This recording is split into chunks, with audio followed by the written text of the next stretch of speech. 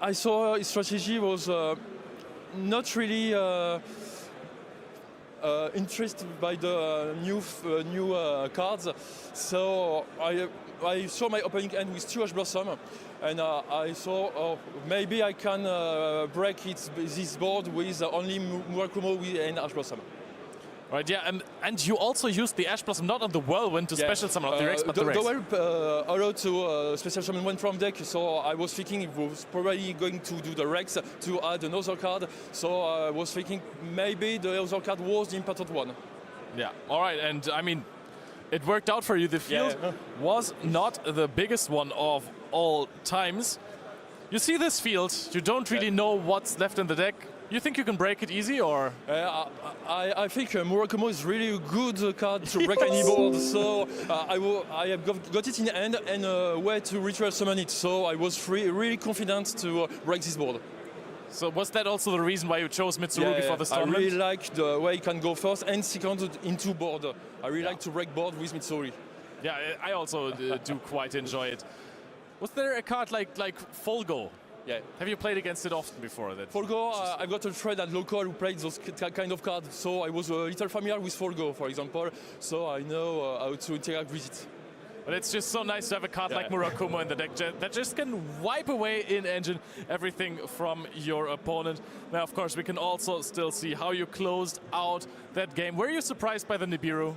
I was quite surprised by the Nibiru. I wasn't expecting this card, that's why I do the Baguska play. But as I didn't use my Futsu this turn, the Nibiru wasn't really an issue for my board. When you're looking at a deck like For Hire, what do you side deck against it? I didn't really know what to side deck, so I just put some Draw and Lock birds into my deck. That's always a good card against those kind of strategy. Okay, now, I mean, you were surprised by the For Hire engine, but you also saw in game 1 briefly that the GMX cards are in there. Yeah, I was kind of familiar with those cards. I read them. I found them quite interesting by the way they work with Dinosaur Monster, for example. But I didn't really know what he is going to do with those GMX in his strategy. Well, we did not find out in that deck. Maybe later on in the tournament we can see Isham winning with the GMX strategy. For the moment, David, phenomenally played in a matchup that you were not expecting. Thank you so much for taking the time for the interview. Good luck for the next round. And we're going into a short break before the next round.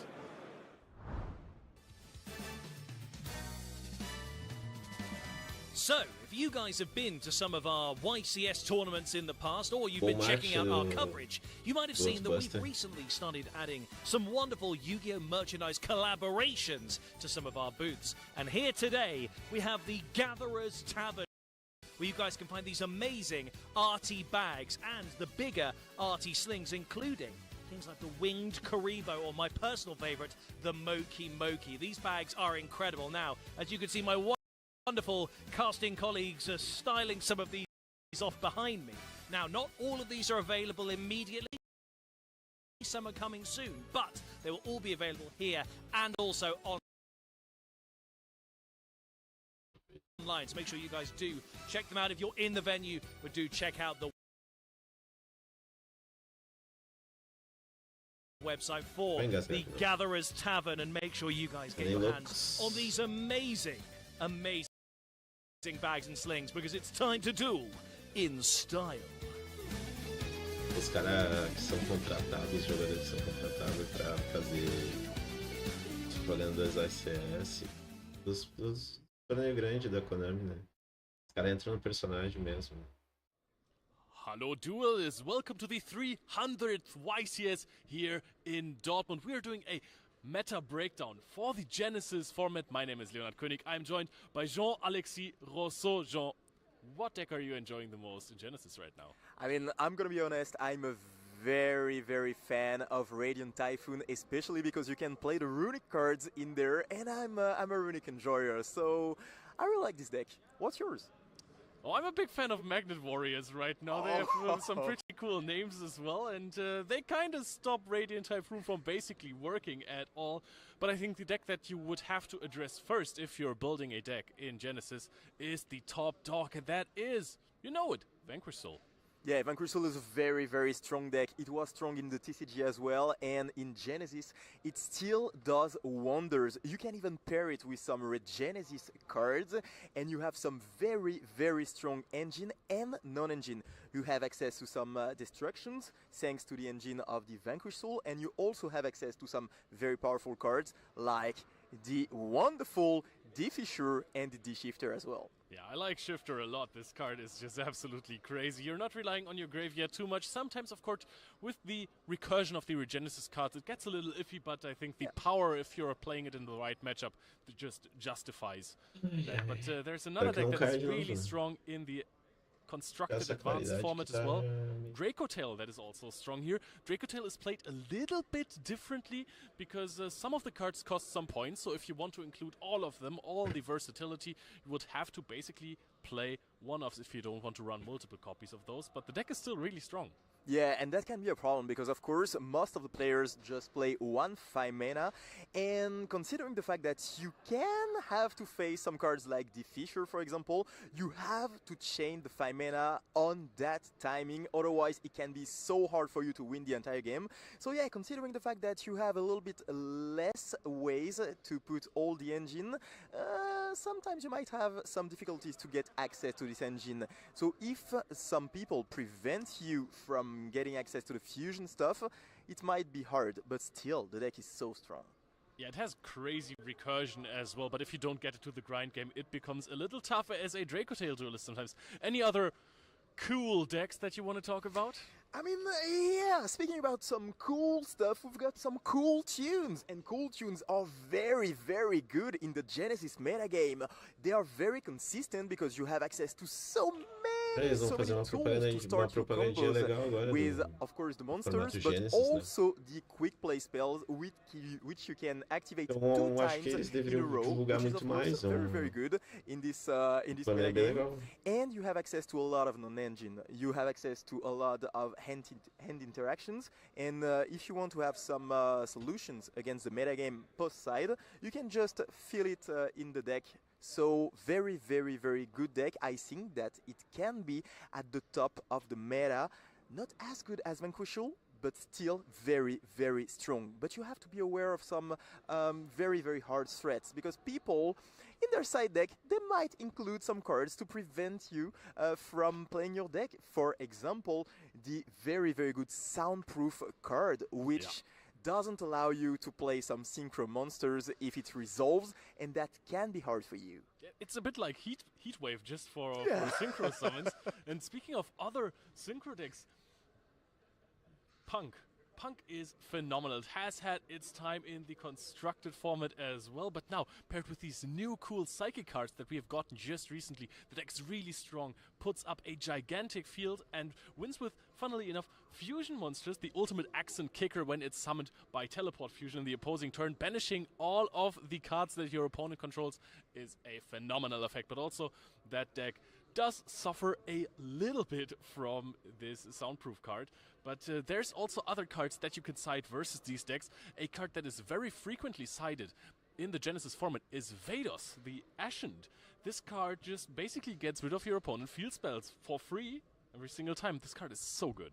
Yeah, it is played a lot in Genesis format, and I think that this card is very, very good, especially because there are so many field spells right now in the game. We talked about Vanquish Soul earlier, and of course there is the field spell, which is very, very good to just try to improve your combos and try to get to the most fantastic end field. But yeah, Punk, they use the field spells. We also have some other decks, for example Radiant Typhoon. We talked about this deck, and usually it is paired with some Runic cards, and we know that Runic, if they don't have the fountain, I mean, the deck is a little bit worse. Yeah, and you can't protect it even in this format because you don't have the extra monster zone to summon your fusion monsters into, so you usually before that you could go, okay, I summon a Hugin, I protect my field spell. Nope, not in Genesis.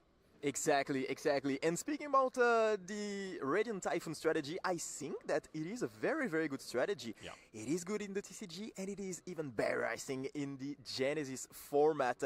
You have the ability to get access to so many negates, because now your Mystical Space Typhoon is actually a negate. So it is not a joke anymore. And getting access to those cards, I mean, you can literally just get rid of any threat, basically. And on top of that, you've got the ability to get access to some other form of removal, because you have the main monsters of the deck, for example, the Phoenix, which is very, very good, but also the Varurun, which is a monster negate, which is always good to have on your end field.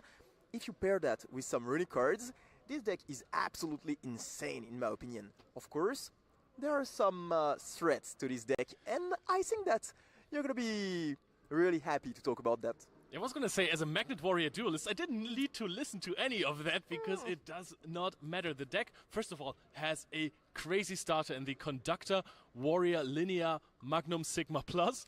And that card is just like Mathmech Circular, but better. You send 2 Magnet Warriors from your deck to the graveyard to special summon it out. Those trigger then, of course, with the Sigma Plus and the Beta in the graveyard, you get to start off your combo and you have a fusion monster, which is the Plasma Magnum, that actually makes all of your opponent's monsters Earth.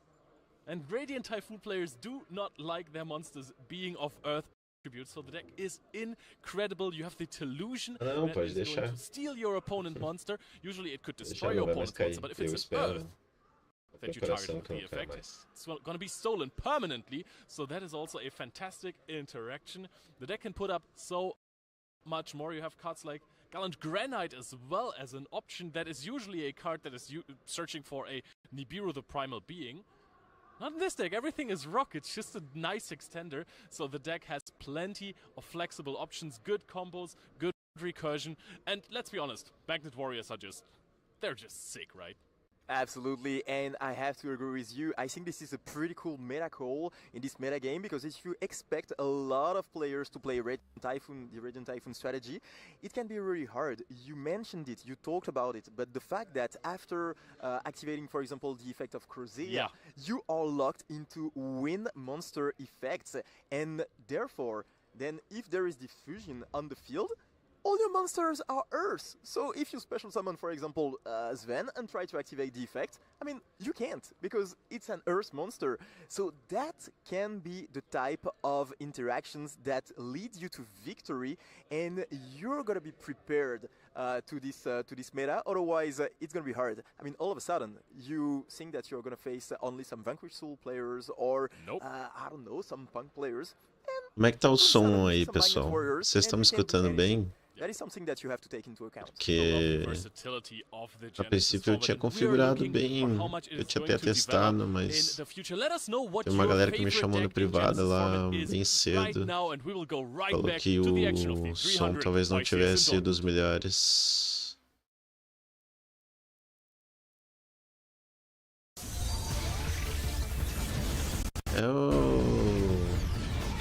Os caras fazem o ICS gringo, é meia hora de uma partida para outra, pelo amor de Deus. Tudo isso para sortear uma rodada. New themes, one of which is Cool Tune, and I have Barcode here with me, who is going to tell us a little bit more about that archetype. Absolutely, Cool Tune is such a cool archetype which lets you synchro summon using monsters on the field, but also monsters in your hand, and I'm going to talk to you a little bit more about that. So the Cool Tune strategy actually revolves around the synchro summons, and you can facilitate that through multiple effects. So we are going to watch the core main monsters of the main deck, the first one being the Cool Tune Q, the second one being the Cool Tune Mix, the third one being the Cool Tune Rico, and the fourth one being the Cool Tune Clip.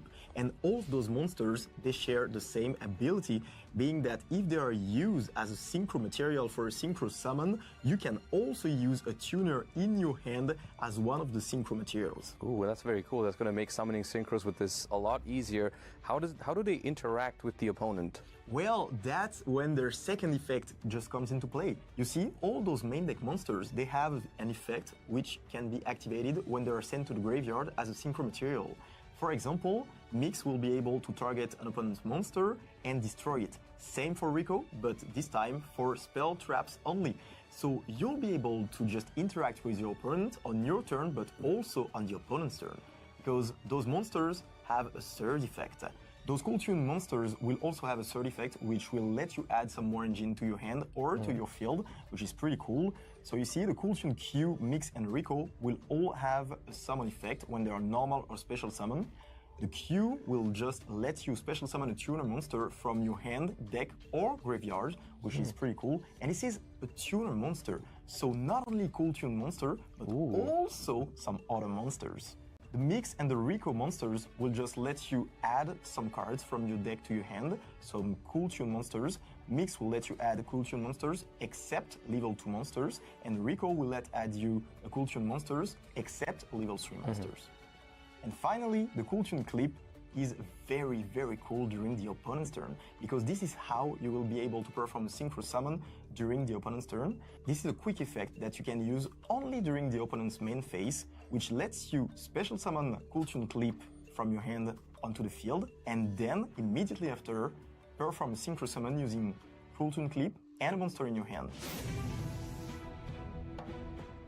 We have talked about the main deck monsters, but of course there are going to be more cards to try to support the entire strategy, and there are going to be some spell cards and also some trap cards. The first one will be JJ Cool Tune, which is the field spell. It will have 3 different effects, and all of them will be very good to try to get your engine going.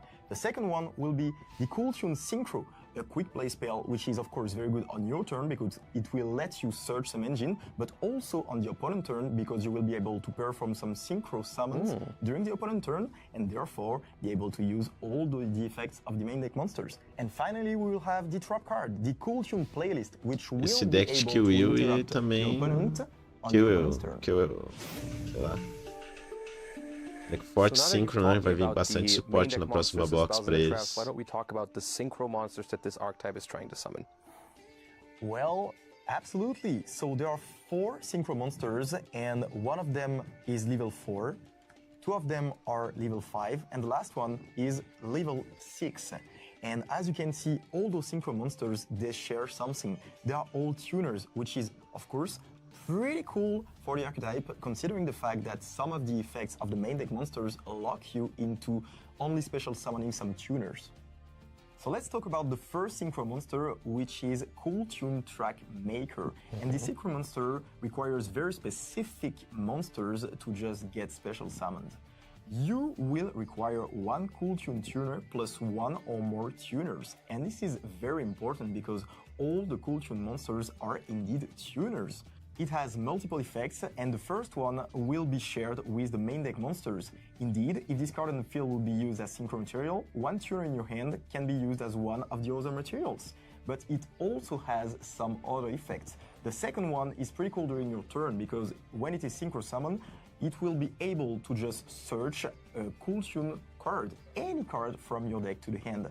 And it also has an effect that will be very useful during the opponent's turn, because if this card is sent to the graveyard as synchro material, you can return 1 card your opponents control to the hand. The second synchro monster is Cool Tune Remix, and it requires even more specific tuners because you will require a Cool Tune mix exactly and 1 or more tuners on top of that.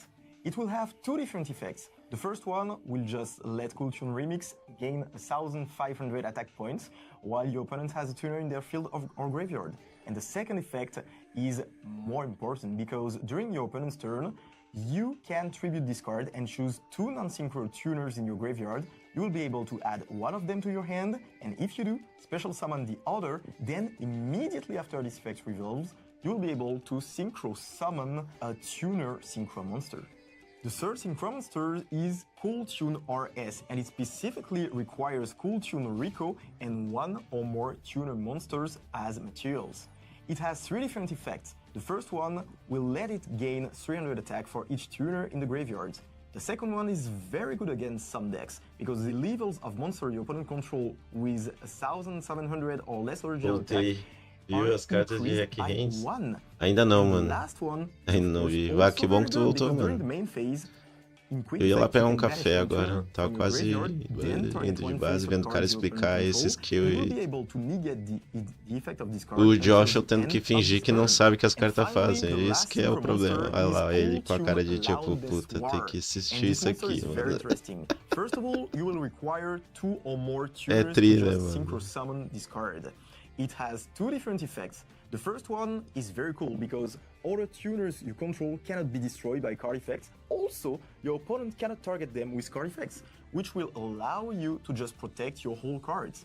But the second effect is even better. When your opponent activates a card effect, you have the ability to respond, and you can banish one cool tune monster from your graveyard, and then you'll be able to apply that banish monster's effect that activates when it is sent to the graveyard as synchro material. For a specific combo, we are going to use two main deck monsters, and those two monsters are Cool Tune Clip and Cool Tune Mix. To start things off, we are going to normal summon the Cool Tune Mix, which will just let us activate its effect so that we can add from the deck to the end a copy of Cool Tune Hue. Then we are going to perform a synchro summon using Cool Tune Mix on the field and Cool Tune Clip from our hand, and we will be able to synchro summon a copy of Cool Tune Track Maker. On summon, Cool Tune Track Maker will let us just add any Cool Tune card from the deck to the hand. So we have multiple options here. We can, if we want, add a copy of Cool Tune Synchro, the spell card, but also the field spell, the JJ Cool Tune. Eu fui inventar de abrir. The trap card, the Cool Tune playlist, or even any monster from the main deck to the hand. But for the specific combo, vou abrir uma página aqui, né? Just add from the deck to the hand a copy of Cool Tune Synchro. On top of that, we have another effect that can get declared. The Cool Tune Clip was sent to the graveyard as a synchro material, and therefore we are going to use its effect to just banish one random card from the opponent's extra deck. Once we've done that, we'll just be able to set the Cool Tune Synchro on our field, and this will be the end of the turn. So it might not seem a lot, but to be honest, there are a lot of interactions during the opponent's turn. First of all, you will be able to activate the Cool Tune Synchro, adding from the deck to the hand a copy of Cool Tune Mix, and immediately after, synchro summoning using Cool Tune Track Maker and the Cool Tune Mix that you just added from the deck to the hand, special summoning a copy of Cool Tune Loudness War. On synchro summon, you will be able to activate two different effects from your graveyard. First of all, the Cool Tune Track Maker will let you return one card your opponent's control to the hand, so that's one. E essa carta batalhar contra um monstro, nenhum dos dois poderá ser destruído por batalha, tá? É porque ele ilusiona. Pode ativar um dele por turno. Se um ou mais cards forem adicionados à mão do seu oponente, exceto durante a fase combo, você pode invocar esse card de custo especial. Tá? Durante a fase principal do seu oponente, efeito raro. Você pode escolher um monstro do cemitério do seu oponente e invoque-o. Ah! Caiu, mas passa bem, Vai melhorar porque vou pegar um outro PC pra... Vou pegar outro PC aí pra nós manter uma live decente, 2K, pra gente poder não passar mais por esse processo. Aí, esse aqui é interessantíssimo, tá? Porque ele impede bastante coisa. Na verdade, tem que saber o momento certo de tu dar ele. Por exemplo, Mitsurugi, tu dá numa chain com a Mitsurugi Players, alvo, bichão lá de 3200 pra vir pro campo. Efeito, ele pega o bicho do teu grave. Cadê teu alvo da Mitsurugi Players? Não tem. Traz ele pro teu campo. E seguinte, não é efeito negado, bem interessante. Tô seguindo a cal ali do Major, né? Não é à toa que ele é Major. Ter essa carta batalhar contra o monstro, nenhum dos dois tá. Esses dois primeiros efeitos ali, né? Deve ser padrão de todos. Isso.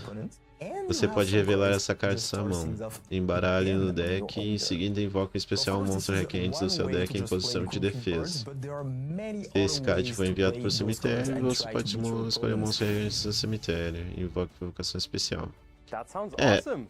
Eu pensando aqui, eu vi comentar até que tinha umas builds com Castira, mas pelo visto os decks não se comunicam, né? Não tem como aproveitar um e o outro, exceto pelos... todos eles rank 7. Tem de rank 7 e rank 6 pelo visto aqui, né? Aí tu faz os Exceed, Backhand e Adel. Se essa carta batalhar contra o monstro, nenhum dos dois pode ser destruído. Tá. Tem que pular essa parte. Você pode revelar esse card de sua mão e embaralhar no deck. Em seguida adicione uma magia armadilha. Tá? Ela adiciona a Counter Trap. Visto, né? Claro que tu vai querer adicionar ela Counter Trap no final, se quiser, né? Não se comunicam, infelizmente. Ou felizmente. Dá pra combar. Sim, mas foi o que eu te falei, Major. De repente, é uma boa tu começar sempre com o Castira. Porque o Castira vai tomar as coisas. E tu não toma teus recaentes. Porque a tua intenção é jogar de recaente. Botar a fusão forte dos bichos. As fusões são Illusion também, que seria absurdo demais. Deixa eu dar uma olhada aqui nesse aqui. Pelo visto, essa aqui não vai, ou vai uma ou duas. 3 acho exagero. Essa tem que ir 3, porque ela adiciona provavelmente alguma spell ou trap importante, além da counter trap. Essa aqui, se essa carta batalha... Aí, ó. Até o mouse quer trabalhar sozinho hoje. Então, pô, coisa boa. Tá. Você só pode usar... Tá. Se uma ou mais cartas for adicionada à sua mão do seu oponente, exceto durante a fase de compra, que não é difícil, né? Você pode invocar esse card de invocação especial da sua mão.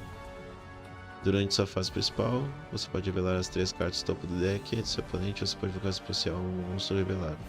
E além disso, embaralhar o restante de volta no deck. Tá zoando. Todos eles caem em especial por esse efeito, os grandes, né? Pelo visto. Os rank 7.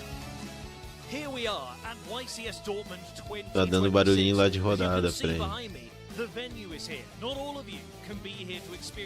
Não, o cara tá falando evento, falando lugares aleatórios. Ao ativar esse card, você pode ver um outro card que você controla para o cemitério. Você pode, quer dizer que você quer. Mas pode ser que trigue com algum efeito, né? Adicione um monstro recaente do deck de sua mão. Se você enviou um... Ah, mas esse deck aqui pede pra tomar draw, né? Tudo adiciona pra mão. Se você enviou um card para um cemitério na ativação, você pode baixar uma magia requente do seu deck. Interessante. Ou demais. Você pode banir esse card do seu cemitério. Seu oponente compra um card e depois descarta um card. Quero ver tu chegar numa local e ativar isso aqui contra um Dark World. Ou contra um Danger. Que na local é muito comum isso acontecer, tá? O cara tá conversando, né?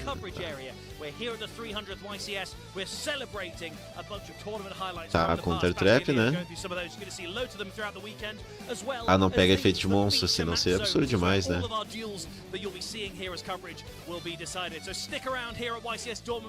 Pede pra tomar um draw. O cara, pelo menos, vocês estão implorando aqui pra tomar um draw, né? Mas tá 2 agora, né? Vocês querem um mundo sem draw, vocês vão se arrepender. Vamos ver aqui. A fusão. Como ela aparece aquela fusão dos Despia? Será que tem alguma coisa a ver? Parece muito. Aquela que chega e zera o ataque do campo, se eu não me engano. Arte bem parecida. Ou pode ser que eu esteja drogado mesmo, sei lá. Não tô, né? Mas é só a gente falar. Tá, deve primeiro ser invocado. Ele pede 2 recarrentes, né? Tu vai jogar os únicos ilusão do deck, deve ser os recarrentes. Invocado invocação fusão, invocado por invocação especial do seu deck adicional. Ao tributar um monstro ilusão. Ah, então não precisa cumprir os requisitos dele de invocação, né?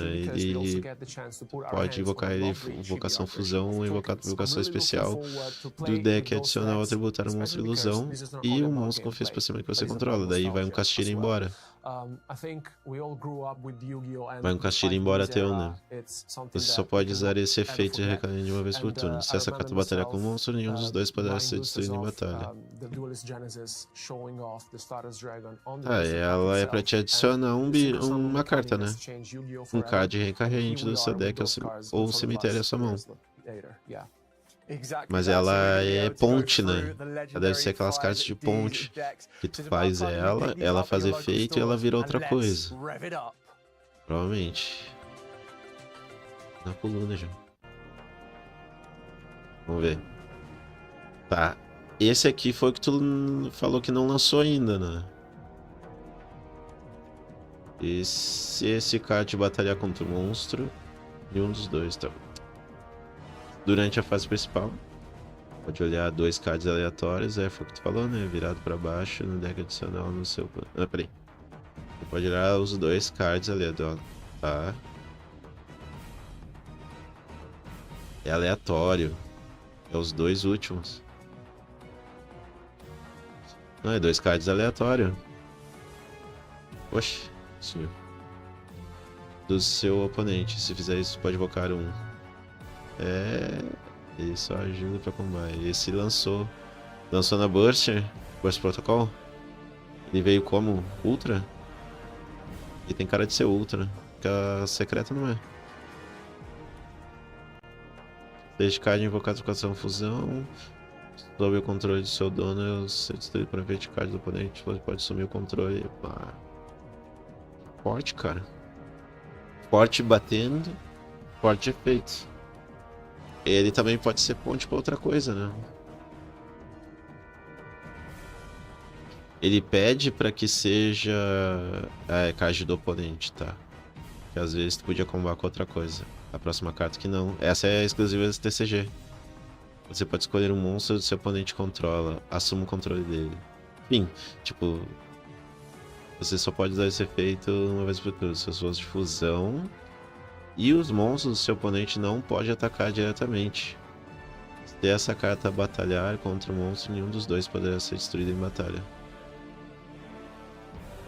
Cara, ele chega, ele pisa no campo e... uma super e uma ultra.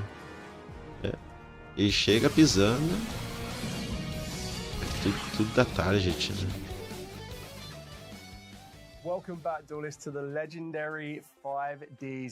Não, esse não tá target, mano. Mas esse dá. Esse é problema. Esse aqui é absurdo. Ele é destruído e tu só pega. Da target é problema no Yu-Gi-Oh! Moderno, né? Target, aquela palavra.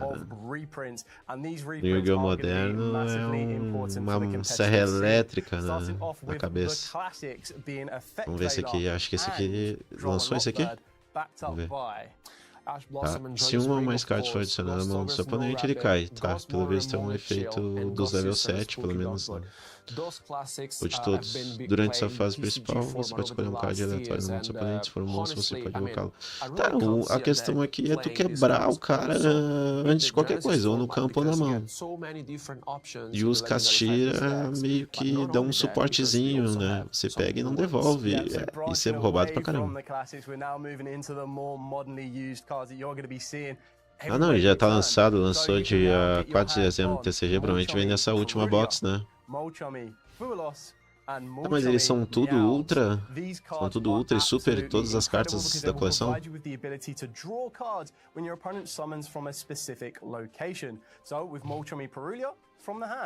With Molchami Fuelos, it's from the extra deck or the main deck. And then with the Molchami Meows, draw a card when they summon from the graveyard or banishment. And that's not São tudo ultra e super, será? Isso que eu não acabei, ó. Tem esse aqui, ó, que tá exclusivo ao CG ainda. Lançou em janeiro. Esse vai vir na próxima ainda. Isso você tenta...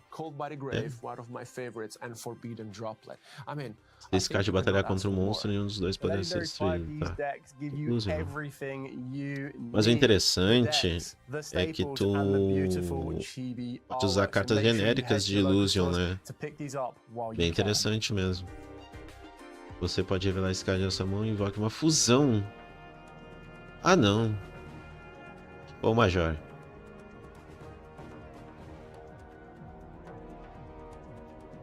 Essa aqui, mano. Tu revela um card qualquer da sua mão. Invoque uma vocação fusão. Recarrega o deck adicional usando um da sua mão do campo, incluindo esse card da sua mão. In Dortmund 2026. In front of me, I have our round 4 feature match featuring Lorenz Se Kunze ou mais and Christopher monstros Aldwin, fusão who are foram ready to enviados para o kick things off. cemitério, Gentlemen, enquanto os we're cards going to do a estiverem no high seu roll. cemitério, Why você don't you pode roll adicionar first, esse card da Lorenz? sua mão. And that is É um a loop com essa 5. carta. And Christopher, Forte, tá? Forte. that is a 6. Você vai começar You gonna go rodando lá. first? Christopher is going to go first. So with that, I'm going to hand you guys over to your wonderful commentary trio. Gentlemen, take it away. Vai começar. Mas vou ler ali rapidinho a spell. Thank you indeed, and we Se você are controla o back monstro, on escolhe uma stage magia, with magia, some devolve pra mão very e dá interesting devolve. gameplay.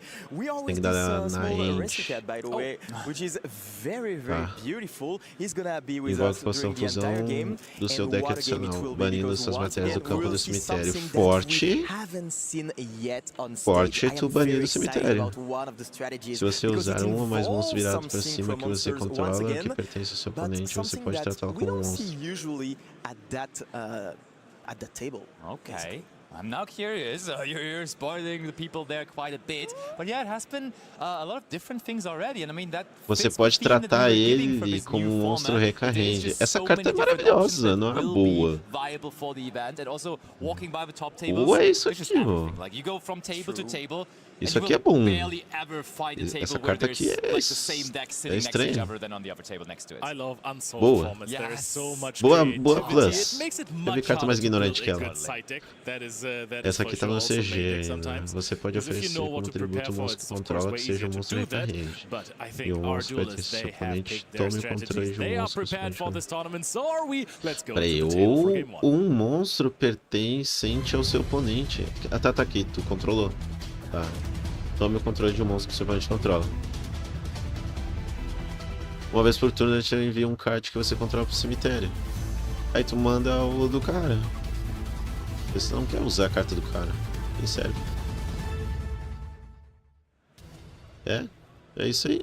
There we go. Oh, mano, Christopher lindo versus demais esse deck. Lawrence, and as you can see Eu out vou ver se there, consigo pegar the um deck que fique title, we caro. have found an undefeated Esperar os Kill fortes, Tune duelist. pegar um Castilha And e don't ser like see, I feliz. know you are quite Mas o Castilha fan of the deve deck, right? que You've aí experienced a lot with it. 3 What was that Fenrir, hand 3 gesture, though? unicórnio, I assume it was 2 just the main phase that Castilharose, was entered, and it will 2 be rebuff ou uma Christopher rebuff, who goes first here, so we will 3 first campo, see from the campo. fusion deck in the room, which is Eles the não têm campo, Luda-like né? strategy. E Second é place bom World que Championship finisher, of ele course, there it was in the ganha hands ataque pelos of Tom atributos, Klein, né? but it's now Christopher who is going to Diferente. present the deck to us. And the Luna Light strategy, I really like. Não it, deve to usar be o honest, level because 4. In this format, yes, this is not the best deck, but Não this tem is one necessidade de of the usar o level sleeper 4. in this Mas ele é meta bom game. usar um, às You vezes still tu have adiciona. such a strong win condition, being able to special summon those two big monsters, Cara, those two like muito bom dancers, and mesmo. a lot of decks in the format they don't have a solution Pensando to try to seriamente. out them. You have to Vamos pra get stream? something in the side deck. Vamos ver que like deck some que a gente vai Kaijus, for assistir example, agora. or Lava Golem, which has Ah. so much more plays trying to out some Ô, threats, gurizada. and especially those like dancers. Tá, One thing, vamos though, descobrir que esse is aqui, very o interesting Tony is that aí, é the cultural capaz, strategy porque plays recebeu algumas usually coisas a agora lot no of Best Protocol. interactions, so we E o might Luna see Knight, Lawrence que é um being able to deck que stop é Christopher antigo in pra his tracks. caramba. Let's see whether that will be Antigo. possible, but Christopher for sure already had the perfect E o discard there Roda for the começou, na Serenade verdade, na band, época que so he's lançou grooving, he's e não era dancing, bom. and I mean, Começou a he's rodar also agora, undefeated, of do course, so Mundial far pra in the cá. tournament, so certainly a sign of him being successful. E bota uma And, tower, ele I mean, bota when we're uma, going duas, for the três new tower options no in the campo. format, the branded Draco Tail deck, it Não tira, used não to sendo play soco, Titanic Lad, which wasn't 3.800. out to the Liger, and so now with all the new cards that are coming into the extra deck though recently, there Vamos ver, né? oftentimes is not space for that anymore, so it doesn't really have an out E to o cara Liger Dancer começou usually. ainda. But there's some more spice Pelo being added visto, to that deck, and tô you vendo can a mão also dele decide to aqui, run se a the gente trepe, Magistus cards. coitado. You can play these bento Could package, you? Vai tomar and tower. that actually has an in-engine out by summoning the synchro É, monster mas ele é equivalent 8, with né? a Ele é fusion 8, né? monster card, so fusion effects can't be activated by the opposing duelist. Tem Strikes 8? the player, and then you can boost your attack and run over it. Yeah, okay, that's very cool. But I agree, the classic Draco Tail branded version that is running around now a lot. And to add up on that, because we have seen the metagame breakdown, the second most represented deck, in fact, is Radiant Typhoon. And I think that deck also just naturally doesn't have an out to also Beliger Dancer. So pretty much a pretty solid meta call here on Christopher's end. And maybe we will see Lunar Light doing very well this weekend. The good thing for Radiant Typhoon is that with Lava Golems, they have easy outs. O deck não faz or normal. actually Deixa eu Sphere pensar mode with the aqui Winged então. Dragon of Ra, because your normal summon is not the most important thing for you. Absolutely, but the problem is that nowadays people are just aware that Lava Golem is played in almost every single side of the Radiant Typhoon. So what you do is that you try to do a loop where you end on only one monster, one like a dancer, and then, I mean, your opponent is not able to Eles são Illusion, fazem fusão também. No hesitation from Eles têm aqui que play. Polymerization activated, Tem a Quimera lá answered que faz com o bicho do campo da mão. Compra, destrói. Forte. This, of course, is Delta being activated here onto the spell card. Essa carta eu uso, mano. Eu uso essa carta.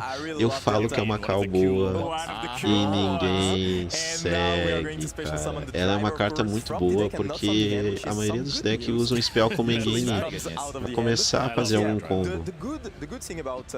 Temos decks de fusões hoje. Deck roda com Quimera, eu pensei. Now we're going to see if Christopher has something to just Os caras inventam Quimera, Faint Smith. But maybe Lawrence has some more hand interaction to stop that. We know that there are some Ash Blossom usually. Eu gostei muito de recarrente, faz bem meu tipo de deck. Deck de trouxão. Vai pra incomodar nos torneios. How impactful are these hand traps going to be? The Yellow Martin is going to be negated here. So 2 cards in a row. É muito. Tomou uma BL. This is the choke point for your deck. This is where tchê. E aí? Na volta vai tomar um Synchron Summon. Synchron Summon. O cara que mete o dedinho na mesa aqui, ó. Will it be enough or not? A clássica. Worst case scenario, we have 2 o cara mete o dedinho na mesa pra saber a jogada certa. Wait, hold on, we're in the end. Passou? Passou There is no way Christopher cannot do anything with all of those monsters on the field and passes it over to Lawrence. Sai como range trap é bom. Claro, mano. Ainda mais no momento de agora. O Ômega. O Ômega não. Ladies and gentlemen, the kill tunes are out and we're starting things off Tem here. o Psy. Tá ele nega efeito de monstro. Read it. Yep. Ele nega efeito de monstro. Aí tu summona ele mais o bicho ali.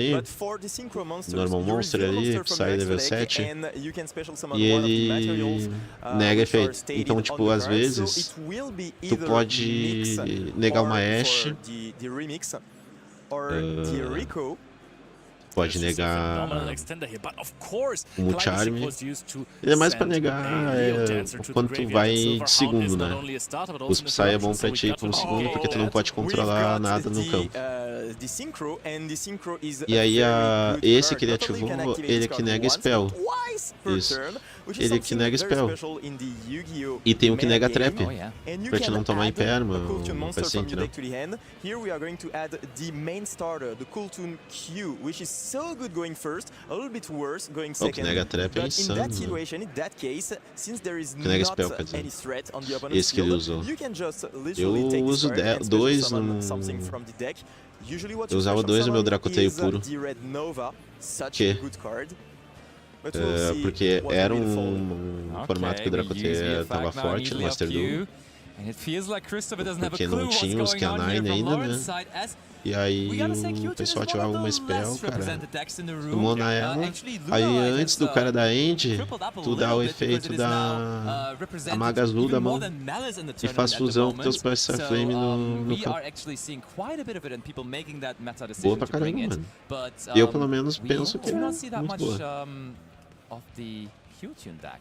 And here this is very interesting because we chose to special summon the Sabe quais range traps compensa hoje? While we saw that Red Nova was played. Very interesting decision from Depende muito, né? Tem os padrões que tu não pode abrir mão. with the A recall. Ashe é padrão. I really love all those interactions. The fact that you can use monsters from Ashe é the padrão. hand to synchro summon, and the fact that it's like you get the recall and then you get the remix, A then you Ashe, get the mix, a and everything Belly vai just ser works muito together very necessária well. pelo formato. Well, I mean, Utiliza Christo muito was Grave. starting the dance Look quite at that. obviously with the Look at serenade dance, that. but now the tune is really going for Lawrence on the upper end. And I was Em thinking for one Perma second, é what card is interessante this? porque What tu não cool te card? abre This pra is the TTT Altart of Effect Veiler that was used for e this não one. te abre pra Canine. I do remember that one. Tá em I pulled that alta. one. I know, I was Nice. with you.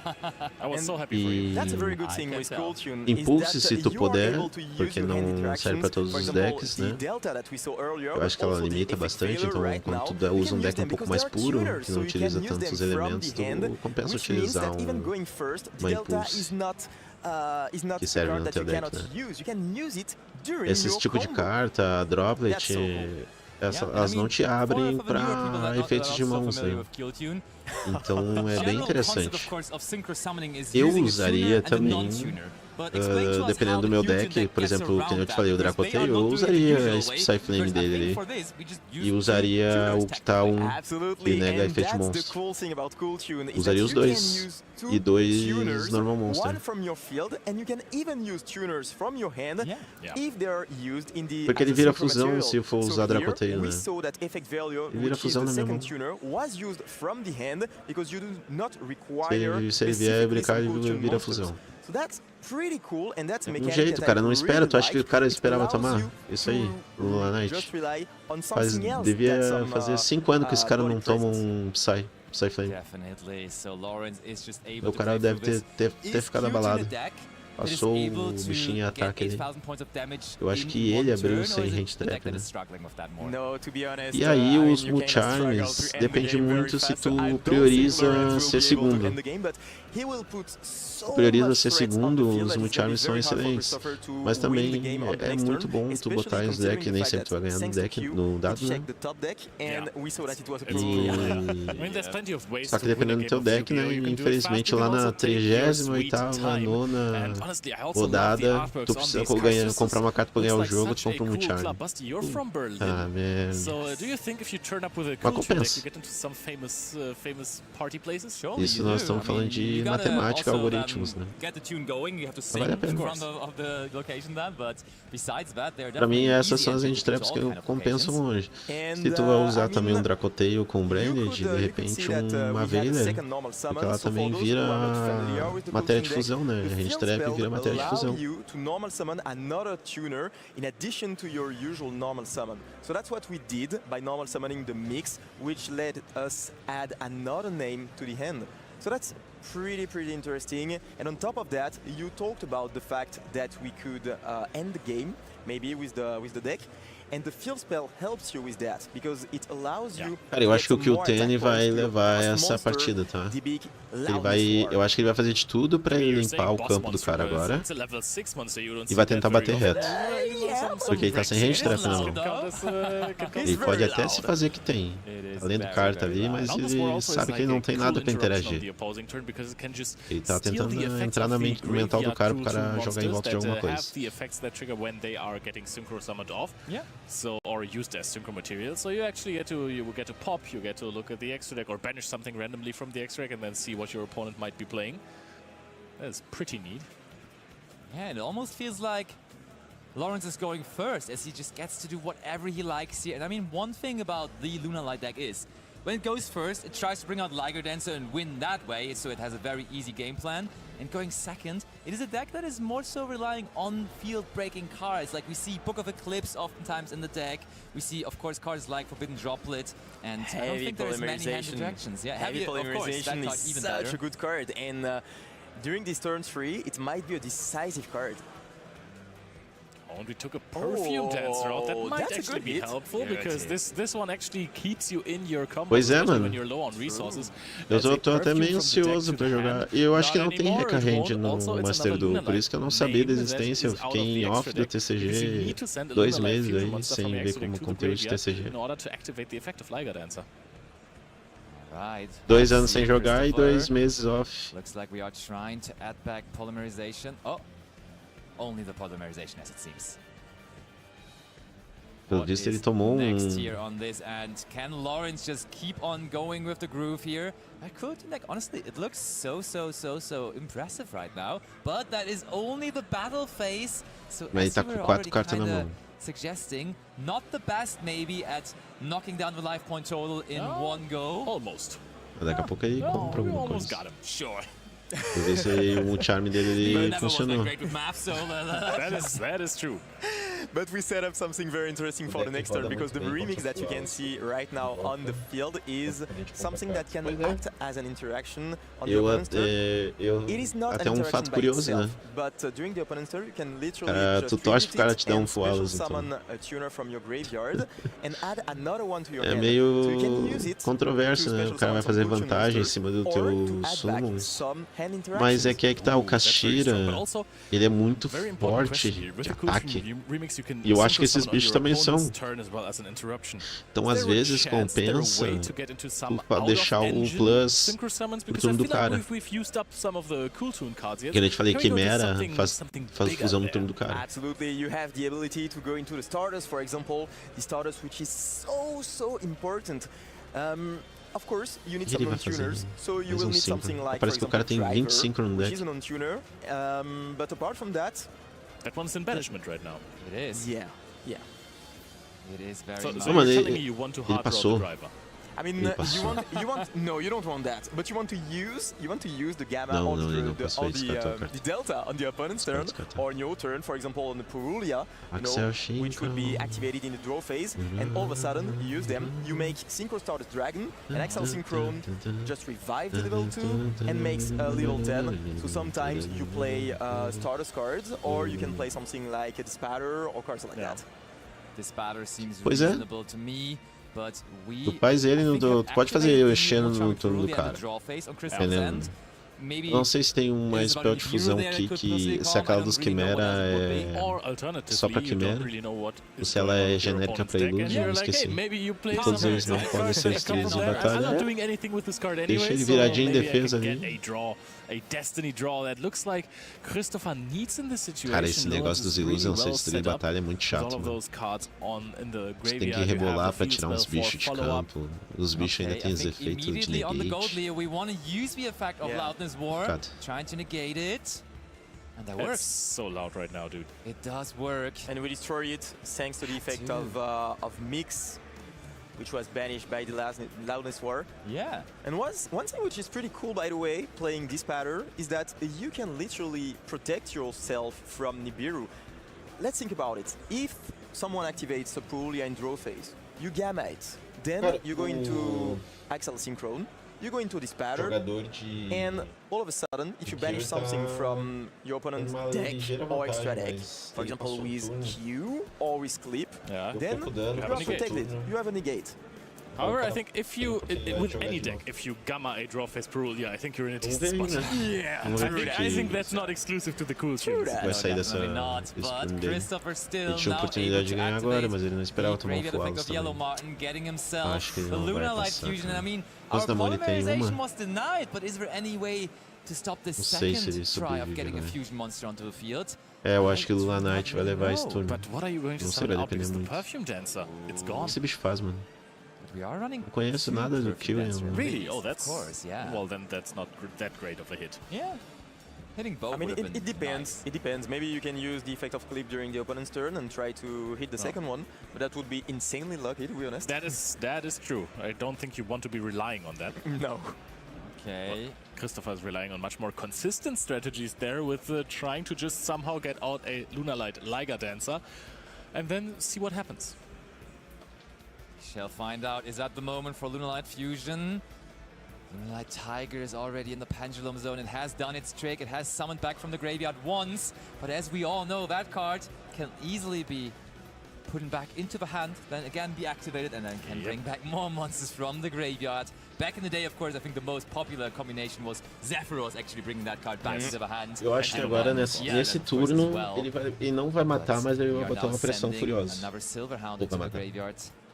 Acho que ele consegue matar. To be honest, I've got a É feeling que that se entrar Christopher is bicho in de a pretty good 3.800, spot right now. ele conseguir because botar duas, ele there's acho so que ele many ganha. resources, while Lawrence Exceed. has a limited amount of interactions. Tá. Oh, Oh, the yeah. Tiger Parafist. King! Faz tempo que eu não vejo esse bicho entrar em campo. card. Brotherhood of the Fire Fist Adicionar has been besta called. guerreira, deck pra mão. And are we using the effect? Oh, we can't, I guess? Are we locked into Lunar Lights already? I guess this so. turn? Gotta be, yeah. Deixa eu entrar em That campo. makes so. this turn a lot tougher. Which effects do lock you? Silverhound, of course, does. But have we Yeah, activated Tronco. something else? Because it couldn't be Yellow Mod, Vai ser right? obrigado a fazer a fusão Because direto. that one was played in the Orcus deck as well, 2019, a lot. Cara, ele caiu no bait. think O cara it's- tá com a kickplay na Might mão. have been the Kaleido Chick. But Kaleido Chick doesn't know. Shouldn't. It really shouldn't, but now polymerization. Okay, No, we so cannot no. go fusion summon, so we no, we cannot go Control, exceed tá. summon, so we go fusion summon instead. Essa é a que nega Perfume Dancer. Correndo do Grave, né? Ela sempre remove o Okay, Grave. we're trying to recycle that polymerization as well. Are we Cool Tunes or are we Dancers? What is going to happen next? It's pretty hard for the Cool Tune player right now because there are not a lot of stuff to try to interact with Christopher. And yeah, you might have banished one copy of the Perfume Dancer, but the second one is right there on the field, and that's no good news for you. That is so strong. Do you at some point have the chance to just summon out a Liger Dancer randomly and then sit on it? Or is it going to still be a hard push? I don't know what the cards in hand are. I think we have queria used the saber que esse Kaleido Chick bicho as ele fuse faz. material, so we get back the Eles fusion. podiam botar aqui embaixo. We have aqui. already done that. Yep, the fusion is Maybe. back in hand. We Yeah. also still have the Lunar Light fusion, so that looks good. But I think one crucial thing here so far in this game, Christopher has not had access to the Lunar Light Masquerade yet. So Yeah. fusion summoning, he has to do it the old school way so far. He has to just use monsters on the field and in the hand, which can work. As we see, we have It can. successfully finally brought out the first fusion monster. It's just so Yeah. much more chill to also use cards from the graveyard, right? But Kaleido Chick now is a Leo Dancer, so we can summon out the Liger Dancer. You need Masquerade sometimes if you don't have the Leo Dancer on field. But right now we have... Oh, okay, Trust Chip probably. Must be, gotta be. so we can't be locked. Yeah. Huh. We must have missed something. Okay, here comes. Which fusion do we use? Polymerization or Lunar Light fusion? Oh, first of all, the perfume. Okay. Oh, we bring back the Lunar Light perfume dancer. I mean, only fitting, right? Bringing back the perfume dancer with the Lunar Light perfume to trigger the cross sheep Fazer here. testezinho de som. Now, but we don't have the Leo Dancer on the field anymore. We have the Kaleido Chick. Can we use that effect again? I do not think that we have so many Leo Dancers in our extra deck. Question is, can we do a Teste de Lunar som. Light fusion? Som, So som, that is som, an som, option. som. Can we make it happen? Christopher really Acho que agora deu thinking uma every melhorada, move né? through, but it feels like he's getting there. But the one remaining thing that you always want to see as a Lunar Light player is still, and of course, the Liger Dancer, the most feared Lunar Light card of them all. And only when you get to summon out that so powerful boss monster, you kind of know that it is your game. Yeah. But so far, Christopher has not been able to do so. I mean, the deck has a limited... Okay. So we use Kaleido Chick. Easy peasy. Oh, Lunar Lunar Light Light fusion. fusion. Okay, but there is a response. We are going to try to banish the negate effect Veiler. Will we be able to negate it? I feel like we are. Wait, Desistiu? Sure. is Christopher has conceded? That was enough from Lawrence's side. We see the score go up 1-0 I didn't for expect that. Lawrence. I didn't expect that at Same. all. I saw that he was in such Eu a não good esperava que ele position, fosse to be honest. desistir agora. I saw that there was almost nothing left on the side of the Cool Tune strategy, but all of a Totally. sudden, 1-0 for the Cool Tune. Won the gate, and that was it. And Christopher also just so quickly realized, okay, when I cannot get my Liger Dancer onto the field, my deck is not as strong as I've built it, and therefore this second game shall come next, and where I'm heavily trying to get that monster onto the field finally for the first time. Lorenz is not going to go first there. Again, he won this game going second with the combination of Delta Que eu and fiz o Bell, cara which already tremer, surprised mano. me because it looked like his opponent O was cara already in a saiu good mal, spot né? there. Felt like it, Tô but sem hand trap. still in the end it was him taking that Aí first ele game. tomou uns negócios estranhos, não conseguiu fazer a You have boneca the que ele ability to queria. play so many hand aí interactions. já Due to era, the não tem nature mais of the como deck, you buscar. want to play all those tuners. It should naturally be somewhat decent going second, right? Because you just have the amount of cards to play going second in your deck. Absolutely, and especially considering the fact that you have access to Delta, it's so good, to be honest, because Delta is able to negate a spell, literally, and you use a lot of spells to try to fuse. And when it is negated, it's so hard for the deck to try to just get back on track. On top of that, you've got access to so many hand interactions like Bell. We've seen that. We've seen some Veilers, which can sometimes feel weak in the format, in the meta game. But if you have enough of those hand interactions, I mean, at some point, you're just getting stopped. Okay, so this is Luna Light, which is a little lower down the list. Let's analyze Delta in the overall format right now. So most represented deck, Draco Tail, branded. Surely you can find something to negate there with the Delta, right? Just go after a branded fusion or maybe also Rahu Draco Tail. Actually not that great because then you can just activate another one. So because you're activating the, you're negating the activation, that can be a problem. The K2 though is pretty nice. I mean, if your opponent goes first, the K2 is not that threatening. I think you would still probably do it. But the thing is, most people don't even play brand fusion anymore, or some people, and it's not part of the regular combo anymore. Fallen of the white dragon, you're actually locking yourself into synchro. You're playing a synchro combo, and that locks you out of vou chutar que talvez ele coloque até um monte de spell para parar o Lanite também. I think if you see a Rahu, you Delta. O Lanite usa muita spell e usa apenas get hit with the second Rahu, so I don't even know how good Delta really is in that matchup. But then you have the Ash Blossom, of course, because you play a lot of hand interactions. Okay, fair. If we go down that route, sure. Against Radiant Typhoon, I mean, that deck is all spell cards, so you will surely find something to use your Delta on. So your draw phase visions you. Your opponent draw phase visions you. Draws 2 cards. Do you Delta that? I Delta. Probably. 100%. Yeah. 100%. I think the deck has a little bit of a consistency problem, the Radiant Typhoon deck, and therefore just trying to limit the chance that they have a combination of cards to play with is just pretty much what. And you try to prevent them from special summoning the Crozia in draw phase so that you can hit them maybe with something like a draw unlock bird. Yeah. Could be great. I agree. Sounds like a good plan, honestly. Just draw unlock birding your opponent, always quite good. Let's see if this card is going to have an impact in the second game. The duelists are ready, so let's go over to the table.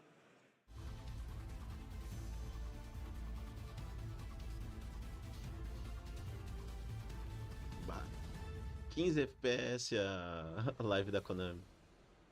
The players are ready right now, so the cool tune is going to go second once again. Will the Lunalight player, Christopher, be able to special summon the Liga Dancer? Because during the last game, we were not able to see that's a surprise, everyone! Opa! We have decided to go second in Christopher's shoes. Wow! Já começou quite the interesting decision. Yes, opressor. Lunalight historically has been a pretty good deck at going second. With the addition of Liga Dancer, though, it usually has not been anymore. But Christopher, after that losing game 1, going first, he's like, yeah, let's not try that again. And in the end, it's Lawrence going first, who has the perfect start. There's a chance that we got it wrong and Christopher won the first game. That's possible, maybe. I don't know. We're gonna... Nah, I don't think so. This looks very accurate. I think Christopher, actually, I saw the hand motion from Christopher, kind of just indicating, yeah, you got to go first. Okay, Opa! Leo are being revealed. Olha o que o cara tinha no topo do deck. Put the other one at the bottom of the deck, to be honest. I don't think that you want to have to face the virtues. No, it's a really tough card to deal with sometimes, especially looking at Loren's hand right now. It is at the bottom. Too good. It is at the bottom, of course, and this is the power of the queue. So right now Porque we're o going to see a bicho very é buscável, né? combo from the cool tune player. E a Special spell, a princípio, até onde eu sei, não. During the last game, but thanks to the Veiler in hand, we're able to perform a full combo without having access to the Red Nova. Special summoning the Rico, exactly, getting access to the quick play spell. So we are gonna just see if Lawrence wants to use it during its own turn or during the next turn, because it can be used as an interaction, which can be pretty cool sometimes. Yeah, I think you try to keep it for the interaction, because right now it looks like your combo is just rolling. Doesn't necessarily need more extenders there. And we can see some very good cards, to be honest, in Lawrence's hand. But one of them was specifically designed for going second. The thing is, against Q-Tune specifically, they are running so many tuner hand interactions, like Effect Veiler, maybe even Mourner and stuff like that. So sending that kind of a deck first feels so dangerous, right? Because, okay, other decks, they might be siding in all those Molchamis and stuff. But this deck, yeah, they probably are going to be some Molchamis as well, but they have so many other cards as well, which they can still back up their field with. The thing is, the deck can also still work with Molchamis because they are non-tuners. So maybe if they build up a good enough field, they can use those level 4 non-tuners to make some out-of-engine synchro monsters. I mean, you'd have to normal summon them, so that's a bit odd, to be honest. But maybe. The good thing for Lunalight is that Cool Tune, I mean, the field is good, of course, and it does a lot of things, but it doesn't feel as oppressive as some other decks. Oh, that's it! Christopher's turn. Yeah. Look, I mean, you said not that impressive, and Lawrence agrees. Okay. This is going to be the end field that he is providing here. And Christopher shall... Oh. I think it's case in point, not point in case. But wait. Are we still doing something in... Oh, we talked about O cara sai de jogo, branded. O cara botou branded de side. And we cannot use Ele something like tributou pra Delta, negar. so if we want Eu to acho. negate it, we Parece need muito to have isso, porque eu something não sei os like efeitos Ares que eu... on the field, which is not the case right now because Lawrence decided to go into a very conservative way. O cara sai de jogo, o cara playing botou the branded remix. dentro do So the Branded Fusion will Lunalight. resolve. I think Que this eu is não our acho way. que é horrível, mas não The esperava. Shackles. Zalon the Shackled Dragon comes out. And that's a very good addition, but Vamos mandar we've o got quê the pro Rin Broom. The Rin Broom is such a good card. cemitério. We usually know the in-graveyard effect, Tá, but the on-field Barbas. effect is actually as good Vou negar, as the né? graveyard effect. It negates an extra deck monster, and it just sends back another card from the Ele tá field to the hand. You se... can use that on the opponent's cards, but you can also do that on your own cards. Ele and we know tá that the se Lunalight strategy protegendo, likes to né? get back their own cards in hand. So Ele we quer will jogar see em some volta use de of alguma that. coisa. Alright, so Lawrence E now, agora o of cara tá course, fazendo after chain that ali no grave synchro dele. summon was performed, Chain 1, wants to chain still 2. activate não? his trigger effects there in the graveyard. O cara se encarnou, So né, mano? it looks like Christopher has a healthy amount of spell O cara não vai cards in hand. And I se mean, desistir, quer we levar saw pro game them 3. being on cards like, for example, the Fallen and the Witchers, and that's just such Nada, an nada. easy spot. Like Começou a card olhar a that can just carta, go ó. up the one thing you're uncertain of, like Nada. maybe just Breakers. Oh, yeah, like this is droplet. huge too, Oh. though. So now we get access to the in-graveyard effect of Rin Broom. Unfortunately, it's only usable Vai during the voltar opponent's chain. turn, Exactly. but it might be Vai some voltar follow. chain. So did he send Fallen of Albus or Fallen of the White Dragon? Because I Fallen think... on the Fallen. Ah, deu Alright, yeah, that's drop much better if you no send the Rinbrom to the graveyard. Just Toma. so next turn you can actually... I mean, actually, it Nego. doesn't really matter, Chain. right? You FK. special summon out Fallen the White Dragon, that summons out Still. Ecclesia, and that's a quick effect as well. So I think in any... In any case, iteration. you get access to... Yeah. Okay, so we saw the Crawl by the Grave, Nela. which is activated Nossa. right now. I mean, to be fair, Sei. there's... He's not even... You would expect As him cartas to são... maybe be on... Essas skill são Gates, tudo but novidade, he eu não actually parei pra isn't, ler so elas. Maybe it's just the Nenhum deles. Rinbrom Turbo. It's the Rinbrom and then maybe the Dragon that... Ah, é Khalid, é a arte nova. The better target Yeah. actually right now than the Mirror Jade Dragon, because you just take away 2 Ele tá se monsters from precavindo, your na opponent, verdade, you né? manipulate their graveyard. Ele tá se And precavindo. if it gets removed, Ele sabe que you will depois find yourself ele... a Fallen the Virtuous. Man, I mean, we all knew that Ups. Oh my Chronicles goodness. deck was strong, mover a but like, it boneca, has né? such a meta impact. It's crazy. Topo do Yeah, deck. the card truly Ups. is amazing, huh? The double banish of gold Deo is so tough as Yeah. well. The deck barely gets to play with this engine. Christopher, of course, is in a good situation to play through the opponent's field, but Mas tá you forte, also hein? still need to Forte play with your own Cobertura. deck. Mas não é absurdo. Yeah, and that's what I like about the deck. Slowly, little by little, you just take apart the deck of the É. opponent and you remove Vamos some ver, key mas eu pieces of acho the que strategy. agora... É que ele For começou... now, 2 gold Tudo Leos isso foi are resultado de banished. uma Brand Maybe the third Fusion. one will meet Brand them Fusion não there. negado. Então, sure Christopher ele ainda doesn't tem want that, jogo. but Mas eu acho maybe eventually que... you will have to E o lift that que o Tani já situation. usou The thing is, alguns Gold Deo is recursos, the né? best starter for the deck, but it is in no means a necessary combo piece. Agreed. Sometimes decks do not work without a particular name or something, for example, like a Kaleido Chick.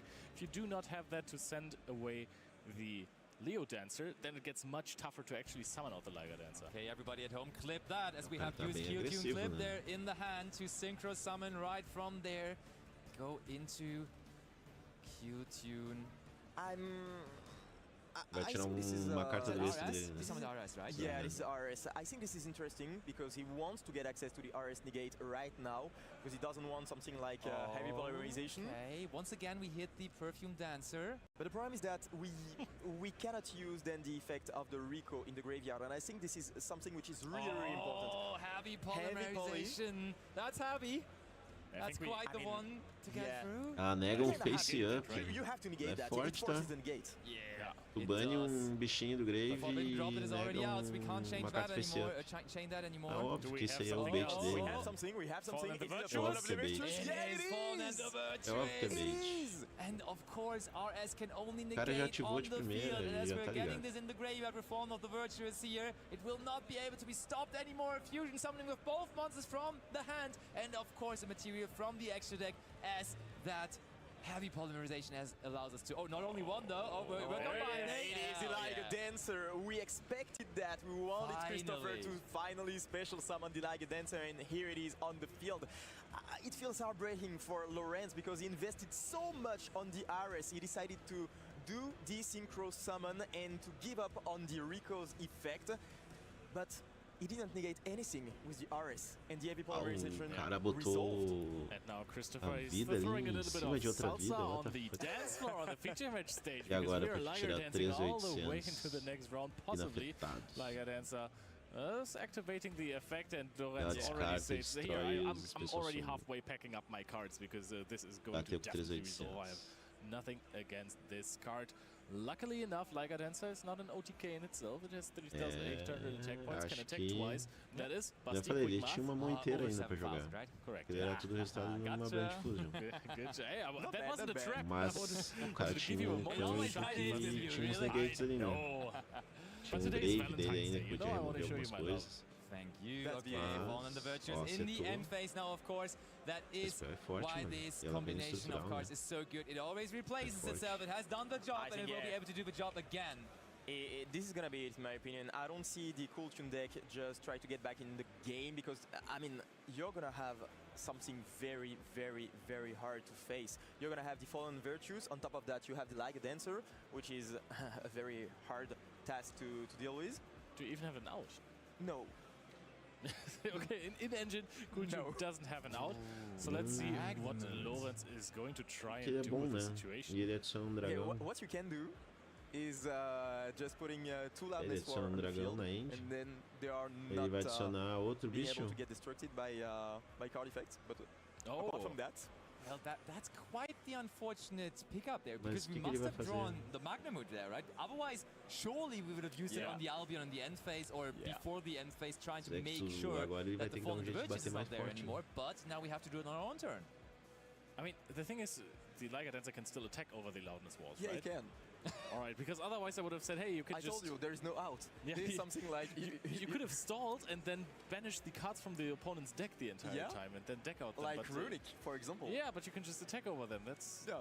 a very easy solution to this not so huge problem, as I now realize. Maybe you can have some equip spells that boost the defense. Yeah. From something, yeah. Sure enough. O cara tá but com 400 de Lawrence vida. so far still confident in his ability to maybe still make it happen. Sends the Dragon that devours the Dogma to the graveyard there for the Fallen and the Virtuous. And I mean, Lawrence, nope, is just picking É, up ele the não tem que cards. fazer, That ele does não- make como sense. é que ele No vai tirar way esse to boneco deal de with the Liger 3.800 Dancer. I told inafetado? you this is what this deck is all about. tem como. You need to get to this card if you want to win. Pelo menos acho que ele não Christopher tinha got to como this tirar. card right now in this game, and this was his ticket to game number 3.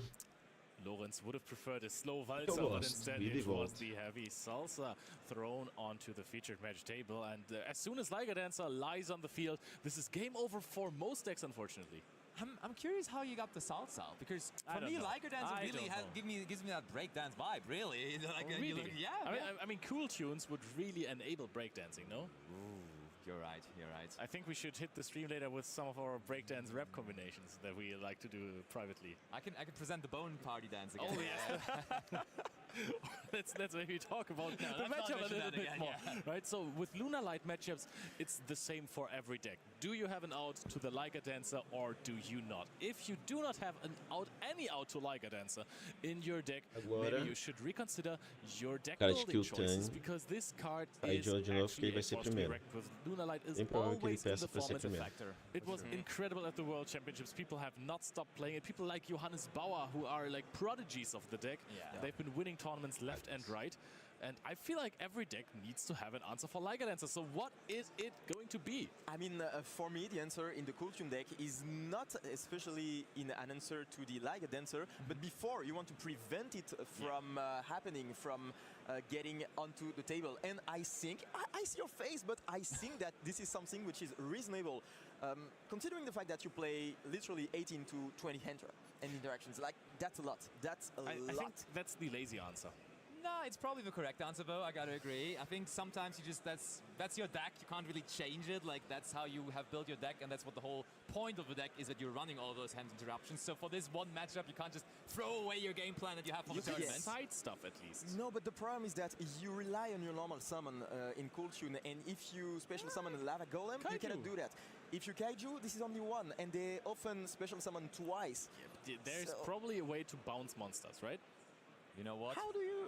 There surely is a way to get back into this match as players are ready, so let's not waste any more time with that discussion, but instead go over to the table again for game number 3. Game 3. Né?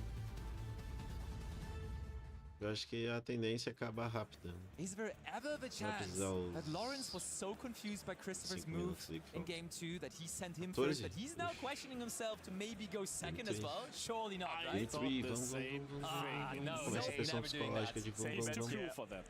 For the third time of this duel, Lawrence is going to go first, E o which is quem foi something primeiro that não we pode usually enrolar, don't porque see. I mean, game se 1, quiser dar Christopher um went dano, né? first. Precisa Yeah, dar a volta. that's right. Ooh, Ah, but there is the come most on, Xiaomi Sean. was finally something maybe on Christopher's side to lower what the Q-Tune deck can do here.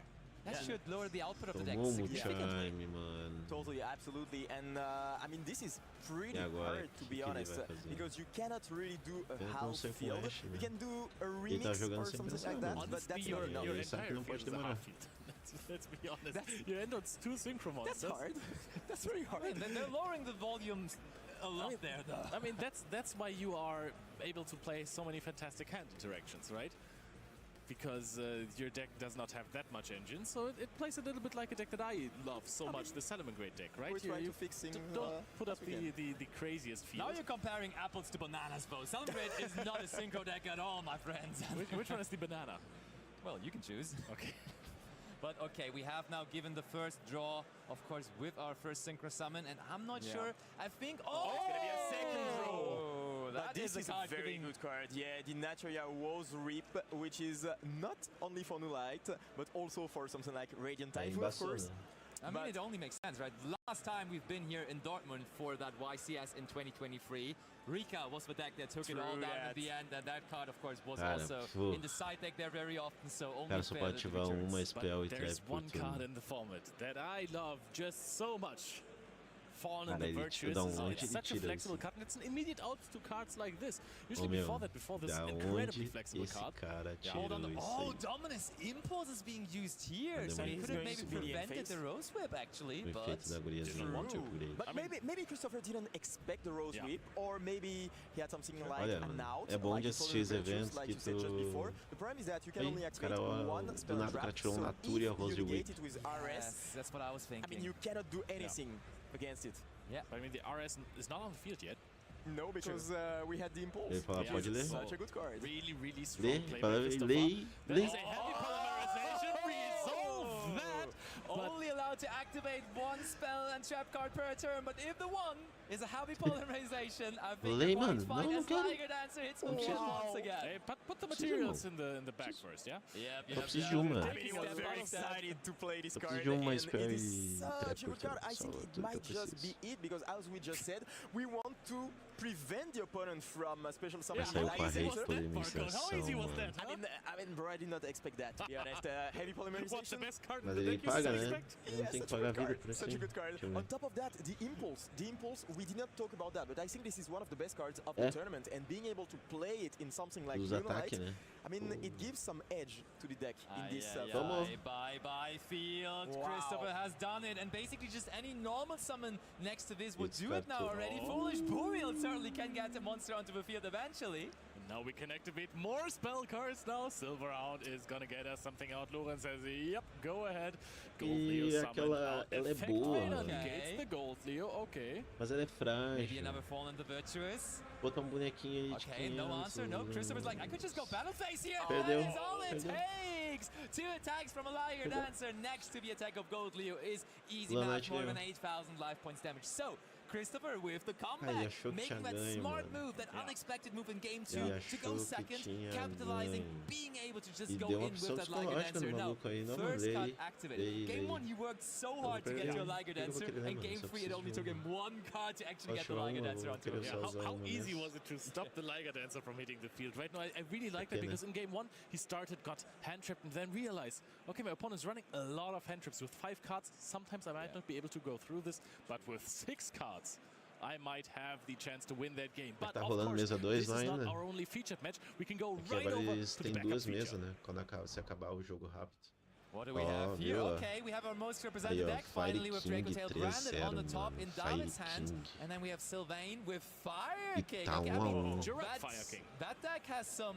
Oh yeah, we see the Jura Draco cards as Tail com well, Branded, true. mano. That deck Tá definitely has some tomando YCS suor history at dos this point Fire as King. well, of course, with it claiming a YCS title in Ward the hands Fire of Din King. Kabui, but still clearly a factor in the metagame. You know what? Fire King was my favorite iteration of Snake Eye before we had Poplar.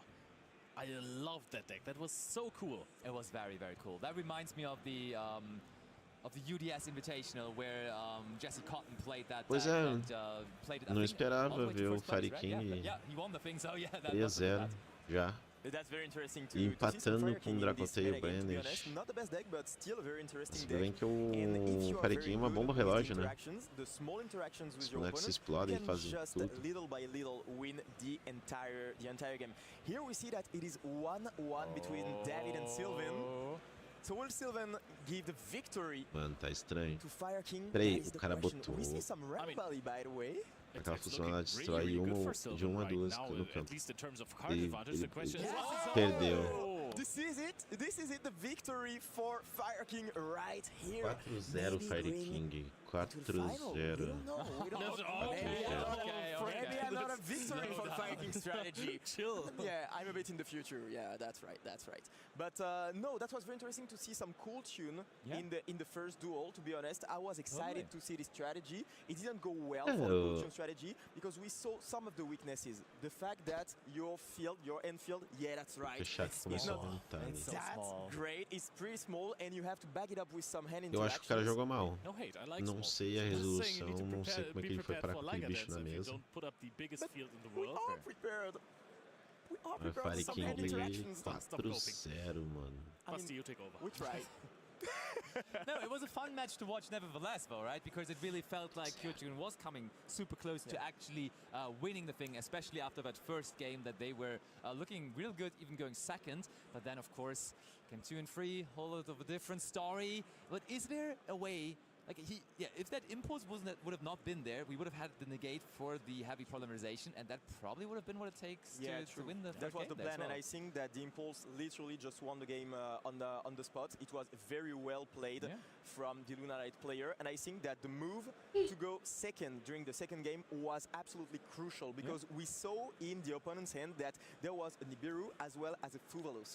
And you know that with the Fuvalos, you have to special summon quite a lot from the deck and the extra deck, and therefore you make your opponent draw a lot of cards.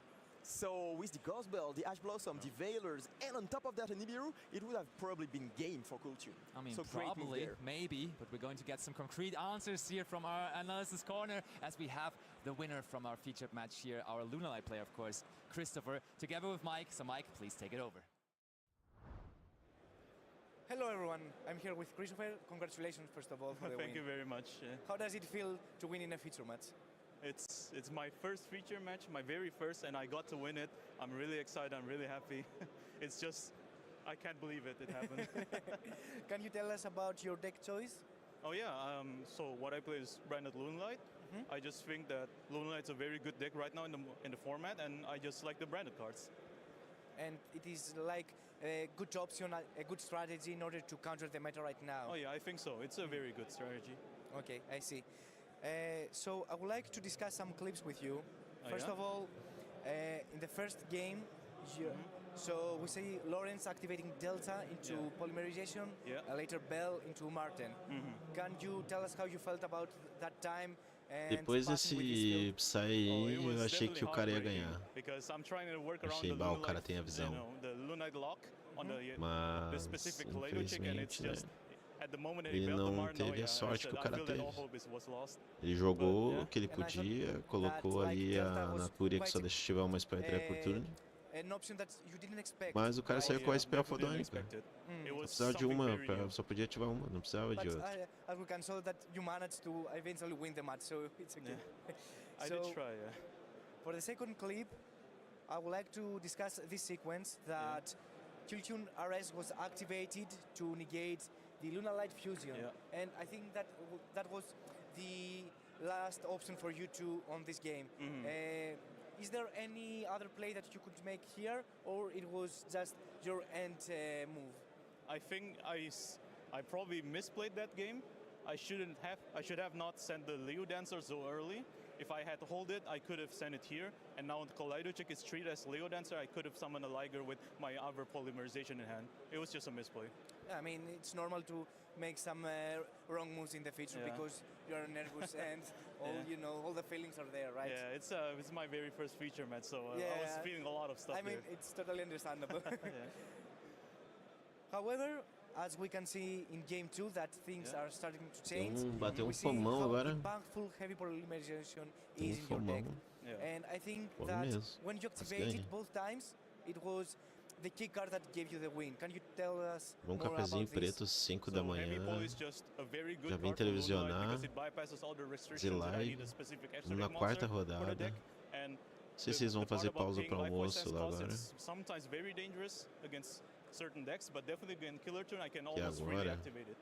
Deixa eu ver. And as we can see this sequence, you activated heavy polymerization. It was answered by Kiltune RS to negate one face-up card on the Deve field. ser However, 14 you have horas the Fallen of agora. the Virtuous to destroy the Será heavy que eles vão fazer pausa polymerization. para almoço And lá? since Ou eles it's vão not tocar reto? on the field, you can just fusion summon. Aqui no Brasil, normalmente, quando tem os eventos, tem pausa para almoço, né? You started thinking straight Durante and 3 moved to rodadas, the uma right pausa para move, almoço, right? mas eu não sei se torneios After starting, I definitely felt it was more under europeus my control fazem. then.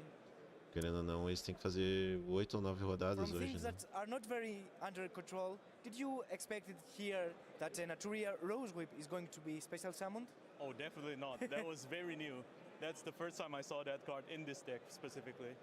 How did it feel to have to address such a card? It was really scary because this just means that I can't use all of my powerful spell cards. But luckily enough, I did draw the heavy poly, so it just needed one card to solve all the board problems. Speaking of this play, I think this is the play that you actually mentioned.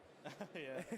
And I think, again, heavy polymerization is the key card of your deck in order to summon the Lager Dancer. I think this is the end goal of your strategy, right? Definitely.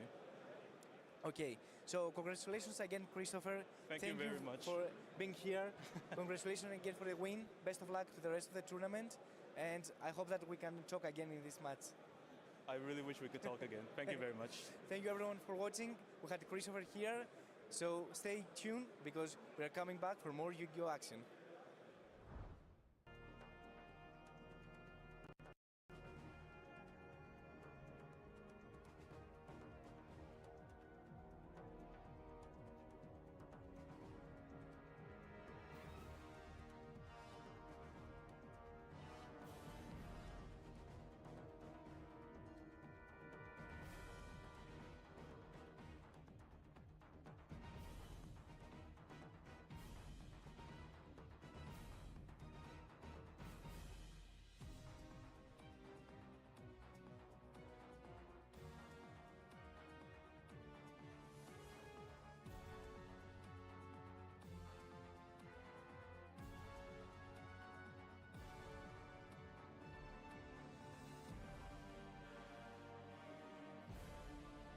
Essa aí não tinha como saber, né? Acho que faz tempo que eu não vejo. Esse aí é do tempo dos penas, mano. Agora é 3 penas.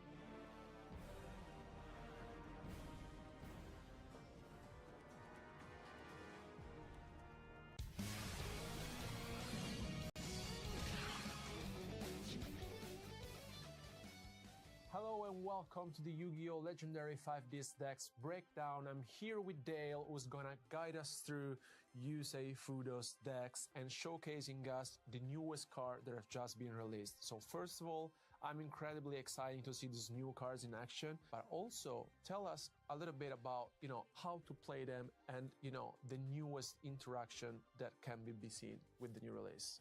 So I absolutely love the new cards that have been added to Yusei's arsenal on this one. We've had a lot of revamped cards from his classic Sonic Chick now becoming the Crossroad Sonic Chick, and the Crawbolt Hedgehog now becoming the Anchorbolt Hedgehog. It is looking very, very promising for the Synchron strategy. The whole idea behind the Synchron strategy is you want to be able to completely develop your entire field with Synchron monsters being tuners, and then some cards that will act as non-tuners or just non-tuners in general, to work your way into the brand new Ace Monster Junk Warrior Extreme. So being able to utilize cards like Junk Synchron and Scrap Synchron that can replace itself from any Synchron named tuner just makes getting access to these Synchron monsters even more viable. There is an amazing combo that comes all at the back of one of Yusei's original starters in the form of the Speed Warrior, now the revamped Full Speed Warrior, and we're definitely going to be able to show you how to rev it up with that one very, very shortly. If you really want to see those decks in action, now is going to be the moment to guide us through some combo. Let's check them out. This combo is going to start from a very lonely Full Speed Warrior, but it will eventually turn out to a full field of the Synchron family. So by normal summoning down our Full Speed Warrior, this will allow us to add a spell or trap that mentions Junk Warrior from the deck. Very, very specific, but it will allow you to get hold of the Synchro Fellowship, as this one does mention Junk Warrior. You can activate this card to add 2 monsters from the deck to the hand, 1 Junk Synchron and 1 monster that mentions Junk Warrior or Stardust Dragon from the deck to the hand, and then discard 1. So we're going to want to add the Scrap Synchron that does mention Junk Warrior, and then we're going to add the Junk Synchron. We will, in this example, decide to discard the Junk Synchron, as we are going to be working with this 1 card combo and maximize its potential.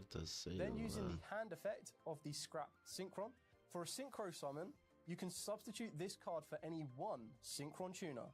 As an added benefit, if you Synchro summon a monster that mentions a Synchron tuner as material, this card from the hand can also be used. So using our level 1 tuner and our level 2 non-tuner of the Full Speed Warrior on the field, we will be able to Synchro summon one of Yusei's new monsters, being the Scrap Warrior. On Synchro Summon, the Scrap Warrior will then allow you to take 1 Junk Synchron or a card that mentions Junk Warrior from the deck and either add it to the hand or send it to the graveyard. We're going to want to add the Junk Synchron back to the hand. We will then be able to use the secondary effect of the Synchro Fellowship in the graveyard. You can banish this card from the graveyard, then target 1 Synchro monster you control, reduce its level by 1, and then normal summon 1 Synchro monster during your main phase this turn, in addition to your original normal summon or set. So by banishing this card and reducing the level of Scrap Warrior down to 2, we can then perform a second normal summon of Junk Synchron. When this card is normal summoned, we get to target a level 2 or lower monster in our graveyard and special summon it back in defense vision. So the level 2 we have sitting in our graveyard is going to be the full speed warrior. By bringing this card back from the graveyard, we can now perform another synchro summon using our junk synchron and our full speed warrior in order to synchro summon out our junk speeder.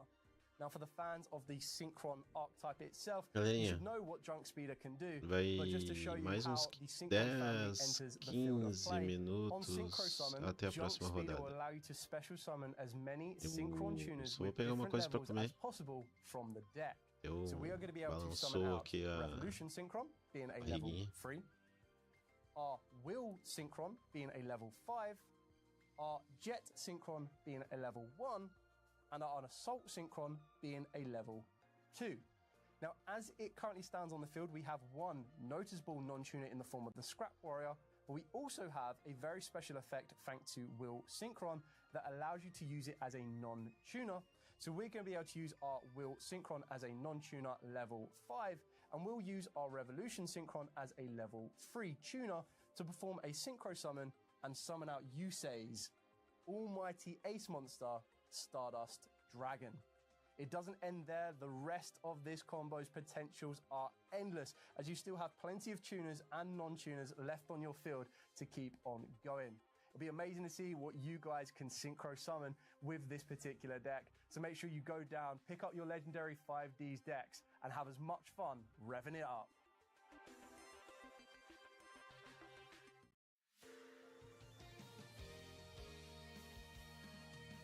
So as usual here with our commentary crew, we like to decide between us who we think is going to win, which deck will come out on top here. Não perdeu nada. Terminou a partida ali. Seguiu o baile. Agora estão apresentando a legendária de novo. Meio-dia começa o torneio dos Estados Unidos e no México. A gente fica lá e cá. Daí a gente vai ter ação o tempo inteiro. Aí termina uma partida lá, começa uma aqui. Espero que eles tenham esse contexto, né?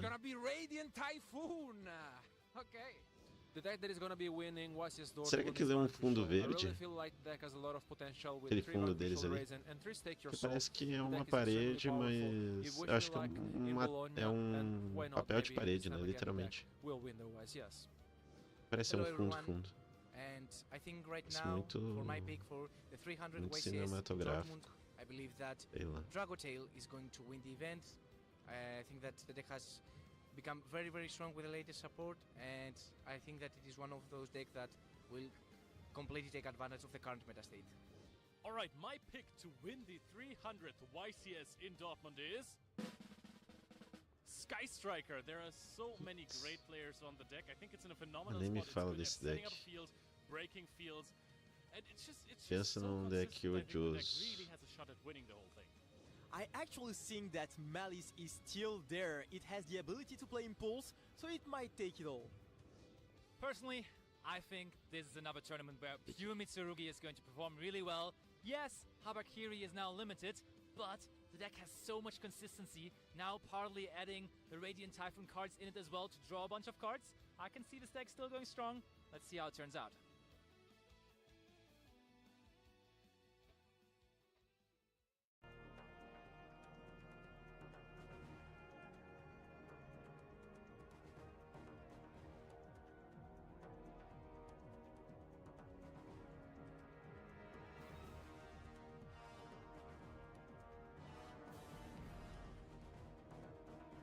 Eu já voltei, pessoal.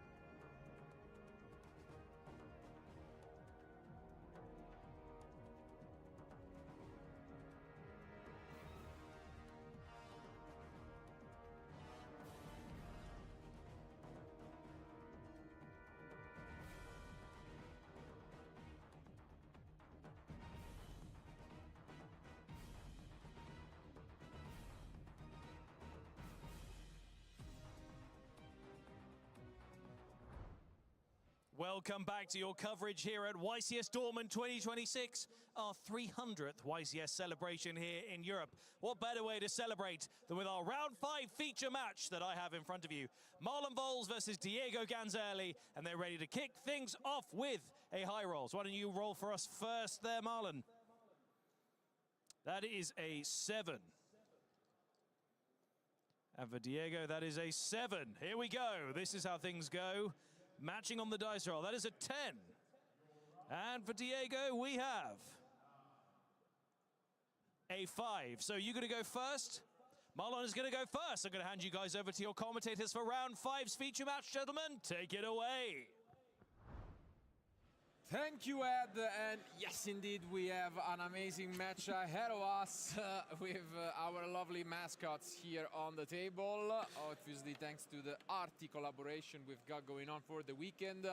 But many of you might have recognized one of the two players, at least, in Diego, former Italian national champion, and always, you know, on the lookout for making its way through the top cut in different tournaments throughout the years, and he's here again to try his best to compete at the highest level.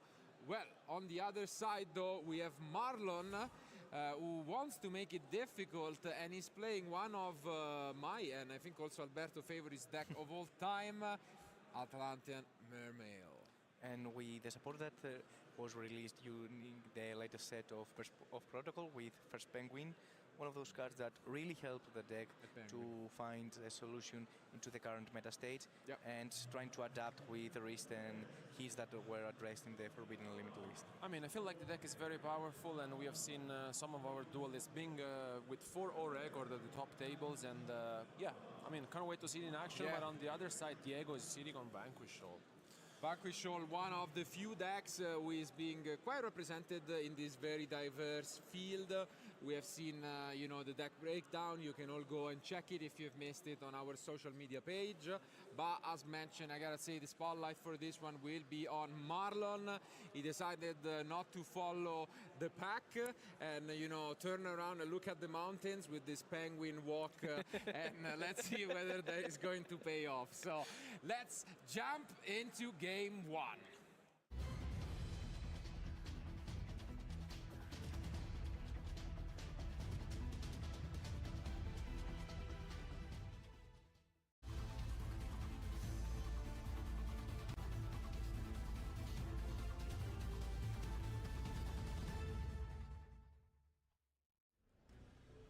Both decks have changed a lot from the last YCS that we had, and I really want to see how both strategies have adapted due to the latest Forbidden Limit list and also Burst of Protocol.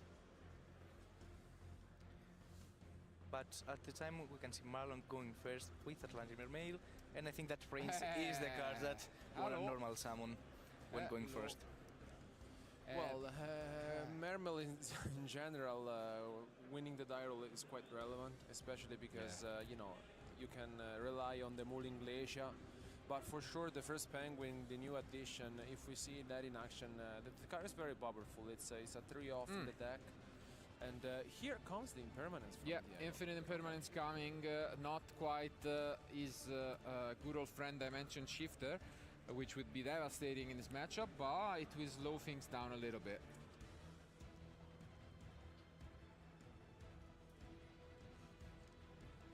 And Infinite Impermanence on a Prince, it is one of those scenarios that you cannot afford to keep it for a different scenario, since the other way is to probably Impermanent Muliglacia.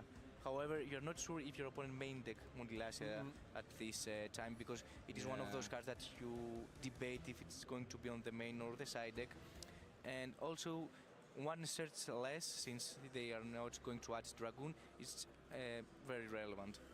But here comes one of the key cards for the combos, the Super Instant Deep Sea King Coelegant. It seems like, at least for now, Diego not going to resolve. Let's see if he has anything. No, it's getting to resolve. Let's see what targets we are playing, because the different number of fish has changed, of course, since this is also one of those decks that sure received support, but it was also, you know, hurt in a way from the latest Forbidden Limited list, so things are changing. And we discarded Ghost Bell, which is quite interesting, because when you see a deck like Atlantic Mermail that has obviously a very strong combo, discard a Ghost Bell, you can just imagine that the other cards in the hand are very useful and impactful. But yeah, now we are just gonna see again. I think with the Atlanta Mermail in this past few years, this part has always been pretty similar. What changed a lot was the end field, because at the beginning it was Bahamut Shark into Totally Awesome, then it switched over to, you know, Barrier Statue of the Torrent, then again some changes. It's a lot more on what do you want to end on, and what do you guys think is the answer for Marlon? What's the goal? I think it's the barrier, probably, which is, however, addressed in the Forbidden Limited list. And now I think that we need to find access into Multiglacia, and since Trishula has been summoned, we're probably going for empty our opponent's hand. How long was it been since we last saw Trishula being synchro summoned? Honestly, I can't even remember.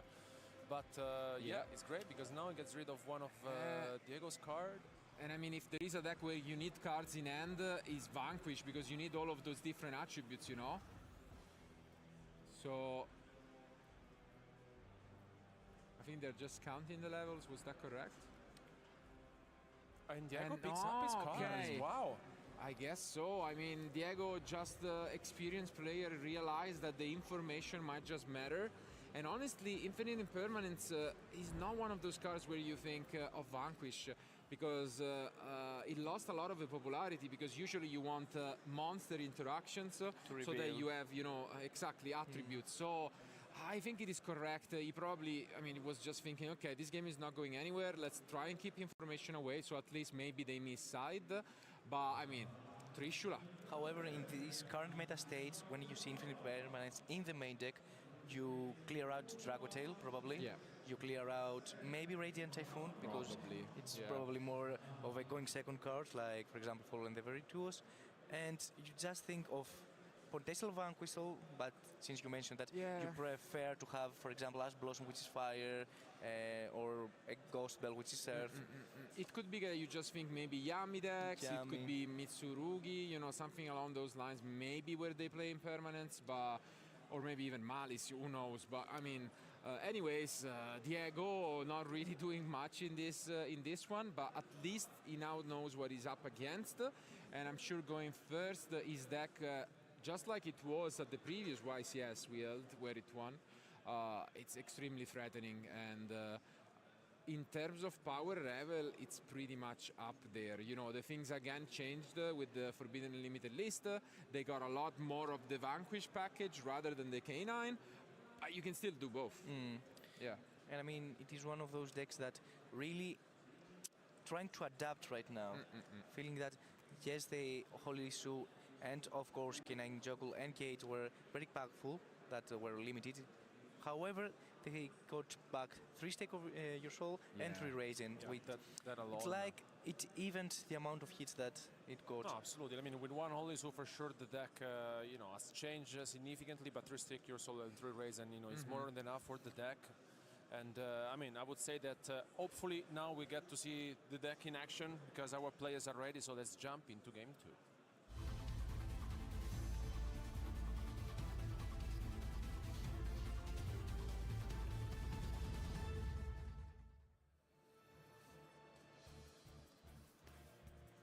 It's crazy to think how much information a single Infinite Permanence gives right now into the metas. I mean, from the one end, yes. From the other end, you look at the deck breakdown, you see the third, you know, deck being around 4%, and you're like, okay, how much can I guess? But what a card! I mean, Purulia is the best card to play against Vanquish Soul K9, so maybe Marlon reading through the lines. Or just a good card going second blind. And the single copy of K8 has been activated. And I think that we go for Noroi here. or we can even go for Izuna and pass without giving any single draw. Potentially, depending on your hand, because like we know that Vanquish Soul can easily play without having an established field. Just with one card, essentially, you're able to put pressure on your opponent. It really depends on Diego's hand, to be fair. Yeah. I mean, I feel like Noroi plays through that pretty well, but we are going for Jokul instead, so let's see. And we will activate Jokul with Izuna. I mean, fair enough. We give a draw, but we set up really well. Like, the negative part of it is that we activated by here comes Fuvalos. And we didn't use the Izuna. Yeah. Yeah, since we're already activating the effect of Joggle, which is not a trigger effect. Do you think we drew the Lupis, or? I mean, we could still bait out and send, for example, Noroi, if we wanted to.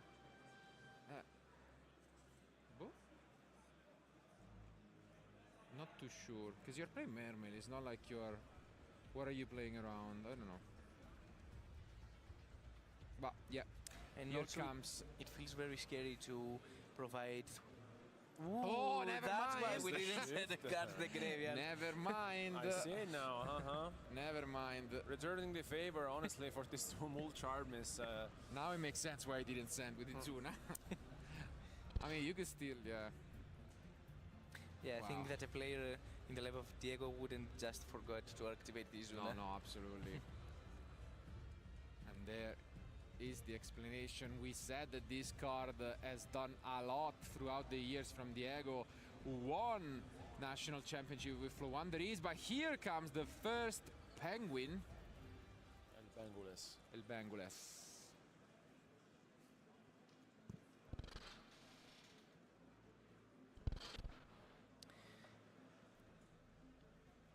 Yeah, but we normal summon the penguin, so I would like to know. Yes. You can also no, you can also special summon. Yeah, it could be a special, no? Like it doesn't reveal. You don't reveal it from then, so we don't know. I mean, we assume it's a special, but let's see. Oof. I mean, this shifter was great, huh? It's kinda good. Kinda. I mean, for anyone, again, not too familiar, since it's a card just released, it works so well with the Atlanteans, since you just discard for cost, so usually they would trigger, and then you can add pretty much any water monster in your deck. So it's such a great card. I think this is where we negate with his with Reaper. Yeah. Well, okay. Again, like in 5 minutes we're done with 2 games.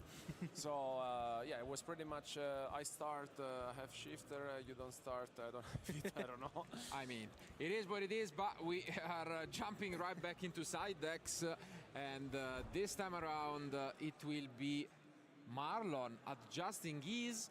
But again, we are playing a heavy combo deck. You don't really want to overside. Of course, those Mulcharmies are going out. What do you think is going to come in? Well, he has the Minstrel going first. He has the Cold Body Grave. I mean, usual stuff, I'd say. Yeah. Probably, you know, Cold Buy, again, as you've mentioned. Anti-Spell. It's okay. Against Vanquish. Not great, Not honestly. really, to be honest, yeah. I mean... Only for Cage and Stake Your Soul? Yeah, I mean, it depends on what you expect them to side.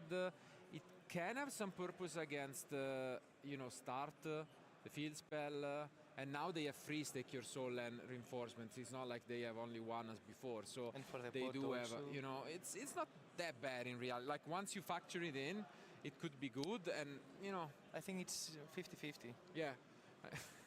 Okay, but speaking of, on the other side, I have a question. Do you think Diego is going to bring in Artifact Lancia? Because I've heard people, you know, have differing opinions on the card against Mermail. Yeah, I think it is one of those cards that going second against Mermail, you just want to find all the solutions that's accessible in your arsenal, right? And Lancia, it is one of those cards that if Mermail players have only Mistral as a starter in order to discard the Dragoon, you just activate it in the standby phase and can play around the 3 Mistral and also the pot of prosperity that it might actually be in the main. Yeah, if you don't have enough, I think might as well try, I guess, and we'll see whether that will be the case. Regardless, rather than trying to stop Marlon from banishing, obviously you want to banish everything they have, drawing again that shifter, but that might be a bit of a reach. And also plays around Trisula, which is the current combo. Yeah, absolutely. So let's see whether that will be the case. As we've mentioned, I mean, it has only been a few minutes, but we have already in game 3. Thankfully, there is our backup fusion match going on, just in case this will be a repeat of, you know, such speed. But let's see, is it going to be Marlon or Diego advancing with a 5-0 score here in Dortmund? Let's find out.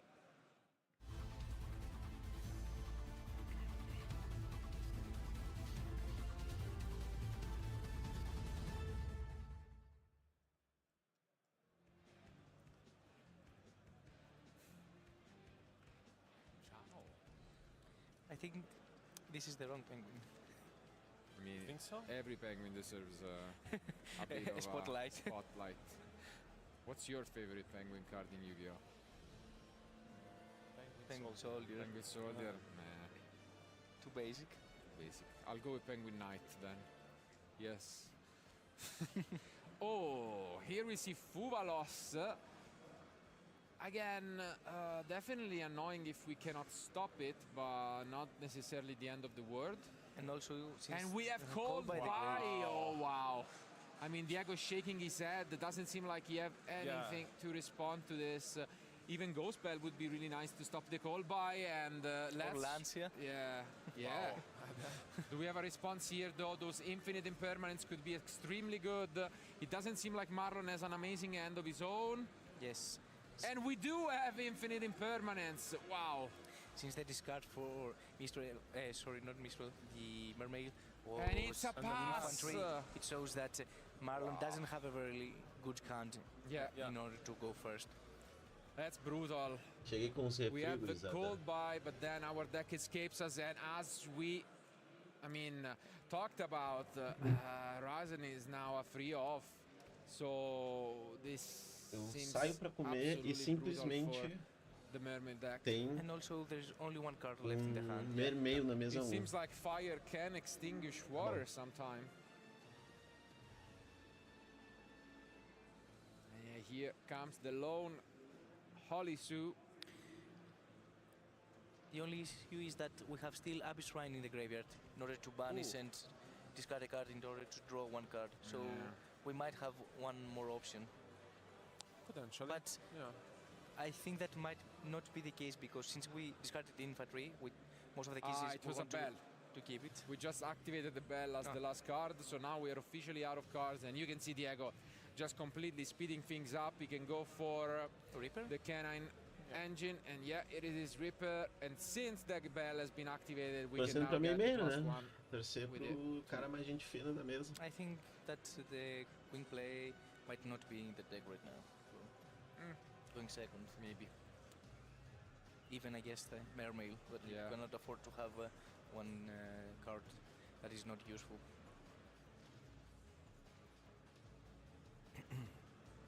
But in any case, here even Izuna can activate the effect to special summon herself.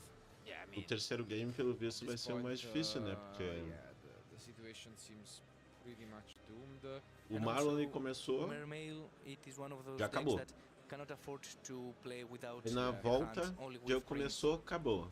Even just Valon, or, you know, I don't know which rank 5 options he's playing, but any one of them seems really, really strong. Yeah, Nash Knight. If we play a second target, you don't even want to split. Yeah, you don't even need. No, you don't need. Maybe he plays C104. Yeah. Okay. And we still have the Izuna for our opponent. Turn, also Nash Knight, since we play as another... you've mentioned, But when you're top decking, basically there is only Neptabis, but when you're then facing off this kind of field, it's pretty much doomed. And it seems like indeed we will have yet another super fast game.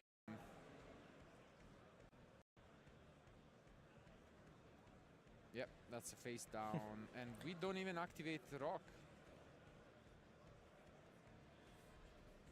Yeah, I think in this scenario we don't want to play into any card. Just keep it safe and... Yeah. And I mean, that's pretty much it for him. But you can... Yes, I think Nash Knight can only target face up monsters. Right? Ah.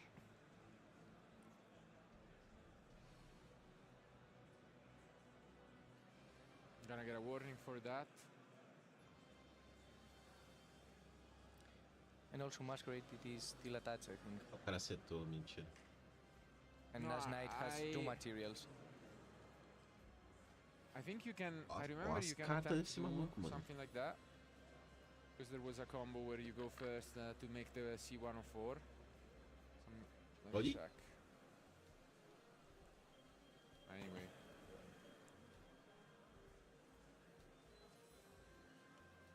Sorpande.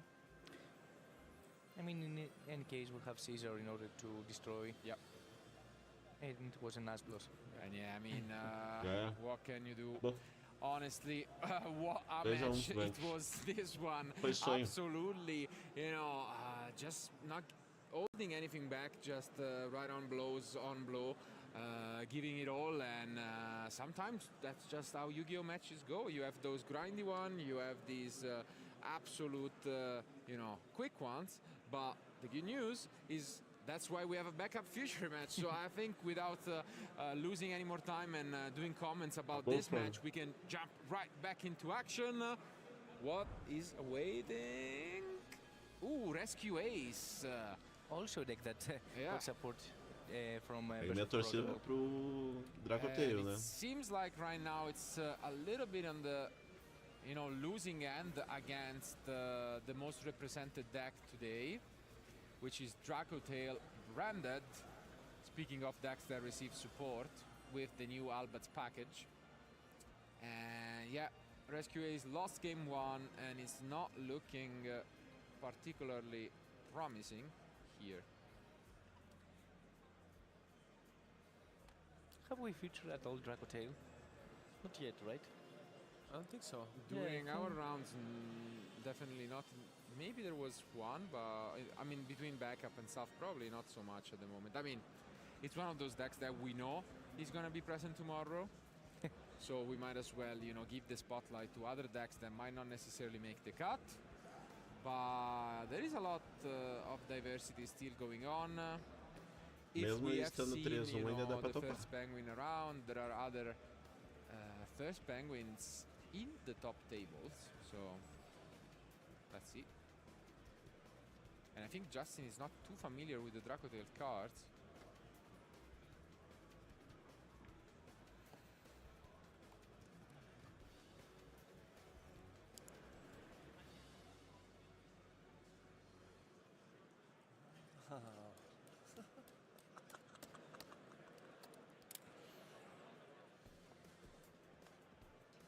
But yeah, I mean, we might have not seen much of it, but Dracotail deck is as good as ever.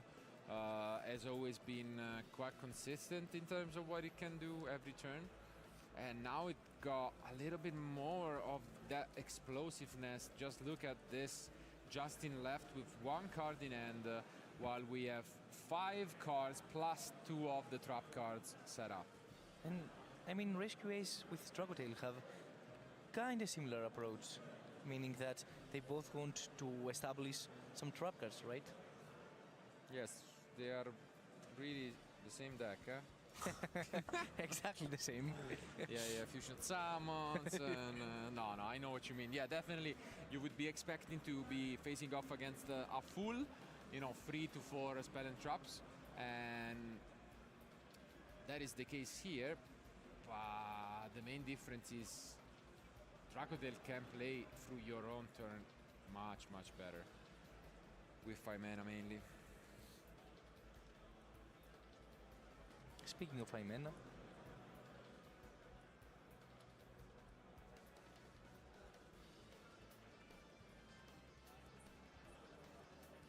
we use Albaz and a second copy of Faimena to access Gulamel. And I think that Justin has only one card in the hand, if I can see correctly.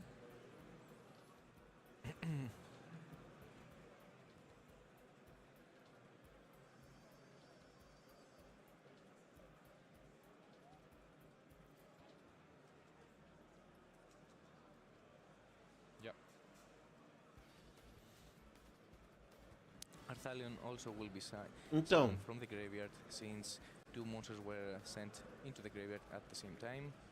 o que eu vou te falar? Eu fiquei surpreso que o Mermeio chegou na mesa 1 na rodada 5. Sem estátua. Yeah, we set, I believe, Sting and Flame. And we have Rao just as a backup plan for next turn. Talvez ele tenha sido o efeito golfinho, subiu, fez uma graça e voltou. Mas foi surpreendente, porque eu achei na primeira rodada que ele ia amassar o cara. O cara já viu a jogada, não, vamos pra próxima. Aí o cara na volta falou, ganhou todos os dados. Não, real. But he's not really strong against the Dragotail Flame at this scenario. Since the spell Tem o textudo ainda, verdade. And we reveal Verdade. emergency.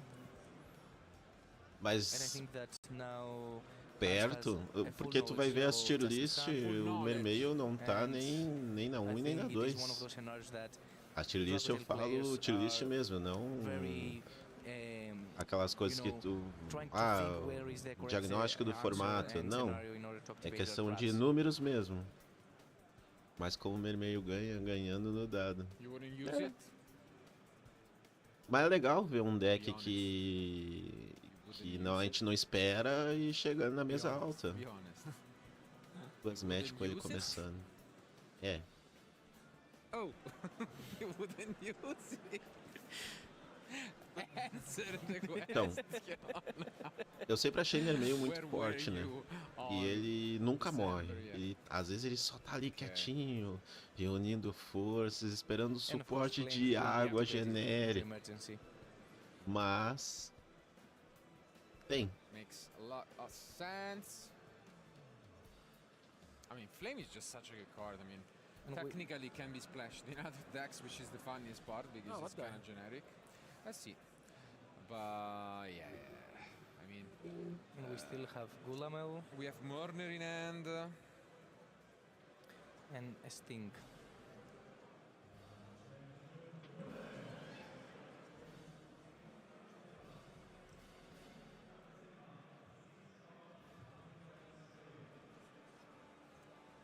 Promethean Princess, one of those cards that used to dominate the YCS and failed, right now has been summoned. Eu também acho forte. Eu também acho forte.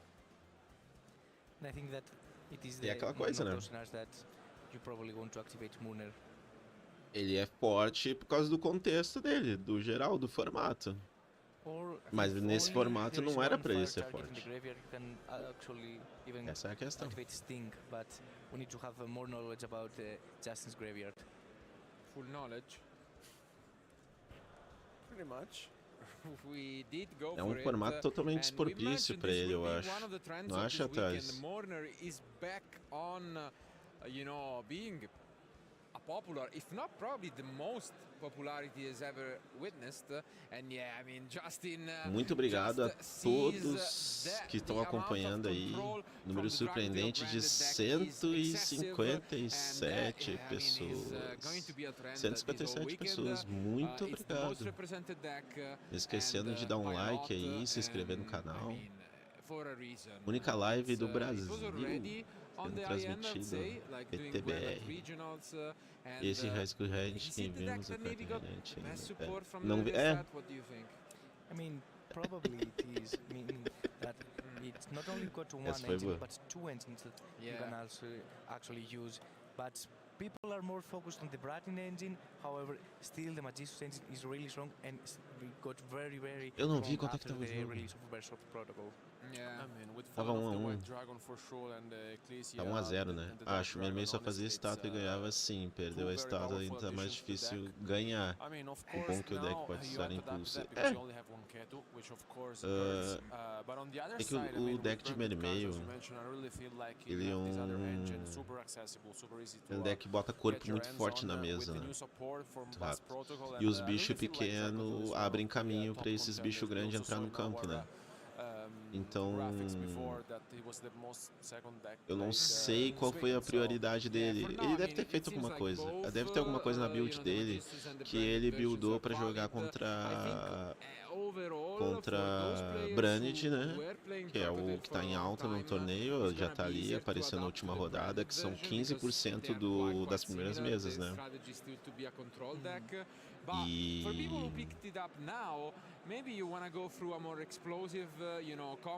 E o deck de Typhoon, né? E o Vanquish Souls K9. Ele deve ter buildado alguma coisa, jogar em volta. And although Rescue Ace couldn't make it, it's still in contention, and that's great. And we're looking forward to see even more of the diversity of these 15 rounds of Swiss that awaits us. But yeah, we are pretty much half the way through day one.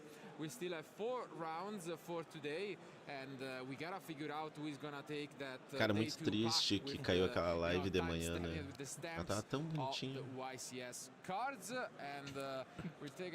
Fui começar outra. Queria estar com ela bonita no canal, assim, ó, de início ao fim. Quase deu umas dog lá. Essa aqui eu comecei a que era 7 e pouco quando caiu. YCS Richmond and here in Dortmund.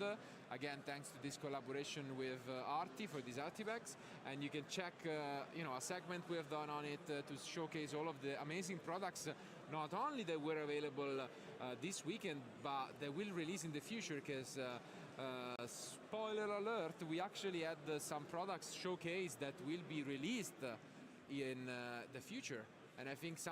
Foi o que eu falei, os pequenos, pior que tava desde a rodada 1. Exatamente, agora eu tive que dividir em 2. Quem quiser ver a rodada 1 e 2 tá no vídeo anterior. Quem quiser ver da 13 em diante tá nesse. E pior que teve uma pausa entre a quarta e a quinta rodada, porque demorou demais pra começar a rodada. Foi o que eu falei, o Yu-Gi-Oh! TCG BR. Eu acho que os Atlantean, eles servem pra limpar o caminho pros bichos grandes, que são os Mermaid, de fato, né? Entrar no campo. E sem contar que eles têm um Exceed bem forte lá. Parece o Poseidon, esqueci o nome. Aquele nega efeito, fez pra cima, bem forte. Eu usava ele no Castira. Ele é rank 7, né?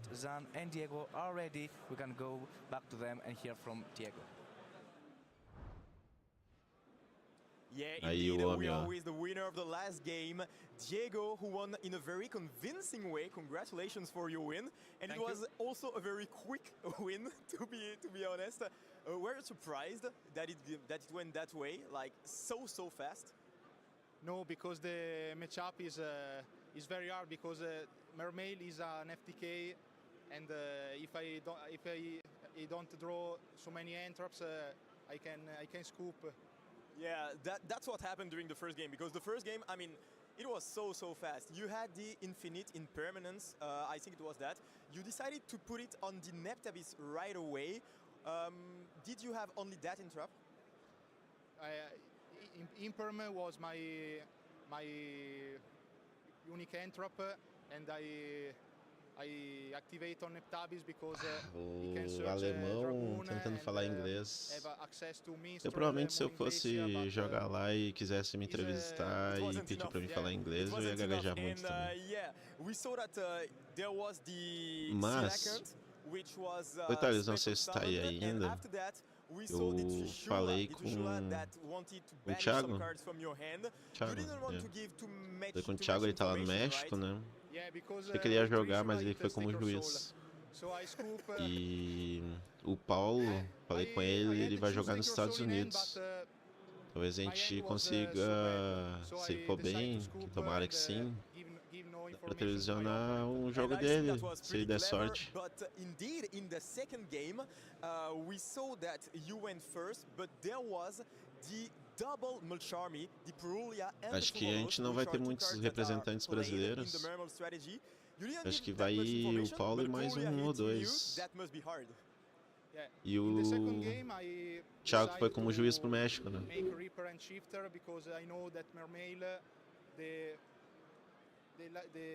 The most dangerous play under shifter is Abbey Shrine. So with Reaper I can't. Cara, é muito importante a Konami fazer essa jogada com os players, para os players conversar, falar um pouco sobre a dinâmica do deck, sabe? Ah, foi ele que ganhou de Vanquish Canine. É, a partida tava muito pra ele, né? Difícil não levar esse jogo. Yeah, because exactly. search and Roy and Lantern for the next turn. So you are pretty fine. Yeah. And so pretty quick game. And after that, we went to the last game. And during the last game, we had something very interesting. You also had an infinite impermanence, but it was this time for the Coilacant, and it prevented your opponent from special summoning too many monsters. Yeah. You said that the deck can break, like Thiago, mó the parça, foi strategy quase um prof pra sometimes, mim com and o Vanquish, it indeed baita was the parceiro no case formato there. anterior. Cara, ele... You activated the Fuvalos. Um cara, ele é All muito by the brain. inteligente, tá? After that, was it Ele é inteligente still pra easy caramba. for you, or did you think that it was maybe hard? Acho que o... No, because, não, o when Hate, I será see que não? Acho que my não, opponent ele não start, comentou nada. I know Eu não that, sou amigo do with, Hate, né? Imperman I can, stop the turn. Mas o Because, Paulo falou que foi pros Shrine Estados discard Unidos. nothing of good, Coilacant discard nothing of good, Eu não vou incomodar and, my ele end, pra ele my end ficar me dando was, reporte do Raisin, torneio quando estiver lá, Jowling, porque quando o cara tá lá, o cara nem tá I com draw cabeça de for ficar turn, conversando no celular, né? another fire, Ainda another mais quando Raisin. tá jogando um ICS Play desse around nível. one entrop. So that was indeed Mas pretty se ele good mandar for alguma you. We notícia, saw uma that, coisa de after quanto that, ele it tá was nas literally just mesas, the né? Coilacant. And the fact that, I mean, Mermel has to discard a lot. Eu daqui have a lot a of cards pouco eu in vou hand, propor jogar o so torneio. you were Não sei pretty se o much Paulo pode jogar amanhã ou uncontested. hoje ainda. Não, o Paulo joga hoje. I've got a, I lá. mean, we can see the end of the game right there, but it E was pretty much game after that. hoje, But né? I've got a few E questions aí for you amanhã. regarding the deck, Amanhã the torcer choice of pra deck. ele Because you decided passar to do go top, né? for Vanquish Soul, and there was a recent Forbidden Vai lá, Unlimited list. Do you think that the deck was stronger, or É o Premier was it da literally Burst affected Protocol? by the Forbidden Unlimited list, in your opinion? In my opinion, the É a Premier da Burst Protocol que tu vai jogar hoje? Ou é a do estrutural? Because Olisu, 3 Raisin and 3 Sticker Soul is better than 3 Olisu. Oh, you think so? Yeah. Because the deck is more consistent, can play very well into Charmy, and now you have more slot for non-engine. And I think in this format is very good because Te desejo do Burst. Actually, I Deixa eu wanted to ver ask you aqui. that as well, because there is a new kid in town. There is a Radiant Typhoon, which is stronger than ever Eu não tô than procurando before. nada, acho que desse And basta. how do Mas you feel desejo the deck toda a goes sorte into do mundo Radiant pra Typhoon? tirar Do you think that the uma... deck is very good into Radiant Typhoon? How well can it play into his field? Starlight lá. Ah, sair de lá com 1.500 numa cartinha. Valendo, né? Quanto é que tá o evento? 120? Não lembro se é 120. Aí ganha os busters lá, joga os busters. Tem gente que nem joga, só pega os busters. Que é os eventos de Premiere, os busters são diferenciados, né? Não tem limite secreto. Tanto pode vir 0 quanto pode vir 100. And then board is simple because again Radiant Typhoon I pass with 2 monsters, the trap, and in the grind game Vanquish Soul is crazy. Yeah, that's right. Yeah. I mean, if you cannot end the game and you see that the Vanquish Soul strategy has so many cards in hand, this is so hard. Yeah, I get it. And finally, how well do you think that Vanquish Soul is positioned into this meta game? Because a lot of players, we've seen that with the deck breakdown, they are playing either Dracotel strategy or the Radiant Typhoon, but we've seen some other sleepers, you know, there is, for example, Lunalight players, or some Mitsurugi players. Why did you choose É mais pela Ventus diversão, specifically né? instead of something like Eu acho. Dracotel or Playmatch Raging também. Playmatch deve ser Because bonito. Dracotel lose by one specific card É a is capa do Buster, o retaliating, Playmatch? And Radiant Typhoon, I don't like it going second.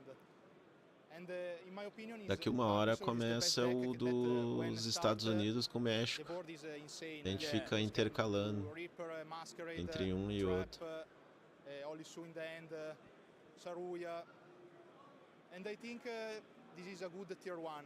But in this format, in my opinion, the list É, bombando. will be perfect. Acordei 5 da manhã.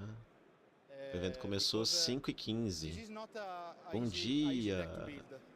Como é que tá, irmão? For example, Pô, saudade de ti, mano. Eu sei que não faz muito pra ti o conteúdo de Yugi, mas tá vendo, né? Tô muito fã. Eu posso falar que hoje essa live tá acontecendo por tua causa, Jonathan. Valeu mesmo. Obrigado, te agradeço de coração. Move to try to remove some cards or to add some cards. This is a very strong statement that you made there. Let's hope that it brings you to the top, but there are still a lot of rounds, so we are going to leave you to rest a little bit before the next round because the pass will Muito be obrigado very por long. tudo, tá, mano? Thanks a lot for your time. Congratulations Não esquece again de for the deixar win, aquela and don't go curtidinha, anywhere, continuar because the next round comentando will be aí right pra around the live corner. subir e mais gente conhecer o canal. Ó. Vamos ver. Hi everyone and welcome back to the coverage of YCS Ó, Dormant mano, olha essa. Olha. Ô, mano. Olha esse troféu, mano. Ô, mano. Eu me interesso, mas tô jogando muitas coisas. É, não. Eu vou te falar. Se tu entrar, tu não sai mais. Porque o jogo não deixa mais sair. O esforço é teu, meu brother. Não, mas não digo todo dia, mas de vez em quando tu ia lá, mano, lá no canal, eu, não sei. Aí eu, tá, vamos ver. Te agradeço mesmo. Mano, olha esse troféu, mano. Coisa linda. Mas esse acho que é o do... É o do Gênesis, não é? O troféu do Gênesis. Eu acho sim, é a capa do Buster. É. É o dragão lá, né? O Barload, né? Se eu não me engano. Posso estar errado. Mano, esse troféu tá muito lindo. Eu invejo quem vai ganhar. Quem ganhar que receba toda a minha inveja. Não, tô brincando. Mas é, bom, da hora, mano. No ICS 400, eu quero estar lá. Independente de onde for.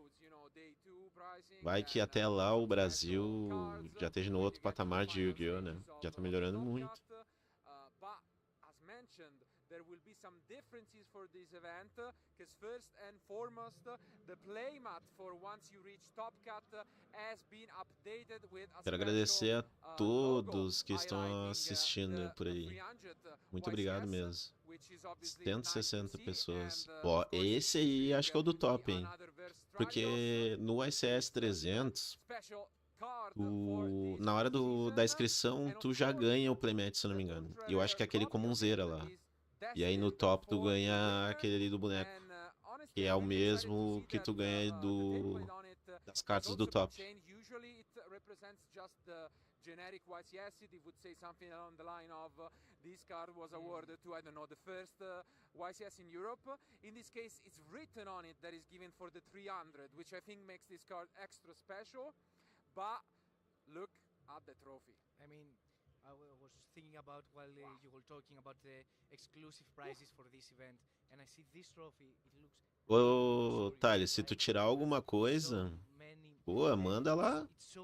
Me chama ali no privado, manda a foto lá. Aposto contigo que tu vai tirar uma Starlight. Tô te dando a sorte daqui. Posta lá no canal depois, eu vou seguir lá. Vou procurar lá. Manda teu canal também no privado lá. We can touch this. Because yes, we are indeed both. É que eles têm que fazer tudo esse contexto bonitinho do evento. Ah, o cara aqui quer ver o jogo. O cara quer play. O cara quer gameplay. Beleza, fechou. Fechou, bruxo.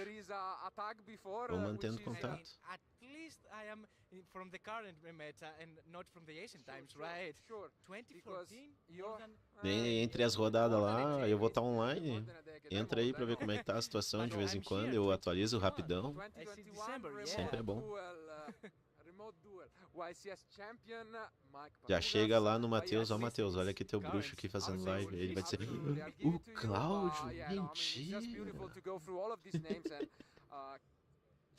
É que eu não mandei link nos grupos das ilusões, que eu sei que o gigante é xarope pra caramba.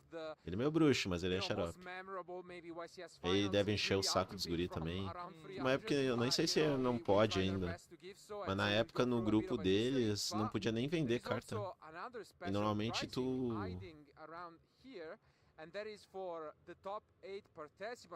Fechou? Tem, pra quem tá assistindo, tá o link da nossa comunidade, a comunidade Tonaro TCG. Tem um link aqui na descrição, tem um grupo do canal. Pá.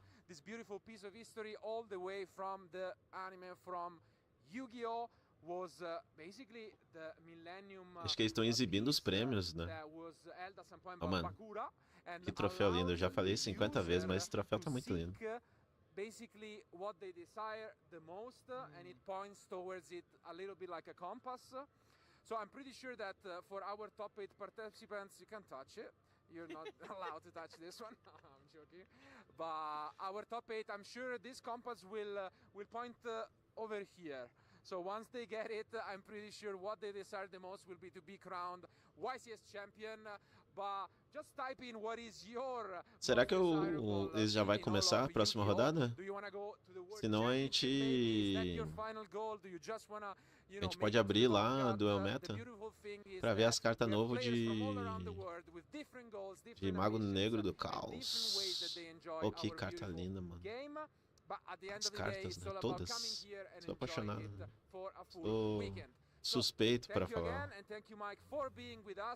This was just a sneak peek of some of the amazing prizes that are on the line, but to find out the rest of it and to find out who is going to win it, stay tuned and be back with some coverage live here in Dortmund. Ó, vamos ver? Tá prontinho? Estão sentados na mesa já? Ai, qual carta que é essa? Quem é esse Pokémon?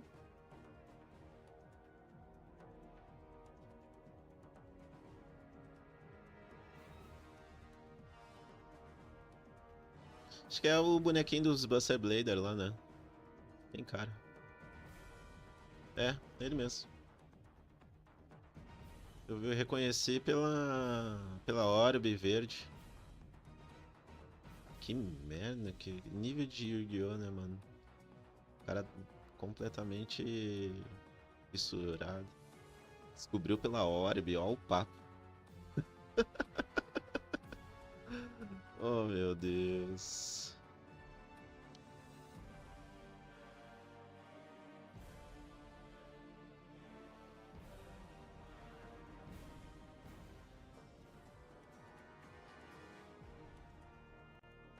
Essa carta é bonita, tá? Puta, essa aí eu já não sei.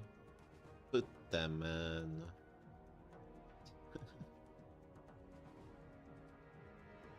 Puxa. Essa aí eu não tô ligado. Mais um zoomzinho.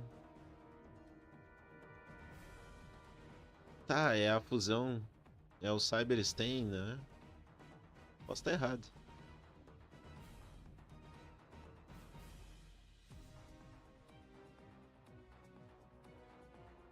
É, acertei. Deus me livre, hein? Desde 3-1. Ah, o primeiro não tem como, né? Mostraram um zoom azul ali do nada. É acertar, pelo amor de Deus.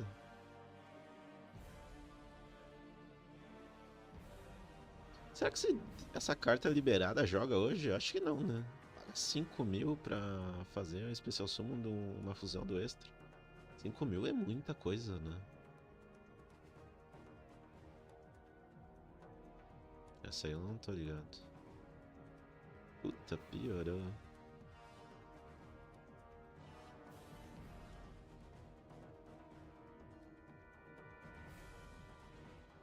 Mais um zoom. Acho que é um Ice Barrier. Está errado. Putz, é a Invocation. Invocation. Invocation. Invocation. É Invocation.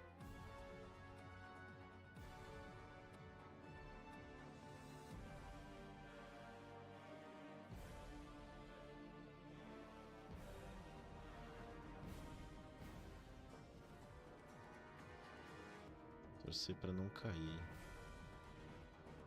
E o meu OBS já tá querendo se fazer de louco já.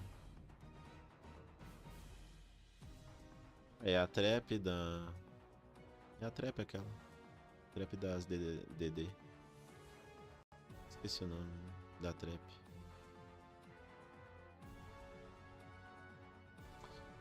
Essa é aquela que paga 2.000? Não. É que tem uma que tem esse desenhozinho assim, branco. Eu acho que não tem nada a ver. Essa aí eu não tava ligado mesmo.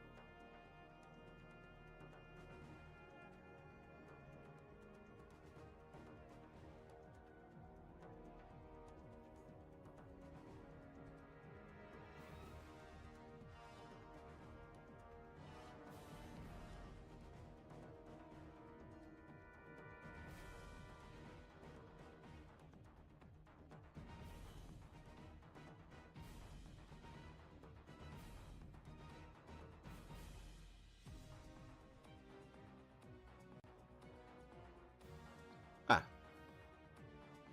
Essa aí dava pra ver. Até que eu tô gostando do joguinho agora. Parece idiota no início.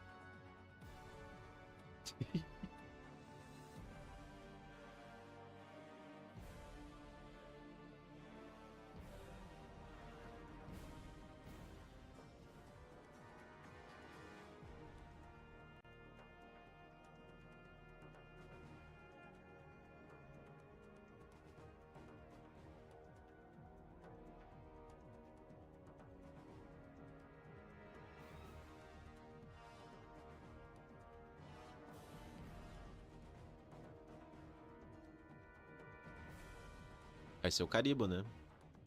Agora qual? Mais um zoomzinho. Só pra descobrir qual. É o que eu não sei o nome, mas é um Caribe.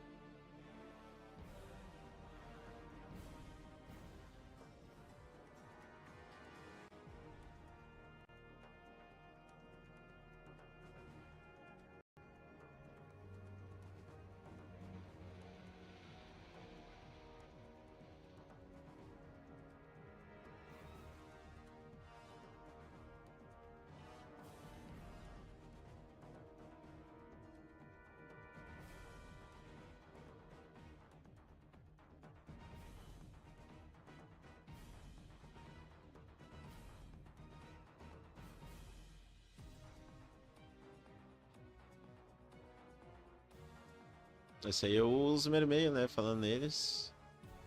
Estavam na mesa 1 até agora há pouco. Só não me lembro o nome. É, esse mesmo.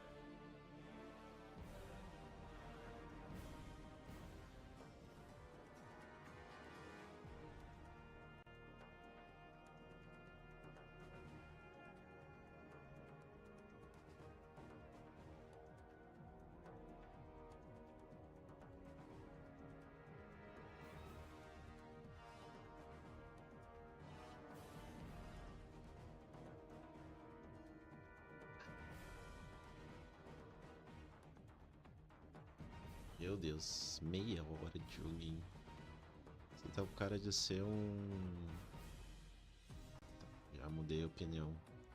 É o... Putz, mano, qual que é o nome? Esqueci totalmente o nome. Ah, o Bugin. É o Bugin, né? É aquele que é o genérico. E ia nos decks de luz antes, né? Esse aí mesmo. Ih, meu Deus do céu. Tô me assustando com meus conhecimentos. Eu só não sei o nome porque eu sou realmente muito ruim com o nome. Eu acho que a Konami não tem nada pra fazer, não.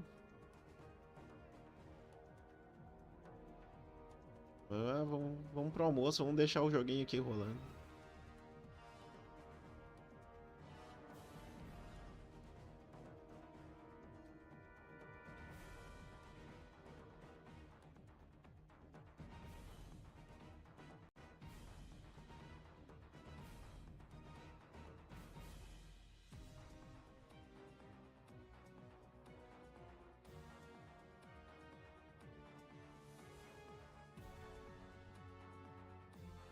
Quando tá dando esses joguinhos aí, ó o Hero. Quando tá dando esses joguinhos aí, vou divulgar...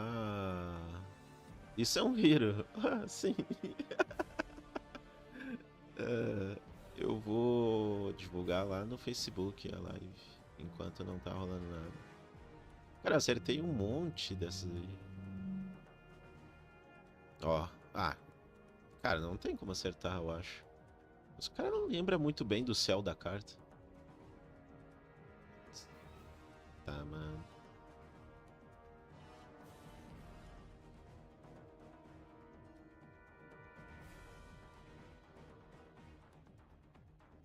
Cara, tá no terceiro e eu não tô ligado. Cara, puta, que vergonha, mano. Meus casteira. É um casteira. É a... mas não é a spell dos casteiras, é o do Espantagarra, né? Scary Crown. Trap dos Scary Crown. Coitado do ogro, na foto saiu mal. Apanhando. O ogro é uma vítima, né? Chega, Konami. Deu, já brincamos. Já era. Chega. Desliga, ó. Vai estabilizar.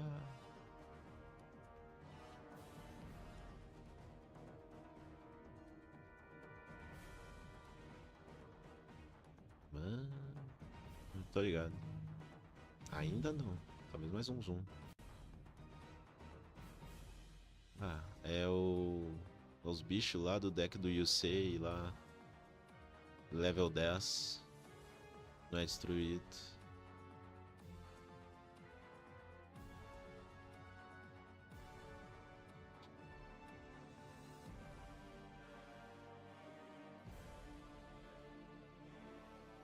Pra quem quiser, tá? No link aqui embaixo. Na descrição da live tem o link pro grupo da comunidade do canal. A galera que assiste as lives, assiste os vídeos, tá todo mundo lá. E vai ter um projeto muito legal que eu vou começar a fazer. E quero pelo menos fidelizar o pessoal do Yugi. Já não é um público nichado, né? Já não é muita gente pra assistir as coisas. Porque a maioria é gringo, né? Tu vai ver, é muito pessoal de fora que assiste os conteúdos de fora. E o pessoal daqui assiste os conteúdos de fora também. Mas ninguém de fora assiste isso daqui. Então, tu tem que manter o pessoal ali na tua volta, né? Esse eu sabia, só que eu não prestei atenção. Pra falar, né?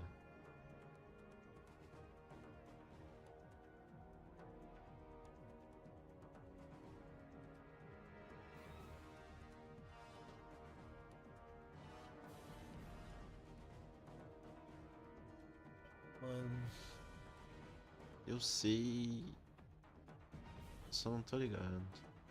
Eu sei, mas não tô ligado. Entendeu? Sei. Ah, é a spell aquela, né?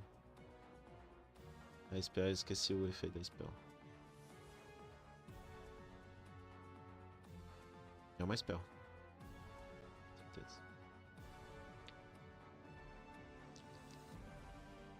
É. Dos Gemini.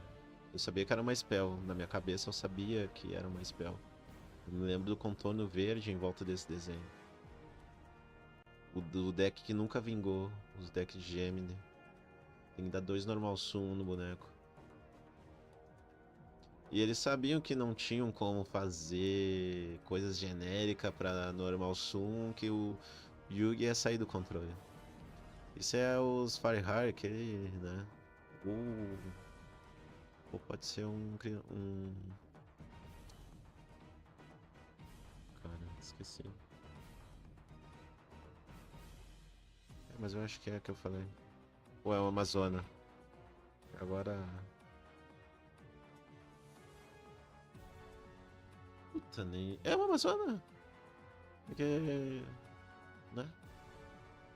Era uma... Dá pra ver pelo desenho que era uma moça. E aí tem aqueles... traços ali meio musculosinho. E tem a... Tem uns negócios ali... Tipo uns spike. Né? Ó, voltamos! A música do Master Duo é cinema demais. O Mago Negro.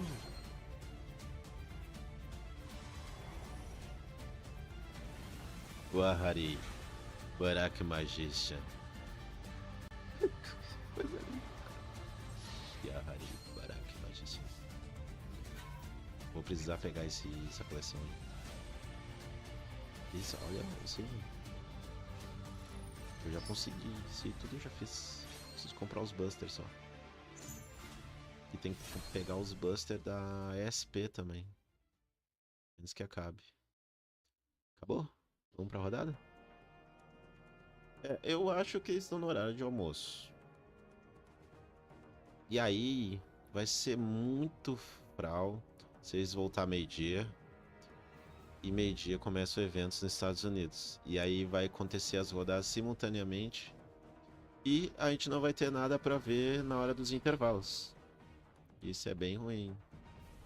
Que estratégia legal, hein, Konami?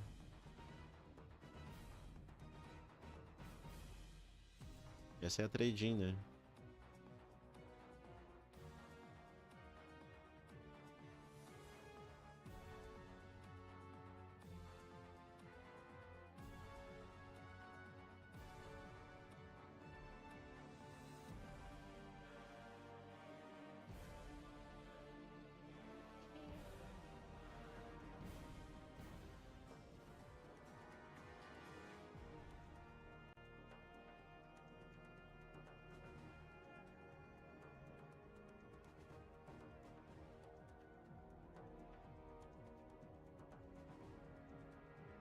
É, não é, né? Mas é que é muito tempo de Yu-Gi-Oh, né?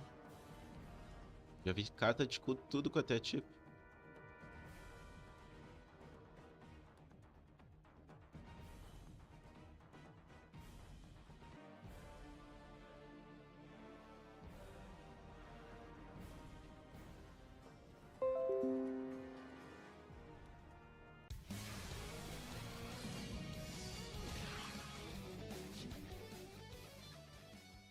Welcome back, duelists, to the legendary 5Ds deck breakdown. Today, we are going to be looking at the beautiful Black Rose Dragon. Now, we will be getting to its most recent support from Doom of Dimensions very, very shortly. But it did start way back for Time Wizard format, and Alberto. Eu acho que eles estão no horário de almoço e vão voltar meio-dia. I mean, absolutely, especially looking at those cards. The first one that comes to my mind is the Lone Fire Blossom. I think is the card of Time Wizard. Honestly, it's so powerful. You can revive it back, for example, with Call of the Haunted, and it's always been one of those cards. Every single time it's onto the field, it brings one another plant monster and gives you easy access to most of your deck, essentially strategy. But not only that, you can pair it up with Miracle Fertilizer, and there's also the Black Garden. These cards have always been used throughout the years during Time Wizards events, and I really feel like they've always been amongst the most consistent and strongest cards of the current format. I really feel like if you pair it up with the new strategy as well, this is something also out of the extraordinary. Yes. Yeah, exactly that. Talking about Black Garden leading into Garden Rose Maiden, an absolutely amazing reprint in the Akiza deck for the legendary 5Ds, because it opens up the door for so much collaboration with the brand new Doom of Dimensions cards, utilizing Bramble Rose Dragon and of course that Rage Rose Witch. But just straight from the deck themselves, they have a very cool combo that can lead you to the beautiful Black Rose Dragon chibi artwork that we're going to be able to show you in a second. So this combo is going to consist of 2 Rose Dragon monsters, being White Rose Dragon and Red Rose Dragon. Now it doesn't matter which one you choose to normal summon here, as both will have the ability to enter the field of play. We'll start off with the Red Rose Dragon. There is no effect to trigger at this exact moment in time, but we will now go back to our hand with the White Rose Dragon, whose effect is if you control a Dragon Tuner or a Plant Tuner, you can special summon this card from the hand. Red Rose Dragon is a Dragon Tuner, so we will special summon the White Rose Dragon. Now you have 2 synchro options here. Option number 1 would be to go for the Ace monster of Black Rose Dragon. We don't want to do that just yet. We want to push this combo a little bit further. So we'll be using our non-tuner White Rose Dragon and our tuner Red Rose Dragon to perform a synchro summon and summon out Perilis, the Empress of Blossoms. At this point, the Red Rose Dragon effect in the graveyard will trigger. In doing so, it will allow us to special summon a Rose Dragon monster from the deck, and the one we want to go for is our Rox Rose Dragon. As part of Red Rose Dragon's effect, we will also get the choice to choose one of 2 cards. Those cards being Frozen Rose or the Blooming of the Darkest Rose. The Blooming of the Darkest Rose will be a trap card that you can set up to interact with your opponent during their turn. Or you can choose to take the Frozen Rose, which will allow you to send your Empress of Blossoms during the end phase of this turn to draw 2 cards and discard 1. For this example, we will choose Blooming of the Darkest Rose, and our Red Rose will continue to stay in the graveyard. We will now be able to trigger the Rox Rose Dragon's effect on normal or special summon to add a card that mentions Black Rose Dragon from the deck to the hand. The card we're going to want to add is going to be the Basil Rose Shoot. And in doing so, this is going to give us the ability to special summon back a Rose Dragon monster from the graveyard or from the hand if we have another one there. Now, as you read the rest of its text, it also does say you can target one of your Black Rose Dragons or a monster that mentions it. So because it mentions that bit of text on it and the name specifically of Black Rose Dragon, we can add it with our Rox Rose Dragon. We are now going to activate the Basil Rose Shoot, and in doing so, we want to bring back our level 4 non-tuner in the form of the White Rose Dragon. This now sets us up with a level 3 tuner and a level 4 non-tuner to perform a second synchro summon. So at this point here, we want to perform a synchro summon using the Rox Rose Dragon and the White Rose Dragon to work our way into Akiza's beloved ace monster, Black Rose Dragon. Now, you could choose to clear the entire field should you want to, but we're not going to want to do that right here. I think our field presence is pretty good as it stands. So you'll set the Blooming of the Darkest Rose, and then you can pass your opponent to play their turn out. So make sure you pick up the legendary 5Ds deck if you want to be just like Akiza and be able to present your opponent with the Black Rose Dragon.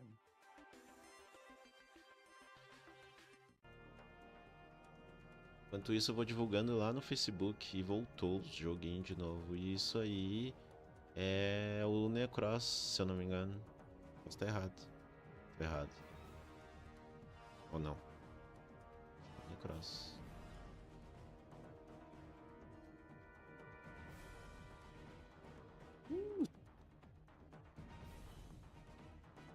Ah, já não sei mais.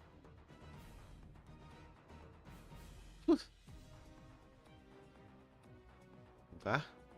Chutei errado feio. foi o mais feio que eu já chutei.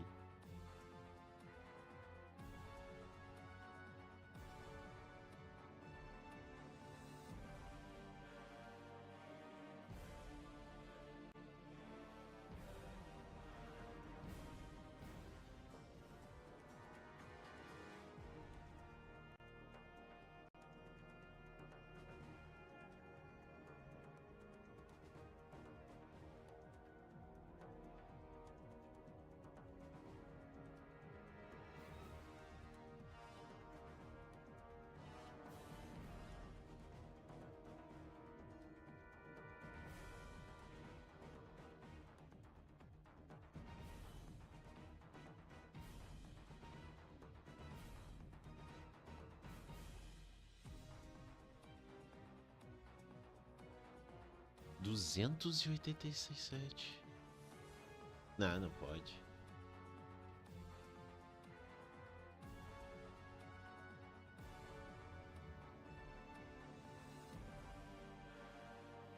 Wind Up Rapids. Boa época, hein? Lembra que aí eu era o júnior do júnior.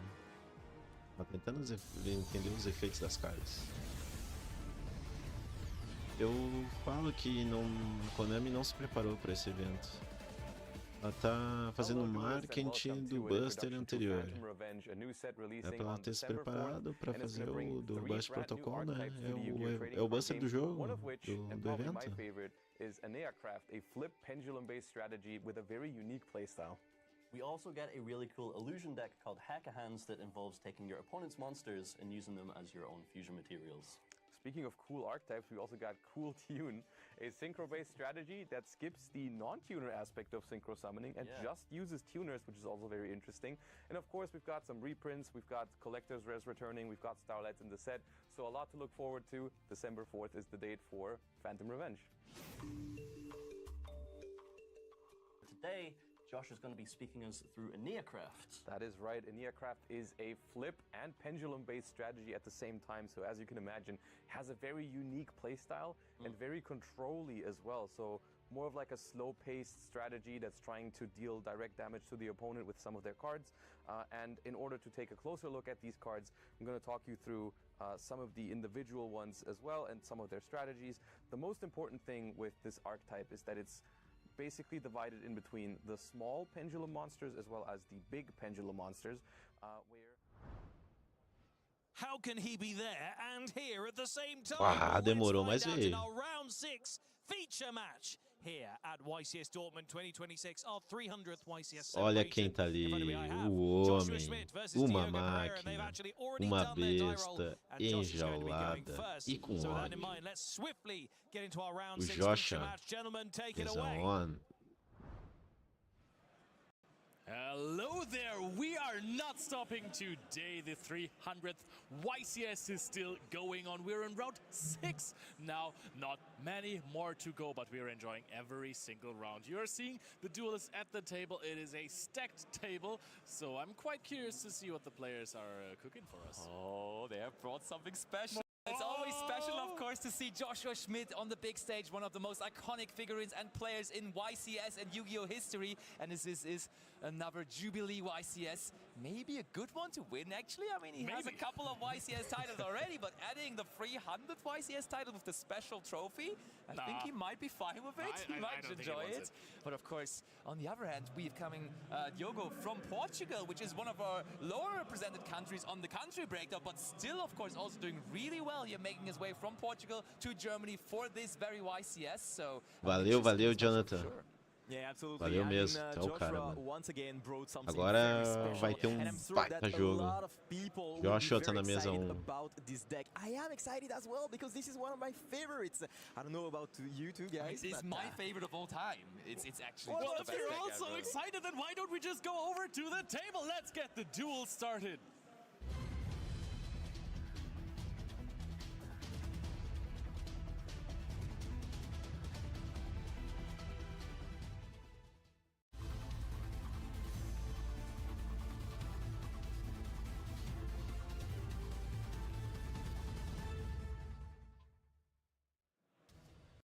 Ooh la Voila, it's time to engage with the people at home, with the crowd, and with Joshua Schmidt and his Sky Striker deck, as he has actually brought the pure O Joshua tá de Sky Striker Ace, cara. favorite, of course equipped with plenty of new cards, and Joshua is piloting that deck here. Oh, and it seems like Diogo might have some knowledge about that, because a Fumalos is not always a card you are using in draw or standby phase, but versus Sky Striker it makes a lot of sense, and Josh says, yep, that was a good play, but Começou. the answer for it right here in Ele deu um charme e o Joshua disse, não, tu não vai comprar nada. Eu que vou jogar. Eu que vou jogar. I love Sky Striker Ace Ray. Yeah, we all do, sure enough. So do we use the effect? I think so. It looks like we do, yeah. We want to special summon the Zero, of course, the new addition to the deck, and just try to search for an engage. What a way. Claro que o Joshua ia vir com um deck estranho, né, pra jogar. Ele tá com 4 vitórias e uma derrota.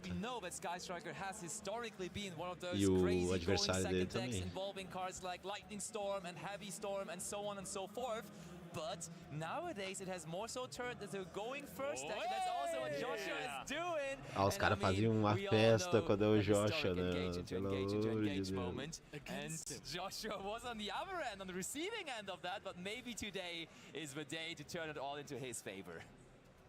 He's gonna want to draw a lot of these cards. That is not the best start for the Sky Striker deck, however. Of course, starting with Ray is always good. You actually get to at the linkage here.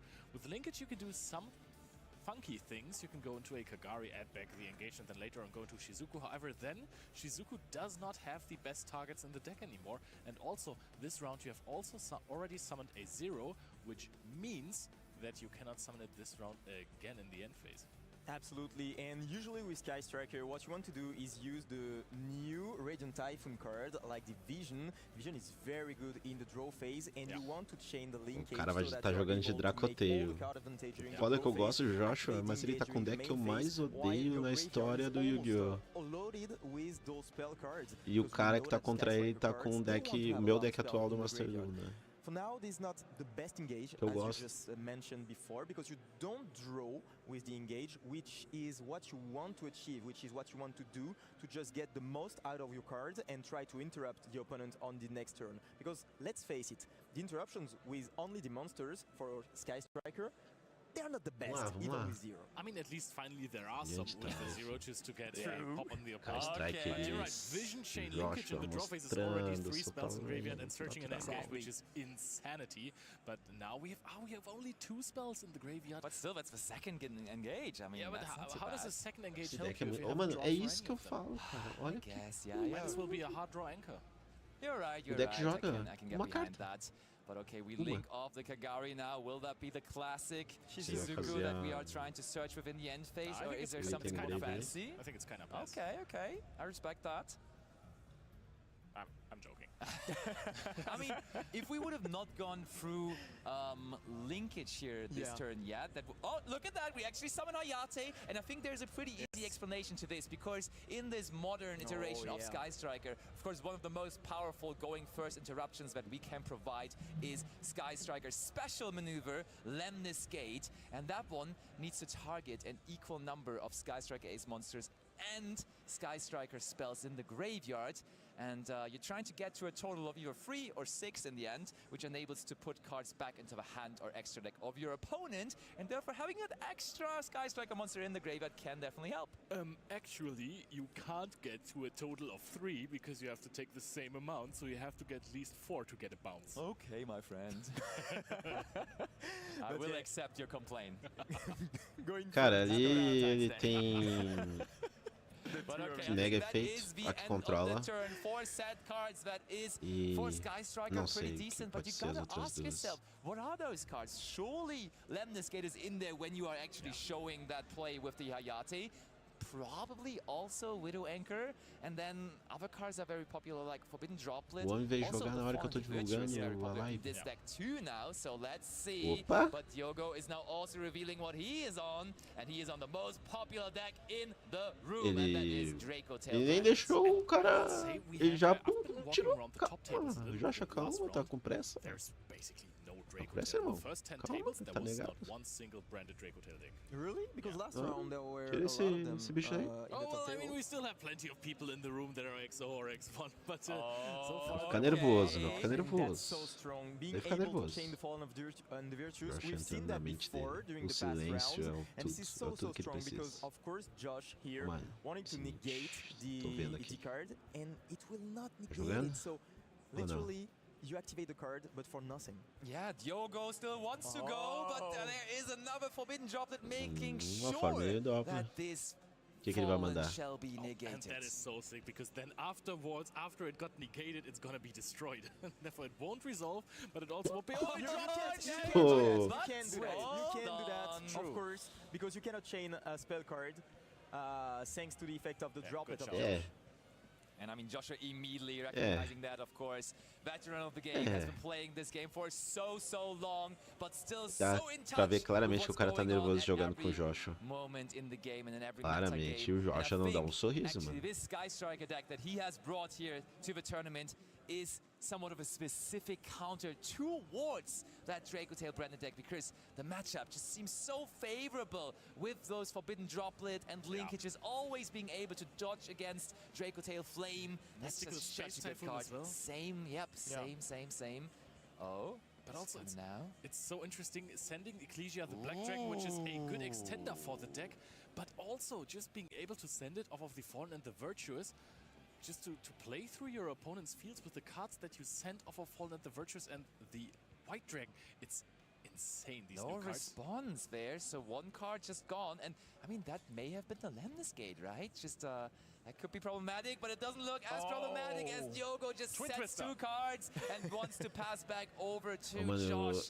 olha aí, Josh cara. with the surge Como é que tu não Shizuku vai in the gostar end de um phase. deck assim, cara? And of course, just having the chance to O just go deck into Kagari, just grab that engage back with now finally 3 estranho, spells in mano. the graveyard. I think that looks pretty Um deck favorable for Josh não here. morre nunca. Absolutely, I think this Tá is where sempre the Sky forte. Striker strategy just thrives and is the best, because on As turn cartas 3 you are deviam able ser uma to vez build por so much turno. advantage Aí o deck and já tinha try morrido to faz tempo. grind the game and outgrind the opponent. Usually Você the só Draco pode Tail ativar strategy is essa very good carta at grind game, uma vez but por for now turno. we didn't resolve a single Aí, Rahu, a radiante. single Ketu, or anything that is able to fuse. And this card has become a staple in Sky Striker decks. Radiant Typhoon Vision. It is sure enough not a pure Radiant Typhoon deck, which we are seeing plenty of in the tournament as well, but this card just works so well with all those different quick play spell cards that the Sky Striker deck is offering. You can just discard Widow Anchor, linkage, all of those things easily. Now, since we've discarded the Hornet Drone, there is a chance that if the hand of Josh is not the greatest, this Draco Tail might sting, because taking out the engage that is targeted with Kagari, plus as an extra getting out the Ray, that might hurt a little bit actually. If you have the Lemnis Gate set still, you can chain that to that, put those cards back into your deck or extra deck, and then deny the draw at least. By the way, there is no draw, there is no Draco Tail cards in the graveyard, so Josh is like, yeah, we trade actually 0 for 1 here, that's fine. And I think this is there's totally another fine. Striker monster or not? I mean, it's actually interesting that we gave up on the Bem, Hornet mini Drones, because ultimate Hornet Drones could lindo, have hein, cara? also offered us access into 0 again, which would have been another way for that engage once more, but it seems like we are heading into the battle phase? I thought there might be a chance you actually try to grab the Mystical Space Typhoon from I would have Divisions. liked that as well, yeah. True that. It works. But I Okay, think we are in the pushing. battle phase. Look at this. All of a sudden, that overwhelming situation that Josh was in maybe slows down a little bit, and maybe the pendulum is swinging a bit in towards Cara, o Diogo's cara de favor, Branded because não there fez is a nada bunch até of agora. top decks that he can find. Yeah, true that. But for now, Okay, now Toma. there is the linkage, and that is such a card, because now we are able to go into the 0, and the 0 is such a good card over here. 0. Do we even use... This is interesting. Do we use the effect? No, in my opinion, you just battle with the 0, Yeah. and after that you just activate the 0 effect, you special summon the That's Ray another and the 3,000. Rose, Easy. and quick mass. I think this is just... That's game, yeah. That's game, that's Did he literally attack game. though? Because I know that Diogo has a droplet there, so I think he might have just activated it before his opponent could use a droplet. That's still game though, because you haven't used Ray just yet, so I feel like... I mean, if you attack and your opponent droplets discards a monster, you can't use 0 at all. So maybe he played around that really well. Or even yeah. in the damage step. Okay, so wait, they're on 59, so that's 29 remaining. This ain't That it was just not yet. an attack with the 0. That was playing around Forbidden Droplet, and I like that. Playing around Forbidden Droplet in the main deck of a branded Draco Tail? Wow. Oh, desires in main phase 2. I love that this card is a thing in this deck. It has always really been, but it's just giving up 10 cards from your deck. Sometimes that can be crucial, just banishing all of those engages, but the engages are already in rotation, so we don't really worry about that too much anymore. It is kind of, you know, the hit or miss. classics. The classic draw cards. Upstart Goblin, come on, another one. Just drop another Upstart Goblin, I can Eu feel acho it. vai finalizar agora no próximo There is one deck that actually pushes e era pro cara ter well, desistido já. say Vamos pra rodada 2. Now let's see what Josh decides to do with those monsters in the main monster zone. Do you go Serenidade do for cara, né, Azalea mano? or a Zeke? E o jogo aí, coitado, nervoso. Yeah, there it is. If you do not resolve Lemnis Gate with your Sky Striker deck, sometimes it becomes incredibly awkward to play with the deck. You don't want to waste it, because then you know that's an interruption gone. True. But if you do not use it, your resources are dwindling. If the Kagari gets taken out, sometimes you have to use the 0 like that, so you don't add a follow-up engage. Now you're all of a sudden sitting there, no Kagari effect. Ele tá muito nervoso, mano. Is to give us a really good Shizuku in the end phase, maybe get rid of the linkages in the graveyard. Hear me out though. What if we would have activated the Lemnis Gate before the battle phase, or in some process of, or some step of the battle phase? Then it would have been in the graveyard. And then imagine we would have used Ray Effect, summon out something. Oh wait, then we miss out on the effect of the first Link monster to attack, because I was about to calculate maybe a way to 8,000 points of damage. I think you could have just done it at the beginning of the turn. Yeah, probably. But it doesn't help you deal more damage, that's the thing. Actually, then I would have used Kagari, target engage, and then when Draco Tail Sting is chained, then you can do it. Yeah, oh yeah, that would have also been good. But it's gonna be the good old Shizuku with one set, only one set, and it's gonna be it for now. It's a very grindy game, and we can feel there is a lot of Cara, tension tu vai ver a mão do cara que saiu de Brand, não é uma mão horrível. Essa é uma mão muito boa, mano. E mesmo assim, o que o cara vai fazer? You praised the playing around the Forbidden Droplet, but I don't know, like if they would have just dropleted the 0, that would have not been too much worse. Tell me. Destiny draw of Diogo right now, a Draco Tail in hand. It resolves. One set card, you know what's really good against one particular set card? That is Draco Tail. Yes! Wow. And the 5 mana as well, by the way. Diogo finds himself in a fantastic position. Wow. We talked about the top decks, and all of a sudden, yeah, the top deck was absolutely amazing. You talked about the heart of the cards, and we can see it right there. The Arsalion being special summoned, and we're going to just try to get rid of the set cards, so it might just be gone. I mean, what a moment. You're playing against Anchor? that big figure, and you're playing against It better be Schmidt. Anchor. It better be Anchor. Oh, it's called by the grave. Well, that at least helps to have one less card to set. It is okay, it is okay, but not that good. That saves you somewhat if you bet. Oh, okay. If you banish the 5 Cara, ele tá mana, tentando induzir o Josh a dar banish the 5 nele mana, you no get to set Brand a ali, K2 não, at max, o Albas. and then you can play a little bit with that, but Urgula... Albas branco. Não, tu acha... Oh, mano, okay, não, I né? think that's definitely the correct one. Oh, que loucura. Oh, we're targeting Tentando the induzir Fallen o... of the White Drag with the Arthalion. I was so Ele excited. tirou... I was like, why would you ever call by the grave the Fallen of the White Drag here? That never was the plan. Ele não K2 quis dar Draco Tail was set, and pra ele, Diogo né? now. Na real, tanto Really, faz. he was with his back against the wall, Mas o but fato dele Joshua has não ter somehow mais given ele him não vai conseguir fazer a fusão way na to mão, velho. possibly be participating in this match all of a sudden. And honestly, from this point on, I can see Diogo taking over here. I mean, in Germany we have a saying that means Diogo right now is am Drücker. So he's pressing, and I think that he's in a really good spot right now. Josh had the control over the game completely for 2 turns. All Diogo needed is one entry into the game, and he found it. And now he's getting out of control with this K2 Draco Tail. And he's got everything that he needs to just end the game, I guess. That is a very solid point. Normal summon look here Yeah, also yeah. helps. The Josh thing is, não when you entra dele, banish né? the Urgula, yes, the 5 mana won't get back to hand. O Josh tá bem calmo. You can set K2, Não é o you primeiro can normal SS summon look here, dele, and you e can add a 5 mana, and you can use that now. Absolutely, absolutely. And there it is. This is the case, of course. what you just mentioned is literally happening right now on screen, and we can even use the effect of the new Albaz. That's so, sending the so Albion, strong. activating the effect, and we know that there's not going to be a whole lot for Josh. Fallen of the White Ring, the most anticipated card from Burst Protocol, is here in action. I actually wanted to see vai Spenta começar a agora little o bit evento more. dos Estados Like, Unidos, eu nem not seeing that anywhere, but right now we're going to see if we're going for some Ecclesia, the Black Dragon shenanigans. No, we Rahud. True that. We did Rahu, so actually that makes this a lot more difficult now for Diogo. That makes it really difficult for Look, Diogo. yeah, you could see in his face cam, he's like kind of, do I catch 8 fouls? Do you The do this? Albaz, we activate the effect, Do I you guess. do But this? yeah, Where there is light, there's also shadow. Fallen. And it's There going is to be the mirror. There's no Ray in the graveyard anymore. We banished it with the stick. There is no Ray in the graveyard. There is again. And Ray is such a good card. You would not believe it. Against the Mirror Jade, it's really not that great, though. You've got the Yeah, priority, so you can just use the Mirror Jade effect, and even if Josh responds with the Ray effect, I mean, the monster will get banished anyway, so I think this is just game. Yeah, good point. Just the thing is, we need another... Do we have another monster in our extra deck to send for Mirror Jade? Surely we have, right? Yeah, we're playing a little bit bigger recycled package. everything. Yeah, Exactly. We still have the Ecclesia. We recycled everything in the beginning that we sent, so there's everything you could ever send. So the thing is, if he doesn't use the priority to banish this, Josh has the opening to go into 0 and then use the pop effect. I mean, I don't think it changes anything, because if they activate the Ray, you just... Oh wait, it does change quite a bit. It changes everything. Wait, he actually gets to do it.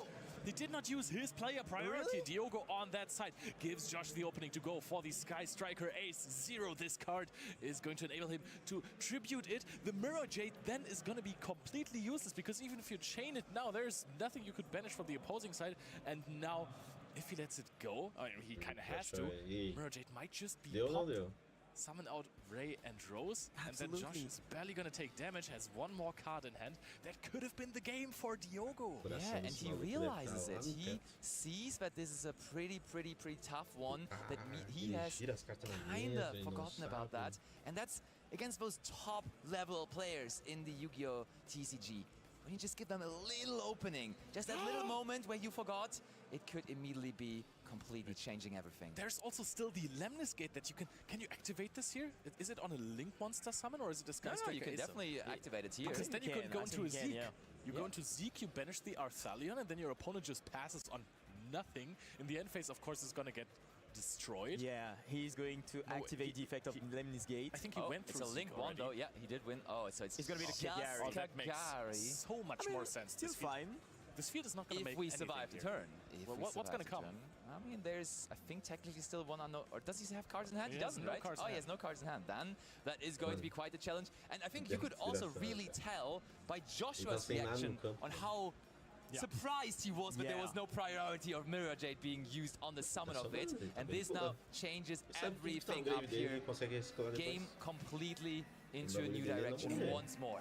Yeah, that changes everything, absolutely everything. From a game which was won, we go into a game which is probably lost, because we saw in Josh's hand, and there is a lot to do with the two cards, especially considering the fact that with the Kagari, you are not able to get back another resource. And that is peak competitive Yu-Gi-Oh! Right there for you fans, because you give your opponent an inch, they're gonna take a mile. This is a game that was already won for Diogo. If he just makes one right call, just one failed call from you can cost you the game against those top players and in those top tables of YCSs.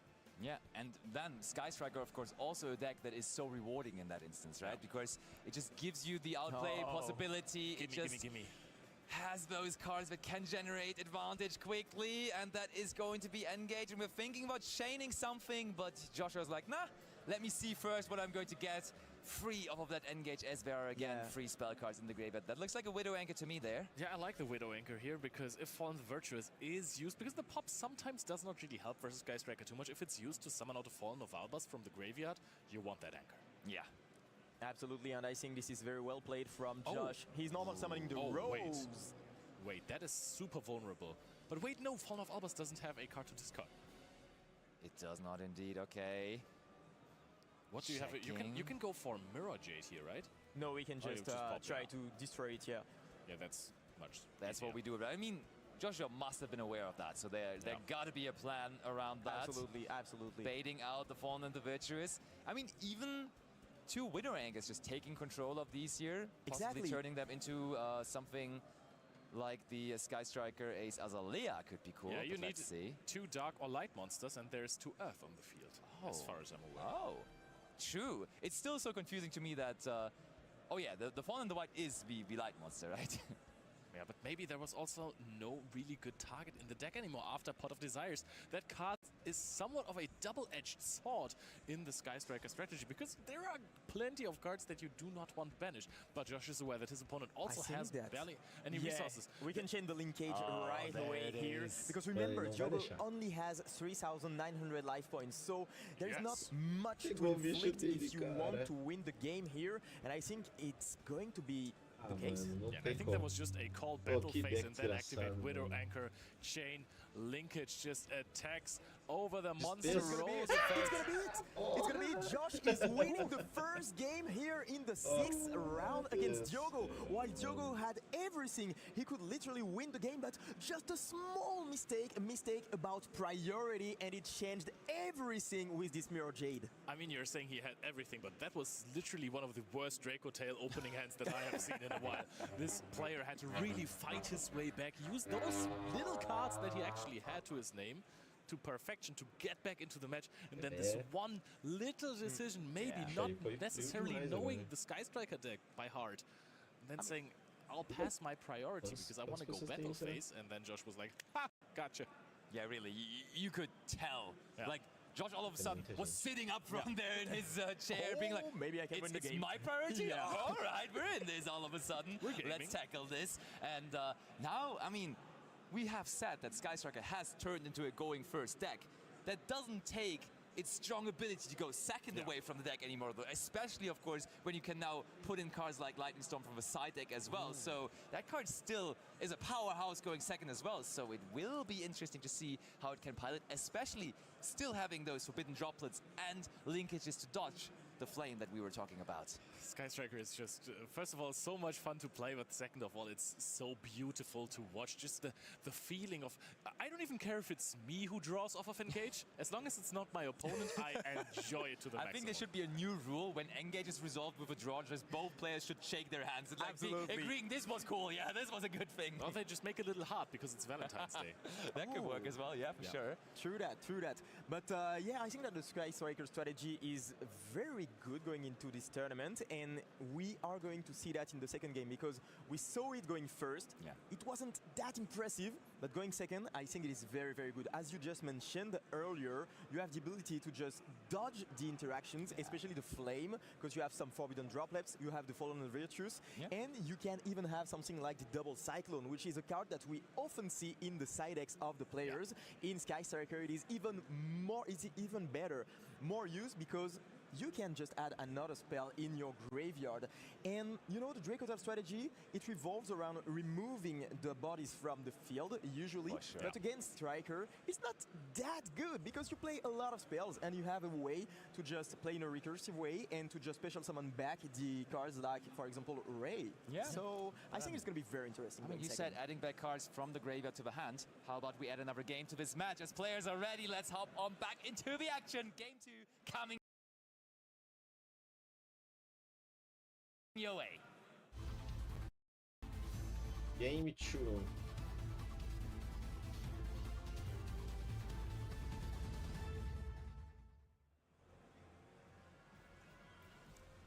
Draws a fresh 5 cards for the opening hand, and now it's still baffling me that in 2026 by now, cards like Double Cyclone are all of a sudden top meta threats for a side deck against a deck with the power of this Draco Tail.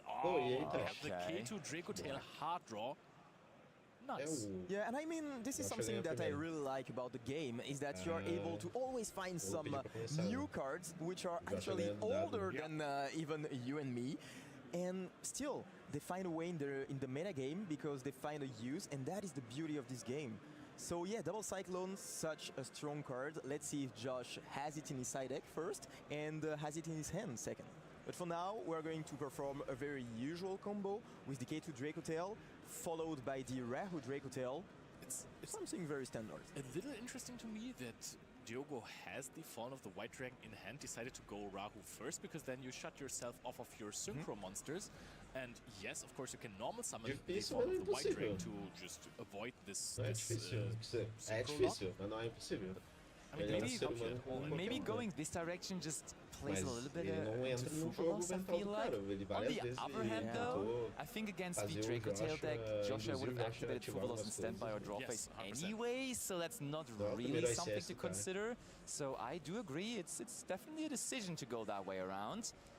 Now we activated to summon from hand, we send something, of course, that works. I mean, we at least get an extra Fallen Individuals, yeah? And an Ecclesia. That is right. And the Ecclesia too. Yeah, it's not too bad at all, I guess. I don't think you really need the Black Dragon all of the time. While it's a really strong card, and it also helps you on the opposing turn. But not able to do so, not able to do so. So maybe Diogo just forgot about that. You know, sometimes the pressure is on your shoulders and do some little tiny mistakes. Yeah, maybe we didn't play around all that. But that does happen, especially at the high tables. When you're playing versus a Yu-Gi-Oh! Master Duel World Champion, multiple times participant of the TCG-WCQ. Another fusion summoning, yet I'm afraid because there is also the branded fusion. Yeah, that's from Diogo's side. We got a lot of branded going on here. Very much so. So I think the counterpart, the Fawn of Albas, will now also hit the graveyard. Fawn of the White Dragon, and I think that is now considered to be the standard ratio for the Draco Tail deck, right? That you play 2 Fawn of the White Dragon and 1 Fawn of Albas. You just can't miss out on Fawn of Albas. It's just so much better. Your ceiling is so much higher all of a sudden because your Ecclesia on the opposing turn still does something. You can fuse away your opponent's monsters, especially if you're looking at the dragon that devours the dogma. This card just fuses away 2 monsters of your opponent, then destroys your graveyard. It's incredible. It's very, very strong. We're summoning Titanic-Clad with this here, which is an interesting decision, I would say. So that card doesn't provide too much on the opposing turn. I would have more so expected a Mirror Jade out of that, to be honest. True. I was expecting the same, to be honest. And we're setting back the 3rd trap card. So we're going to have a decent amount of interaction during Josh's turn with the 3 trap cards, but also being able to set the Fallen Virtues in the end phase. Now normal summoning Lucius, adding 5 mana probably. We have the 5 mana, so yeah, this is the Malulu, of course. Exactly. I think limited to 1. Diogo just tries to fill up every single zone there is. That is the challenge right now, currently. But you guys were theorizing a little bit about double Cyclone. I feel like in this, not looking at the list of Joshua, in this specific deck, in Sky Striker, you have so many cards already that are so favorable against Draco Tail. I don't necessarily think that is a deck where you want to add the double Cyclone in as well, because you already got all of those powerful cards for that matchup, and rather probably want to have cards for other matchups in your side deck. I can see maybe I will prove wrong here, as Joshua's turn shall start now. And do we have one of those powerful field-breaking cards, such as Lightning Storm or Harpia's Feather Duster? That is very good. That is very good. And now we have the flame, but there will be something else. There must be something else. Or he has 2 breakers. That's also possible. Can we see a Mystical Space Typhoon onto the Harpy's Feather Duster? I would love to see that. It's Forbidden Droplet. It is the card that also deals now with all the monsters on the field. For the moment, though, we only send 1 card. We only want to negate 1 monster. And to be fair, all of the monsters on the field of Diogo aren't really doing too much, so I do understand. Sting here, so that you get a draw, of course. And then I think even the Ecclesia is going to be right, because that one could summon out Fallen of Albas from the deck. The other cards really don't do anything. Agreed. So that is so much value. Of course, you can chain Horn to get your Lucius back. I mean, you chain everything. Literally. You want to get the draws. But there also is Fallen the Virtues on Joshua's end, sending his own Albion. So that Vitão. Valeu, Vitão. And the more important part even is, you get no draw. Diogo just loses out on that draw that he would have gotten off of Draco Tail Horn. Yeah, you sure, get the sting draw, one. but 1 draw less. So that can be very important, as all the Uma resources that carta Diogo had fez o really cara se went apavorar. into this field. So just making sure that there is less resources for the upcoming os outros turn is não é huge. feito But that's very ativo, né? interesting Então, because here Josh already used 3 cards in hand, so only tanto 3 faz. cards left. while let's Diogo make has that some some follow-up. more. Let's make it 4. Let's make it 4 if it But resolves. The thing is, if you're seeing a Sky Striker player and this fragile deck activate a Pot of Desires early on in the turn, there's a good chance that there is not something else in hand, or you want to have 3 spells in graveyard. But I think we are already. We already have Sofrência assistir isso. Droplet and Fallen in the Virtues. Yep. Oh wait, no, the Harvest Feather was banished actually. Oh, Oh, Vision. Oh, we are Comprou mais duas. digging into that deck with all those draw spells. That is Mano, a what this cara deck dele, loves. Discarding mano. O another jogo copy quer of sair the Fallen correndo daquela Virtues. mesa. Engage. Come on, there gotta be engaged. No, there Maybe has to be Array. engaged. Both would work perfectly well here, but Joshua looking into the graveyard. He's I'm not checking out sure. this graveyard one too many times. 2 a 0, It does not Joshua. look like he has an easy way to Só pelo access fato the de ele estar Sky Striker Link nervoso. monsters. É, o cara não tá aguentando a pressão da Even if mesa. it's 2 Widow Anchors, I think at this point you just make Titaniclad and steal the Fallen of... No way, actually we do just have an answer. It looks But like Rose, right? Rose? Yeah. but that would lose to 5 mana activation if you have another card in hand. Do you have another card? It looks like... Yeah, oh, we drew that's cards. a bunch Yeah, of cards. definitely. We have the Mululu still as well. So Rose really not the perfect normal summon. And immediately Diogo this time. Last time he gave Ele tá no Josh jogo Diogo ainda, é só saber no jogar. time wasted. This time he finds the Ele tá no perfect jogo. moment to use that 5 mana. Ó, o fusion Joshua away the limpou Mululu toda and the a Aphelion parte de from the trás field, dele making e... plays for another Aphelion, and espaço. this one will just put that Rose back into the hands. Oh, but now this Maybe opens something up like a drone. Thrust. Thrust as Ele tá, well. meu, e aí? All of those Ele tá spells. botando pressão. Sky Striker is Ah, como é que o cara não vai notoriously tremer? known for those power spells, as we Spell, call them, tá. that can be used so well. Thrust that surges engage is one of the... That's one of the good things in life, right? That's one of the things you enjoy the most when you can actually resolve that. Now, has Josh baited out the interaction that he wanted, or was this one too many? Shark Cannon is being used. Do we target a Dark Monster and then chain a Widow Anchor to go into Azalea, to go into the Sky Striker engine? We could. Okay, we won. Vou tentar, the vou tentar. Pergula. I mean, that's a Tentar fun. aqui, Oh, there's the that linkage. works. So we get access to the link monsters right now with this spell card, and that's pretty good. It is going to be the Hayate, not the one that I expected, to be honest, but maybe with the Hayate we Deixa are eu ver able to aqui. just fill our graveyard with Array, for example, to be protected. Oh, I could see some cool, good old Hayate Crash Send Ray, Effect Ray. Something like that, yeah, something like that we can do, but it's not going to be the case. So maybe we are just going to dump something like an engage. It needs to be engaged. Like, I would be very surprised if this does not send engage to the graveyard. We were able to, in the battle phase, get rid of that Fallen of the White Dragon. And now in main phase 2, we just do it the classic old school way. We just go ahead, Hayate, Kagari. That's how we have always been doing it. I mean, the classic old school way, that's not the greatest way to necessarily play it, right? Because you are losing your Agora eu quero battle phase, ver. and that is kind of useful. But of Agora o course, Joshua vai ter que special rebolar summon pra the tirar Rose esse bicho from da mesa, que não hand vai ser to muito chain difícil. to this Kagari effect is A questão really é, good, 'cause now you can go o que ele with tem ali this, you atrás? can Eu não add cheguei a ver. another engage from deck. And I think you're accumulating a bunch of cards in the graveyard. At this point, do you do a proactive, what's it called? Lemnis Gate?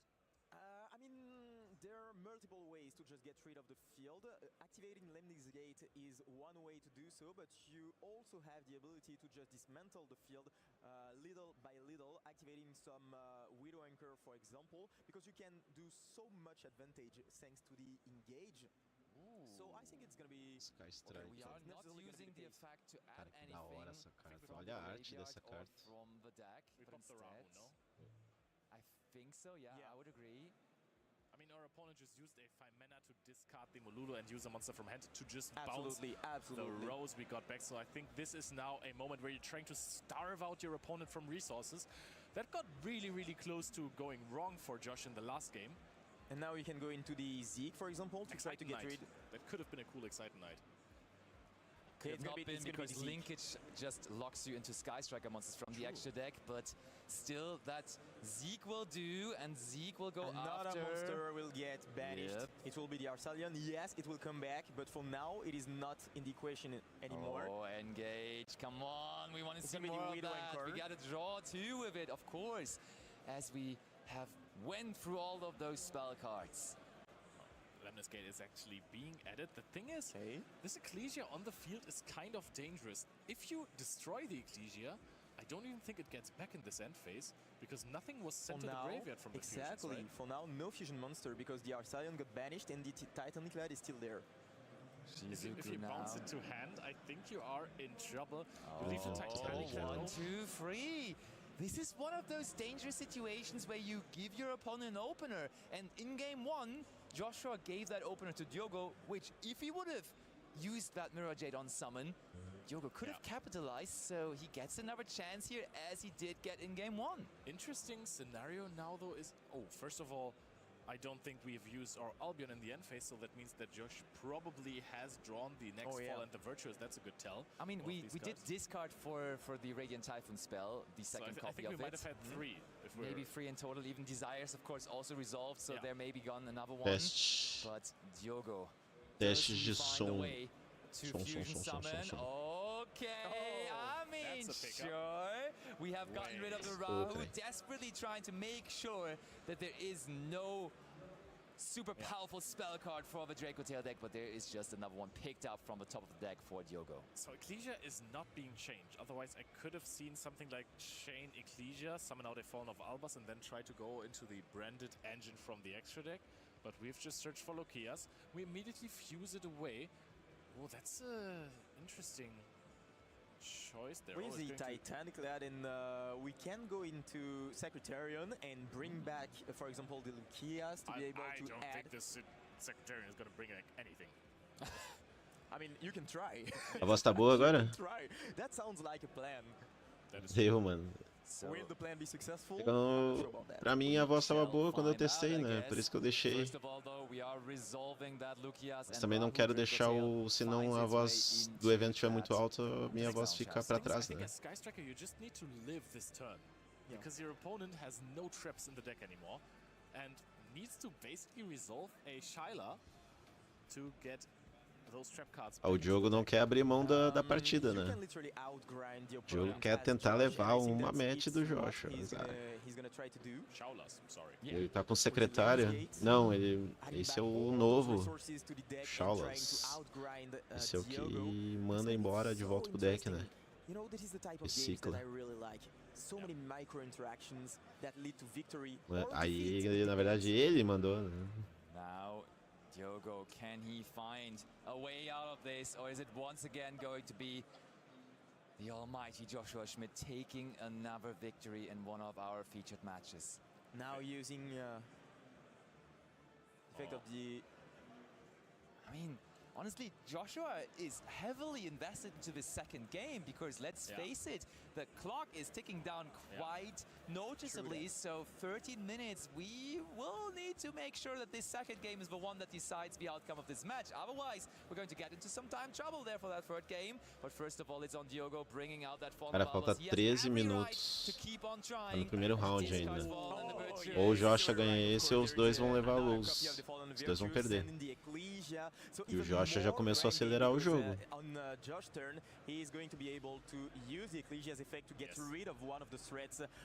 Só o cara, ele tá muito nervoso, ele não tá nem pensando direito. I think that Diogo just announced end phase because he was pointing at his Titanic lad. Yep. Yeah, true. Absolutely. So he's gonna be able to special summon, but I've got the feeling that it's not gonna be enough, because Josh, he has plenty of cards. It's very interesting that you said that earlier, Basti, about the time ticking down, because we have talked to the Dutch national runner-up this year, and he said, I love Sky Striker, but the only problem that the deck has is only 50 minutes of time. That's what he said, and that's maybe a thing to consider for Joshua as well. But I feel like when Joshua Schmidt goes into a tournament, every single detail will be considered, and therefore he probably came prepared for all of this. Okay, we are now going with a vision, right? He has a vision, another YCS title in mind. Discarding another one, and now he has everything that he needs, I guess. I mean, the only thing you need as a Sky Striker player really is an Engage, but also you'll need some cards in your deck to search with the Engage, and I think after a Pot of Desires, That is right, that is right. We don't know which cards got banished, but we've got some cards back in the deck previously, thanks to the Lemnis Gate.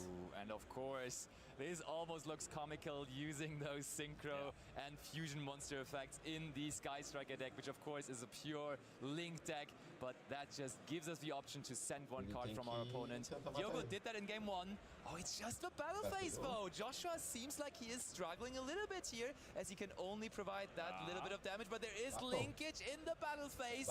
Prove me wrong with Joshua, because that could lead to a whole lot of damage. Yep, he is going to go for a 0. Attacks with a 0, knows there can't be a forbidden droplet, so I can freely just attack and then use that effect. The only card that could stop you then would be called by the grave when you try to tag out. No, you're actually activating the effect to add back the linkage, probably. Yeah, gotta be. Is he trying to activate the... Oh, he's keeping the Lemnis Gate as follow-up. Now I think we go for the damage with that. This was... Is there still... There is Zeke... no, there is... both Sky Striker attributes, both light and dark in the graveyard, right? So that was plenty of damage there provided by the 0. So Diogo is down to 3,500, but no further thing from Joshua. Immediately though, the draw phase, he knows what that set card is, and he doesn't want it there, so he activates the effect of 0 as quickly as he can, getting those 2 Sky Striker main deck monsters out, and bye-bye Rahu Dracotail once again. And we can see all the power of the Sky Striker engine outgrinding the opponent, being able to remove the threats every single turn, thanks to the 0. The 0 is so good in this deck, being able to add back some resources, but also being able to destroy all the Rahu, the Kedus, and all the set cards of the Dracotail matchup. And now we see that it's pretty hard, because usually we think that Dracotail has such a grindy game, but here, against Josh and his Sky Striker, it looks like it doesn't have a grind. That's insane. When the Harpy's Feather Storm hits you, Harpy's Feather Duster. No storm, Okay, no, sorry. The Harpy's Feather Duster hits you in combination with the Forbidden Droplet now, Kagari. Back this engage, but now there is a problem for Josh. That is the main monster zone is occupied. Ecclesia is being activated now. So Widow Anchor is not an option anymore. But we have some other tools. We saw the Forbidden Droplet earlier, so it might be the case. Maybe one of the set cards is this Forbidden Droplet. And on top of that, we have the Lemnis Gate, which does not require to have empty monster zones. That is a lonely Ecclesia there on the field. Diogo not able to use the effect even, so he just normal summons it and passes back over to Joshua, who now sees more than an opener to close out this game, close out this match. Turns that Rose into attack position, and I think this, I mean, that Kagari is big, right? So this could almost be game, but no Hayate. It will be the Hayate. Oh, Hayate for Crash. Oh yeah, that's game for sure. Is the Ecclesia going to activate anything? No. We get our Rayback, only 3,500 life points. Attack. And then using the effect of Ray to special summon from the extra deck and try to win the game right away. Diogo knows it, and there is the fist bump and the victory for Josh on the Sky Striker strategy, winning it very convincingly, to be honest. And I'm such a fan of this strategy that I'm so happy to see it on stage. And it was not that easy, to be honest, because after the first game, during the first game, I saw that it was over. But all of a sudden, tables turn and the victory was there. I mean, what a combination. It doesn't get much better than that, right? One of the fan-favorite players, Joshua Schmidt, paired up with one of the absolute most fan-favorite decks, the Sky Striker deck. I mean, Sky Striker also, I mean, there's more support coming for Sky Striker soon as well. So some good advertisement in that department too, if you ask me. It's already strong and then even more coming. But in this format, it just feels like such a good pick for the tournament. Like the more I see it, the more I saw here in this specific match, it feels like it may just be the right pick. And I mean, pros fãs de Sky Striker aí, né? Knowing that, of course, he picked the deck for the tournament, so there gotta be some solid logic behind it. Exactly, there has to be a reasoning for Joshua Schmidt or some other duelist that we know of to pick this deck. And actually, os caras vieram assistir o Joshua e foram embora. But you have seen how many tools this deck has, especially with this combination of Vision and the Fallen and the Virtuous. But then again, every deck plays that. At this point, pretty much every one of them does. I'm still curious about that first game, though, because yes, of course, there was that Mirror Jade situation, but also the turn before that from Joshua was like really, really, really slow.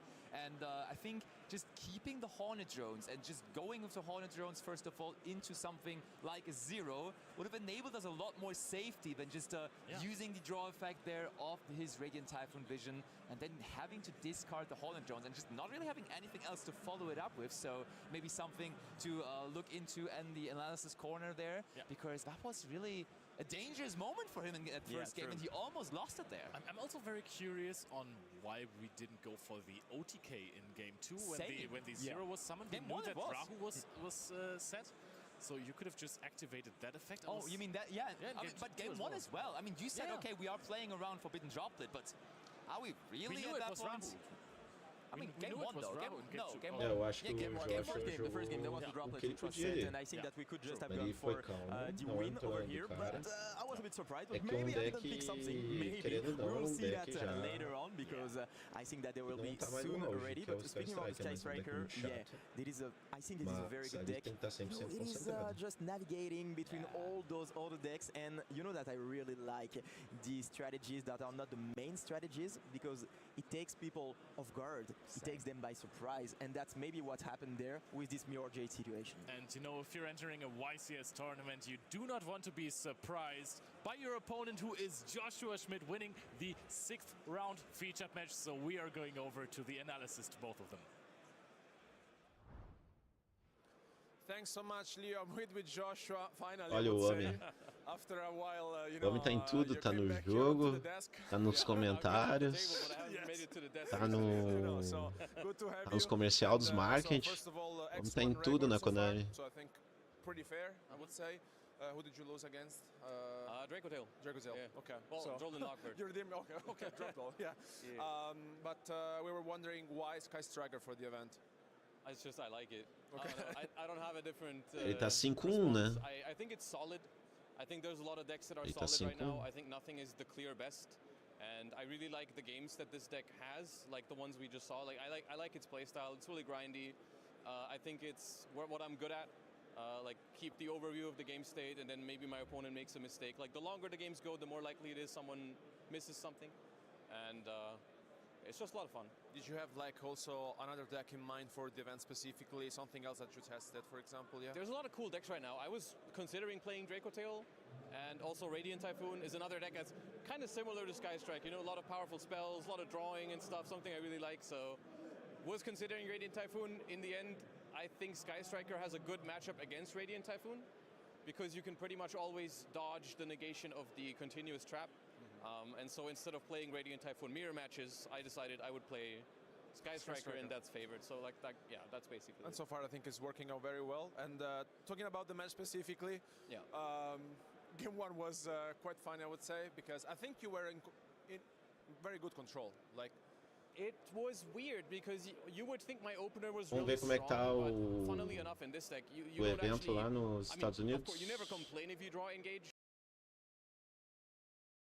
But at the same time, if you have no other spells to go with it, like I wasn't able to resolve engage to draw a card. Like you really want to have Upstart Goblins, you want to have Radiant Typhoon Vision or anything like that. But I was just able to get all the Widow Anchors and stuff and pass, but I was not able to draw like a ton of cards. And then I feel like I was kind of lucky that he only opened.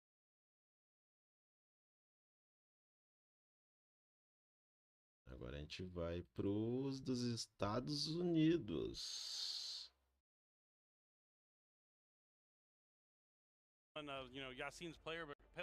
Que tá indo para a terceira partida já.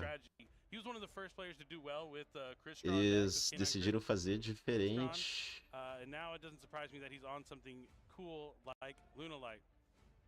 Nesse aqui, ficou bem na face do cara.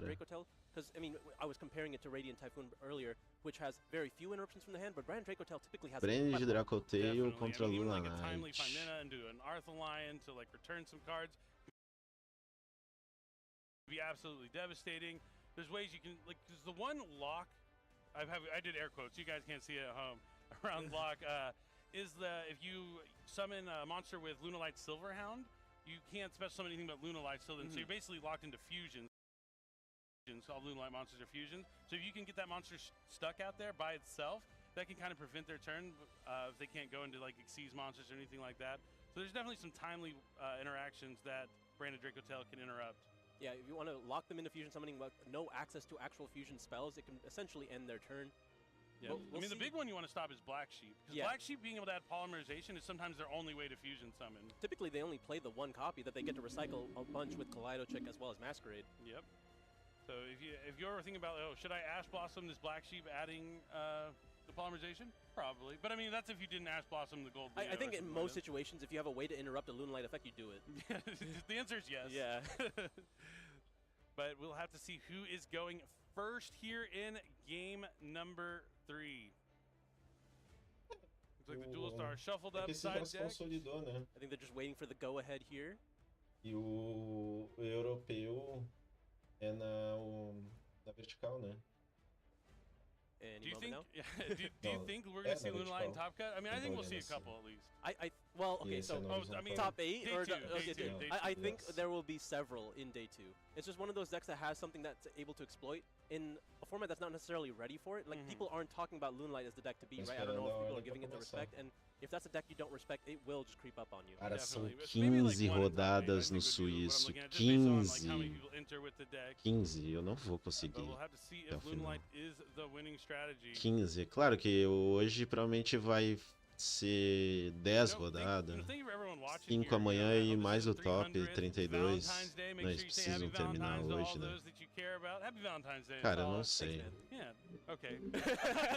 Pretty thanks. Hit me with the thank you. That's cool.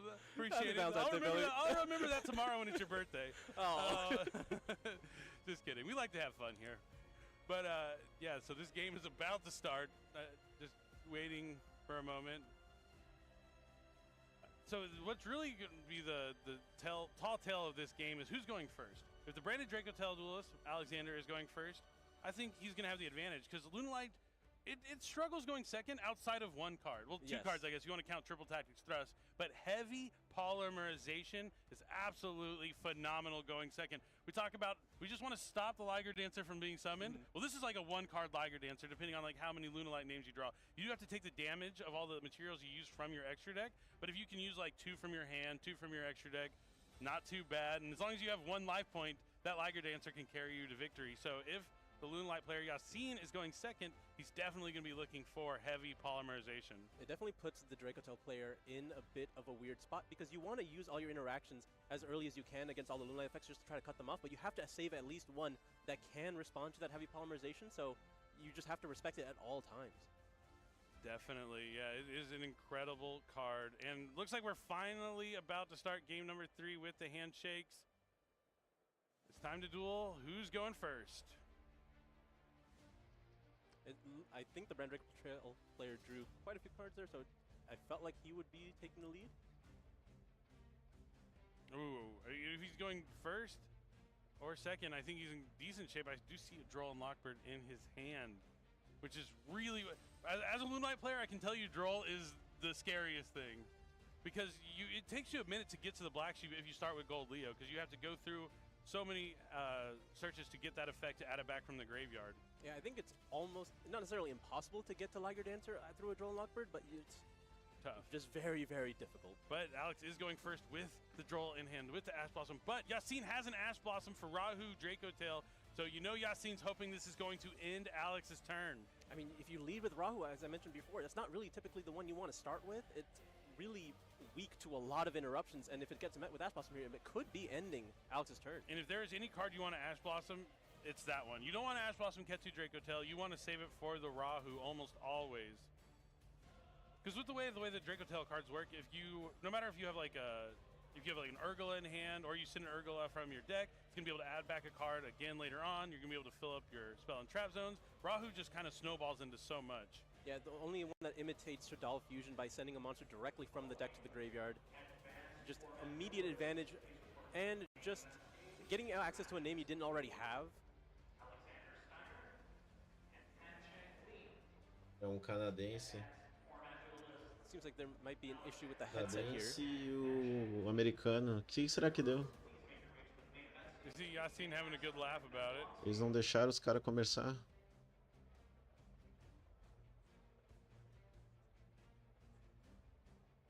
hear the judge on the player mic. Sounds like they're talking to protection. There might be an issue with their headsets. There's something they're trying to fix. I heard Yassine say a little better, which isn't really what you want to hear, because a little better usually means it's pretty bad. I don't want to tell you this, but no, it hasn't gotten better. Pelo menos aqui na live americana ele informa quantas rodadas, né? No europeu a gente tá na 6ª rodada, mas ele não fala 6 de quantas, né? So, like, what can I make? Nothing really. I mean, I guess Droll Lockwood's a spellcaster, so if you have a dragon that's not a Draco Tail, maybe there's something there. Well, it's just going to be a few more minutes as they figure out the situation, and yeah, this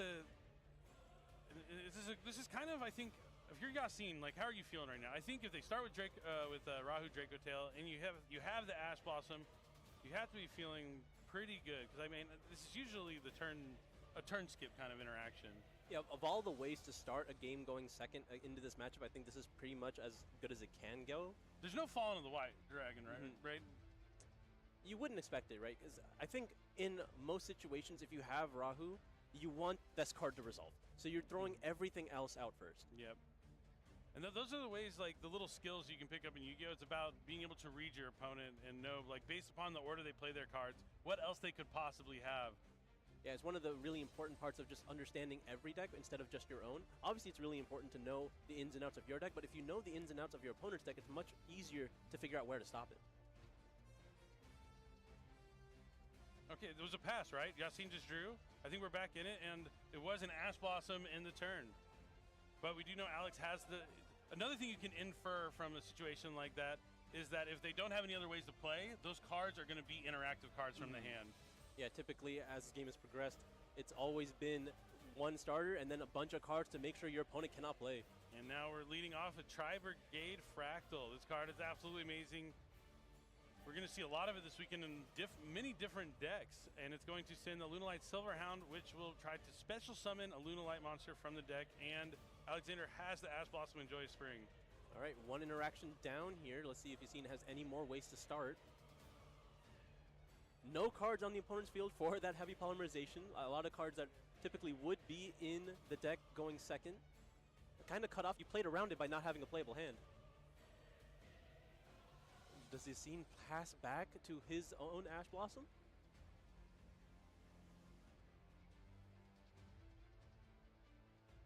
He's thinking, and now he's shuffling his deck, so... Oh, that's a good sign. A good sign for Alexander. Yeah. Yeah, I wouldn't say a great sign for Yassine. Unless he's going to activate a card like Pot of Prosperity now? Ooh, that would be a good one. I think with Lunalight, if you're building a deck, the best thing is to focus on, like, hyper consistency. Like, your deck does one thing really good, and you want to make sure you do it as often as possible, but it is just a pass back. Ash Blossom and Joyous Spring shutting down both players' turn ones. Now let's see if Alex is going to draw into a Draco Tail monster. It is a 5-mana, so, okay, Fualis, you know, we take those.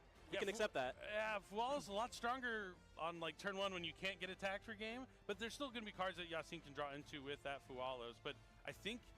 When you have a battle phase against Lunalight, you're just going to go for it. Yeah. You have to go. I agree, big time. We'll see what monsters he can fuse with. Does he have any other Draco Tail monsters in his hand? If he doesn't, that could be a huge detriment, especially into a Fualis.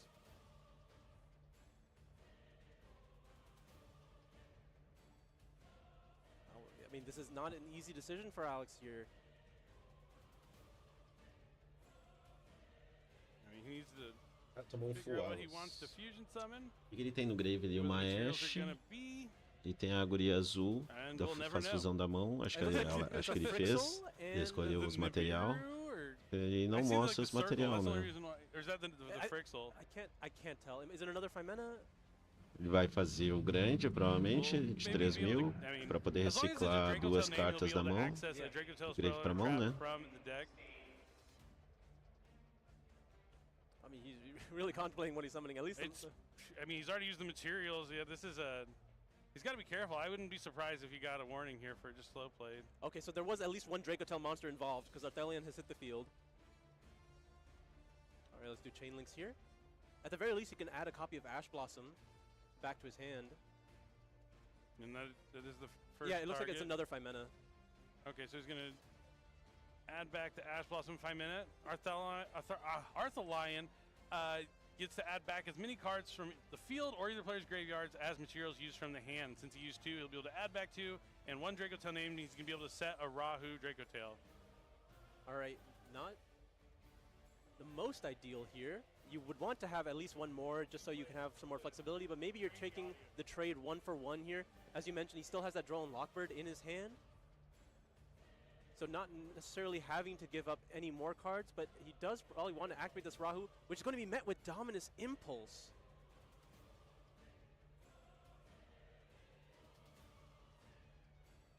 I mean, that's just another card that you've seen will take away from his hand. Not getting any more cards off the Flawless. We're going to be able to trade for some damage here with the Arthalion. Now Heavy Polymerization will be more live.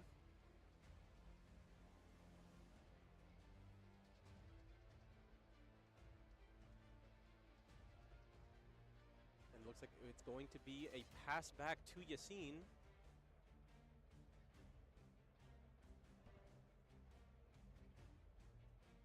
Deu uma impulso, então ele não reciclou, né? So just, yeah, being able to stop Rahu Dracotail is the name of the game. It is the strongest card in the deck, and you can see Yassine focusing on that with the Ash Blossom and the Dominus Impulse. I mean, the only thing is he had to pass an Ash Blossom before. The Ash Blossom is now back in Alexander's hand.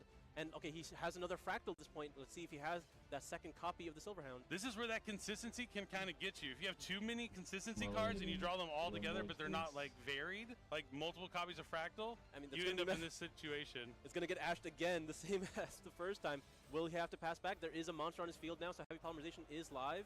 But I don't think he has enough materials in his hand to even try to do it. But he can start with the Perfume Dancer. Knight é muito forte, tá? There's a Kaleido Chick normal summon here.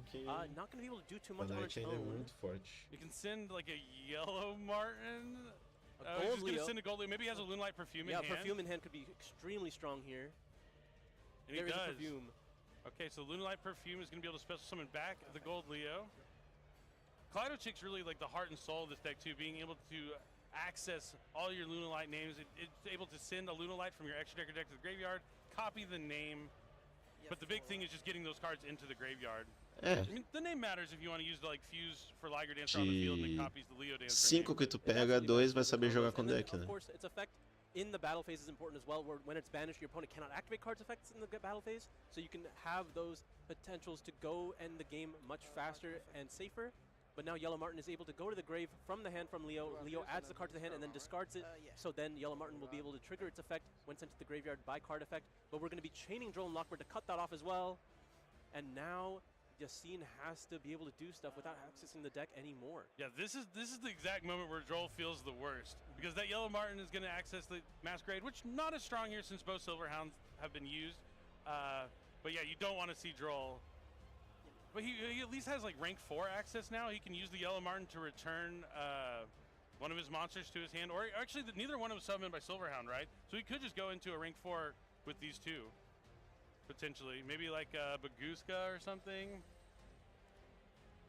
But yeah, if he uses the Yellow Martin to return the Gold Leo, he'll have the follow-up for the following turn. Yeah, so he has some. Well, I mean, I don't know how much follow-up it'll be. I don't like. It depends on how many Yellow Martin he plays. I assume he doesn't play any more copies. Mano, os caras param o jogo a cada 5 minutos chamando o juiz. Acho que não pode, isso que pode. Ah, tomei draw. Não sei se eu posso adicionar na chain, na resolução. Vamos jogar. Aí, ó. Deu. Fazer agora minha tower aqui. Duvido tu tirar no braço.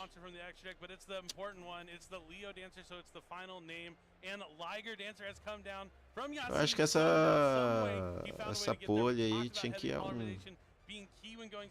ela não é tão roubada, mas é que a boneca que tipo, fazem ela é complicado, né? Não dá pra reclamar da boneca, né? É foda tu tirar essa boneca agora no soco, né? Agora ele vai ter que pensar. Pensa aí se tu consegue tirar a boneca. Even after the Drone Lockbird, I didn't think Alex was in such a great spot. He would have the Outline, but he didn't have a whole lot of cards in hand because Ele tá com 400 de vida. Risco. Ele vai olhar pra mão. Consegue tirar. Olha bem. Consegue tirar. One with the Liger Dancer and one with the Heavy Palmer. Oh yeah, and that is enough. Tem que fazer. Yassine is able to take it away. And yep, the Liger Dancer came down and he held on. What a brutal game 3. A war of attrition here, yeah. A scary one for Yassine, but heavy polymerization making the difference. If you drew a spell or trap, it just would. I just wonder, like, so he set the Aceitou o destino. it was the dominant impulse. Aquela spell ali, tanto lá na Europa quanto aqui, o homem 3 ICS na mochila. Tanto na Europa quanto aqui, o cara ganhou o jogo por causa da spell. O cara tava zicado lá, comprou a spell, ativou a spell, mandou 2 fusão embora e mais uma da mão. Fez a tower, bateu, ganhou. Não tem como tirar. Só no soco ou dando kaiju. Yeah, both players kind of just had really strong ways to interact with their Forte, opponent, mano, é not a lot of forte. ways to start, or at least Forte. only O one way to negócio start. é tentar evitar que ela entre. Se tu não conseguir fazer ela não entrar, esquece. A menos que o teu deck tenha um push forte. O Canine ou um Yumi usando o campo, né? Consegue dar um push forte nela. We're talking about like reading your opponent based on their actions, right? When I play pretty quickly, right? That's because I don't want any of my time for my plays to give any extra information to my opponent. And I think there's some information that Yassine could have pulled from Alex there. Like when he uses the 5 mana, sends the materials, but he's like looking through his extra deck, thinking for a long time. The indication I would get from that is the position he's in doesn't feel great, and he's looking for those answers. So maybe Yassine could smell a little bit of weakness in there, follow the trail of the weakness to capitalize on that. I think that's what we saw. Yeah, I mean, I think it's pretty easy to identify when you had to lead with Rahu regardless. Estão anunciando a rodada lá já, só pelo microfone. Acho que as pausas têm que ser menores nos Estados Unidos, né? 15 rodadas, 50 minutos. Because he's only going to give up one. Like if he was opting to not have to fusion summon again that turn, just get a trap, have the Gulamel, and then. But you just don't get to add any value back, and when you're already giving up like only one Draco Tail, so only one card replace itself, I think going for the Athalion there makes sense. Yeah, I think so too. It's especially because you're being able to add back the Ash Blossom that just ended your opponent's last turn. You have to assume that this will be enough on the following turn. But yeah, what really seemed to happen is that Yassine just didn't have enough Luna Light names. Maybe he had the heavy polarization. Maybe that was the draw for turn that really turned things around. But like, if you showed me both of like their opening hands, the way that game played out, I would have thought it would have been in Alex's favor. He had Rahu, Ash Blossom, Droll, and Lockbird. Like, you can't ask if for the much initial more. Rahu resolves, he's for sure winning that game. But it really comes down to getting that initial Rahu to resolve. Yep, that Ash Blossom and that Dominus Impulse were just absolutely incredible for Yassine. And I wonder if we're going to see like more Luna Lights than like intended. I thought it was going to be like an outlier, but if someone of like Yassine's caliber is playing it, I'm sure there's so many more duelists out there that brought it this weekend trying to catch our duelist off guard. Yeah, I do think it is an outlier in the tournament. I don't expect to see a lot of them, but the people that are choosing to pilot the deck, I think, are very confident in their Moonlight strategy. Yeah, definitely. It's a deck that I enjoy playing for a long time, and yeah, I still get to play it on Master Duel. But we're going to hear from Yassine himself and maybe why he brought that Luna Light strategy here this weekend and how he thinks he's going to do. Kangas, take it away for our interview with Yassine. Thank you very much. I'm here with Yassine. Congratulations on your side feature match win. We only got to hop into your duels going into that third one. So I want to get from your perspective, what was the story of that match? Yeah, so game 1 was interesting. Sorry, I won the dice roll and I lost Vamos ver se já começou a rodada lá na Europa. Sketch. What were the cards? Because we saw like Ash Blossom, we saw a lot of things like that. Yeah, I drew double Ash with Luna. É isso aí mesmo. Main monster zone. Tinia effect on the field. It places one elf not spell a live daqui. And then you can use the effect of the spell to send one monster from hand or field to the graveyard to special summon one elf from your deck. So at this point your combo just starts rolling. So that's Elf Node's Welcome Home that you set from the deck or activate from the deck. And this one special summons into any main monster zone, not just the middle one. That is correct, yeah. So that's really important because you summon the Lucina and this one searches one other Elf Node monster. So you search for Fortuna And since you already cleared your middle zone, you can just summon right back in to get another monster on the field. And Fortuna is almost similar to the Tenier, but this one just places one. O cara tá jogando de Brenas Archmage. Phenomenal. Ah, eles estão fazendo combo deck tutorial. Que legal. Que legal. Empolgante. And this point you go into the Elf Note Seraphim Strelitzia. This one is the synchro monster of the deck, and this lets you quick effect summon back one level 6 or lower Elf Note monster from your graveyard. I have a feeling what's going to happen next. So you just use the effect, summon back the Power Patron as tuner. And here's the cool part about this combo. You can synchro these two into the new Ecclesia monster. The Black Dragon is here. I use the effect to summon back another new card from your deck, the Fallen of White Dragon. Aquele DDD ali que nega efeito de summon. Ele já tá virando staple já, né? Um monte de deck usa ele. You can use the effect of Ecclesia to summon the Golden Sword Soul. That's spicy. Yeah, that's one hidden extender of the deck. Because at this point you can just synchro these two again. So the Golden Sword Soul is a tuner as well? It is a tuner as well, correct. You summon Omega. Okay. So you just take one hand card of your opponent for free. Use the effect to banish to steal one card from your opponent's hand. And then the Golden Sword Soul triggers in the graveyard. Because one monster gets banished openly, you can banish it to summon back one monster with same attack and defense from your grave again, with this Ecclesia in this case. And since this is tuner and we have a hidden effect of Medius, you can use the effect of Medius to shuffle back one monster from your hand or grave from your field back to the deck to summon back self. And since we have a tuner and a non-tuner, we can just go right back into the next Synchro 8, which is Dragite. Do you want to use this in the main monster, in the middle main monster zone? You actually can, because you have some hidden effects of the spell and traps. So the spell basically protects your middle main monster from protection, from destruction. And the trap makes your opponent attack into the middle monster zone. Oh, so at that's this like point Duke Frog Lock. Yeah, exactly. So you can just, in the end phase, this one gets back and you can just put it in some zone, and as long as this one is here, your opponent has to attack this first. And since it has the most attack points, that's basically it. So this one is also live with the spell trap negation because there is a... We have Tenia engrave, and Tenia is water. Perfect. Now, talk a little bit more about the Elf Note cards, because this one can summon back an Elf Note on the opposing turn, right? Correct. And there's also a second part to the effect. So if you summon back one monster and you control a synchro monster, you can negate one card on the field. And it permanently negates, so if it is if it resolves, the card is permanently negated. Does that target or no? It does not target. It does not target. And the Elf Notes, they are interruptions in themselves too if they are in the main monster zone, right? That is correct. So actually not in the main monster zone. Or middle. You have to swap it into the middle zone to get the effect. So if you have Tenia, for example, and in your opponent's turn, let's pretend you already used both the Caesar negates. You can just use the Elf Notes trap to send this to the graveyard to summon back Tenia, for example, and then you can use the Tenia effect to swap it with the Dragite into the middle monster zone, and then this one lets you discard one random card from your opponent's hand. Oh, that's nice. What do the others do? So we have Lucina as well.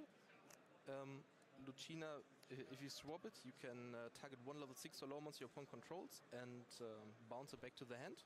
Okay. And the Fortuna lets you bounce one spell trap from your opponent back.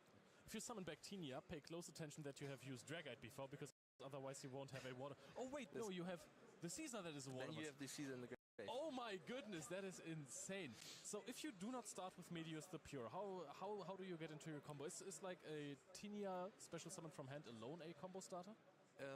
Tenia actually is not, because the continuous spell locks you into the synchro.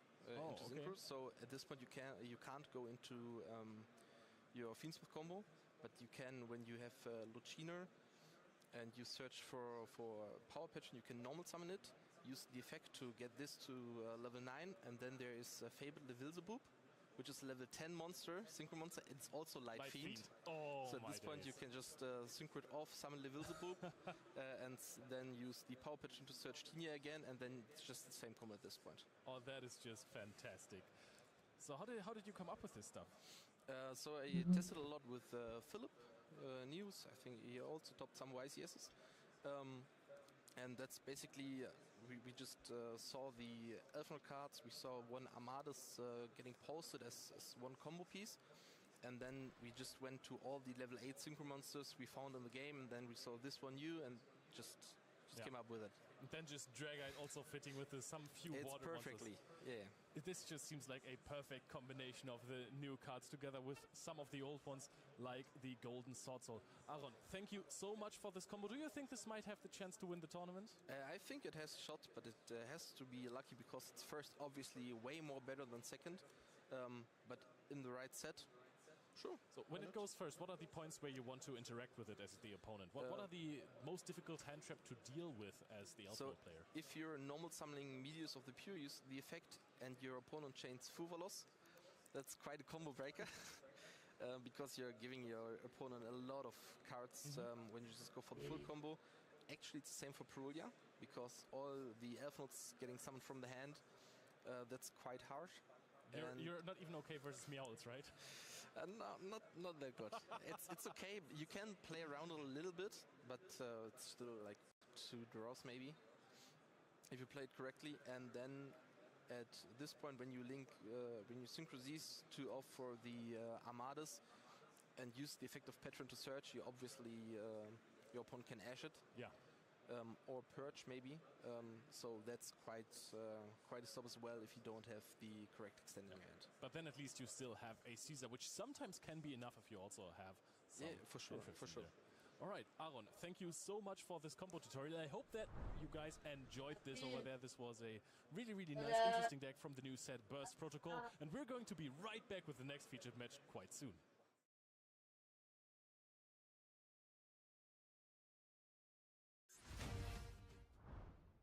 Welcome back to your coverage here at YCS Dortmund 2026. We have 2 of your casters here. Guys, how are we doing so far at our 300th special? Pretty good. Just had a very exciting feature match there, of course, with Joshua Schmidt, the all-time favorite, with the Sky Striker deck. Brought me right back into nostalgia with all those classic Sky Striker moments we already shared at those YCSs, right? That's what you want from a 300th special, you know? You want to really remember the good times from the last 300 YCSs. Albie, how about you? Yeah, I mean, it was good also to see Josh finally winning a future match. We were talking about this with him, and it's been a while, actually, because I think the last 4 or 5 he lost, and it was like, yeah, I mean, finally, I mean, this is the sensation. Now that the curse is broken, who knows what's next for this tournament? Yeah. Anything could happen. And what's been happening with us is that we put out a little poll for you guys and some things to respond to, giving some questions to our casters. And I've got these 2 to come and answer them. So, guys, let's do a topical one to start with. Obviously, today is Valentine's Day. If you guys haven't reached out to someone and asked if they'll be your Valentine, why not, you coward? You've got to quickly get involved. You know, be confident. They like that. Okay, your first question. Which Yu-Gi-Oh card would be your Valentine? Answer this carefully. Let's keep this the charming side of Bordy, shall we? Happy Lover. I think it's a cute little normal monster. Looks pretty, has the hearts on it. I think that would be a good Valentine's Day for me. Okay. Albie? Maybe weird answer. Okay. But Judgment Dragon. Judgment Dragon. Quite a date. That's quite a date, yeah. Wow. But no, I mean, like, he's a nice guy. Like, he's being summoned, he tells the truth, pays 1,000, wipes out the entire field, and at least he knows what he's doing, you know? So if you want to tell something to your girlfriend, today's the day, guys. Today's the day to do it, yeah, and use Judgment Dragon as your inspiration. I'd guess if I had to pick, and I'm using this carefully so that I can segue us into some information, I would pick the Dark Magician Girl. Why would I do that, you ask?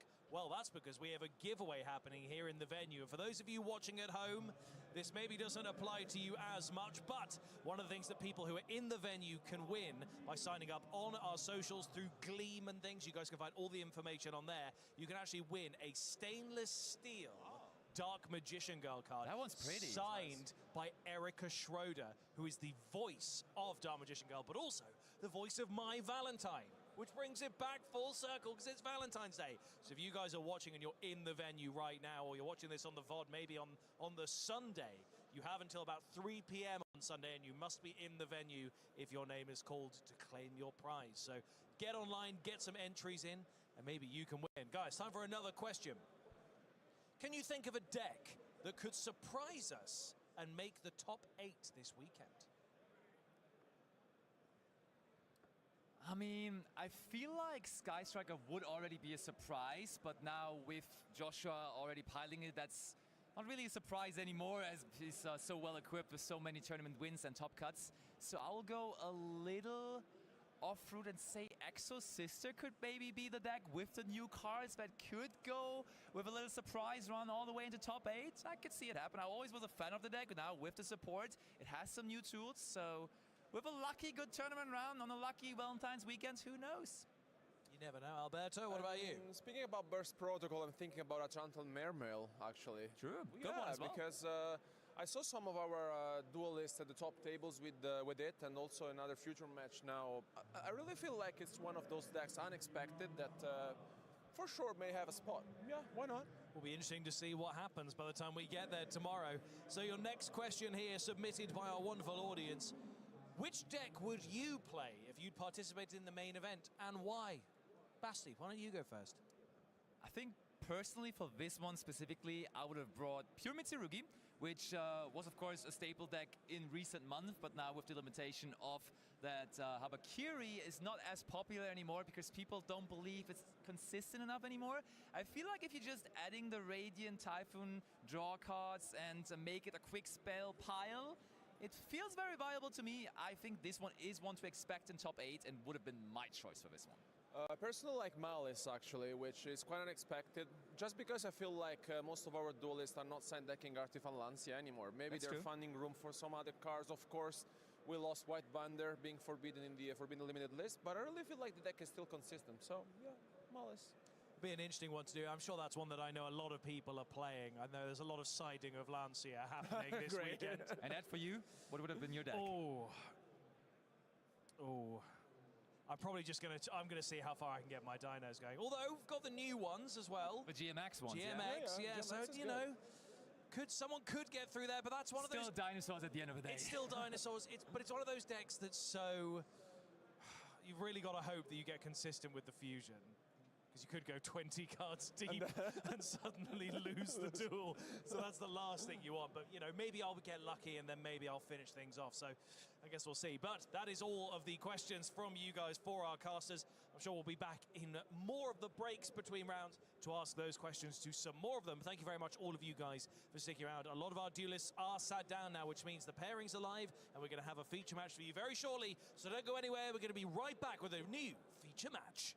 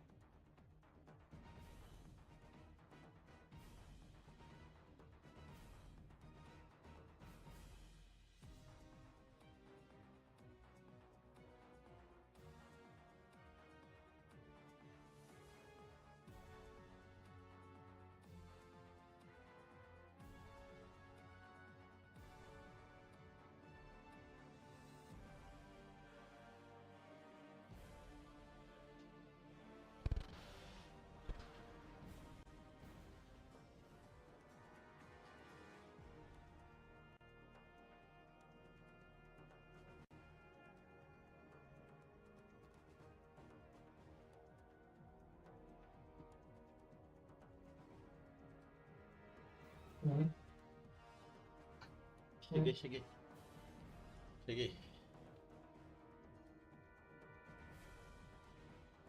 Tô, né? Aquelas. Padrão.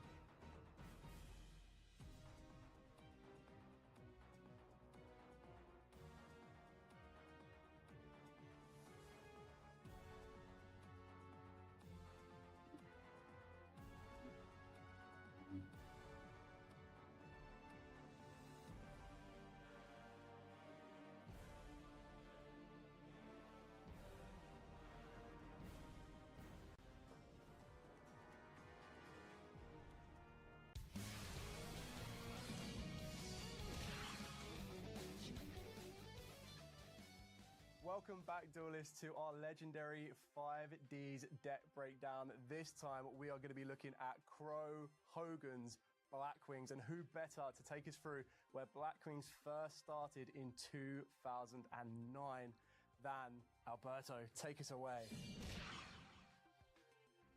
Yeah, I mean, it all started this way. So essentially, with the Black Whirlwind and the normal summon of a Blackwing monster, you got easy access to any of your Blackwing monsters deck. So what you did back in the day was, for example, activate the Black Whirlwind, normal summon Blackwing Border the Spear, and then search, for example, Gear the Whirlwind. At this stage, you get to special summon Aqui nos Gale, Estados you go to Unidos. Synchro Summon, and then you essentially can special summon the Blackwing Armor Master onto the field. And then, Estados if that was Unidos já the case, teve you also rodada have 2. Icarus attack to essentially also Gente, use the acompanha lá. Armor Master onto the field to destroy 2 cards your opponent controlled. And this was the tactic. Magical Idol Soul. Oh, Magical Idol Soul. Rodada 2. Esse aqui é I can special summon him. Okay, Or Magical Idol Soul. I guess.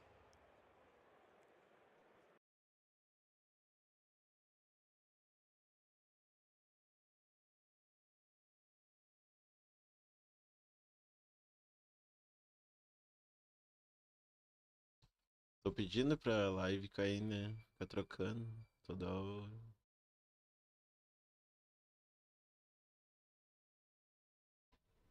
So that also, if I recall correctly, is a level 2 body, but I think it's also a tuner monster. Oh, wow. Okay. Cool. Very curious to see how he's set up his extra deck here. So that goes.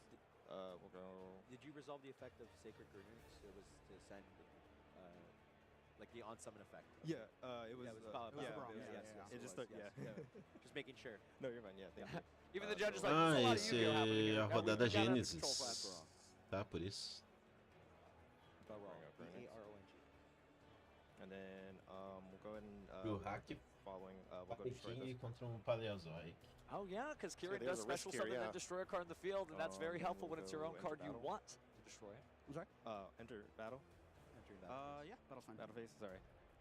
We'll just go attack into the soil. Adrian taking a second to think here. Haven't used up all their effects. We're doing it. Banish transaction rollback. Paying half your life points, 4,000. It halves. Ice Dragon's Prison. It halves, right? Yeah, so it is banish, copy the effect of a trap card in my graveyard. Okay, gotcha. So I'm going to target the Ice Dragon's Prison, and I'm going to use that Oh, to target interesting.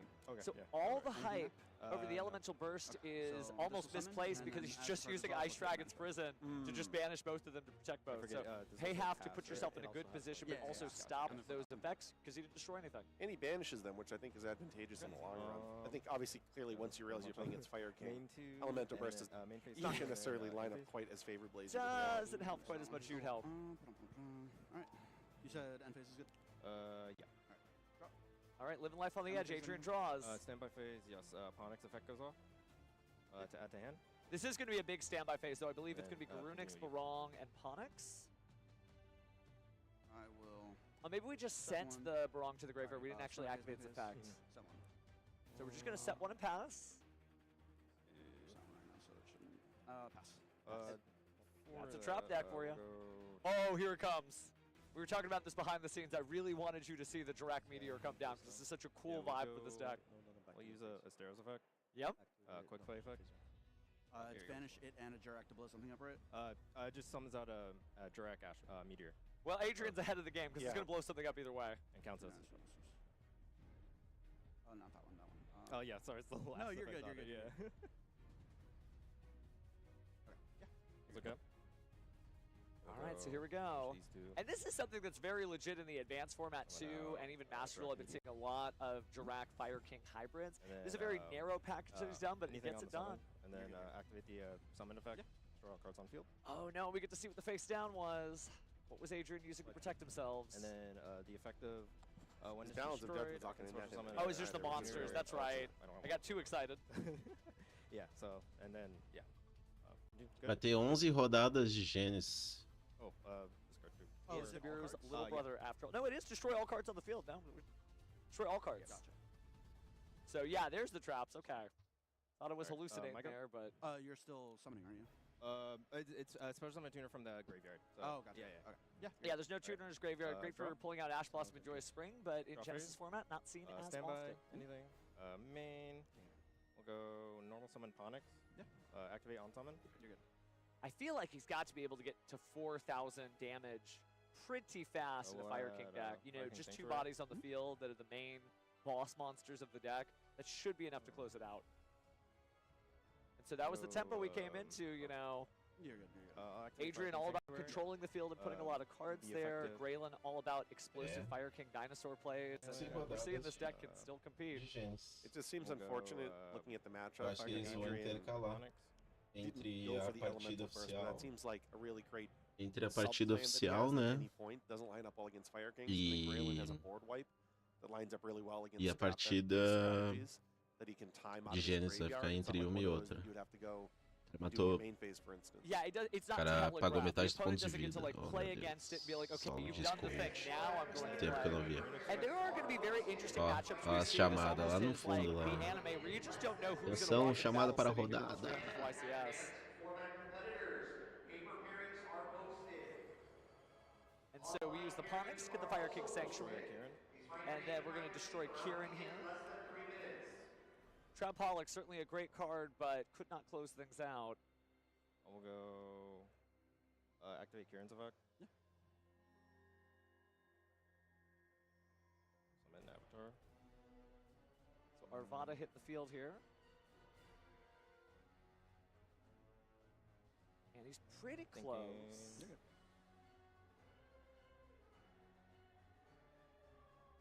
Might be worried about something in the graveyard there that I'm not seeing, but I mean, from this perspective, Adrian's got no hands. Use the other effect to destroy. So it special summons and destroys a card. Oh, so he's going to fully resolve the Kieran to destroy his own card to get the additional effect of Arvada. Avatar's effect, special summon Kieran, but negates its effect on field. We'll go enter battle. Yeah. So swing for I'll attack directly for 2,400, and then this does get the because I did destroy. It's game regardless. I'm at 4K. Yeah. Oh, okay. Braylon couldn't see it. Like Adrian knows what's going on. That's so funny. Don't need to calculate the exact attack strength of an individual monster that's attacking per game. Adrian's just wanting to see if he does it. The math is bigger. I'm bigger than you. Yep. And that is the drawback of transaction rollback. Pay everything to stay in the game, but I think if he didn't, I mean, you're still kind of getting hit the same way by the Dirac Meteor. So I don't think Adrian did anything wrong. He just played the hand he was dealt. Pause when we send the players ready. I do like the ability, though, to...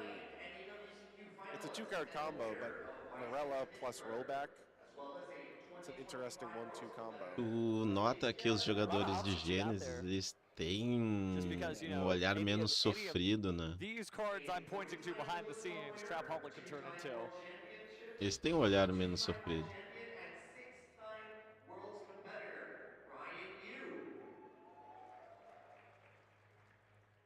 But great action here again in our first Proto YCS. Duelist accessing the side deck. Now the side deck is another strange thing because, again, if you're not familiar with Genesis, the standard is the 100-point cap. And some cards have points, most cards don't. But your side deck is included in that overall 100-point cap. And I don't see both duelists using points, but one of them, I won't say who, has some cards hidden. Yeah. One of these duelists has allocated a pretty good chunk of the 100 points to the side deck. The other has not allocated a single point, as a matter of fact. Yeah.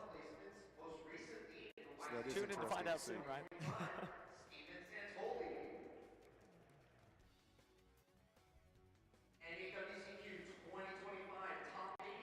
Right, duelists getting set up here. Certainly historic, we were talking about our early YCSs, maybe at the next major event they'll be talking about, I remember in 2026, back when I was a kid, I won my first Genesis YCS with either Paleozoic or maybe Dirac Fire King. It's just history in the making, every one of these matches this weekend. 100 YCSs from now, we'll be talking about 100 Genesis Proto YCS equivalents.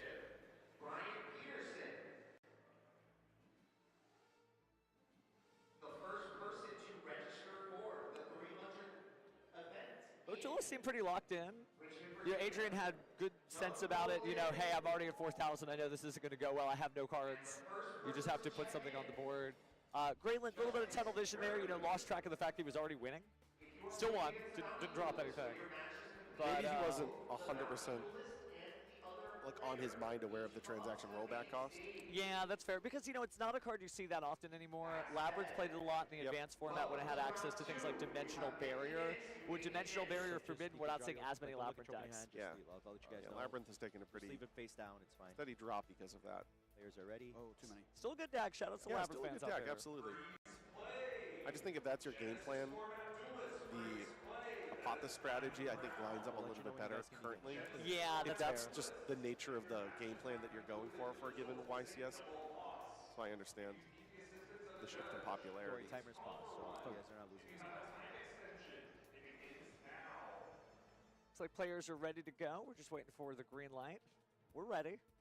And in a moment here, we'll see if Grayland can close out another fiery duel or if Adrian's going to make the comeback with the tiny little Aqua Monsters. I guess this is kind of a fire-water matchup. We don't get those every day. Oh, this is true. Although they're on the wrong sides, right? Yeah. Unless it's a clean burning flame.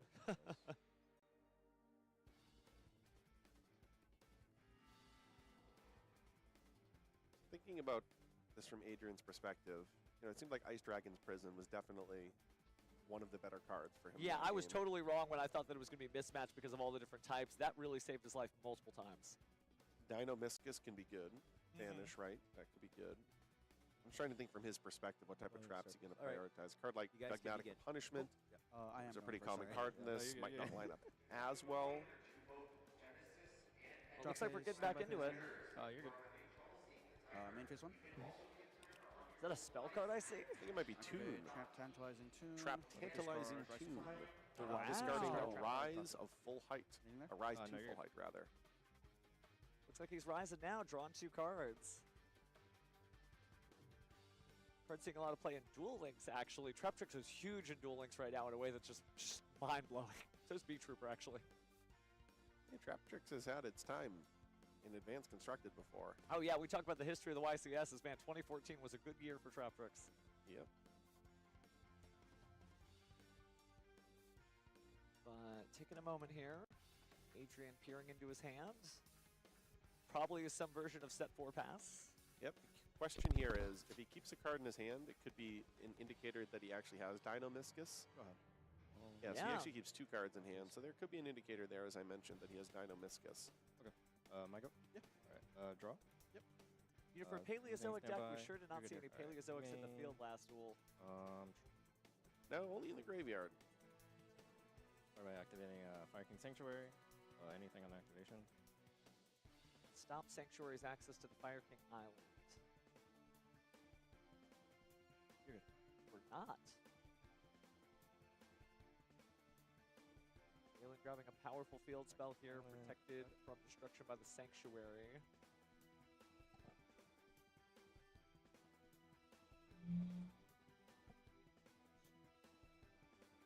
Adrian just kind of locked in here. Life is on the line in the sense that he loses this duel. It's still a Swiss tournament.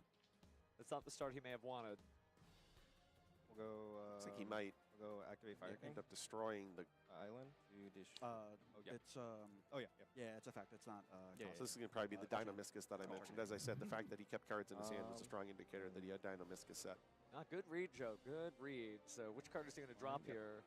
And this helps your strategy, too, considering you have transaction rollback. But it looks like, actually, Poison Draw Frog. That was one of those iconic old school frogs that I mentioned looking at Adrian's deck list that I'd be curious if he actually put onto the field. Again, the fact that he would have kept it in his hand, an indicator here that he needed something to pitch with his Dino-Miscus. I'll be curious if we get an interview with either of these players. You know, did they pick this because they thought it was good or because they loved the deck from that era? Yeah. For what it's worth, when Poison Draw Frog was finding its way into the YCSs, it was not combining itself with very many trap cards. Yeah, that's fair. Usually with 0 trap cards, a whole lot of monsters, and maybe some mass drivers. Yeah. Though I will say, Poison Draw Frog did make it into the very first YCS Top 32, the 76th one in Virginia. There was a copy of a frog-based combo deck, and of course it had 3 copies of Poison Draw Frog as an integral part of that deck's combo. Well, you are the master of Yu-Gi-Oh! History, after all. That's cool, though. I didn't know that. Yeah, you would send it off of Swap Frog. Oh, like, actually off the field physically. Yeah. And you'd be able to draw. Well, actually getting to use the effect of the Poison Draw Frog. As a single option that I see right now, it is the Secretarian. No? Yeah, Secretarian Dragon. Sure. That's like one of the key ways to, you know, maneuver through a mirror match, because usually the, you know, Voltamos à continuous effect programação is not normal, so cara. relevant, but when you play a mirror match, suddenly the fact that you know, your opponent cannot activate the effect of special summon dragon or spellcaster monsters. O cara nessa altura do ICS tá lendo a carta. Aí é complicado, né? Reason why the deck is successful, you know, just the fusion summoning, getting effects, and then recycling resources. Eu saí da And when frente do that cara is not an option, it's tough. Right now, as an option for Themis, is probably to find an out Secretarian, like for Da example, Europa tem que subir a câmera Mululu or Pan. e And nos Estados Unidos tem que not descer. to fusion Yeah, not to summon. fusion. Wow. Oh, and here we see one of the differences in the 2 decks, which is this Crowley. I think that preferably he doesn't want to draw this card though. He I wants to guess. set it through Spenta. Yeah, this is the one of Themis is playing. Definitely not the card he's looking for. Are you shocked that he didn't fusion? Esse deck é um dos meus preferidos pra jogar no Master Duel, You can even go for Pan. que é o Magistus Dracotail, né? Here comes É um deck muito bom, consistente, bota uma negação e força. Dracotail spell, which is draw, and this could be the last, you know, push. Let's see. I mean, I think he still has 5 mana in hand. He starts hit with Ketu. But the issue É, is, Magistus é um bom deck. since Dá we pra... already used the, Dá pra... Ketu, Dá pra manter uma play boa de Dracotail com Magistus. fusion summon with 5 mana. And we still have 3 cards in hand, right? Yeah. O cara pegou a carta pra ler. 5 mana and 2 more. Tá abalado. It depends a lot on Carta what we dele. have. And here Danilo is gonna call it a day for Interessante now que and todos, just, pelo menos, activate perdeu once more, uma, né? Até onde eu sei. again, value machine that is the synchro, and yeah, Themis has seen enough. He's not even gonna attempt to fight back, and game 1 goes to Danilo. So, just to clear things up, Rahu has been activated, and Ecclesia of the Dark Dragon O cara was chained to it, desistiu, so né? bringing Fallen of the Albaz. And as a new tailing, of course, the fusion monster that Themis Será would que eles would revezam ali bring na... will not de be juiz able to também? activate the effect due to Cada um vai um pouco na and Fallen mesão. of Albaz can activate the effect in order to fusion Porque o summon fone tá only 2 caindo da chain, for cabeça example. dela. Yeah. Again, I don't know. I'm just wondering whether there was any opening for Themis, maybe with the first Ketu to search again, either for Mululu or for Pan. Generally You know. out to Secretarian. And then you just fusion away, you out the Secretarian, and then you have the Rao to push through. So I don't know. He I may guess. want it, the bodies in hand, maybe. Yeah. Anyways, I guess so. Obviously, I mean, gotta say that looking at the ends and what went through, if Themis would have gone first, it would have been quite a different game. But especially now that it gets to go first, we will see the main difference, because these Magistus cards turn the deck from being just a value machine control to one that can be more explosive, setting up a better field. And what are you thinking, Danilo is going to bring for going second? I mean, there are quite enough options right now in the Dracotyl mirror.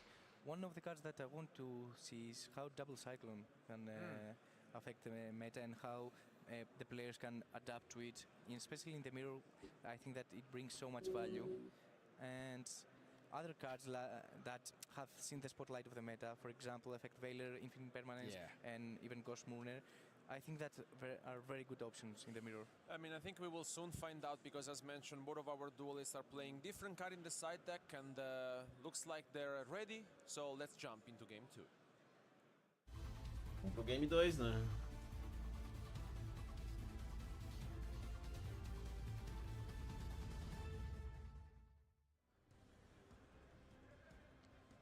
Yeah, they are. Danilo has always been a fan of Effect Veiler in the deck, since you can just recycle it with Artalion, and seems like that will be the case this weekend too.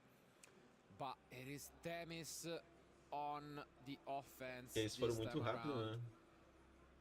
Raidaram em 2 minutos. Trocaram poucas cartas, é porque mirror match é complicado, né? O que muda desde o jogo. Ele tá dizendo que joga de puro, né? Has been normal summon this time, since Danilo doesn't have a monster, and Danilo quickly responds with an Ash Blossom, called by the Graveyard from same sides this time. One each. Yeah. I mean, Jogando. fair enough. Estamos no... And it just goes to show you how good this new engine is, because I think no one would have predicted an Ash Blossom to be, used on an Ecclesia just a few months ago. But I do think it can make sense, given that just the single Ecclesia now gives you a couple of +1s. So surely Themis needs a little bit more, though. He really is hoping to get away to access the Dracotyl cards as well. But at the time, I think that we will go for the Synchro Summon of Ecclesia. Oh, never mind. Speaking of the Esse boneco aí é estranho. Ele é a fusão, que é o mesmo boneco, né? Mas ele é a fusão, é estranho. Aí ela agora adiciona um pra mão. Aí tu adiciona o que descarta. Now we do have Ardron Cartesian, that's perfect, because we finally have a way to fusion summon. And this is the main difference between both of our duelists. That Ele meteu brand this is direito something também that do you nada. don't really see often, but only Viu? if you play O peito dela adicionou ele cai fazendo fusão. E aí ele fez fusão. E aí ele vai... ele pegou. E ele troca de lugar. Tá, e a moral é equipar ele. E ele traz um boneco. Bala. Tá, bala demais. But now, by equipping it a fusion monster, it makes it so that Danilo cannot activate the effect of fusion monsters. A cara do Danilo. É, Danilo. Eu assim, bah... O cara abriu full combo. Não é fácil, Danilo.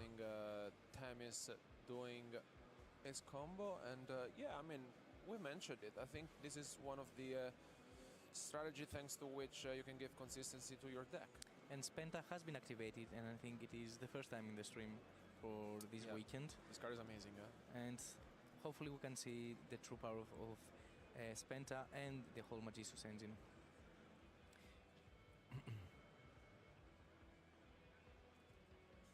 So now we probably finally just go to our Ecclesia and the Dark Dragon. Yeah, the only thing now, we lost out on the fusion lingering effect, let's say, continuous effect of negating. And I think that we're going to get it back. Possibly, yeah.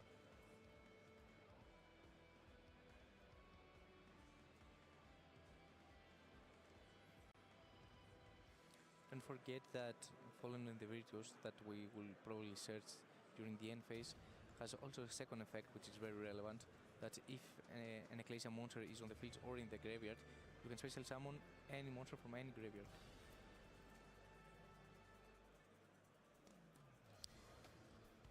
And now accessing our Dragotail engine at last. Yeah. And it's going to be this Raul. Of course, no Ash Blossom available to Danilo.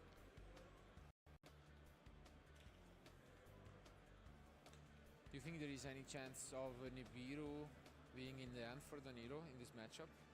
I mean, he knows that the Magistus are there, no? Uma coisa foi que ele falou, né? Yeah, but at this point I don't think that Na match de Magistus, quando tu bota Magistus no Dracoteio, tu acaba abrindo o teu deck com a opção de tomar um Nibiru. Coisa que o Dracoteio comum não tem, nem a versão com Brand. Ele tende a jogar mais na manhã, né? Pra te fazer a play de Magistus, precisa dar uns sumos consideráveis.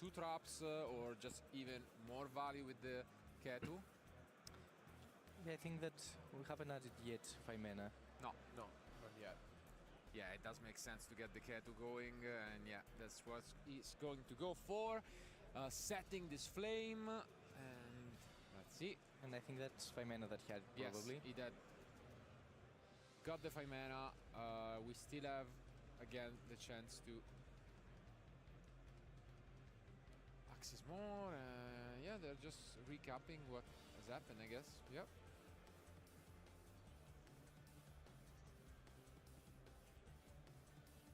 I know time is changed deck last minute. So you never know if this is a decision that can punish you or not, but in this case it's working out decently. To be honest, he has practiced though Dragotail a lot. Yeah, I mean, knowing Temis, he wouldn't be one to completely improvise. Are they going through maybe having activated the same Dragotail twice? I don't know what's going on. And the last time that he changed deck on the spot, it was during the Greek Nationals of last year, which made it to top 4. Wait. Yeah, we are... I guess? We're rewinding, I think. Because, yeah, we need to use... Let's see. Oh, wow.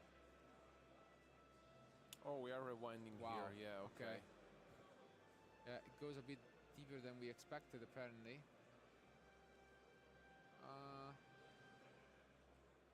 Wait. The good thing is that it is a repayable game state since... so... Was that in the graveyard? I think that we fusion some of those two for Arthalion, and Arthalion needs a Dragotail and a monster in hand, and we used a monster in the field, Zora, and the Dragotail from hand. So we could not access Arthalion at that moment. So we go for Secretarian. Yeah, bit of confusion here again, maybe picking it up last minute, although you might have experience with it, maybe all of the lines, and you know, being in person is always a different thing. With such a huge event and then playing on stream, even if you've done it in the past, it's really never easy. It seems like now we are back on track, and finally we can pretty much get to a similar point. Yes, the only difference is we use the effect of Urgula to go to the bottom and add back from the graveyard one spellcaster Dragotail monster. It could be that we just go for Arthalion here though, yeah? Yes.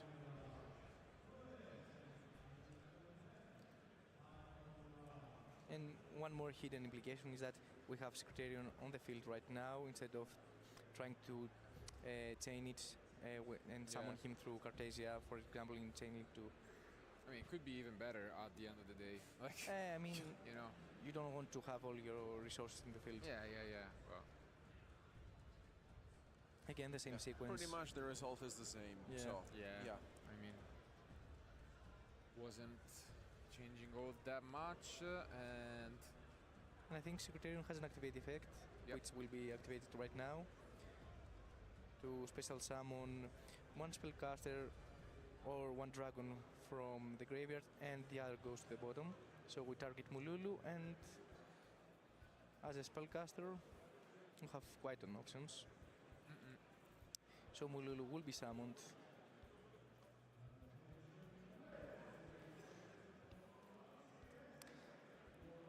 So right now, in this match, the one thing that have quite cuts between those two very well-known players is that they both try to have more ways to fusion someone on the field in order to pass turn. For example, from Themi's side, he has Faimena, he has Cortesia and Mululu in order to fusion summon, and of course the Ecclesia on the field to special summon, for example, a Fallen of Albas from the deck. Yeah, here we've used the Mululu to fusion. Well, keeping Mululu on the field, which is she's very great. important. And now we can access this Fallen. And yeah, there is no Nibiru. So, again, sigh of relief maybe from Themis. I mean, this is going to be a tough one. We have seen players use evenly matched this weekend, a fair amount. And it's mainly for this matchup. I'm not quite sure that Danilo will be on that card, though, especially given he's playing Dracotail of his own. Let's see if he can pull off a masterclass or if we are just gonna move on to game 3. This is gonna be very difficult for Danilo, honestly. It's without any other interruption rather than Ash, also having studying in more interruptions. Let's see if he finds a way. Even super polymerization, these kind of cards are not that popular anymore. I mean, what is it? Do you use super polymerization? No, just in general to try and... There's so many bodies right now and so many ways to fusion summon. É que esse secretário aí quebra ele demais, né? Ele tá pensando como é que ele vai jogar. Só consegue jogar depois de tirar o secretário. So it has quite options. A lot of engine, but... And we start with Rahu. Okay, we know Flame. Tá vendo se vai jogar Flame, negou. E que ele tem a que adiciona, né? Of course, to play around Panor. You need to protect this Secretarian right now, and he does so. And I think this is the Só que ele deixou as atitudes dele, né? Ele lê que era a única esperança dele. Passou essa impressão. Mas nesse blefe ele foi bom. Great addition here to Themis deck, something that he's siding in, and on the other side, of course, Danilo must not be happy. Ative. Olha aí. Foi? Acabou? Yes, I think this, desistiu? É isso aí. 1 a 1.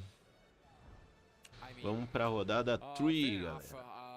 Honestly, you can see here a little bit of what Themis brings to the table as well.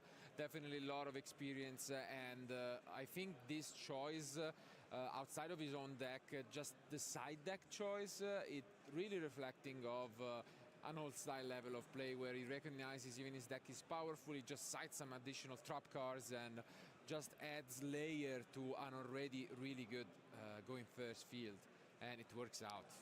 I mean, Dracotail with Bradin and Magician Engine is one of those decks that will probably have a monster that has a 2500 attack or defense in order for Dragon's Mind to be activatable. And I think it was a very good option for his side to have, as you mentioned, another option in their going first field. I mean, I really like it. I feel like it's a solid side deck. The one Themis is playing, as you mentioned, I think it will be also interesting to see double circle in action. Maybe he has it, of course, for specific matchups. And I mean, I feel like at the end of the day, if you feel like playing cards such as Dragon's Mind, you want to go first, you want to say it, you want to activate it. You know, that's the plan, and it's working out for Themis. Of course, game 3 now it's a little bit different because, for example, Danilo's not playing it. So. I do think it makes sense. Like, come on, we have seen evenly matched Forbidden Droplet, a lot of these cards, and it just protects against any of them. So I do like the inclusion. It's working out for him, but as Alberto's mentioned, now it's back to Danilo going first, and Dragon's Mind is not going to help you there. You need to see some of these going second cards, and again, completely different approaches. Danilo going e agora o game 3, né? With Veiler, Morna, é uma mirror match com uma pequena diferença, né? Field breaking spells. So uma pequena diferença na engine. Um é puro e o outro vai magistas, né? E ele colocou ali resquício do Brandish. Like, it means you pretty much have to go undefeated from here on. You know what's the answer of Danilo? Aquela trap ali do dragão, eu não esperava. Going first option, he's taking a rest, which is quite an option. And I think in the Magician variant also it's very good, since spent... I mean, yeah, I'm sure Ele não it's esperava not tomar, specifically for porque the ele deu o mirror match in blefe general, achando you, que ia like, you're passar. rather sided against other matchups, but maybe if you see the Magistus, you could bring it in. I think you definitely bring it. You can get Joe Spenta. Yeah, possibly. Possibly. Let's see. Anyways, as you can see, they're smiling it off. They've been at this stage multiple times throughout their amazing careers, but again, unfortunately, only one of them can keep going with this X1 score. Let's find out who it's going to be.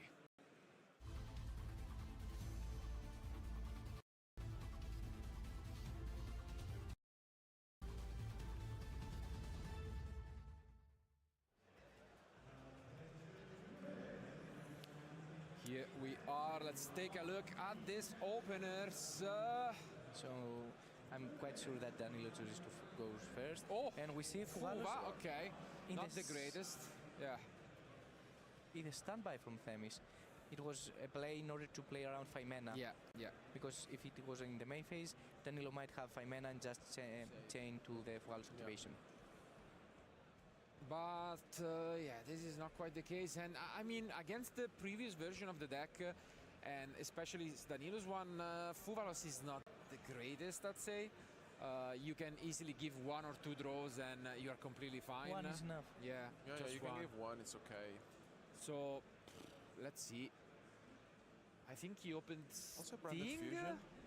So, yeah. He has branded fusion. It's branded fusion and we go for it, okay. Ele sai de um brand, acho que se ele tava de puro, ele botou brand na NN. Here it is. Themis does not blink. He will get 1 draw off. And I mean, Dragão e o mago. Even though again it doesn't give too many draws, he's great in Themis deck because of the way he sides. Like getting your hands on cards like the double cyclone on the lightning storm. If you get a second draw, it makes a ton of difference, you know. Ele so let's see deve ter sentido muito não ter saído com uma Ashe agora. Which is one of the ways that branding agent gives to Dragotail in order to play around Fugalos, since you can activate the effects in the opponent's turn to special summon from the graveyard, and we will give another draw in the form of Rahu. Yeah. And I think Themis can be decently happy about this. Of course, your opponent is still presenting a pretty threatening field, but let's see. And since we are going to use 2 monsters from the hands with Rahu, it's 100% that he's going for Arthalion. Yeah, definitely. You do want to respect slightly these side deck patterns where Veilers and impermanents are there and stuff like this, but I mean, you might as well go for it. I would like here, instead of Mululu, a Pan maybe, because not only can be bounced back with Arthalion, but also has a third effect in the graveyard that if a monster is destroyed, for example with the effect of Fallen into the Virtues, can provide another body from the graveyard. That's fair. On the other hand, you can maybe consider summon it back the Molulu during your opponent's turn as an additional interruption. With Sanctifier. So, I mean, it's close, I'd say. We do hard draw the Sting, I believe. And in this case, I mean, we're going to get both anyways. You can get the Pan here. And this means that we will have all 3 Dragotail's traps face down. Yeah, I mean, at the end of the day, it's still gonna make the job done. The main difference, I think, between Danilo's deck and Themis is that Danilo's playing 3 Urgula. So, and Themis is only playing 1. Wow. Which in terms of consistency, I know that Danilo is a fan of playing 3 Urgula. I mean, if you expect mirror matches, it's really the best when you can open o with cara 5 ali mana comprou and, 2. It's really, really strong. Não sei se ele vai fazer mais alguma coisa, acho que não. Deixou 4 interação pra ele. Mas o Albion branco. 5 interação pra ele. because obviously double cyclone is there because you can play around your opponent flame. Se ele der uma Dust Tornado ali, uma pena das arpias. Se ele der uma pena dos arpias, ele já começa a virar a carta ali já. Isso aqui, ó, olha a carta. Let's see. Again, same start as game 1 from Temis with this Ecclesia, hoping not to get hit caught by the grave once more. Ele já botou e já tirou. Pra não dar tempo de dizer não, ó, tô tomando. Você não pensa, né? Ele já fez aqui, ó, já passou pra lá pro lado. I would guess so as well. Mind games, you never know. Imagine if it is called by the grave, for that example. Would be amazing, yeah. Okay, so Temis gets to resolve, and this will. It seems like it will be one of those more complicated mirror matches, because again, Danilo doesn't really try to shut down the opponent. He wants to interact a lot, and here he has so many ways to interact with Temis. I think he's considering which Fallen Falbas will be summoned. Oh, and we are gonna use this Sanctifier. So Danilo is pretty sure that Themis only runs one copy of Incredible Ecclesia in his deck. So Não sei se ele não usou cedo demais. Of the White Dragon to lose the target. Vamos ver. I mean, he must know the deck in and out, honestly, especially, you know, Dragodale, Ele trocou, for sure, he knows that there may be only one copy, and it's a nice recognition from him.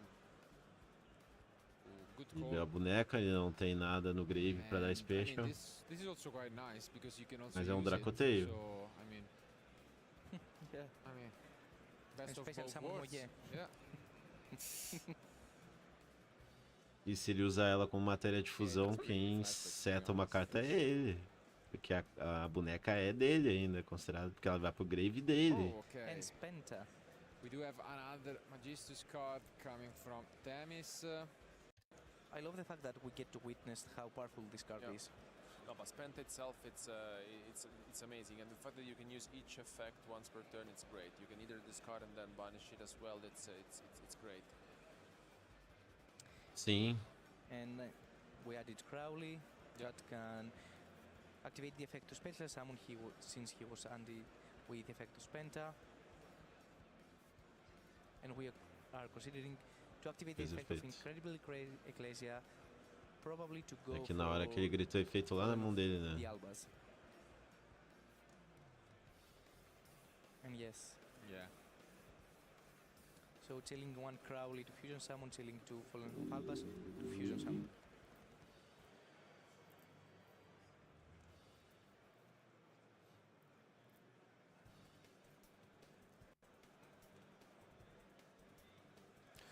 Ooh, and speaking of droplet, you mentioned. Wow, that's huge because now, as you can see, it seems like Temis is only gonna go for one. Yeah, because the only relevant right now is only Fallen Albas, but Sanctifier has already activated the effect. Will Danilo take the bait? He does. He activates that flame, and here we can see the power of this double cyclone. I mean, the reason it works again, and it's such an easy interaction, is that flame only negates on field. So if you chain double cyclone and destroy the spell it was attempted to negate, it will still resolve. And it's a card that now, of course, we have been seeing a little bit in the past few months, but has not seen play for basically 10 years. So Flames, in order to negate, it needs to have the target on the field, and since double cyclone will destroy the droplet, Flames loses target and will not able to resolve properly. However, subir quem pra I'm mão? curious why we brought Crowley into attack Subir a position. fusão. We have to? I don't believe so. Não? No. Não tem como subir o bicho que faz fusão no Magistas? And yeah, I do agree Compensa? with you that Eu não sei se ele gastou o normal dele já, né? maybe not the greatest of considerations, and I think Temis might have realized this. I feel like Danilo was really expecting something like the double cyclone being played. Yeah, for because, sure. You know, He must have known that this card is being sided in during the format, and yeah, I mean, this may give Tamis also the advantage in this match, because as mentioned, it's all about having resources in the mirror match, and forcing your opponent, you know, with the double cyclone could be huge. I mean, it's almost the perfect interaction from Tamis, you know, the droplet, the cyclone for flame, the 5 mana for the horn, and yeah.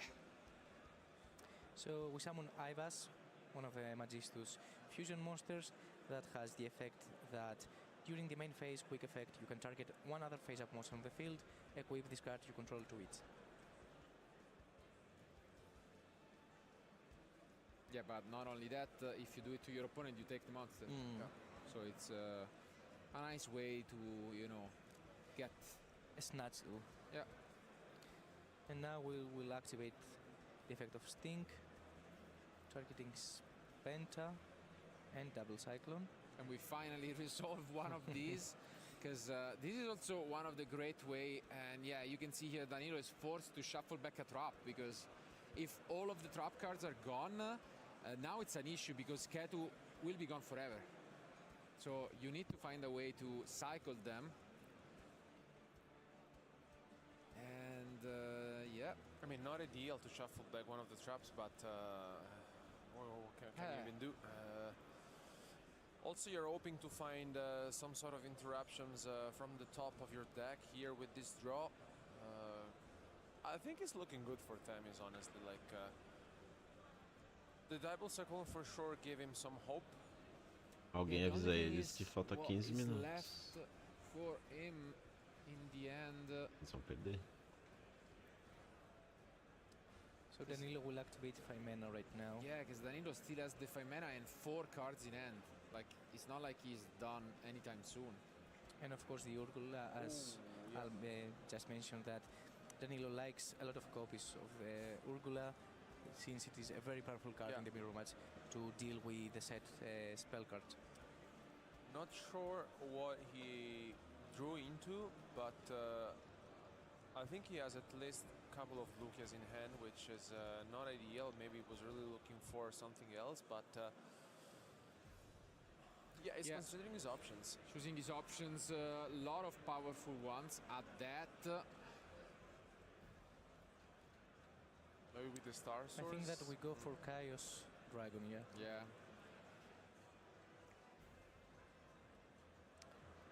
So chilling one Chaos Dragon, targeting the Fallen of the White Dragon, chilling to Urgula to destroy one spell or trap.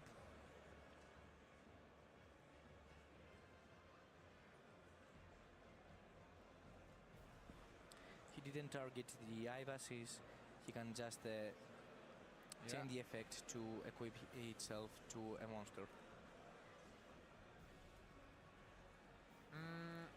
Seems like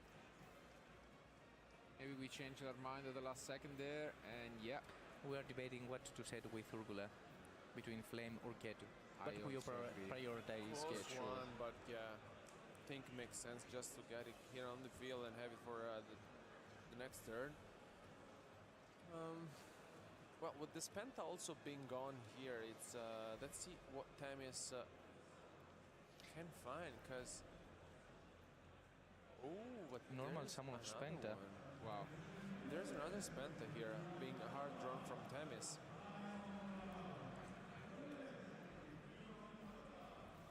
We do have Spenta Grave effect.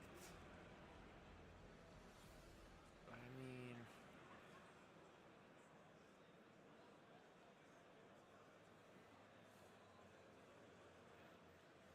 the last card in hand, I believe, from Tamis is the other white.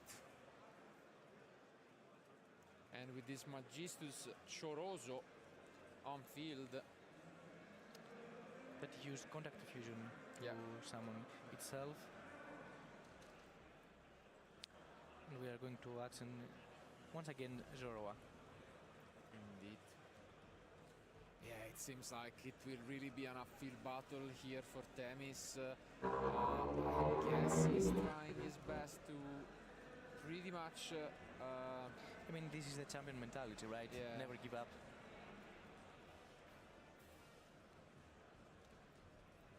Yeah, here this penta gets activated. Yeah, you prevent basically Danilo from activating fusions, but you can still fusion, and then the Draco Tails can be activated, so there is that, but not a good look. So we attack over Sanctifier.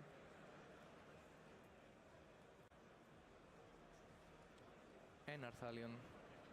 But I think that Danilo has so much resources right now and follow-up, so if he gets a turn, I think that Themis will be in a very... But you can pop the you Keto. can pop it. So you can pop the Keto with the but Ninaruru. You still have Urgula Faimena in the graveyard. Yeah. You have Mululu in the graveyard. You have Lucius in the hand. And bees, it's true, yeah. I mean, I know. Of course, you're still gonna try your best. And as you've mentioned, champion mentality. I'll be on activate the effect to set Fallen and the Virtues. Oh yeah, Danilo is still sitting on 4 cards in hand, draws into Faimena.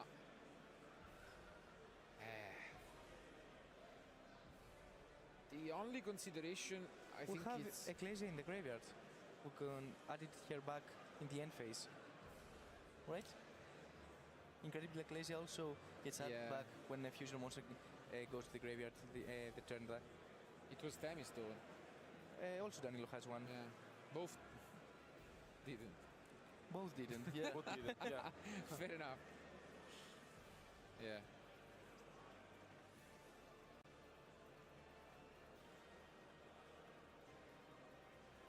And the Rahu that survived through 2 rounds. No, because maybe actually Danilo doesn't, no? Because he used Themis one. So it's only Themis who had the Ecclesia. No? Danilo stole the Ecclesia from Themis with the Albion. Right. Yeah, at the beginning of the turn, yeah. Maybe he has another copy, but could be. I mean, for sure Themis has one. Yeah, it was... yeah, you see. I made a mistake. It was falling for the Albaz, the Altart. Yeah. This way... But Themis definitely had his own, and yeah, I mean, this is what we were saying. Maybe you cannot activate the effect of the fusions, but one thing is not activating the effect, one thing is stopping from fusion summoning. You can still activate the materials, and here, I mean, Pan just makes quick work of the Magistus, and this is rough, to say the least. It is the same scenario as Secretarian Dragon. It has the same outs and the same logic when going against. Kulama will activate the effect to destroy Fallen Virtues, which will be activated. It's correct, you just force it out and then you make sure you can continue because Themis is just... And we activate the second effect to special summon the Sanctifier. I really like this play from Themis. Effect. Okay. The effect we don't really see often. Now that's why he didn't add back the Ecclesia then. It was all planned. Because he needs to be in the field or graveyard. Yeah. Well played by Themis. Yeah, good find. I mean, still rough, honestly. I mean, good catch from Themis for sure. Like, but we have also Secretarian, so Sanctifier cannot activate the effect.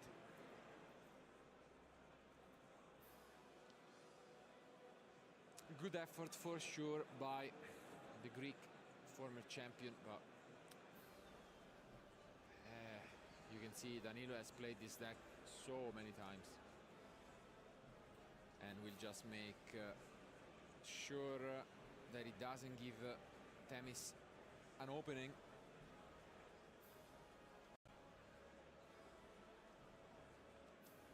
Yeah, here it is. O Dracoteio puro ganhou. The handshake, and I mean, really good match, honestly. When you see two of the, top contenders in Europe in a mirror match of this kind, which is, maybe it wasn't as much of a back and forth as we had hoped for. Usually the player going first was able to really set up in a way where it was too much for the other. This game was the closest, I feel like, because Themis was close to breaking everything, but it was just ended up missing, something to pair up with the Forbidden Droplet plus Cyclone. I'm not too sure if there was anything you could have done. You did mention this summoning in attack mode, but in the end it didn't matter because he had 5 mana, so I don't know.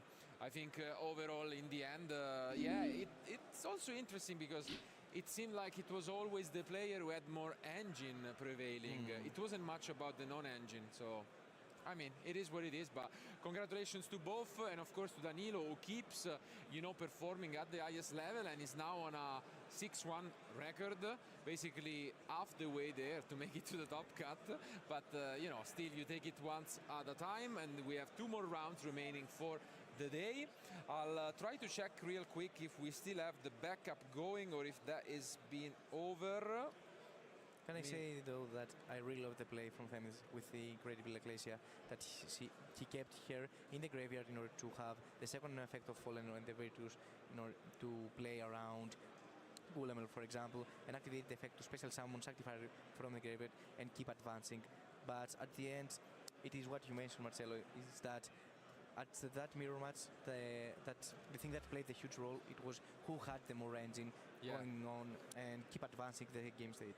I mean, that was a really good play from Themis. I mean, I think he really tried to survive as much as he could in this game.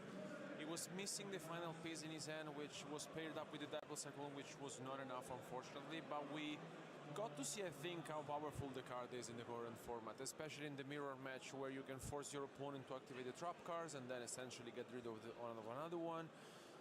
Of course, it's a matter of resources to deal with them, to recycle them, and of course the card is also generally good against other matchups for sure. But I love to see that both of our duelists had different approaches for the same deck. Like we mentioned this, Themis on one hand playing Magistas, on the other hand Danilo playing more of the standard version, I would say, of Dracotail, but the side decks were completely different. Like we saw Themis playing Dragon's Mind, which was, you know, huge, super impactful card, and on the other hand Danilo playing a lot of entraps. Just if you go second, I want to see all of them. So I really like that overall both of our duelists, which are still in, because Themis, although he is X2, you know, cannot afford to lose another one to advance to day 2, but for sure he's an experienced player. We have seen in a lot of over the years, and if he get the chance to make it to day 2, for sure the deck is super consistent, and you know, he can have his voice, you know, for sure tomorrow. Which one variants did you prefer? I feel like Themis deck is more. I'm more intrigued in Themis deck just because it's one of those that we don't really get the chance to see often. It's for sure one of those decks that has been played lately. But I really like the Magistas interactions, especially because it's something you don't really see often. The Zoroa, for example, he got to be summoned on the field. It's very, very good. But the card that really caught my attention is the Spenta. Like Spenta itself, I think it will be one of those cards in the current format and also in the next weeks, which will make the difference. And I feel like it's definitely the card that I really like the most about this matchup. Yes. It feels like it gives the deck another ceiling, right? Exactly. It is how you mentioned that it makes the deck more explosive and giving more options to the pilot in order to find some ways to utilize more pieces of his engine. Absolutely, but in this case it was the pure, or rather branded version that prevailed, and I'm really curious to hear it from Danilo since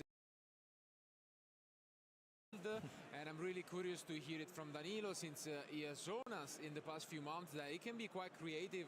He was cutting all the way down to 1 row before cutting. And so I want to really hear why he came up to this conclusion, why he's running free Ecclesia among other choices. So let's hear it from him and Seb. Thank you, Marcello. And yes, I'm joined here by Danilo Siracusa, of course, one of the most prominent names we have lately here in Europe, as you have been crushing, of course, on the European circuit. So congrats on another win there in this match. It wasn't an easy one, right? The third game was rather close in the end. Game 3 was pretty difficult, yeah. But yeah, you have been piloting that Dracotail deck for a while now. Yes, you told me before.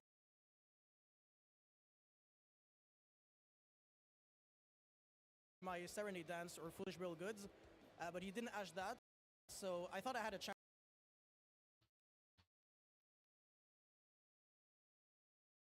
Bit stronger here, so Minamoto Mitsurugi's negation effect activated Shades of Magic Drain, making your opponent discard a card if they want that effect to resolve.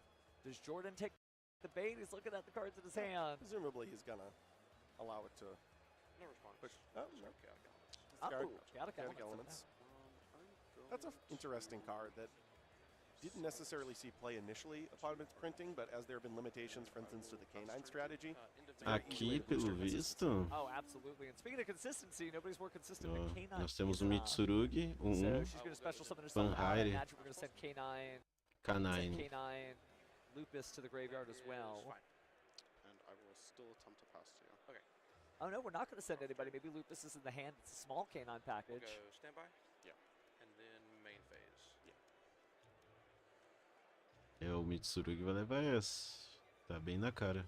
Going to be difficult here. Jordan operating at a card deficit. Connor basically having everything they need. And I imagine, you know, your two face downs could be something like Mitsurugi Great Purification and Mitsurugi Prayers. So not a bad start to your last game of round 2. Ooh, I only have one card in here. Oh, that is correct.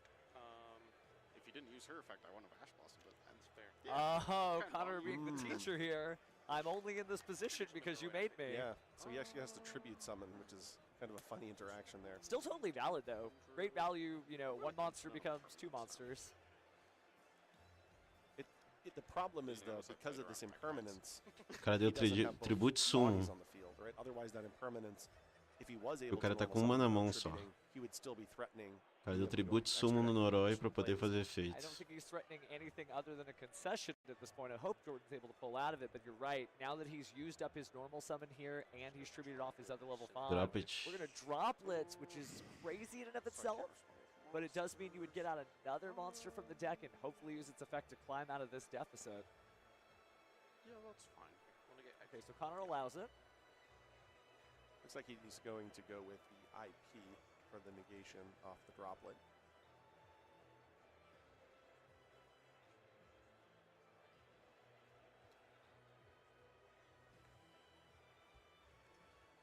Droplet's certainly a strong card this weekend. Being able to clear cards off your own field helps against Draco Tail, and lots of other combinations you can use to basically surprise your opponent or get that extra value. It looks like we're going to bring out, is that Joe Poole in defense mode? Looks like, yeah, Joe Poole.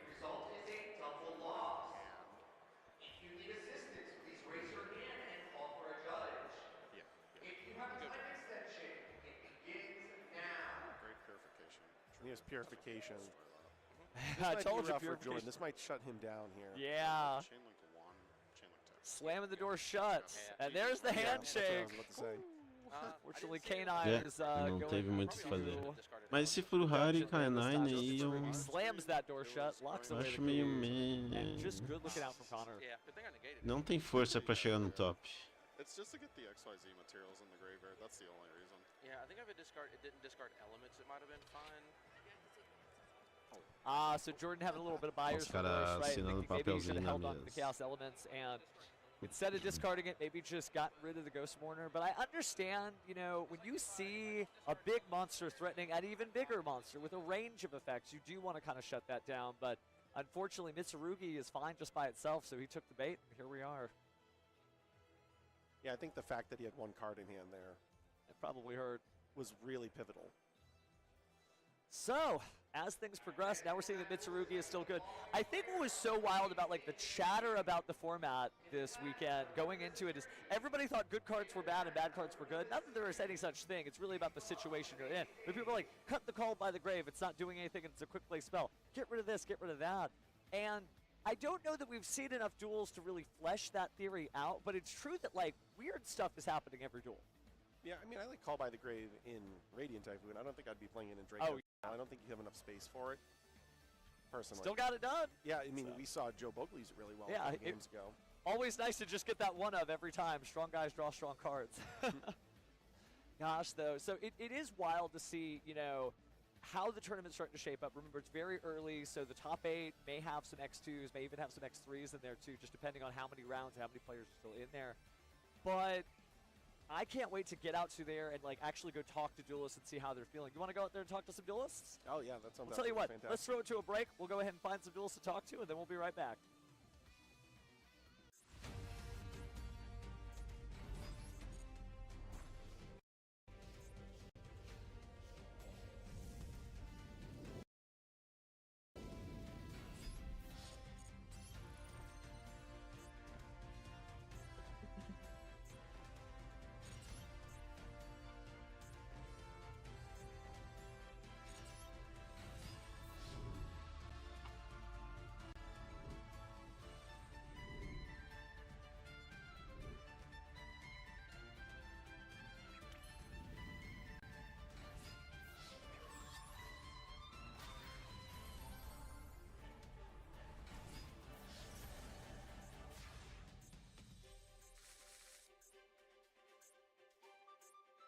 It's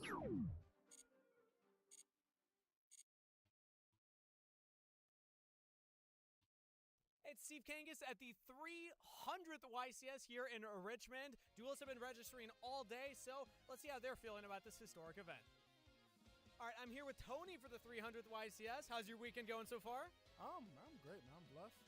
See another day, and I'm ready to play some Yu-Gi-Oh, man. Let's do it, bro. Yeah, you itching? It's a day before the main event starts. Are you playing in one of the main events? Yeah, we're playing the main event. Which one, Genesis or Advanced? Advanced. Advanced, okay. What made you want to play in Advanced? I'm just used to playing advanced tournaments. I'm not as familiar with the Genesis format as much. I haven't really got to dive into it like that, so I don't want to be like, oh, let's just dive into something that I don't really know nothing about. So the point system and all that, Fair enough. Stick with what you're comfortable with. Well, so it sounds like you've been to a couple. How many YCSs have you been to? This is my 6th YCS. 6th YCS. So do you feel like you kind of like know the ropes at this point? A little bit. Still get the jitters like every other event. Like, no. Does it feel different with the 300th now? I mean, there's a big double zeros. This is dope. Like I couldn't miss this. This is the 300. I've never been to a milestone one. So this is fun. I can't wait. Milestone ones are always super exciting, and I've been asking everybody this, and you've been to a couple YCSs. What's your favorite YCS memory so far? So this was YCS Raleigh in 2024. This is round 3, and I played a Yu-Gi Tuber I watched a lot. Shout out to Super Insane 18. I saw the table and I was like, this name looks familiar. I walked up, I said, I watch you! Oh, shoot, that's crazy. You know, yeah, I went to game through, it was fun, he beat me. Yeah. I'm a little sick, but it is what it is. Bro, did you go onto their YouTube afterwards and comment, be like, hey, how was that guy you beat that round? Yeah, I'll have the comments like, yes. Are they here? Can we get a rematch? I hope so. He owed me one, I ain't gonna lie. All right, watch out for Tony. Thank you so much, man. Best of luck this weekend. All right, I'm here with Zed, correct? Yeah, we'll go with that one this time. We'll go with that one this time. We've interviewed you a couple times at the 300th, though. How you feeling being at this event this weekend? Really excited. I know some people playing Genesis. I know some people playing main. I'm personally playing main, and I'm feeling good. Well, they're technically both main events because this is the first time Genesis is running concurrently alongside Advanced, but how are you feeling about the Advanced format right now? The Advanced format, I think it's very interesting. There's a couple of decks that have come up and like certainly shifted around what everybody was playing before, as well as the ban list coming in, really changed everything up. It always is fun when it's a new format we're coming into. But you mentioned also Genesis as well. I want to talk about that. How many people do you know that are playing Genesis? I know maybe half a dozen about just close friends playing it. They really wanted to come over, and Genesis was they wanted that to be their entry instead of traditional Advanced. They just enjoy the format a little bit more, which I can respect. It's a really cool way for people to hop in and play however they want to play Yu-Gi-Oh! But there's also the public events, all kinds of things to do this weekend, but it is also the 300th YCS. And I know we've seen you at many YCSs before. You're kind of a regular now at this point. So what are some of your favorite memories at YCSs? My favorite memories at YCSs? Outside of talking with us, of course. Okay, yeah. Kangas is my favorite memory, but no, my favorite memory, it might not take place in the event hall, but the night before main event in the hotel lobby, everybody's playing cards. Everybody's trying to figure out just the final where everybody's locked into their deck list and now just playing games as much as possible for the event. That's unmatched. The anticipation, the calm before the storm. See, for us on the broadcast side, it's Sunday night after, because we have to watch you play Yu-Gi-Oh! All day, and we're like, we just want to play right now. So will you join us afterwards to keep playing, maybe in the hotel lobby? Of course. All right, perfect. Thank you so much, Zed. Best of luck this weekend. All right, I'm here with Leah at the 300th YCS. How's your weekend starting? It's going amazing. It's beautiful here. I love Richmond. The weather's great. It's going to get warmer also. I like the cold. Beautiful. It's beautiful. It's going to be 60 degrees tomorrow. I know, yeah. Be inside, of course. So are you going to be doing any of the main events, or are you doing public events this weekend? I'm going to be doing some public events. I'm hoping to hit some rivalry. Okay, I love the rivalry warlords. You just show up, they give you a deck, you get to play, right? What deck are you hoping for? Have you looked at the list for this weekend? I'm always hoping for Live Twin. But that's a fun one. We'll see. Okay, you haven't checked out any vendors, I have. Oh, I bought these the new deck box with the Karibo. It's so cool. Wait, I haven't seen this yet. May I take a look? Yeah. One of the vendors has it here. So why'd you pick the blue one? It's for my friend. She's blue, so There's so many on the back. You got to collect them all. To get all 5 of them. That's the problem. I was looking at the Moki Moki. I think I'm going to get the Moki Moki. It's sold out already. They sold out. I went for them. I was getting all my girlfriends. The Moki Moki, the Rescue Cat, you know, and then they sold out. And I was like, you got to get here early for the good stuff. Yeah, they put me to work right away, so I was doomed from the beginning there. We should give it to you for free. Oh, you know what? Actually, maybe. You should write a contract. I'm just saying. What's going on here? Do you want to represent my contract in the future? Yeah, I got some lawyers who can help you out. Yeah, I know you know a couple lawyers. Yeah. Maybe some judges. So 300 YCSs. We're celebrating a big milestone here for Yu-Gi-Oh! What are some of your favorite YCS memories? I think just meeting my friends for the first time in person, because I think Master Duel brought a lot of people together online, and that's how I started Yu-Gi-Oh! So being able to meet like all of my friends that I had made for years on in person at my first YCS, which was at Richmond. My first one was the Richmond YCS a couple years back, and just having fun playing some friendlies on the side was, I think, maybe the most fond memories I've had with Yu-Gi-Oh! In general. So that's poetic for you now that the 300th is back in Richmond. I'm so lucky. Well, hey, best of luck with the public events and Rivalry of Warlord. Thanks so much. All right, here I'm with John as you're about to sign up and register for the event. Are you doing main event or the Genesis? I'm doing the main event. Okay, so main event, advanced constructed. How are you feeling about the 300th YCS and competing here today? I'm feeling pretty good. I'm looking forward to the event. I'm excited to play. A lot of the cards in the format seem really fun to play with, and I'm looking forward to playing them. Do you, maybe this is too much, can you leak any of what you're playing? What do you think is going to be good this weekend? I think Branded Draco Tail is going to be really good. I think Radiant Typhoon is going to be good. I think K9 VS is going to be really good. But I am playing Memento. I love the deck. It's a ton of fun. It's a great fun deck, so I love it to death, so I'll be playing that. How long have you been playing that deck? Almost, it's coming up, 2 years? Okay. Whenever Creation King came out, so Nats of 24, I think.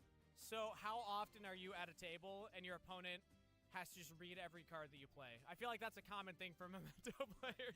Every single time. Every single time, they the people struggle to know what a majority of the effects are. They know the common ones, like the horse and then the anguish, but most people don't know the more niche ones. It's a fun deck. Here, pitch to the audience. Why should they learn how to play Memento? You should learn how to play it so that way when you play against it, you know what you're doing. So that way you don't misplay and then lose advantage in games that you should have won. I feel like you should be preaching the opposite as the player, but you know what? Fair enough. Yeah, I've won enough games that way. I'm looking forward to people knowing what the cards do. All right, well, best of luck this weekend, John. Thank you. All right, I'm here with Danny. Danny, the 300th YCS. How you feeling? Feeling great. It's really exciting, actually. I mean, it's a good year for Yu-Gi-Oh! It's a great year for Yu-Gi-Oh! Starting off strong. I see that you already got your mat and your packs. Which event did you sign up for? Are you doing Genesis or Advanced? I signed up for the YCS Genesis event. Okay, how you feeling about the event? Because this is the first time we're doing an official YCS for it. I'm feeling great. I'm honestly just here for fun. I'm not trying to go crazy, but it's the first big Genesis event, so I'm just excited to be having fun with it. Can you leak your deck? Yeah, absolutely. I don't care. Everyone can know that I'm playing Art Mage. Art Mage? What made you want to do that one? I don't know. It's just a deck that's super fun. I love all the new stuff for it. It's kind of the new lore archetype for Yu-Gi-Oh! And I like following along all the silly things that Medius has to go through. He's going through a lot. He's going through a lot. He's got a tough life, doesn't he? He's just like a kid, just a student. Yeah, doomed eternity to try and save everyone across all card boxes. So yeah, he's keeping us all safe, of course. It's the 300th YCS. I like asking people, what are some of your favorite YCS memories? Or if you can think of one that stands out, because there's been a lot of YCSs at this point. Yeah, no, that's a really hard question, but I think maybe I'll do recency bias. One of my favorites was I've never been on feature before, and I got to be on the little feature for the Genesis at Pittsburgh, and I had a great time playing against a Madolce player. He's a really good guy, and I had a blast. It was the first time I ever got to put the headphones on at a YCS, so... It changes the whole experience, right? Oh, yeah, it's super nerve-wracking, so I was like... Well, that's awesome. Thank you so much, man. Hey, best of luck. We'll get you a feature match again, right? Oh, I hope not. Top 8. Yeah, top gun.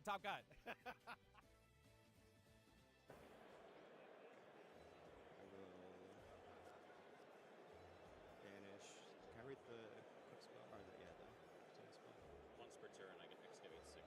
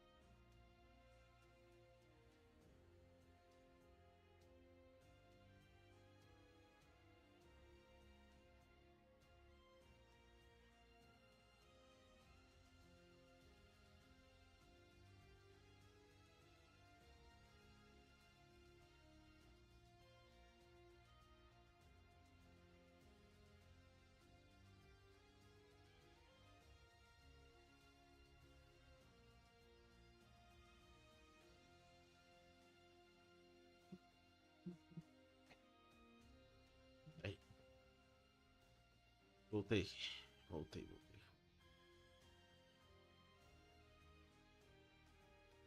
Como é que tá meu cabelo?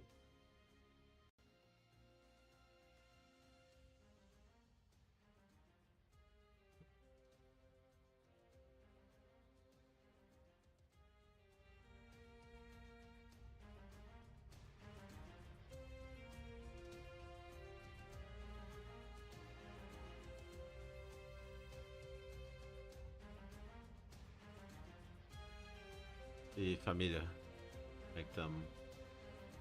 Começou outro do Gênesis aqui. Eu gosto muito do formato, mas teria que fazer um dia, um ICS só de Gênesis. Ia bombar também. Vamos lá? Talvez já tenha começado a outra. Bem na hora, hein? Mais pontual que isso... Impossível. Vamos lá, rodada 8. Nós temos dois players. Nós temos dois players. Leonardo e o Dário.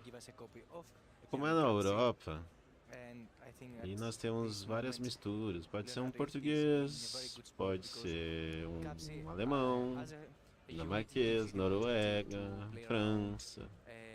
Aí por isso que eles nem gastam tempo botando bandeirinha do país. Nos Estados Unidos ou é americano ou canadense. De vez em quando tem um mexicano, de vez em quando brasileiro. E é isso. From next round, cat is ours. Yumi. And we give Marcello our Kuribo. Cara, o Malices não morre. Não é possível. Eu vou subir aqui porque eu esqueço que no da Europa eu tenho que subir minha câmera. Europa. Eu posso tapar o Konami aqui que eles não gostam. Tem que deixar o logo da Konami. I guess kinda give away what your opponent is running. We have seen a few in the branded decks. O Malices não morre, mano. Já pegou ele numa do Grave ali. Os caras de casaco, mano, que delícia. Deve estar friozinho lá. O cara tem que sofrer nesse calor do solo brasileiro. Let's go. Cara,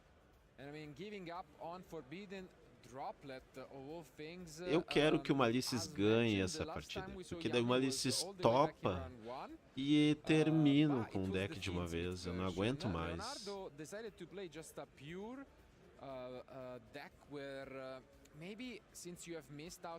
Com padrão. Eu tenho uma linha de combo. O Yumi tem uma linha de combo que é assim, ó. Tem condição. E ele vai dar um jeito de botar 2 negate ali. Bom, agora não tem mais o Synchro Ritual, o Geraldinho, né? Interact with Leonardo's field at the time.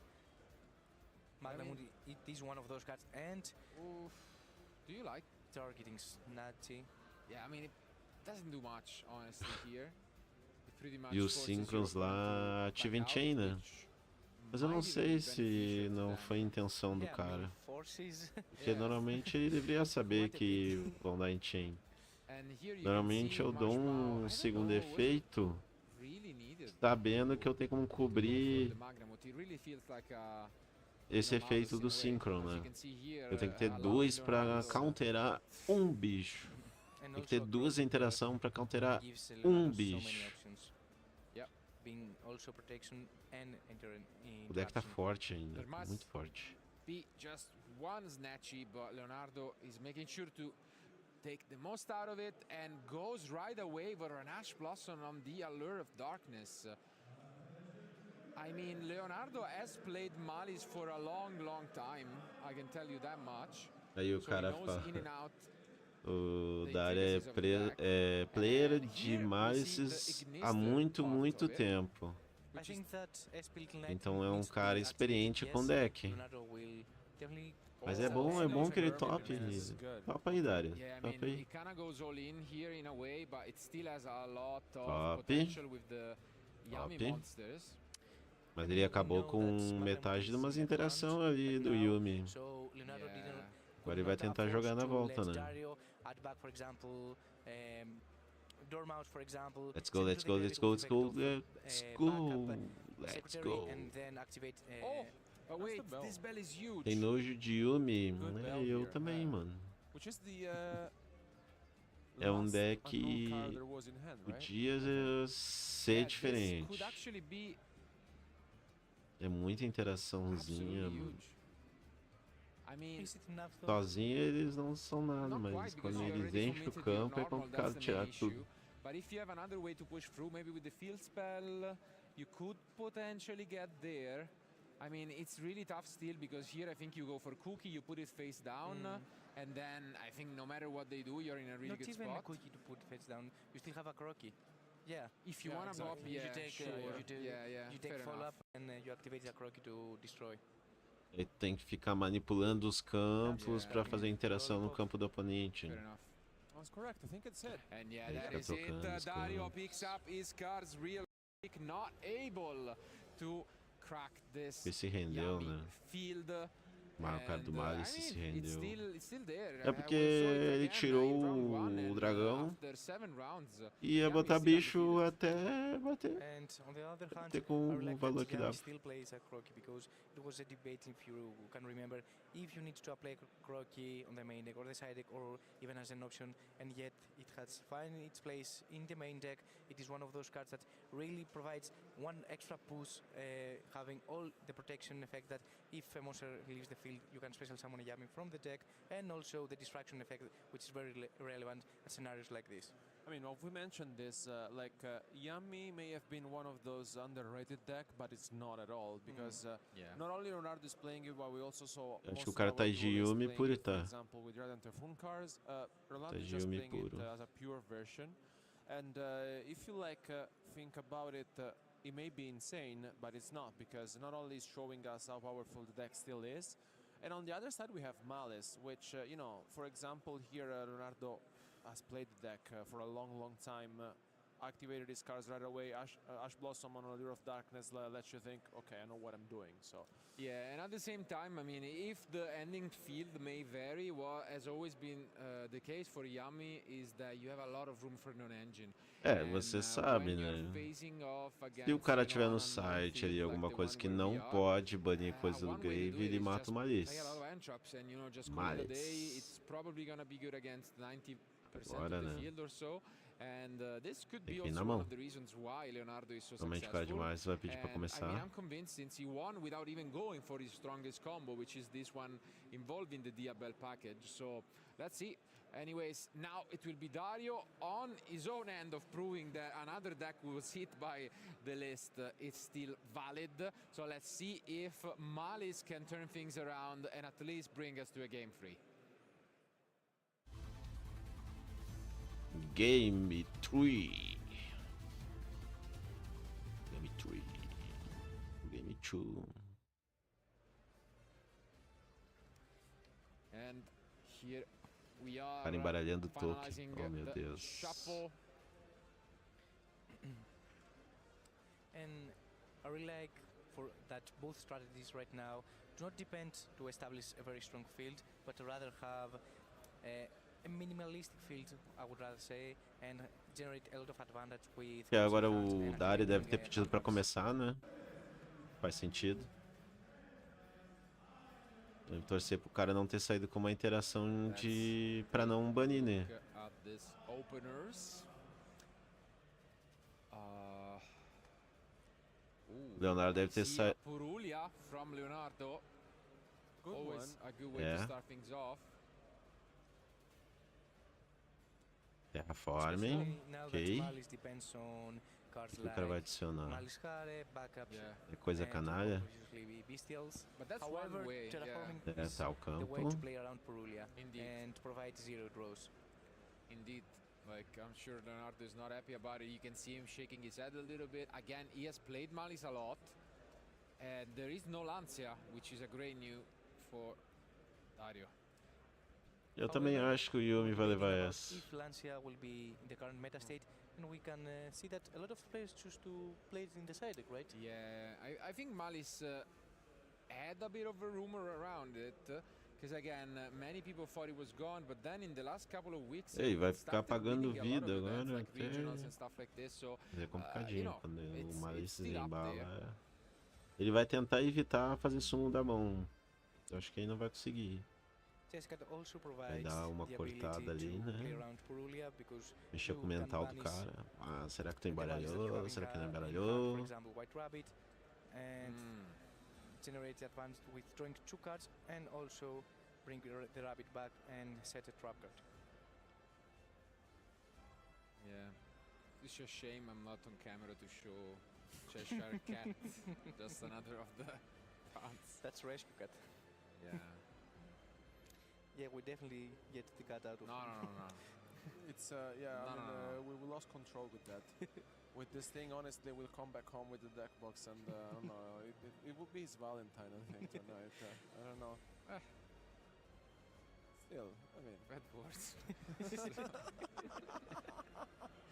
But yeah, now I think when you're playing Malice, there is just a long checklist of things that go through your mind when you're comboing, which is number 1, Lancia, Fuvalos, maybe we could say, and then I think the next step is Nibiru, no? It's like something that you always keep in mind. Vamos vendo aí, né? Vamos ver a linha de pensamento que ele vai ter. Let's see how I think that we will stop to 4 summons. Tentar impedir ele, né? Pode jogar alguma coisa. Have already mirror in the hand.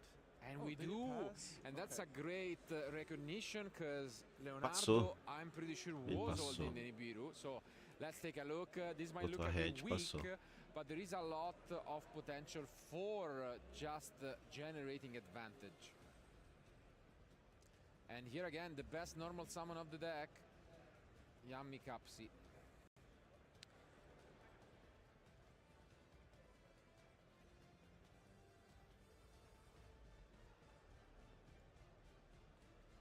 Let's see here if on resolution everything's fine. It seems like it. Never mind.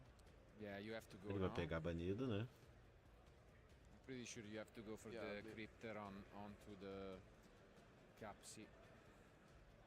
It's just gonna take a few steps. MP7. Yeah, in this case. And also you don't have a Malice in the banishment zone. No, but you can Tá get pagando to it. vida. Vamos ver. Yeah, because I think he's playing all of. O Malice joga no teu turno e sim, às vezes chega a dar um. Yeah, you either go for Are or dor in no this case estômago. you can just go again for the 07. I think you activate here MT7 and keep the O Leonardo tá meio inquieto. zone instead of Eu activating acho the que effect. ele So Crypter deve can estar also have the pensando effect que bans. talvez ele não leve esse game. Ele tá com um It's one of deck those scenarios that you que don't- é Oh, you muito mais don't. forte em questão de força, né? I guess maybe you wanna banish the Snatchy. The single copy of Snatch Yeah. also makes sense. Ah, I guess yeah, it did change the way you play against Yami now that it's at 1. passou. It's an interesting decision No. though, because I feel like it's still quite valid to just go over the normal and the 1 extender, especially if they're playing pure Yami.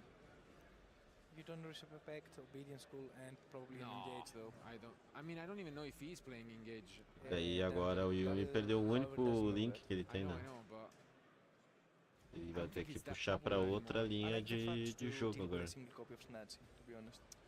yeah, but I mean, it's I think not it's a like bit risky like though. they Se can trouxe recycle direto it, do campo so de Yeah, but ataque, you still have interruptions. pra não dar It's problema. not easy to recycle it and then still advance for no, players. sure, Que as but trocas like, de as campo you não can vai mais see here, acontecer, now velho. the interruptions are much worse. Because if you interrupt the monsters, the Akruki just triggers. So you need to get rid of both, and it's a bit complicated. So let's see. Of course, the normal summon is still gone. It's just that Surprise now is active. We do have Marshmallow. Let's see. And yeah, we are gonna go into Link Kuribo. Again, nothing from Dario. Makes sense. I mean, Akruki basically says that it doesn't make sense to interrupt at this point. And we are not using the cookie. Let's hear Leonardo to go for the synchro plays, or we need to interact right now. It is a tough spot because Crook is there to provide an extra body.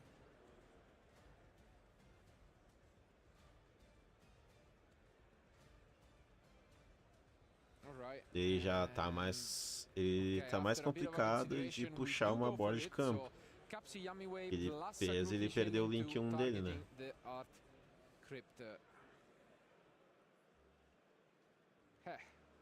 Vai adicionar. Pensando. Tá, efeito da red. Allow this to resolve. So this might be an indication that we have Hare or Crystal in Yeah, hand. yeah, I would say the same.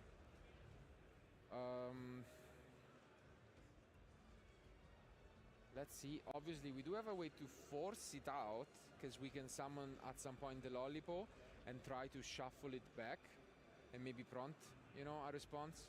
Adicionou, beleza. And let's see what Leonardo decides to discard. And it's impermanence. Okay. Just keeps all the engine in hand. And impermanence. Ele priorizou. Ele tá priorizando tentar fazer um campo forte.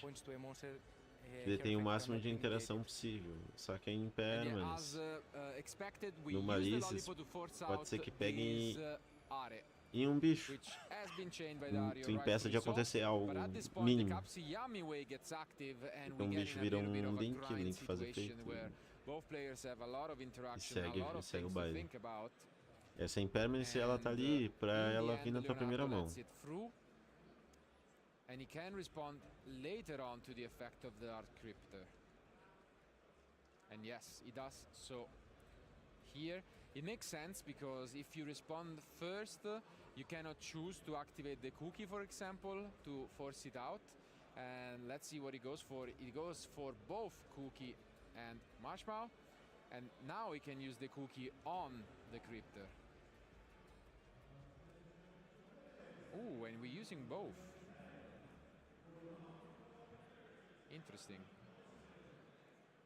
This makes sense because since Akruki has done his job, you can replace the field spells, and that allows you to then cycle your Snatchy back into the extra deck,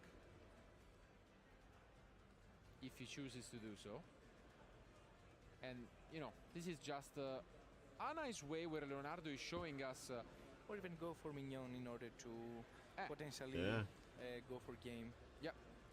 Faz muito volume de jogo, né? Yeah, he's revealing just to his Recicla do opponent, grade, and adiciona, tem que volta pro esse, faz outro.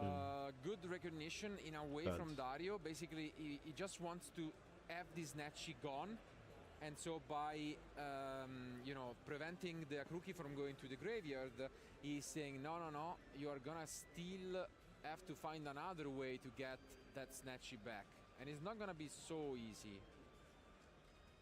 But as you have mentioned, you know, first world problems, because we do have now our monsters who are all gonna be quite beefy. And I think that Leonardo can find a line in order to push for damage in this turn and go for a game during the battle phase. I think we've used We don't have... I think he's used Kuribo, yeah. I mean, it's definitely finding another way to get into this. He maybe checks for Bestials, I believe. Or even go for Linguribo. And there it is. Called it. Yeah, baited possibly this Bestial. I think, Dario, it is in one of the scenarios that you want to activate it into Linguribo in order for Leonardo to not have an access easily to synchro monsters. However, from the other side, you can keep Magna Multithehad for the battle phase in order to make sure that you are gaining a turn. But it does make sense. He's just going over all of the Link 1 options from Leonardo. And and vai... Vou te trying falar que to os just Beastial stay tá in this ajudando game. I muito think ele, he tá? knows that if he gets another turn, he gets an opening, and it Beastial seems tá like ajudando he muito has ele managed to keep nessa média. Leonardo's aggression at bay. Wow. And this is just a pass, yes. Leonardo completely left out of his extra deck. Does he even play any other link ones? Except of like Spider or something like this? No, right? Salmirage, for example, but it doesn't was work. special summon, Yeah. yes. So that, I think, was really well played by Dario. Like finding the way to just, you know, make the most out of maybe cards that are not the greatest in this matchup. And I think now that Malice has an extra copy of Pistol in the hand, and with such a graveyard, it is in a very good spot for Dario at the moment. Also, because how do you get rid of the other field spell if one is gone? It's not easy. Like to actually put it in the graveyard. I mean, right now, if we manage to banish also Minion with Crypto, for example. Yeah, no, I know, but in the best case, I mean, just even if he doesn't, he never touches it again. Like for the Yummy deck, to actually put it now into the graveyard is not so easy. Like, not at all. Well, the thing is that now playing without snatching Linkuribo honestly feels like super complicated an upfield for battle. Leonardo. Yeah. And I mean, impermanence was used, so now Dario knows that the face down is surprise, and he pretty much has full knowledge because one Yummy is in hand and only one card is unknown. You like full knowledge now. I do.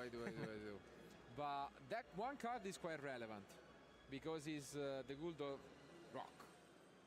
So let's keep an eye on the number of summons. I mean, if he keeps Bestial as a backup plan in case of Nibiru, I think Dario is in a pretty good spot in any case. Possibly. Não sei que tem ali atrás, mas a chance de levar um OTK aqui é grande. Leonardo at this point is just bluffing a little bit, trying to Se tu desistir agora, Leonardo, dá pra jogar um match, um game de 25 minutos. I still don't see like an easy way to then go for game without Link once, but I think that's his best chance, and the Link one in, it has to be that line of thought, I guess. In any case, right now Wikid provides the extra plan for Dario to play around Nibiru, because he can just add backup and wait for a potential Nibiru in order to make Link Spider and then activate backup. And right now he can advance to all the places that he can with a full graveyard. And I gotta say, he has played really well until now. I mean, he's 7-0, so of course. I mean, there is a reason he's 7-0. But still, I mean, it's nice to see him in action. Definitely, you know, not go hits all here. Yeah. And then we can threaten Nibiru with Fez o combo de Hitsu, vai pagar vida. I think he's 1000, né? it very well. Yeah. Really. And the fact that he has not touched yet Creeper in the graveyard, it's very relevant. No, honestly, playing really well. And we drew Ash Blossom also. Wow. He has 7 air cards in the hand. It's getting out of control here for. It was the cherry in the cake. Yeah, I mean, I don't see how Leonardo gets out of it. As you have mentioned, here Access comes code. the access code. Yeah, and this is the real Nibiru check. I mean, you can use surprise, but E ele já sabia. Yeah, but you still have access code again. You are forced to limpar. Summon access code. Yeah. Limpar o campo. Surprise. Será? And Zerou a vida dos dois. right now we have Har in hand. Daqui pra diante. Have not yet activate.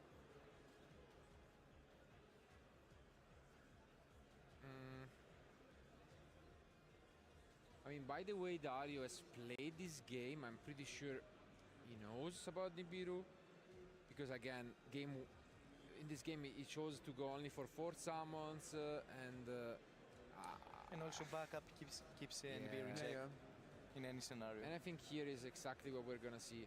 Like, we just go for the Bestial, we get the Crypter, and we don't really need much else.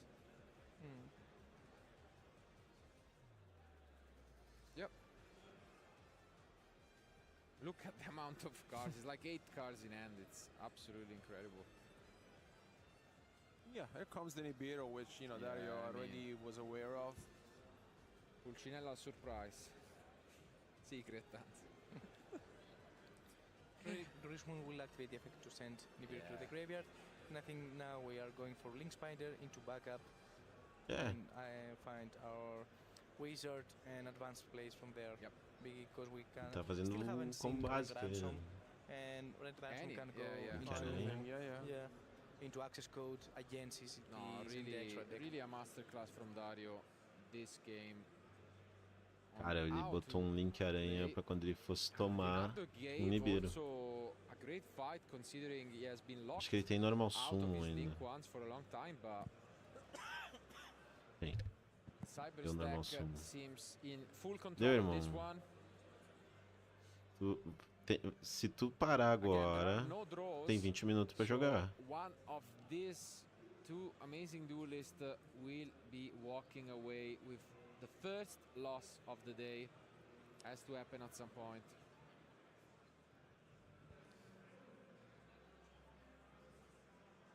Talvez ele ache que vai ter uma volta. E vai tentar ganhar na volta. Yeah, and he knows the end is free yummies, so nothing to worry about anymore. And we just generate bodies, and I think finally we are going to experience Red Ransom. We can just easily go for game as well. Yeah, access code with. O cara tentou dar um Nibiru ali no vazio, né? We have field spell as well. O Nibiru virou um Link Aranha que virou outras coisas.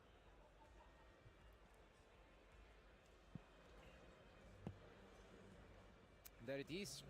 Teased that a lot. But finally it's here. Eles falam que ele joga há muito tempo de Malice. A backup plan against Nibiru.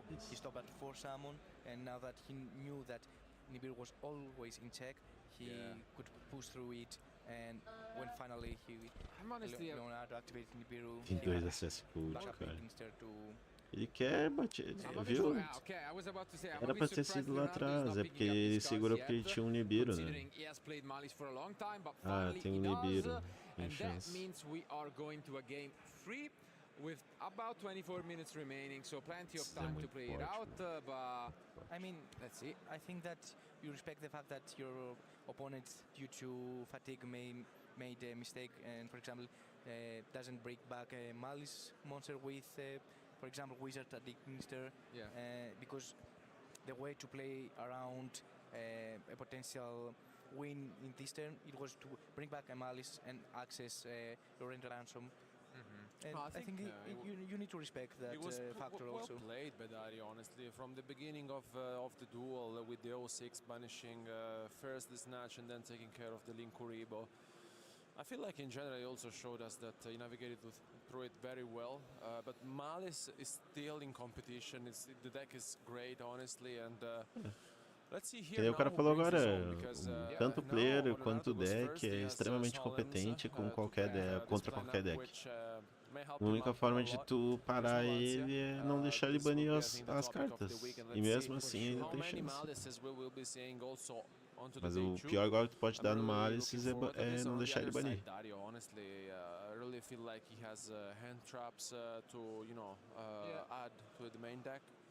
I mean, Shifter is always there in the Malice deck. It can be annoying. I mean, a lot. Extremely, yeah. So that is one consideration. Even again, just to make it so that you can't synchro with the Snatchy. Otherwise, it gets again tough to get it back, as we saw. And I mean, Shifter is just Shifter. I mean, whenever you see it as one, it's always gonna impact the game. But as you can see, Leonardo is already done with the side deck. He knows the plan. He knows what to do. He's pretty much gonna just take out some Mulcharmis, bring in Solemns and call it a day. Ele falou ali. O cara já é conhecido por jogar muito tempo de Malice. Game 1, he pretty much showed us just a generic, yummy field, but I'm interested in this addition of the extra deck synchros that he can get going easily with help of Yet another cat, the Samsara. But You have to cut the jokes.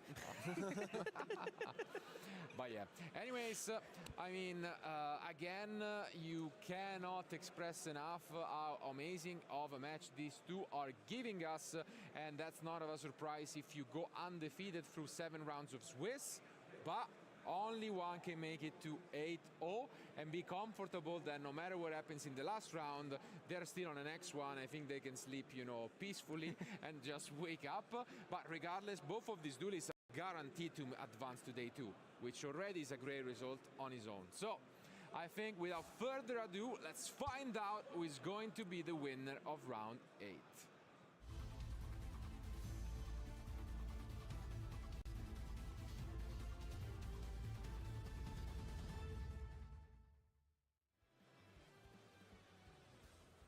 Here we are.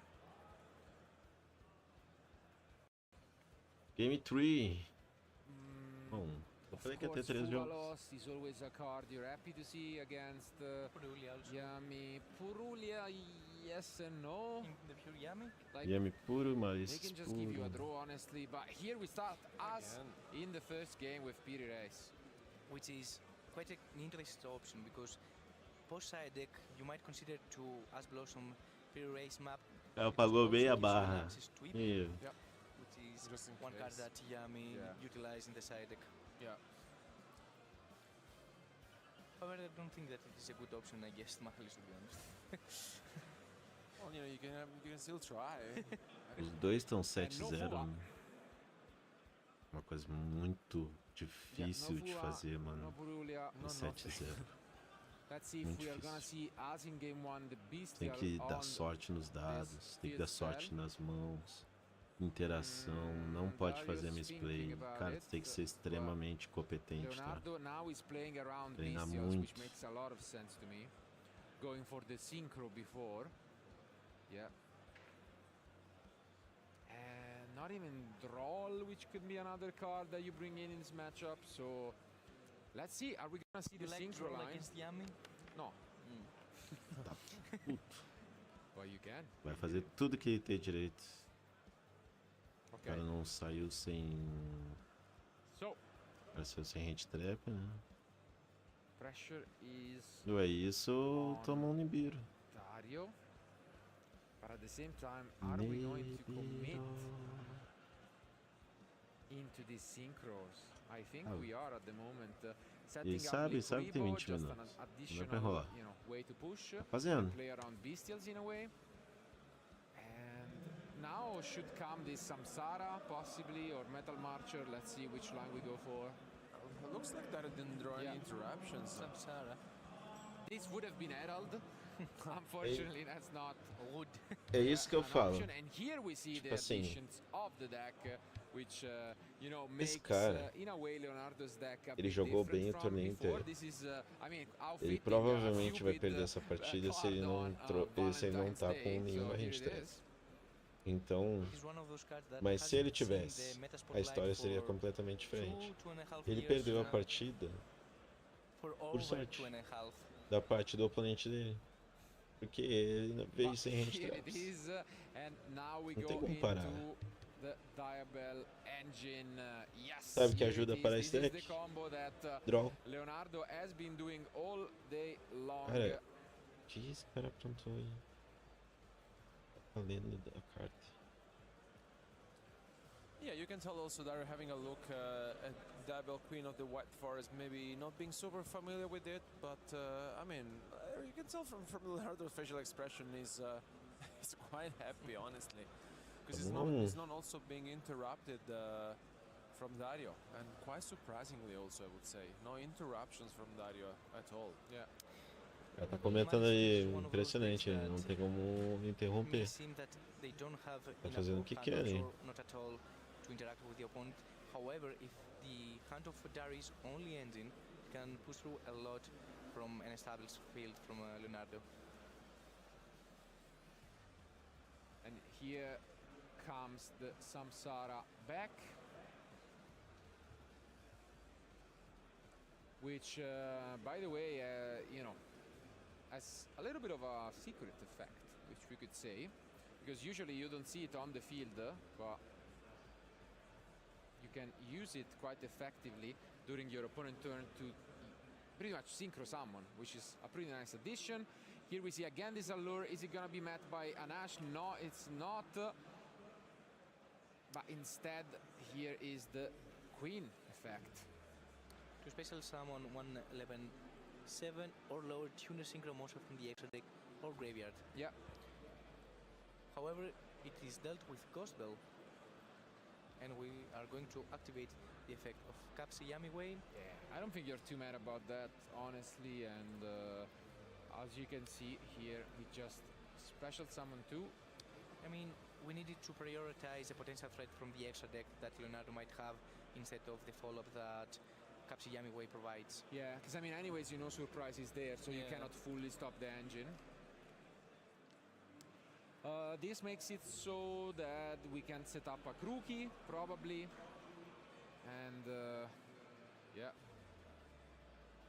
that will be the case. And here it is. Don't say it. Yeah, no, he didn't draw. He banished before. Because Dario was sure. Yeah, I mean, and here we see a cat on both Ele tá tentando. sides of the field. Tá tentando interagir. It's the feline match. It is what it is. Push Buryo nesse deck é muito forte. Tu compra e bane. As duas coisas o deck precisa. Brought back the Yamiway, the Lollipop Yamiway from the graveyard, since he knew that Jessica will be banished and activate the effect. Cara, eu sei se o Dario vai conseguir. To the effect of Lollipop Capsi Yamiway. We didn't use Natch, yeah? So maybe we don't have a Crookie, which is a bit surprising since we are going first. Could it be in the end? But no, like, that's a bit surprising. Anyways, now Dario doesn't wait much longer and is met by an effect Veiler. May we have Mirror? Good one. Interesting choice of the alternate art.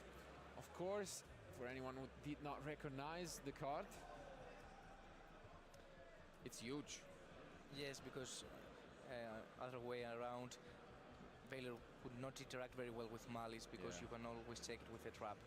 And here is Cookie just putting the Cyber Monsters face down. Respect the Wizard and backup. Yeah.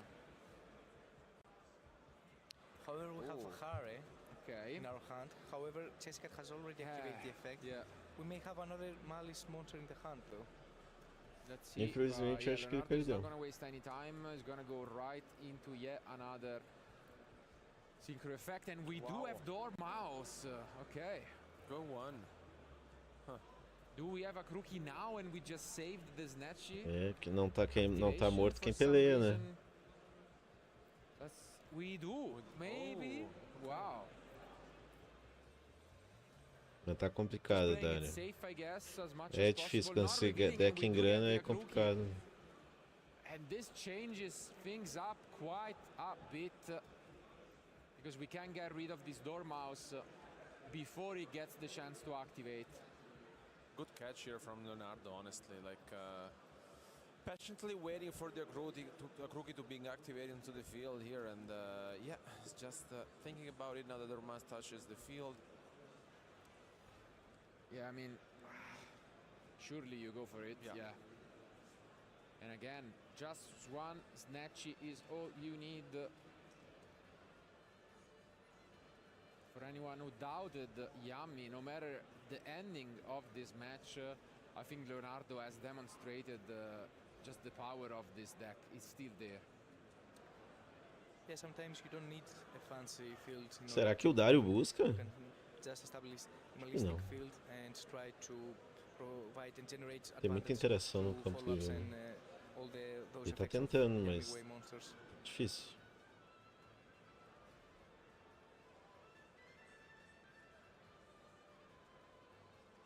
So Crookie activated the effect, as you mentioned, to destroy the Dormouse. Yeah. And there are 2 cards left in the hand for Dario.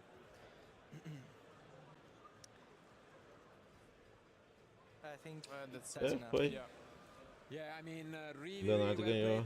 O único que deve estar 8-0 agora. E o Leonardo 7-2. Esse 7-2 pode custar caro pra ele. Tem mais uma rodada, eu acho.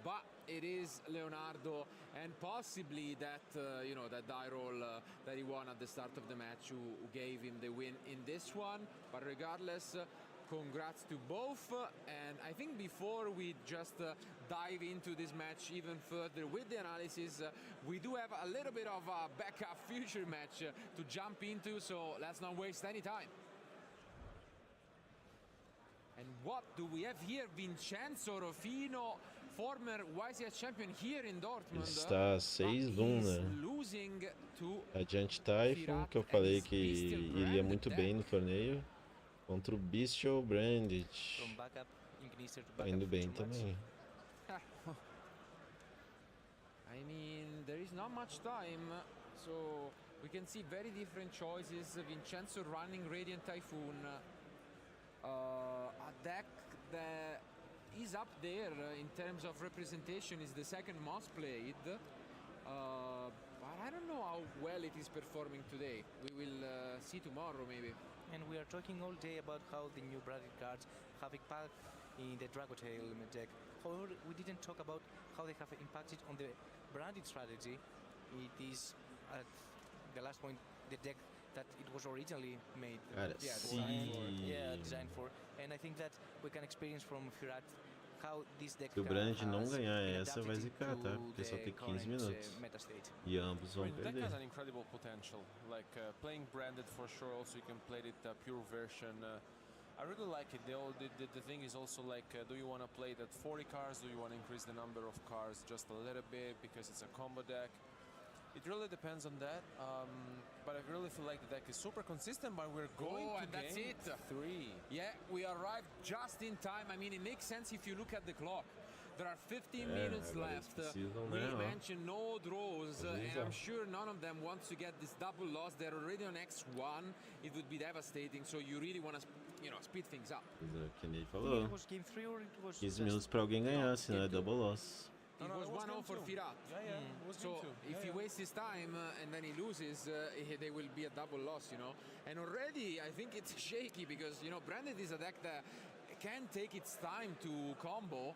And, they are going to be around 13 minutes or something like this after siding. And even I think Radiant Typhoon is one of those decks that doesn't really go for game in one turn, it kind of grinds and basically the strategy is especially going second, trying to break the field and then setting up your own interruptions and letting them play, and it's tough. We might get to one of those gentleman agreements kind of ending where maybe they don't have a game but one of them is extremely ahead, and then we'll see, if one of them just wants to concede.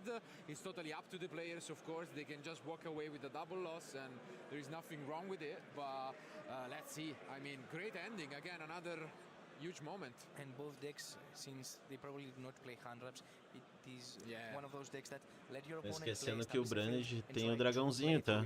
Ele perdeu. Se ele conseguir fazer dragãozinho. Droplet, all of this. Yeah. Absolutely. I think this is exactly the case. Like Vincenzo seems to be on those, and I mean, he lost game 1. We don't know what happened there, but I mean, Branded, as you've mentioned, also got a lot of support. It maybe Dracotail who took the spotlight away, but those cards are amazing in Branded. So I really want to see what they have in store for us. So let's go to one final game 3 for round 8.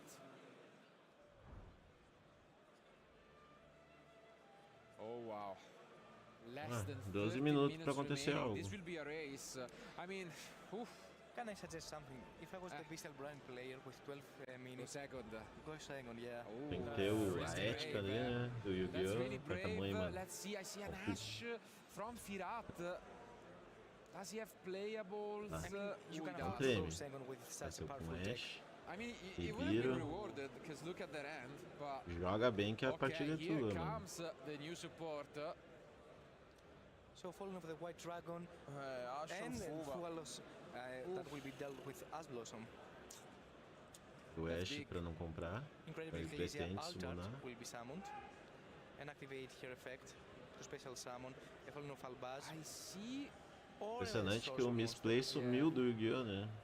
E o misplay não... Vincenzo actually thinks, because I'm pretty sure he has Go an play. Ashwasham of his own, Sumiu do Yu-Gi-Oh. do you go for it here? In Branding, you go here or you wait for Brand Fusion? No, he goes for it. Brave Brave play. I mean, I think that the clock played a huge role on this. yeah, absolutely. But I get it. I honestly like it. If the clock is on the line, I think you just have to pray. That's enough. Anyways, if they go for branded fusion, you know, it's gonna take a long time. And if they have it, they have it. Let's but see. you'd rather use it. Huge so. draw. Do we get it? No, Oh, we drop don't. Wow. I think we might be out of playables. What is it? Okay. Virtuous. No, we do have the second effect. So that plays a huge role, and I think Vincenzo is reading it for the first time since he is playing the Fallen and Virtuous, but of course he's not playing any Ecclesia. It is amazing how Burst of Protocol changed the things at the meta. For example, for Fallen and Virtuous, every player utilized the first effect, and now have seen for third months in a row the second effect be so relevant. Yeah, this is something that we have never seen, honestly. I think this is the first tournament when the second effect gets activated, so it's definitely a good introduction thanks to Bus Protocol. So. And I mean, this is gonna be okay, but it's definitely... And we go for Poem. Hang on. Yeah. And I think we set droplet. I think it's a pass with the effect of Albion to activate in the end phase. To set another copy of Fallen of the Virtues, and obviously the Ecclesia of the Dark Dragon to be summoned back from the banishment. I mean, this of course was not exactly the a opening coisa that dele was é going que for, but Vincenzo is out of 2 cards. Ooh, the top deck extra, wow. What a Good draw. top. I mean, this is gonna get as Tô close esquecendo que ele as tem you can Nibiru na mão, imagine. tá? 10 minutes remaining. Droplet e mais a spell dos Brand. Draw cards before the the cost has been completed. Aleatório, né? And I think we drew. And Quem can activate the effect since a monster from the extra deck was moved from there. In this case, was banned face down due to extravagance. Yeah, I think we might have the Crosea from Vincenzo, but oof. Does he go Mystical Space Typhoon Chain Droplet? He's thinking about it. Does he have both? I think so. Let's see. Ooh, Mystical Space Typhoon is used, and I think that's a great catch. We are not targeting the Fallen, because if we chain Droplet, sending it, then they cannot be chained. And here is why you see Firat chaining the card that was not targeted. And I think Vincenzo just let this go, because he targeted the other face down card. I mean, you can wait for the Fallen of the Albas to activate the Droplet. Yeah. But the face down is gone, no? Yeah, this is right. Ele forçou, né? Ele forçou pra ele não dar na interação de algum monstro dele.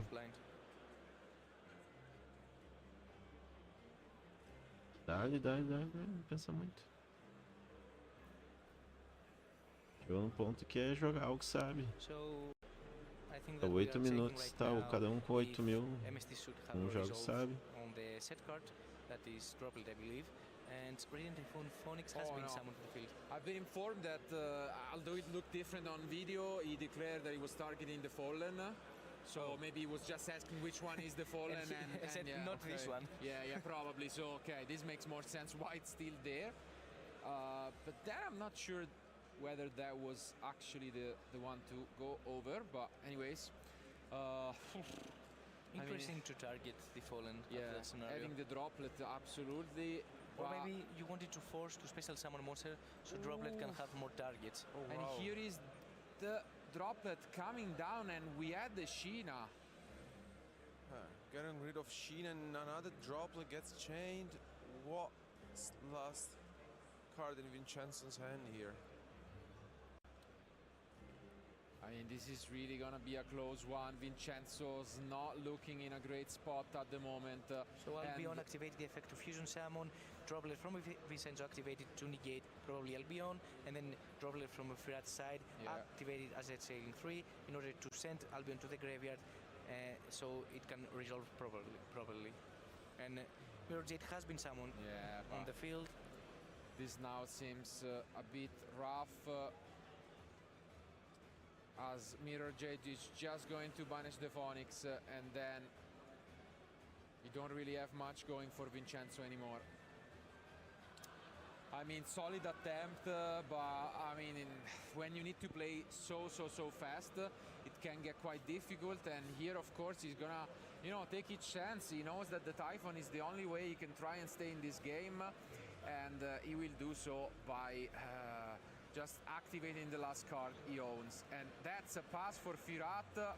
And Ecclesia was negated. And that is it. Vincenzo recognizes that this game is no longer his. O Vincenzo desistiu, não tinha o que fazer. O cara abriu bem. Abriu bem, tinha Nibiru na mão também. Jogou bem. Advancing to 7-1 is a huge deal. So congratulations to Firat. And I really liked to experience how Brandon has evolved through Burst of Protocol and utilizing all these new cards that got as a support, because yes, we get the chance to experience from the track hotel perspective, but in the pure brand deck, it is another ceiling, another option. Yeah, no, I mean, I really feel like the deck is super consistent. You can play a lot of different engines, a lot of different cards, but also the pure version. I really like it, and 7-1 record, pretty solid. We may be having also other duelists competing with this deck, and we mentioned, I think Burst Protocol gives so many other additions to a lot of different decks, and this is one of the cases, honestly. I mean, super solid deck, a lot of different choices, and you can still side Dragon's Mind, which we also saw with Temis in the previous future match. So congrats to him, and Vincenzo is still, need to win the last round. Yes. Yeah, the last one will be pretty much in or out. But regardless, now let's jump back in time to what was the amazing main future match that Leonardo won and is one of the few 8-0 duelists. Let's hear it from him with John.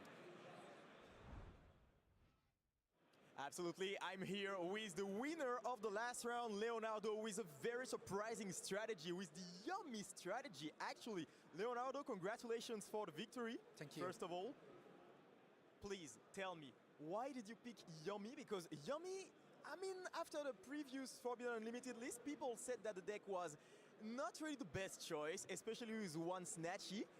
How did you find a way to put it undefeated right now? I tested Malice for a long time, but I noticed some problems in going second. And Kupsi Wupsi is still at 3 and is not like at 1 like Snatchy. Then I can still draw Capsi, normal Capsi, and beat all the engine going second, because he has the same amount of entraps. And it still worked. You were facing the strategy that we talked right before, which is the Malice strategy.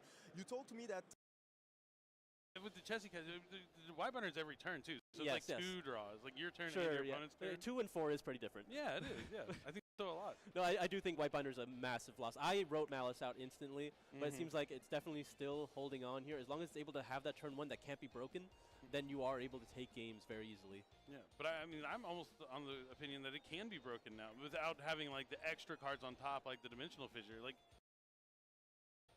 a negate, a banish, and then potentially another banish. That's 3 interactions. While it's a lot of modern decks can play through that. Yeah, I mean, that's also essentially uninterrupted, right? Yeah, uninterrupted. You'd expect more from an uninterrupted, like if you look at a deck like Yummy uninterrupted, there's like 6 or 7 interactions that you're going to have to deal with along the way. I think the biggest thing to not count out is how powerful drawing cards from your deck is. You have so many resources, especially in Malice. When at this point you've just trimmed the amount of cards they can even play in their engine. So the only thing they can draw is not an engine. That is very true. Very, very true. Yeah, we saw like Allure of Darkness in game number 1. Chessie está 1-1, né? Finds ways to access cards deeper in your deck.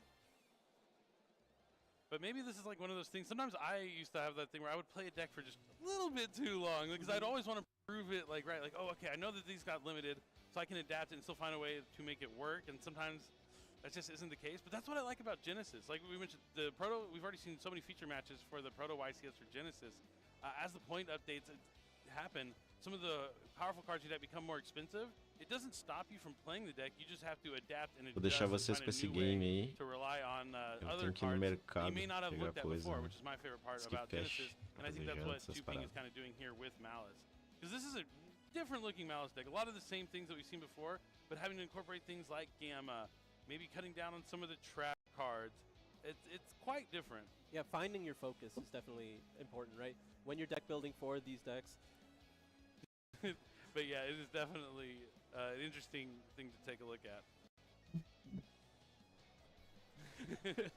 Both players seem focused, stoic. Yeah, this is the most stoic I've seen Chuping probably like ever. Going into game number 3. He knows he's going second, which is tough. But I'm sure that his side deck is going to accommodate with for a lot of decent going second cards. But Kevin going first, the main thing that kind of slowed him down there was, that Dimensional Fissure, and that is not a card you have to worry about going first. He does want to keep an eye out for that card we saw round 1, Dimension Shifter. But even then, like Yummy, while they rely on the graveyard, they can find a way to still set up some forms of interruption without needing the graveyard. Yeah, I mean, with one Snatchy, it's a little bit riskier too. And the Fiendsmith card. Yeah, you're risking a lot. The Fiendsmith stuff makes it tough. You don't want to draw those cards into a Dimensional Fissure. There's still a lot that you can rely on. If you can avoid the Dimension Shifter, then you can definitely make a pretty reliable field, especially since it's just very hard to completely cut down Yummy. Do I see a last-minute swap there for Kevin to the side deck? It looks like he was going to side in 3 Mistaken Arrest, and then decided to swap those out for Ghost Bell at the last minute. Pretty interesting. Do you think that might have something to do with like seeing the Gamma in game 1? Yeah, I mean, just having as many ways to play through your turn as possible. Yeah, just resolve your combo. Because I do think if you're resolving your combo against current version of Malice, that will be good enough.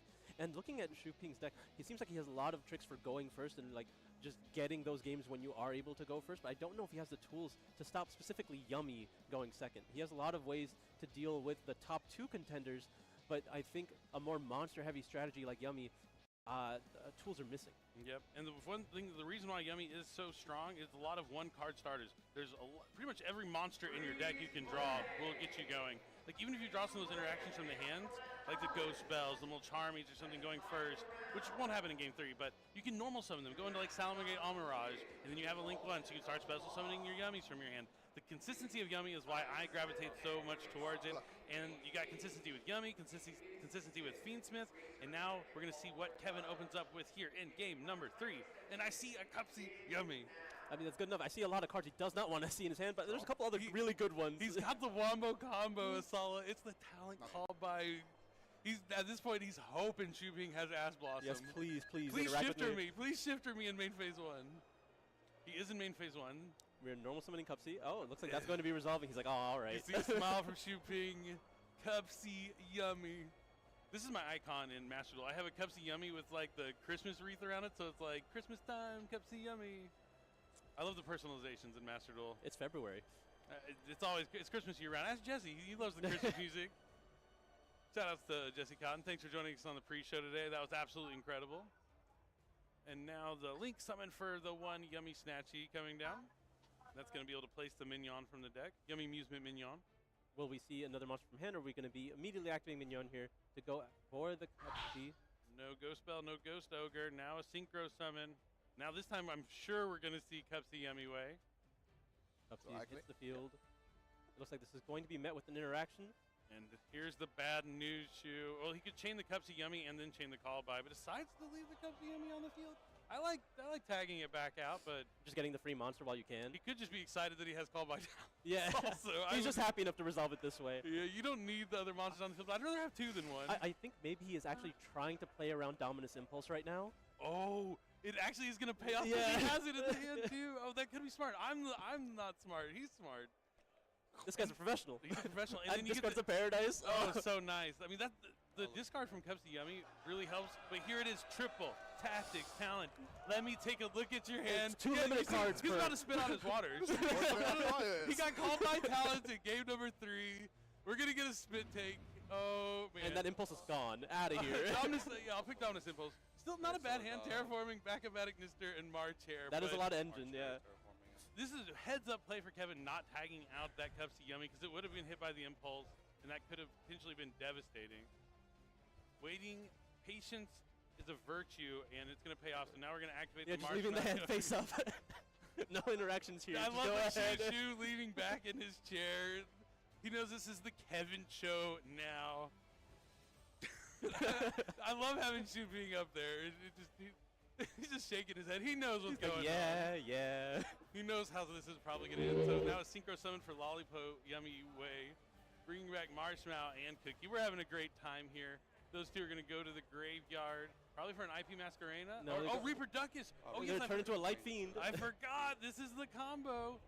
I got to take notes. This is the deck I want to play next. I have pure Yummy built right now, and I'm looking to build Fiendsmith Yummy. Okay, well, so he's going straight into the sequence here.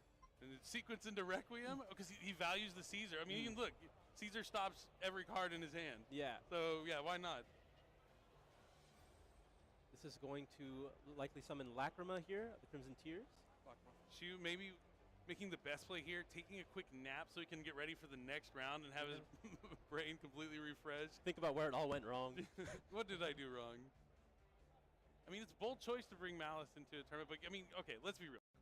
Today has just been the day of cards that are limited. Yeah, every single turn, it's been 2 limited cards activated. Called by talents. Like, even when we go back to Snake Out format, I remember us talking, like, that was, like, the dream always, is to have called by talents. Like, it's just an absolutely... The game does end almost immediately. Absolutely, because they lose the interaction from the hand, and then you rip another card, so they're only going to draw to 4. They know exactly what they have to play around. They know what they have to beat. It's brutal. I mean, this is why called by talents are limited to 1. You're not supposed to see the improbabilities that we've seen today alone. Never tell me the odds, Asala. All right, we're going to continue with a summon of Necroquip Princess. Since the Requiem was equipped to that Lacrima, you can send those both to the graveyard for the fusion summon of Necroquip. And now we got the 2 level 6 monsters we need to perform an Xyz summon for DDD High Wave King Caesar. And now I imagine he's just going to activate Surprise, summon back the Marshmallow, get back the Surprise. It's just so free. It's like, it's hard not to want to do that every single turn. It is just a free monster. And he has the Paradise in the graveyard as well. He is established here. I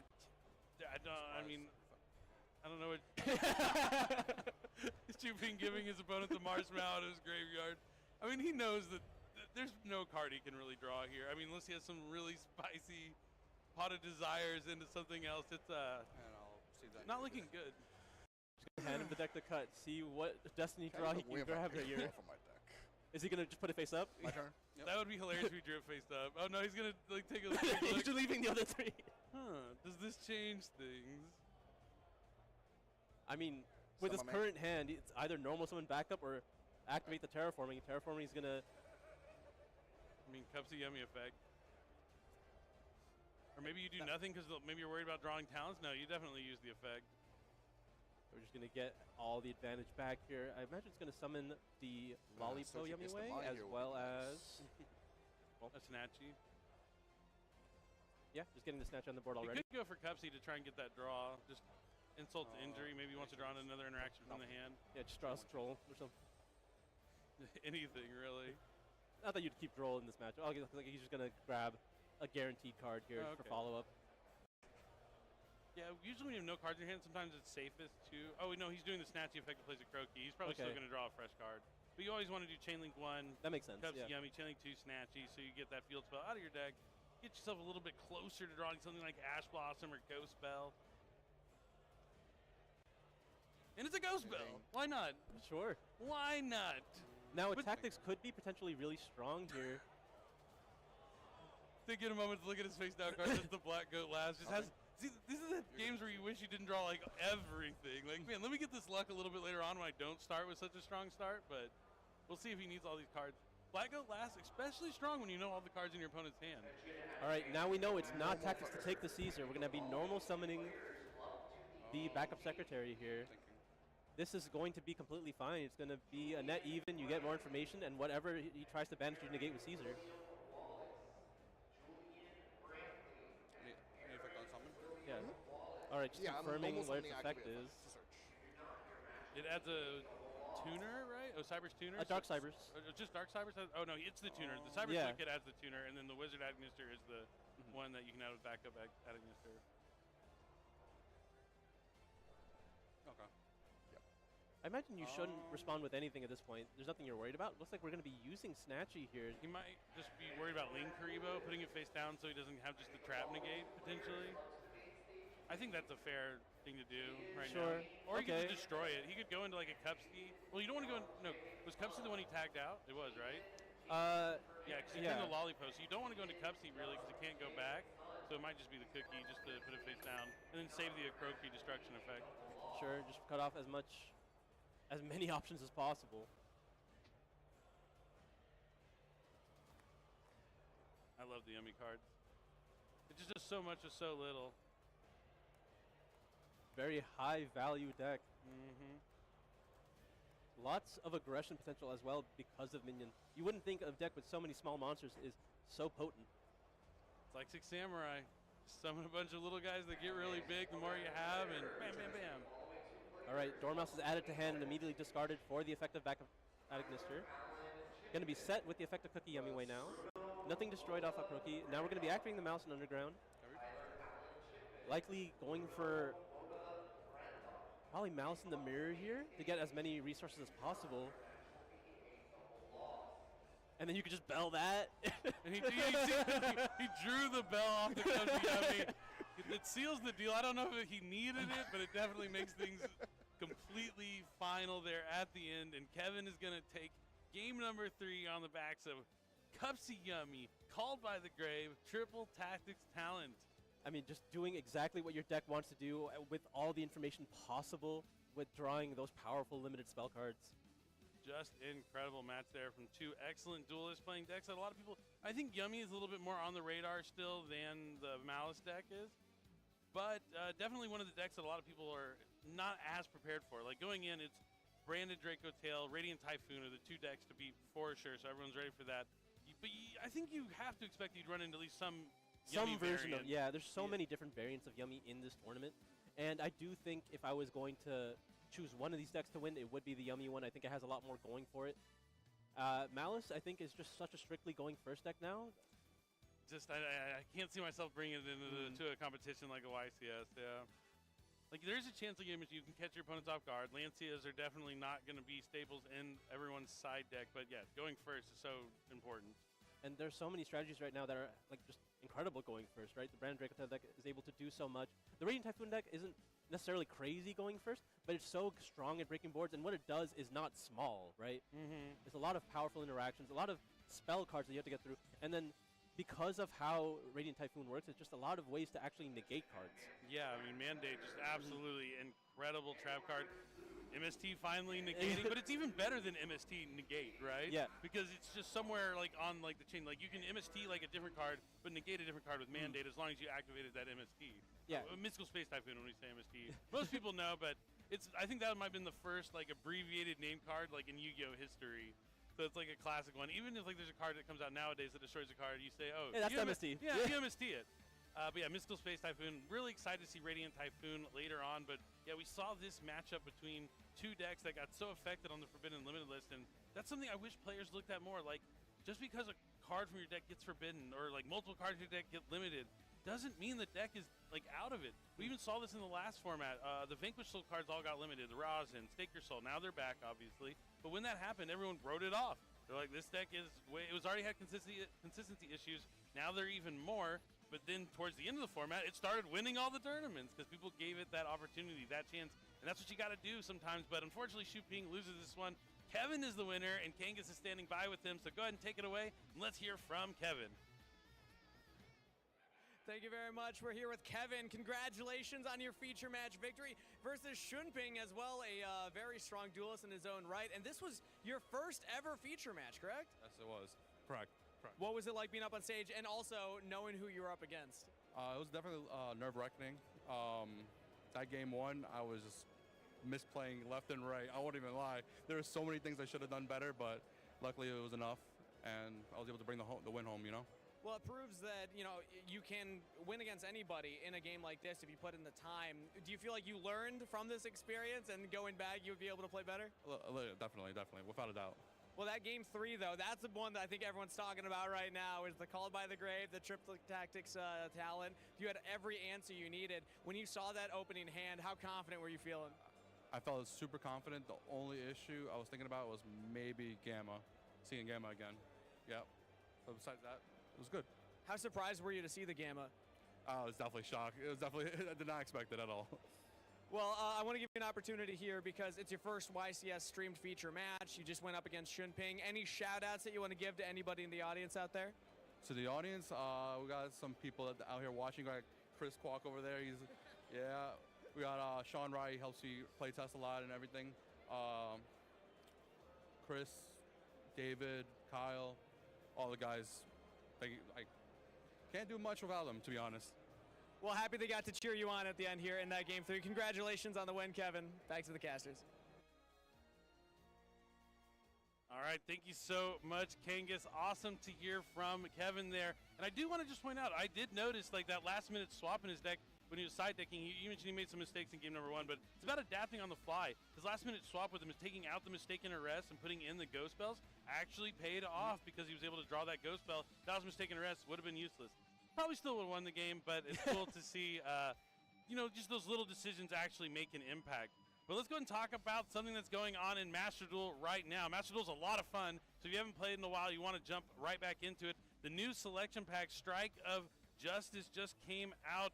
It's going to be able to summon powerful monsters like Junk Warrior Extreme, Boral's Shroud Dragon, which actually just came out in the TCG as well in Burst Protocol, and of course all the K9 cards. Izuna, Jokul, and the Extract Monster K9 EX Werewolf. He's going to be able to strike a card down. But of course, Vanquish Soul Holly Sue is a big one in the pack too, along with the Live Twin Lila Suite, which like those new Live Twin cards really help that deck out a ton. And the old cards that used to stop the Live Twins, not as good against them anymore. So maybe if you're a fan of that deck, jump back in and check out Master Duel. I play every single day. I'm Master Rank 1, no big deal, you know.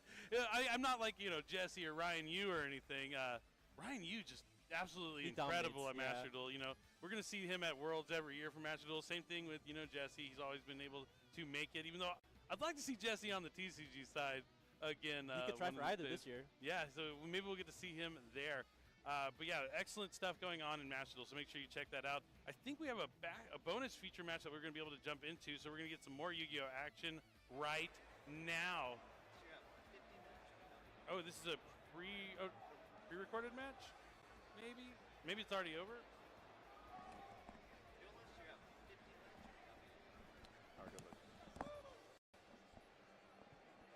Okay, so this is pre-recorded, so we're going to jump into a game. This is just the bonus one for round 2 main event, so it's not Genesis. You can tell by the game mat there. It doesn't have the Genesis logo on it. It's round 3. Oh, it's round 3. My bad. We're in round 3. That would make sense. We're not going back in time. Sounds like well, technically we're going back in time, but not all the way back. Not too far back. All right, I got to work on my time travel. It's a little bit of a spoiler. It means the match probably ended pretty quickly, but this is one of the decks I've actually been on the lookout for throughout this tournament. It's Fiendsmith Magnet, or not Fiendsmith Magnet, just Magnet. The Magnet Warrior cards are extremely cool. I was really interested to see what people were doing with it. I didn't have the time to really take a look at how far it could go, but I know there's a lot of potential there. And let's see if somehow these players found something to do with them. Yeah, definitely some brand new cards. We know the Fiendsmith cards really well. So we see the Blurry turning into a Requiem. So far, so good. We saw Requiem able to take it down just this round as well. Lacrima's going to hit the board. Engraver's going to hit the graveyard. You know, I was talking about the Fiendsmith cards. I knew they were going to be in a lot of different strategies this weekend. It's cool to see them. There's something cool that you can do with the Fiendsmith cards now that, I mean, not a lot of people are doing. But being able to access Invader of Darkness, the Fiendsmith engine, is also really, really cool because it's such a strong card against Radiant Typhoon. Because you can go into like Fiendsmith Sequence, Fusion Summon Aerial Eater. Aerial Eater can send Invader of Darkness to your graveyard, and then you can summon out Muckbreaker with your 2 monsters left over. You discard spells to summon back the Invader of Darkness. I mean, that goes to show how respected Radiant Typhoon is in this current meta. There are so many different ways that people are trying to target it down. Yeah, but more importantly, DDD Highway King Caesar just lines up really well into the meta. The Caesar now hits the board, as you mentioned. It's going to be able to insulate from card effects like Nibiru the Primal Being, and then going into his secondary engine, we'll see what it starts with. And there, I believe that's Beta the Electromagnet Warrior? Or, well, look at, Oh, it disappeared. It. Yeah. One of the ones from the starter deck. Yep, there's Beta. Beta's going to be able to add a level 4 or lower Magnet Warrior.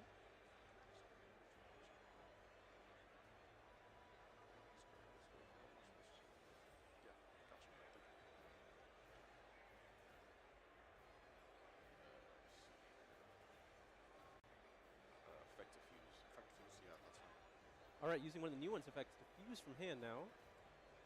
This is Magnet Warrior Sigma minus.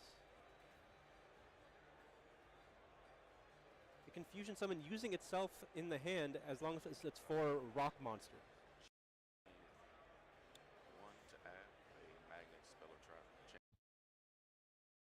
I think you horn that now.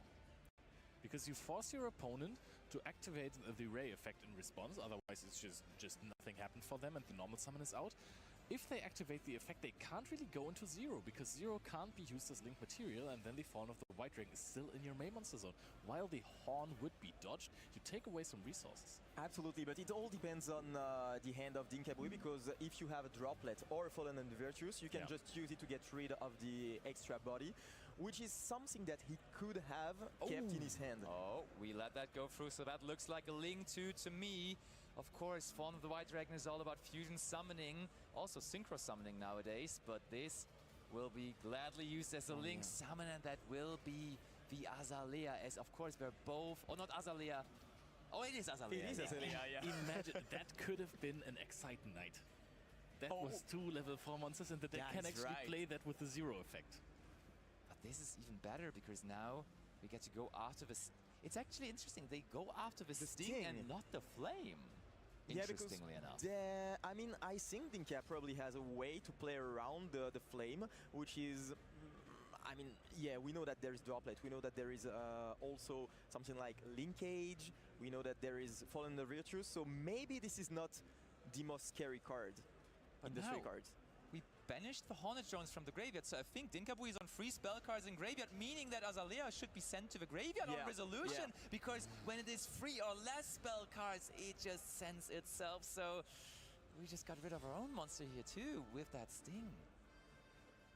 I mean, Dinka must have known that the Sting, if he targets it, will always be chained, so that's quite the loss here, but one that gotta be calculated from the mastermind Dinkabui, surely. For moments, no engage yet, but is there an engage in the last cards in hand? Oh yes, there is one. Of course, there is the engage. We are going to chain the flame, but I'm sure there's gonna be something. We talked about it, the Fallen and the Virtues, the Droplet, something like a linkage. I think it's gonna be linkage. Linkage. This would be so smart. If this is linkage and you've just cleared out this Fallen and the Virtues, because then just clearing your own monster, that would have been giga-minded, really, from Dinkabui. That is just something that I would have expected of Dinkabui, to get rid of that monster, so you can actually linkage your own engage. That would have been incredible. But the funniest thing is, as a Dracotail player, if your opponent activates engage while you have flame, you're just immediately becoming sad. You just know that it's not going to resolve. You're not going to get the draw as well. There's something funky happening on the opposing side. Every time they activate engage, you're like, do I even bother activating this card? But I like that Dinkabui really was just playing a mind game here with Marco, because we saw his reaction in the face cam when he was trying to, when he was hesitating on what to discard with the vision. He just clearly had 2 copies of the Fallen and the Virtuous in his hand, so he was pretty sure to discard that one, but he made Marco think about what could be left in his hand there. Maybe he was unhappy about having 2 copies of the Fallen and the Virtuous and he wanted something else. Maybe this is the case. When you can discard something, you're pretty happy about duplicates, I feel like. Setting 1 card here. That's a linkage. Activates the linkage. What could be the card to get away here? Is Dinka running the Triple Tactics Thrust Black Gold Laughs package? He is not, no. Wow, okay. Imagine. I feel like that's so fantastic for the deck. Well, we send a droplet. So there was even a droplet on top of that. Maybe we drew it off of the engage there. True. The thing is, Dinka is playing and it's looking good. He has resources, he has ways to play the game, he has an alt art Kagari which is gorgeous. But I mean, Marco is sitting on a full field, filled graveyard, still one set card, and he has 5 cards in hand, including a 5-mana. That is, I mean, Marco is just chilling. I mean, going through the interruptions that 5-mana can produce though, which of them really is necessarily good against Sky Striker? Do you need to stop the deck? I think you can just survive. Yeah, I guess that's true. But let's go through them. Aphelion, well, yeah, you can put one of those monsters back into the extra deck, but then hello, Ray. And, Ghost Bell and Haunted Mansion.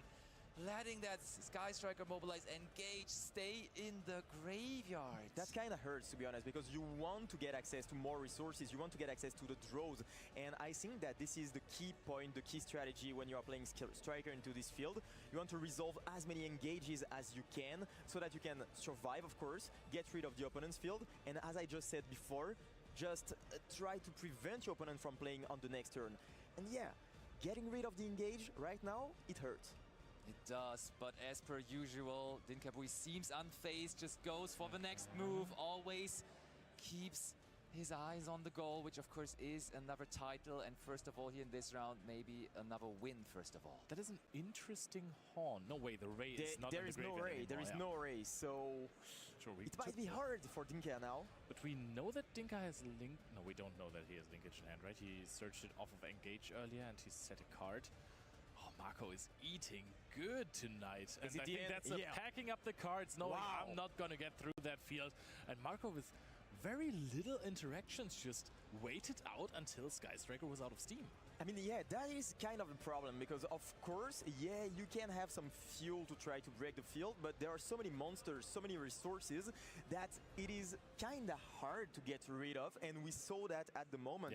And a single interaction that was absolutely crucial was this Ghost Bell, of course, on the engage, because you want to get access to the draws, you want to get access to more engine, to more disruption, you want to get the field out of your way by taking the Widow Anchor, which is such a key card. You take the monsters, then you go into a Zeke, for example, you take another monster out, it will get back on the field, but by the time, it will be too late for the opponent. I mean, that hand from Dinkabui, though, it seemed as good as it gets, really. Like, there was an engage, there was Fallen in the Virtuous. There really were those cards that you want in this matchup going second, and still, it wasn't enough. Can we do it then even? I think the Albion, this Sanctifier Dragon, was really, really tough on him, just because he had to play so weirdly in the beginning, but also you said it's a fantastic hand, yes. He had Hornet Drones and Ray. Those cards do play, especially if you're going first, but they don't give you like these crazy turns, right? Yeah, to be honest, Hornet Drone is not a fantastic draw. You don't want to get it in your hand. You'd prefer to have you'd rather have something else, like a Breaker, for example, or something to try to play around those interactions. You're right. But that shows the point that we had just before. You need a perfect hand if you want to break this field, which gives a slight edge to the Dracotail strategy if the Dracotail strategy is going first. I'm quite curious as to why we don't find Triple Tactics Thrust in that deck, because this card, going first, Black Goat Loves, really helps you, because your field as Sky Striker, it's good, your full combo field, but it's breakable. It's fine. It is. Black Goat Loves just tops it off with like another layer of not really interruption, but you know, it stops your opponent from playing interruption. So, and going second, the ability to search for either Triple Tactic Talents or for just more engages is crucial sometimes in playing through fields. Well, maybe now after side decking we're going to have Triple Tactic Thrust involved. We shall see. But one card I'm also very curious about, which we haven't seen all weekend long, even though it was one of the most anticipated cards from Burst Protocol, is a quick play spell that I would have thought in Sky Striker, surely it's got to be included, and that is the Forbidden Crown. So maybe after siding we also see that card now on Dinkabui's side, because I had high expectations for that card as well. I think the card is great in a vacuum, but I think it needs its metas. In a meta where you want to break through a field and then win the game because every deck provides so much follow-up, I think it's great. But we can go into the Forbidden Crown discussion later, but go right to the table now.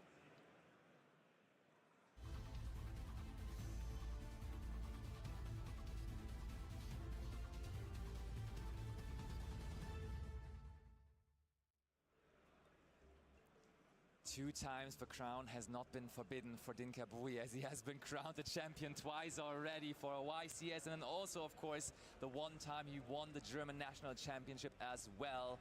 So I feel like that is a card that is still situationally good in this metagame, and I think especially going first, going second doesn't matter. This card will always be good as we start with Engage here. Yeah, but it's not the... Sorry to be such a negative Nelly all the time, but... I kind of agree, Oh my, Droll it's and not Lockbird. great to start off with it when your opponent has Droll and Lockbird, though, you're right. Yeah, that was the problem during the previous metagame. Players wouldn't play Sky Striker because Droll was such a prominent card in the metagame thanks to Mitsurugi being there. And here it hurts a lot, to be honest. As we said before during the round with Josh, you want to play in the draw phase. You want to activate those visions. You want to activate linkage so that you can get access to your engine, get access to a lot of disruptions, and afterwards get hit by the draw. But Triple Tactic Thrust came in from the side deck. There it is. Marco not answering it. It kind of seems to be too little too late, to be honest, because unless... I mean, it's not even gonna happen. It's not even gonna happen. Marco's using a lot of monsters from his hand, so at least maybe if his hand is not strong enough, an Anchor could end the turn on something like a Lukias. It's gonna be 4 cards. Yeah, that's a good point. But you still need to draw relative... maybe he breaks. It's gonna be 4 cards. it's gonna be 4 cards. Marco, he has been doing fantastic in this first game. Put up a field that had so much value. Sky Striker just couldn't push through it. I think if Dinkabui gives him a little bit of an inch here, what are we doing Marco here? is just gonna run away with the game. I think Hayate is the end. We're just accumulating link monsters in the graveyard, more Sky Striker ace names, so seems like an indicator there is Lemnis Gate. I think if you want to end this turn, you want to end it on Hayate, because if your opponent runs over it, you at least get to send a ray and trigger it. Yeah, you're right. Actually, good call, because we're not searching with Shizuku anyways. So that's 1 set, 2 set, and Dinkabui, that I have seen happier before, will end his turn on this very, very small field. So let's see what's the winning scenario for Dinka. The first scenario, I mean, Marco just breaks. Yeah, of course. But if Marco plays, I think that you have to get at least 1 with 1 core. That has to be an Anchor. Yeah. It has to happen now. That has to be an Anchor that can't be answered by 5 mana, but Marco, maybe drop it to it is Widowmaker, though. Is there going to be a 5 mana? No, it just resolves immediately, but now, if there is a spell... Oh, wow, and now the Hayate really pays off. Yeah. What a smart move. That's an interesting decision to even attack there with the Lukias, honestly, because we can send Ray. Ray comes back and provides so much value. Because now you can get access to 0, for example, which will give you another engage, some more follow-up. And this is an interruption now. Dinkabui actually has a pop life now. True. Unless he wants to use it in the end phase and then just get another engage and run away with the game. Wow. Sets 1 card Lukias into the Wither Anchor. You get rid of the set card, right? It might be the case, actually. So little that Dinkabui was able to produce throughout that turn with Joel and Lockbird and Ash Blossom and Joy Spring stopping him. But when Marco does not draw any engine himself, it does not matter really. So this second game evens the score out. It's 4 cards. It's 4 cards. Yeah, I agree. It's 4 cards. I mean, it was the first scenario, not a break, but the second one. Very, very weak hand, to be honest. No 5 mana to chain to the Widow Anchor. And on this side of Dinkabui, we had an interruption. The fact that he decided to put the Hayate over there was very, very important as well, because then you get some more interactions with the 0. And yeah, the victory here, I mean, this is insane. It kind of, I mean, Marco did attack up in the end, but most of the time this Hayate forces your opponent to not attack at all, right? Because you cannot give them the Ray effect and then go into the 0.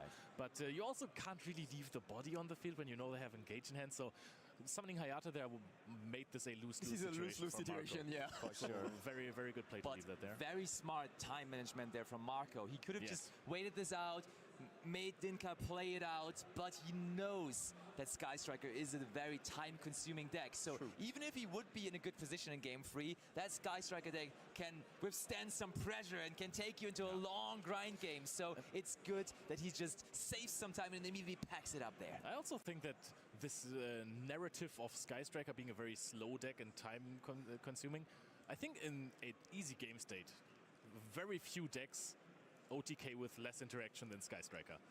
But how are you getting to that easy game state? That wasn't an easy game state. That was just a Lucias and no 5 mana in hand. Yeah, but and one that's set card. Because he was going first. But going second, not really running that many hand interactions, exactly. because the Sky Striker deck just plays all of those field-breaking cards. So you are letting your opponent making his field most of the time, and then you're not really creating any easy game states, except if they're bricking, of course. It's a Draco Tail combo. It's not going to take long, but I agree with you. Just if you know that your opponent is not going to mess up, and let's be honest, Dinkabui in this situation will probably not mess up. I think Marco just made the right choice immediately. Piloting the deck very well so far in game one. It was really impressive how he just let Dinkabui play the entire time.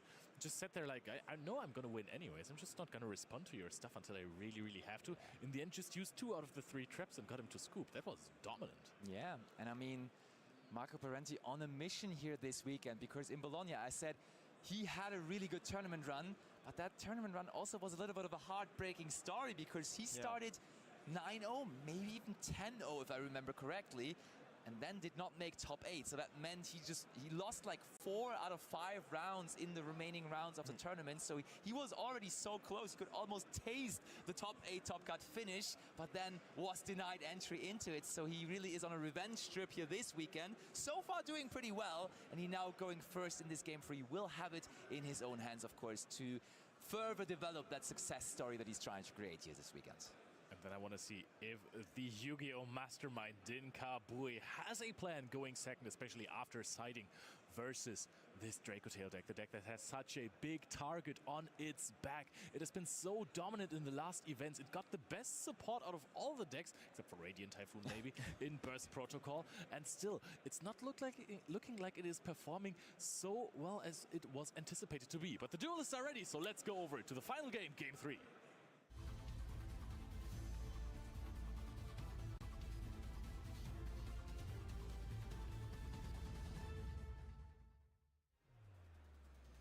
One last time for today, we are able to witness some excellently played Yu-Gi-Oh! So let's see how Marco will be able to produce that. So we are back into the game 1 situation, except this is the game 3 basically. Dinkabui going second with the Sky Striker strategy, and we've seen that it's very hard to break the Draco Tail branded field, which is even stronger than before the support. It starts very well with the branded fusion, and I think that we are going to go into the Sanctifier once again, being able to have such a strong presence. It's and untargetable for Sky Striker. Untargetable, exactly, and on top of that you are able to put a body on the field of Dinkabui. And this is such a hard thing for Dinka, because he wants to activate those engages, those Widow Anchor, and he cannot do that with a body on the field. Very, very true. The one-off K2 Draco Tail this time was not drawn, but it still, as per usual, finds its way into the Spell and Trap zone eventually. Now activating that as well. Dinkabui takes a little moment of dispense there, but knots it off eventually, and Marco will grab a normal summon that is Draco Tail Lucias there. So usually you do not expect to face a lot of interactions when you're facing Sky Striker, so you know that you are pretty much safe on your turn, but it's more on the opponent's turn that it's harder. It's getting a lot harder because there are some droplets, there are all those breakers, which can be hard to deal with. Very much so. Now we are going to resolve the Rao Draco Tail. We get rid of the Lucias, we get rid of the Pan as well. And seems like we're searching for another card in our deck, so that will absolutely be a Draco Tail Aphalion with 2 materials from the hand even, being able to then add back 2 cards from the graveyard. But we have to remember something. During the first game, I mean, there was also the Ghost Bell, which was pretty strong. Huge. If we do not have the Ghost Bell, I mean, maybe we just get back the engage, we draw a lot more cards, and maybe the outcome of the game is a lot more different. So this time, if Marco doesn't have this card, it might be a win for Dinka. I mean, the coolest thing that Sky Striker could do versus branded Draco Tail is, first of all, use Lemnis Gate to clear the field. Cards that cannot be targeted are basically not strong against the Lemnis Gate, right? You can just bounce the Albion, and then you can just call... Like, 5 mana is your last defensive resort as a Draco Tail player most of the time, right? You just call Battle Phase. If they don't do anything, you OTK them with linkage shenanigans. If they do call 5 mana and use it and build up more defenses, you just play through those two if you have enough steam. So that's one of those mechanics that Sky Striker players can really abuse in this matchup. But if there is, of course, a Ghost Belt stopping you from playing entirely, bad. Yeah, this is pretty bad, but you cannot do anything about that, except drawing the Call by the Grave. Well, Marco, as in game 1, has access to all 3 trap cards, already aligning them there in his spell and trap zone. And, I mean, we mentioned that Ghostbound Haunted Mansion is good on the Kagari effect. Oftentimes also where it can come in very handy, of course, is also the 0, and not even that I wanted to mention, but also the Ray Graveyard effect. Because if you, we said just using the Horn on the Link monster is not great, using a Falion on the Link monster is not great, but if you can afterwards just stop the Ray from returning from the graveyard with the Ghostbound Haunted Mansion, all of a sudden it's a lot better. I think you can also Ghost Spell a Lemnis Gate, by the way. Because it adds cards from the graveyard to the deck. Absolutely. It's a wording that you do not immediately think of intuitively, because adding cards to the deck sounds so... It sounds like you do that before the tournament, right? Yeah. You're right. You should, at least. You should try to do that. But that is now also the Albion in the graveyard. So we have Albion the Sanctifier Dragon on the field and Albion the Branded Dragon in the graveyard. Meaning, of course, that not only the free trap cards will be there for Marco, but it will be rounded off with also the Fallen and the Virtuous joining it in the end phase. So this is pretty much the almost the same end field. Yeah. So let's see if Dinka can break this time. I mean, if he has... we saw it in the Josh featured match earlier, right? He had Harpy's Feathers Duster. Yes. True. And he could get rid of that card. So that already took a lot of interaction away. Without that, I think the game would have been absolutely harder. So a Lightning Storm... I think summoning all of those monsters in defense position is nice, but I don't think those are the cards that he wants to go for if he draws a Lightning Storm. This is where it must happen. Do we have one of those big, impressive cards that are able to destroy multiple cards at once? Because in terms of card advantage, Marco has sailed away. He is ahead, but if Dinka is able to trade 4 for 1 or something like that here with a Lightning Storm, it might be the turning point of the match. Got trades. And of course we start doing the exact same thing. We want to put a body on the field, so we special summon. That plays on Lightning Storm as well, actually. Immediately we special summon on Dinka's field a body, but we have probably a response. We think carefully about it. Oh, I think he's considering to go for a droplet. I don't... He doesn't in the end, though. Playing around Lightning Storm like this is so good. The Albion, I've never thought of it as just a protection versus those field-breaking decks. It's amazing, but imagine... Oh, it immediately enabled the triple tactic frost. And guess what? Now we don't need the Lightning Storm. But as Joshua did it, we could grab the Duster, but it will not happen. I mean, there's also still Flame that you could activate onto a Thrust. So fair. We knew that there was something coming. But to be honest, the Flame never resolved.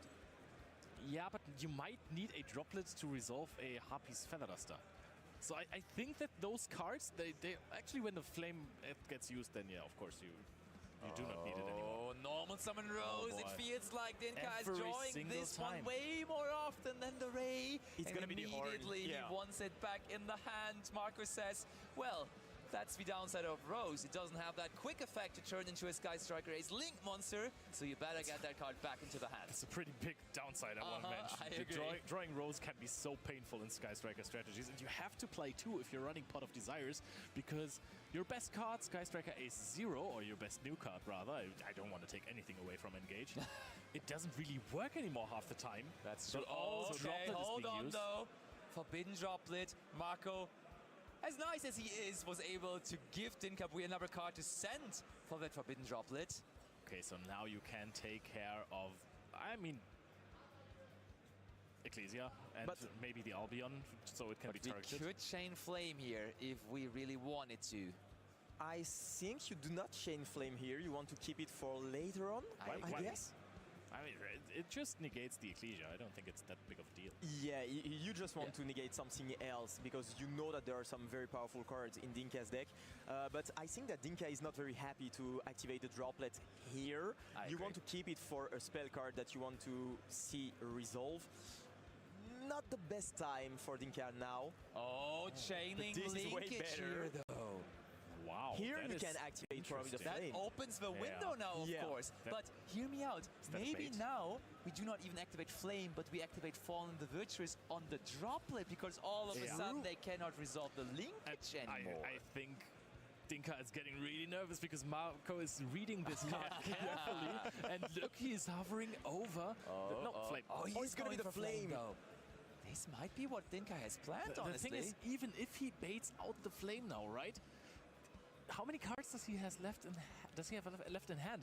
There's like very limited possibilities of what you can do afterwards. If there is an engage, enough. Yeah, fair. Engage could be the turning point. But is there engage? Dinkabui always needs an engage, but he desperately needs it right now, I can tell you. He can find it now, right? Because, oh no, it got flamed. Okay. Yeah. All right, okay.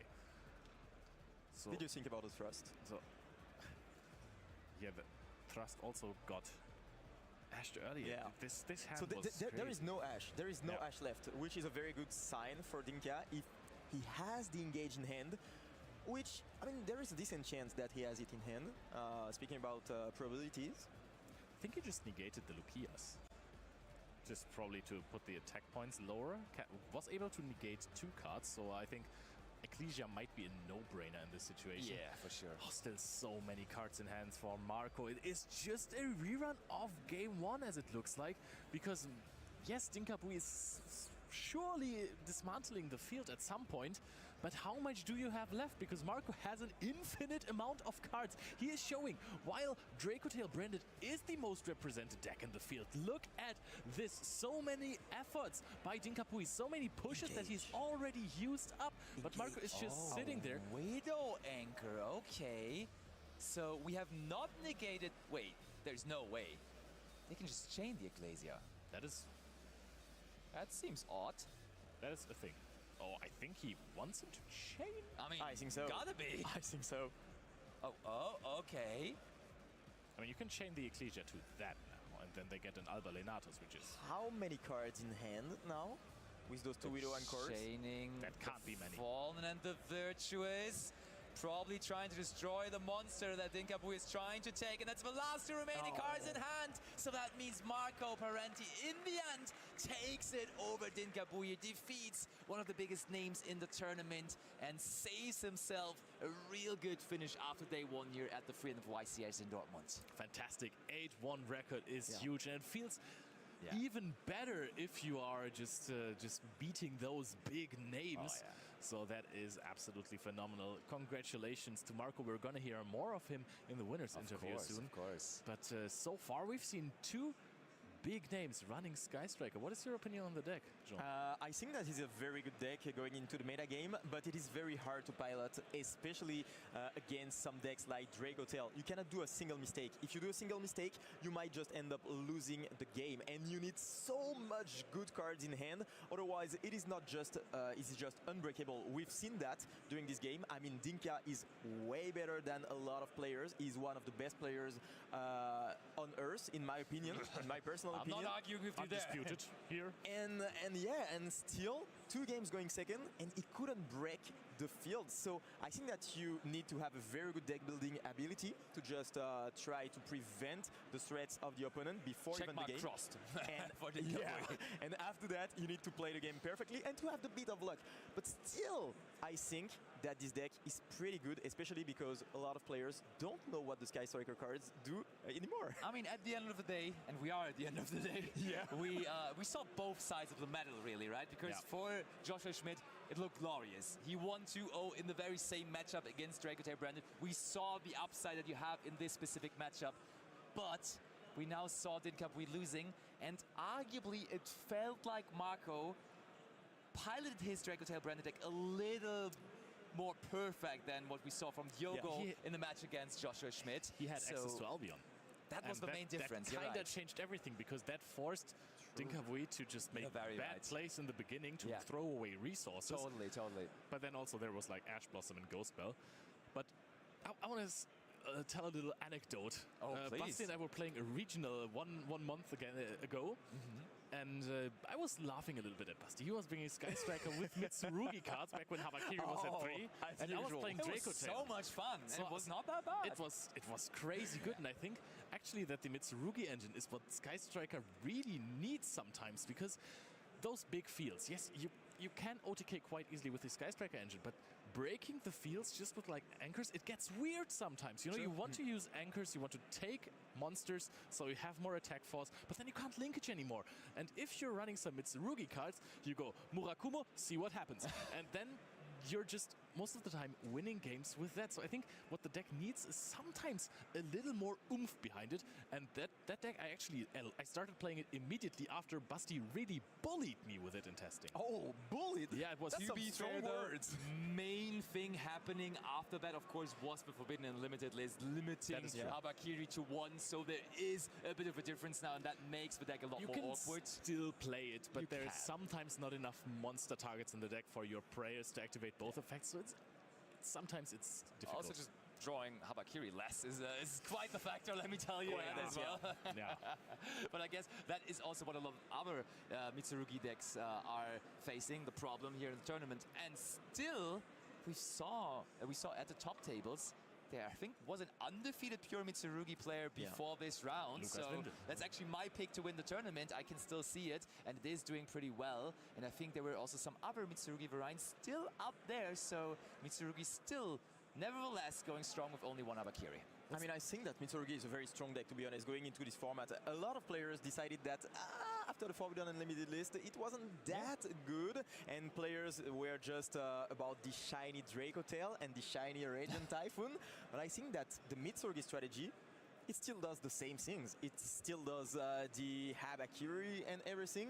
So maybe it was the right pick for the tournament. The deck still does some Murakumo Rums shenanigans where you just clear the... Oh, Basti loved that one. It just still clears the field of your opponent and then has a pseudo negate. So the deck is still kicking. You can play more Armamas, you can make it more consistent. But now it is again about Draco Tail. Marco Parenti had a glorious matchup. Won the last game of Swiss on day 1 of the 300th YCS. And I can't wait to hear more from him in the analysis with Marcello. Thank you, Leo, and what a way to end this day 1, you know, a lot of amazing duels all day long, but now you're ending it on a sweet note, 8-1 record, so really impressive, congratulations. Thank you. And I mean, hopefully you'll get where you couldn't get just slightly, you know, at the last event, so of course we'll wish you best of luck, but I mean, it was an exciting match. Yeah, for me, very exciting. Yeah. How do you feel in general? I mean, how was this day for you? Was okay. Was okay. I lost against one of the best player in Italy, Davide Giannoccaro. Okay. It's okay, and I play against probably the best player in the world.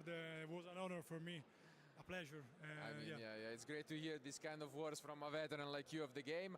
Obviously, we have seen you with the Draco Tail deck since a long time now. What do you like so much about it? I have the confidence with the deck. I like the old stuff like Branded Fusion and Albats. I don't know. I don't like so much the new card.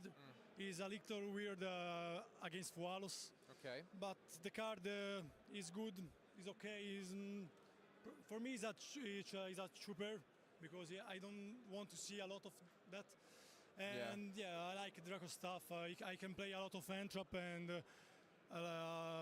Best spell of the game like Rau, Ketu, Brafu, and And I mean, it did work out as this. Obviously, this last matchup was a bit of a strange one because playing against Sky Striker is always difficult.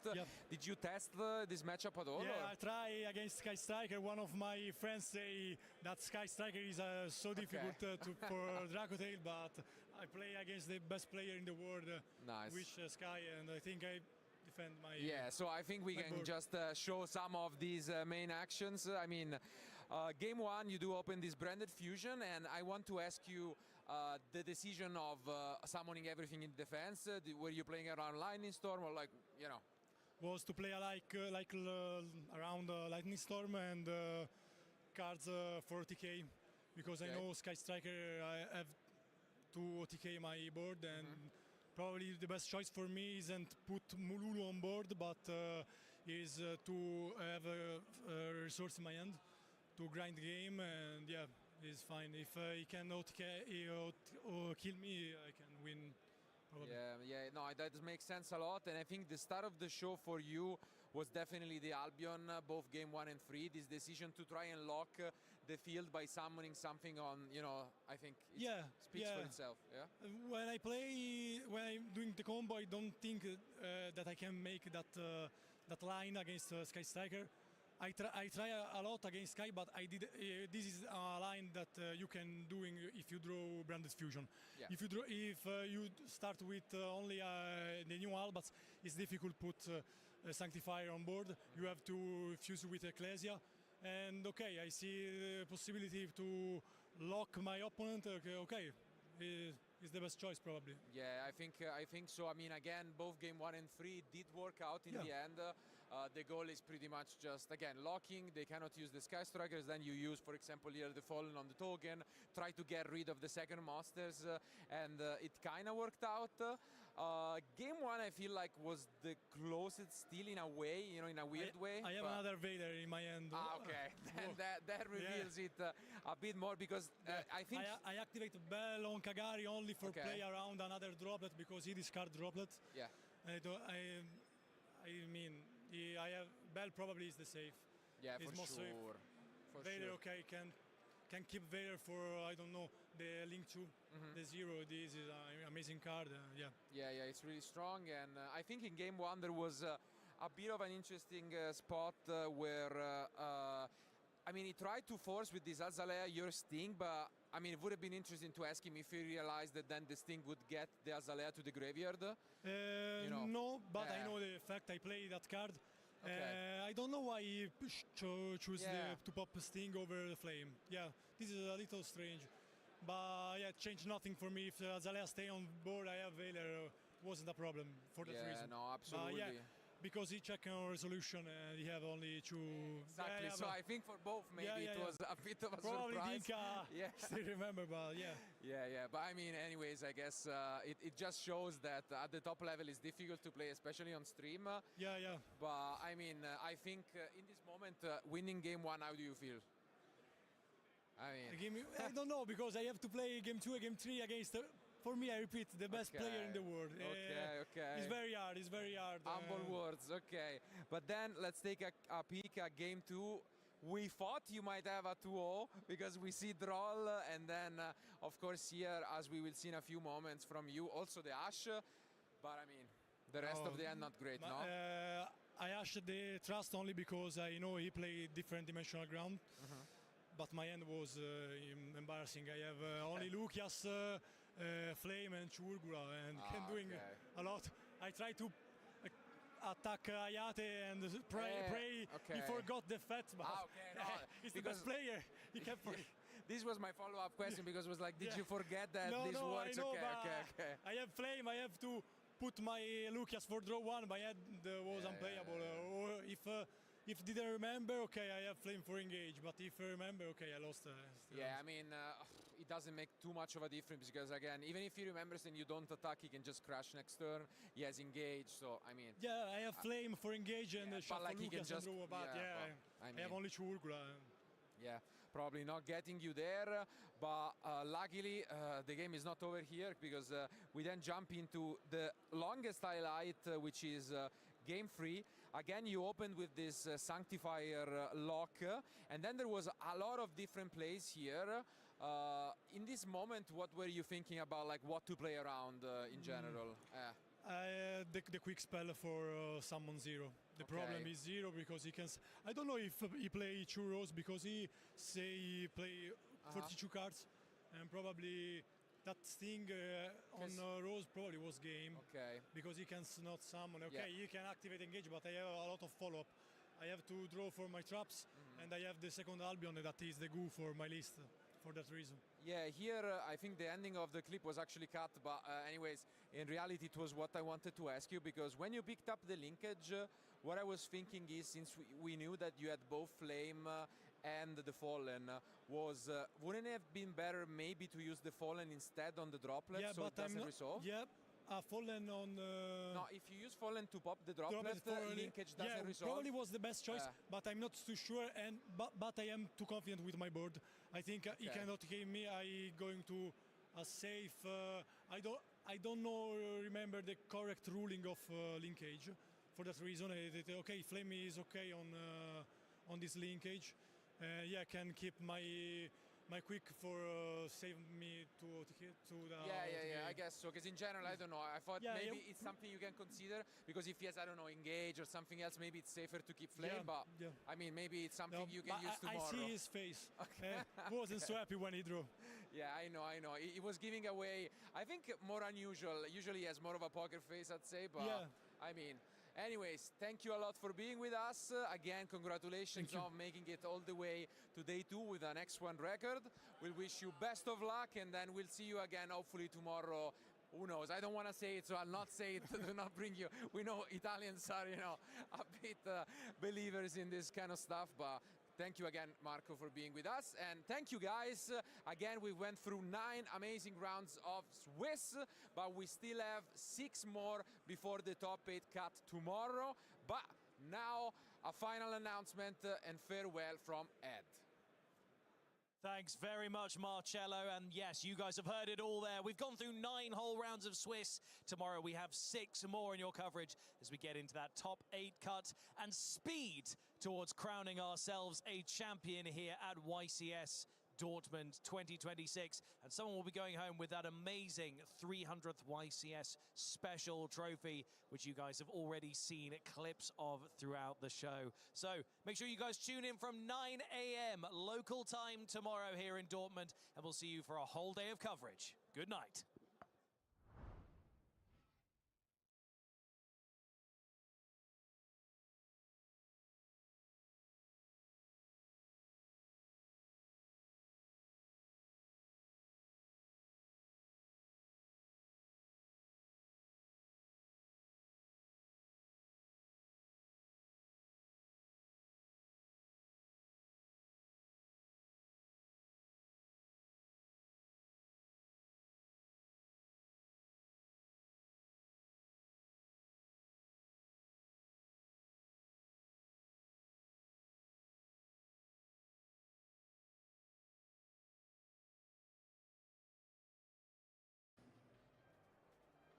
We'll go next.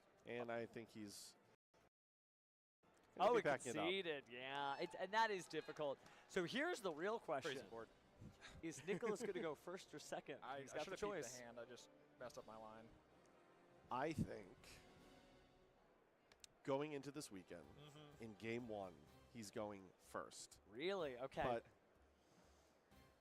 well, I just see cards like Crown that I think can be used in both ways. I could just be totally wrong, but I feel like, for instance, he's main decking the Black Goat Laughs. That's true. That's true. If you main deck the Black Goat Laughs, you don't expect anybody to make you go first. So, in theory, if he gets to choose, I have to deduce that he is choosing to go first. He's playing Thrust, which obviously is a good card going second. But if he's going to go first, it obviously gives him that target. So I think he's choosing to go first with this strategy. Okay. Based on the inclusion of the Black Ghost Laughs specifically. Looking at his side deck, I will say his side deck is swayed pretty well towards going second. I don't want to reveal too much about what's in there. But I will say it is swayed pretty well towards going second. I honestly think he's going to go first, but I could be wrong. If you see my eyes getting wide, wow, that card. This, yeah, I think he's going first now too. My apologies. Yeah. Interesting. That card, I don't know if we should reel it, but this card wouldn't be in his side deck if he was choosing to go second every time. Wait for him to show that surprise, but it feels good to have a Millennium Eye right now. That's for sure. So again, we haven't spoken to Nicholas. Sky Striker is a somewhat popular strategy, but one where there's definitely some debate about going first, going second. So it is one of those where what we're assuming from his deck list is only just that. It's an assumption based on the logic of including a card like the Black Ghost Laughs in his main deck, which we were able to see there in game 1. But we don't know definitively what he's decided to do going into this tournament. Because, for instance, he might feel like against a deck like K9, Vanquish Soul, that going first or second actually varies based on the matchup and not necessarily some predetermined, I'm always going first or second post side. So it is really hard to nail down exactly what we think he's going to do. That is what's nice about playing Sky Striker in a tournament like this, is that you do have the flexibility. You can go first, you can go second. Obviously, after duelist advance Quero tirar uma last year, dúvida. it's a lot easier to go first, right? The O Sky Striker lá da outra do SS da Alemanha perdeu, né? I always think Digam que ele perdeu, por favor. Agora a gente vai seguir aqui com o SS dos Estados Unidos, né? Vamos ver. And by the end of it, you've cleared the field, and then, well, 15. But with the Sky Striker Ace linkage card and Sky Striker Ace 0, you're seeing that 15 quickly amounts to 8,000 damage in just that single battle phase. Yeah, the deck over time, right, very quickly gained unique pieces to deal 8,000 damage, whereas before it really felt like it was Hayate, Hayate, Hayate, Hayate. Okay, eventually game, but warm up here. Little bites have turned into big chunks.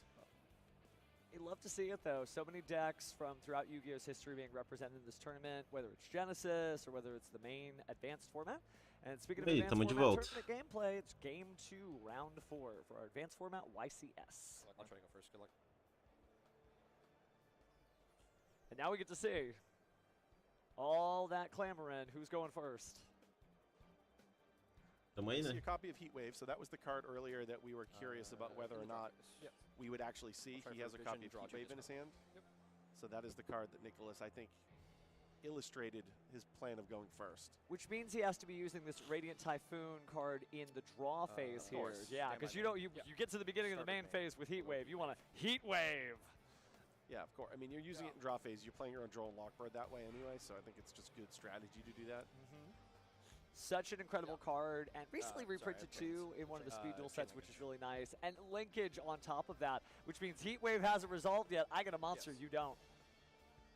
That's cool, and that's going to be Sky Striker Ace 0. Okay, this is neat. I'm impressed. Yep, I like it.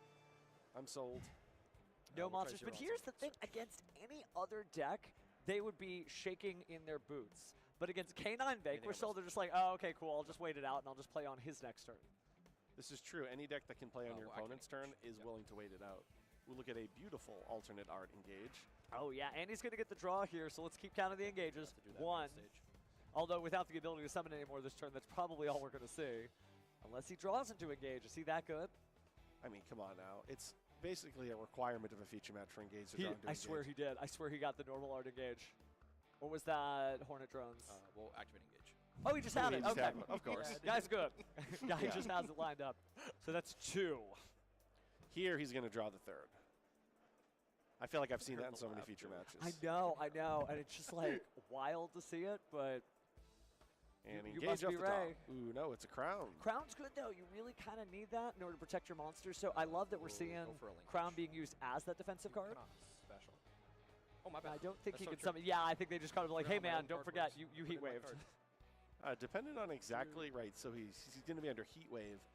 If Ashton tries to use something like Azuna with Lupus, that crown could potentially be an interesting interaction point to block him from being able to use that on-field monster as a level 5 for an Exceed summon. So that crown could be an interesting way to stymie an additional turn beyond what we see from the Heatwave itself. Crown is such a wild card, but looks like play is passing, and I think I just saw a Spell Canceller in the hands. Perhaps, perhaps not. I'm not sure. I haven't seen Spell Cancer in a lot of the K9. Yeah, it's more of a K9 Chris Strong card, but I just thought maybe he was like, no, I'm really going to get him this time. But no, it looks like we're just doing Vanquish Soul Start and a case for K9. And get Sky Striker. You'd like a nice Spell Canceller, but it's just not as accessible, certainly, as in a Chris Strong strategy. Especially with Joe Cool only at 1 right now. And it's a win, so it is kind of weak into the Vanquish Soul hands you're trying to pile up. Oh, I see who I saw. Okay. Yeah, main phase. Yep. Attempt to leave. And he did open Holly Sue for what it's worth, the 1 copy. Sue effect. Which is what we see here. Yeah. Summon.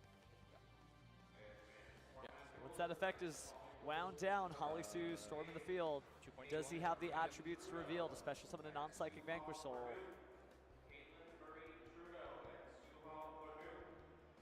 This can non-target steal if reveal what Certainly attribute? Nicholas considering that. Treating this Holly Sue as a real threat. Maybe doesn't want his opponent to steal his monster either. Although you could just tag it out. Bring out Rose and Ray back together again. think he's just fearful of the fire dark. Oh, we're going straight into the linkage here. We're still in main. We're still on main. Okay. So we are going to link off. Not technically link off. Send it to the graveyard to special summon.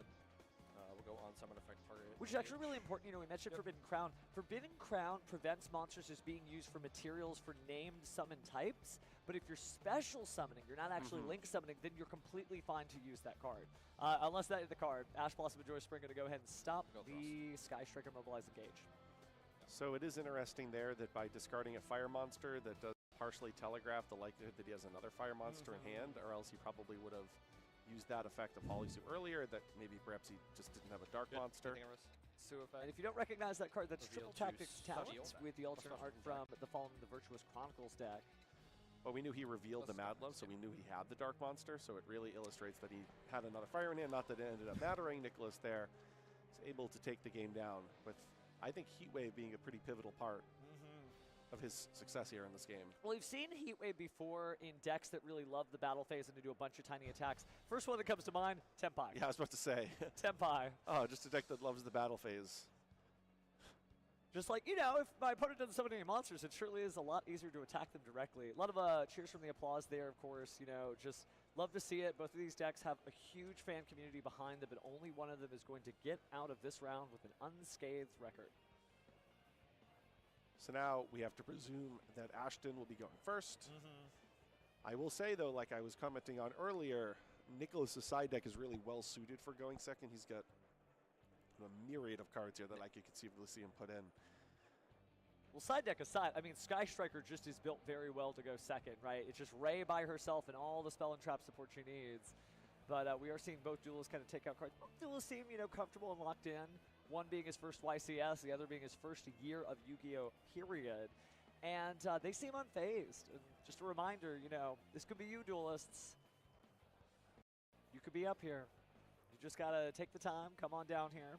We got a bunch of upcoming events, so maybe next time we'll be commentating about how good your matches were.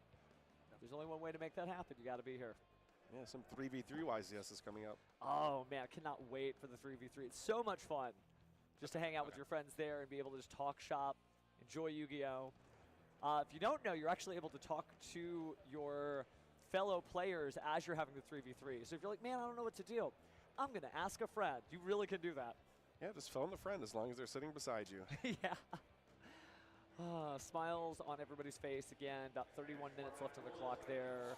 And anybody's game. And obviously, you know, there's going to be a lot of X1s here, but when you lose that first or second match is obviously important for your tiebreakers. And nobody here wants to squeak into the top 8. They want to dominantly arrive in the top 8 as the #1 spot undefeated. So this is a big, important duel, as all the duels will be.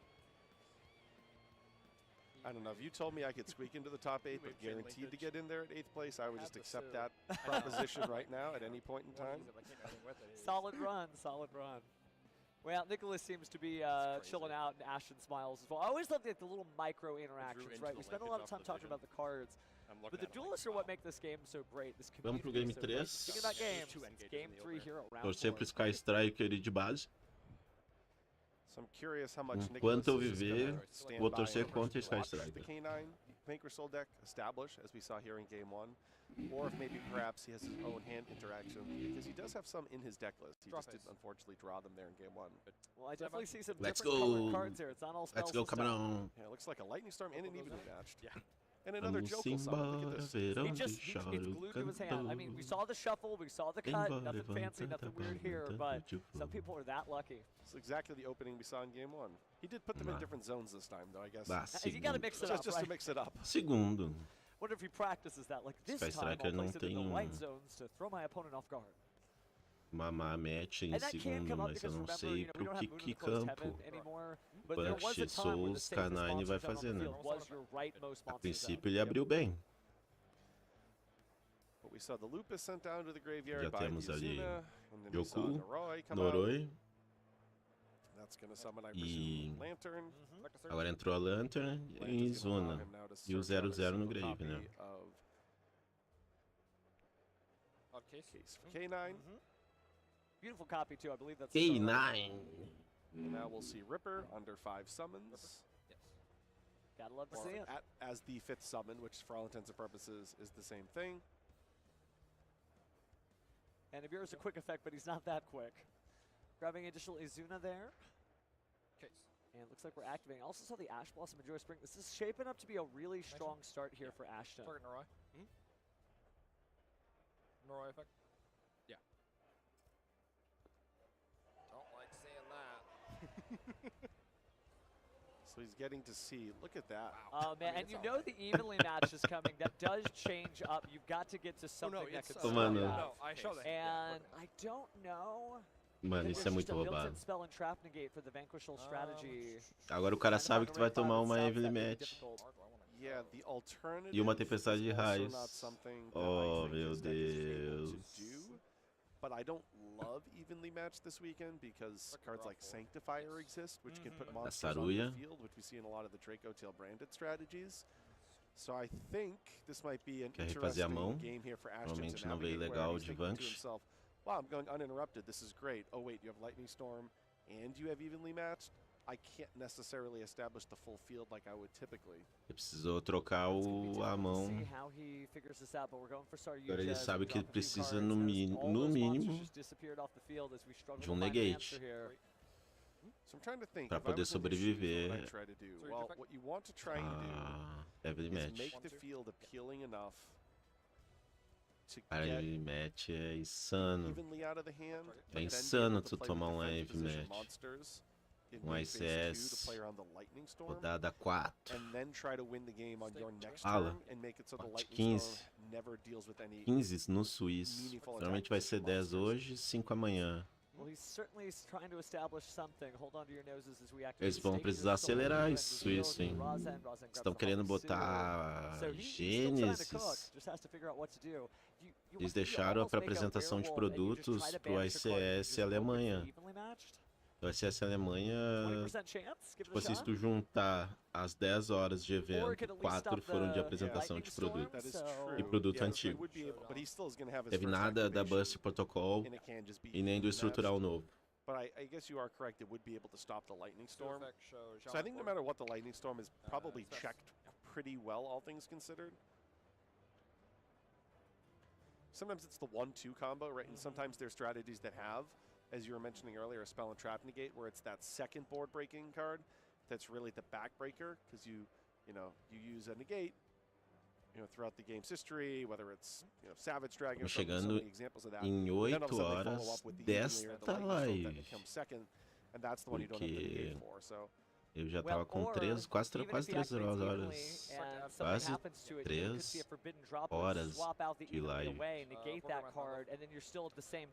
horas de live eu tava. Aí caiu a internet, tive que reiniciar. Drew a Droll Lockbird there. I am curious what his end board is going to look like. He's got a lot of monsters here. It looks like a lot of them ultimately are Link monsters. Oh, an SP Little Knight to protect your own monsters. Let's come it on. You just assume it's Sky Striker. Maybe it's not going to be able to beat you down in a single turn. So I think this might be the answer. Yeah, this isn't the worst one, right? So he has Holly Sue in hand. So he has a main phase 2. Okay, well, he's going to use it now. Oh no, he's just revealing the cards that he knows. So he has a Holly Sue that can be used in main phase 2. So even if he evenly matches, he'll be able to banish the SP Little Knight. And then from there, he can keep, maybe Ripper on the field, maybe potentially Rock on the field. But he also will have the Heavy Borger effect that'll be able to be used earlier than that. So I think this is a pretty reasonable way of getting around some of the concerns of what evenly match could accomplish. Well, Nicholas getting things started, activating the Radiant Typhoon Vision here. And then we saw Heavy Borger revealed to draw, so right, he got at least got some value on that card on his field. The only issue eu não sei se ele vai passar, tá? Ele fez SP. Now, it kind of invites the Lightning Storm, and then maybe the evenly match isn't going to be as big a deal, and that's fine. But you're not getting out of this one way or faltou interação aí no campo. Não vai escapar. A SP salva boneco, mas e aí? E o resto? So I find that interesting. Let's see what comes down here. Looks like it's the Fallen and the Virtuous. Try to get rid of the Vanquish Soul start, actually. Because I don't think I want to draw Snow Devil off the top right now. So I at least would have cycled it out of my deck, even if I have to banish it. 3 because you really, it's either in there or it's not. But here comes the lightning storm. We talked a lot about this. Take a look at the graveyard here. Nothing magical in there. Nothing in the hand of any value. So soon we're going to see the SP Little Knight try to do something. Takes a look at the hand again. Então é isso. Ele sabia que ia rolar bait. Grab the Razen off the effect of the Rock of the Vanquisher. Other than that, goodbye monsters, and not even trying to use the SP Little Knight. See, alternatively, if he searched Snow Devil and just kept his field with a bunch of Vanquish Souls, he could have protected it there, but then you're weak to the evenly matched. It was just a weird situation to try to navigate. Ele não quis tomar evenly match. E pra não remover os bonecos. There weren't a lot of starters in that Preciso hand, dele so no maybe grave. Nicholas cleared the field, but look at Ashton's hand. We might just see a full combo in his Ele podia main phase fazer too. diminuir o dano, né? And do you feel Podia like ter the end feito of the menos main phase boneco, now então, is like, se okay, fosse now o I'm going to caso. start playing, whether you're seeing Ele Chaos perdeu muito Vanquish boneco Soul, or forte perhaps aí. you're seeing Draco Tail. Mesmo que ele tenha That's mais de when a uma lot of SP monsters show no up. extra If you don't deck. have any surprises at the end of your main phase, your opponent basically is getting 2 turns in a row.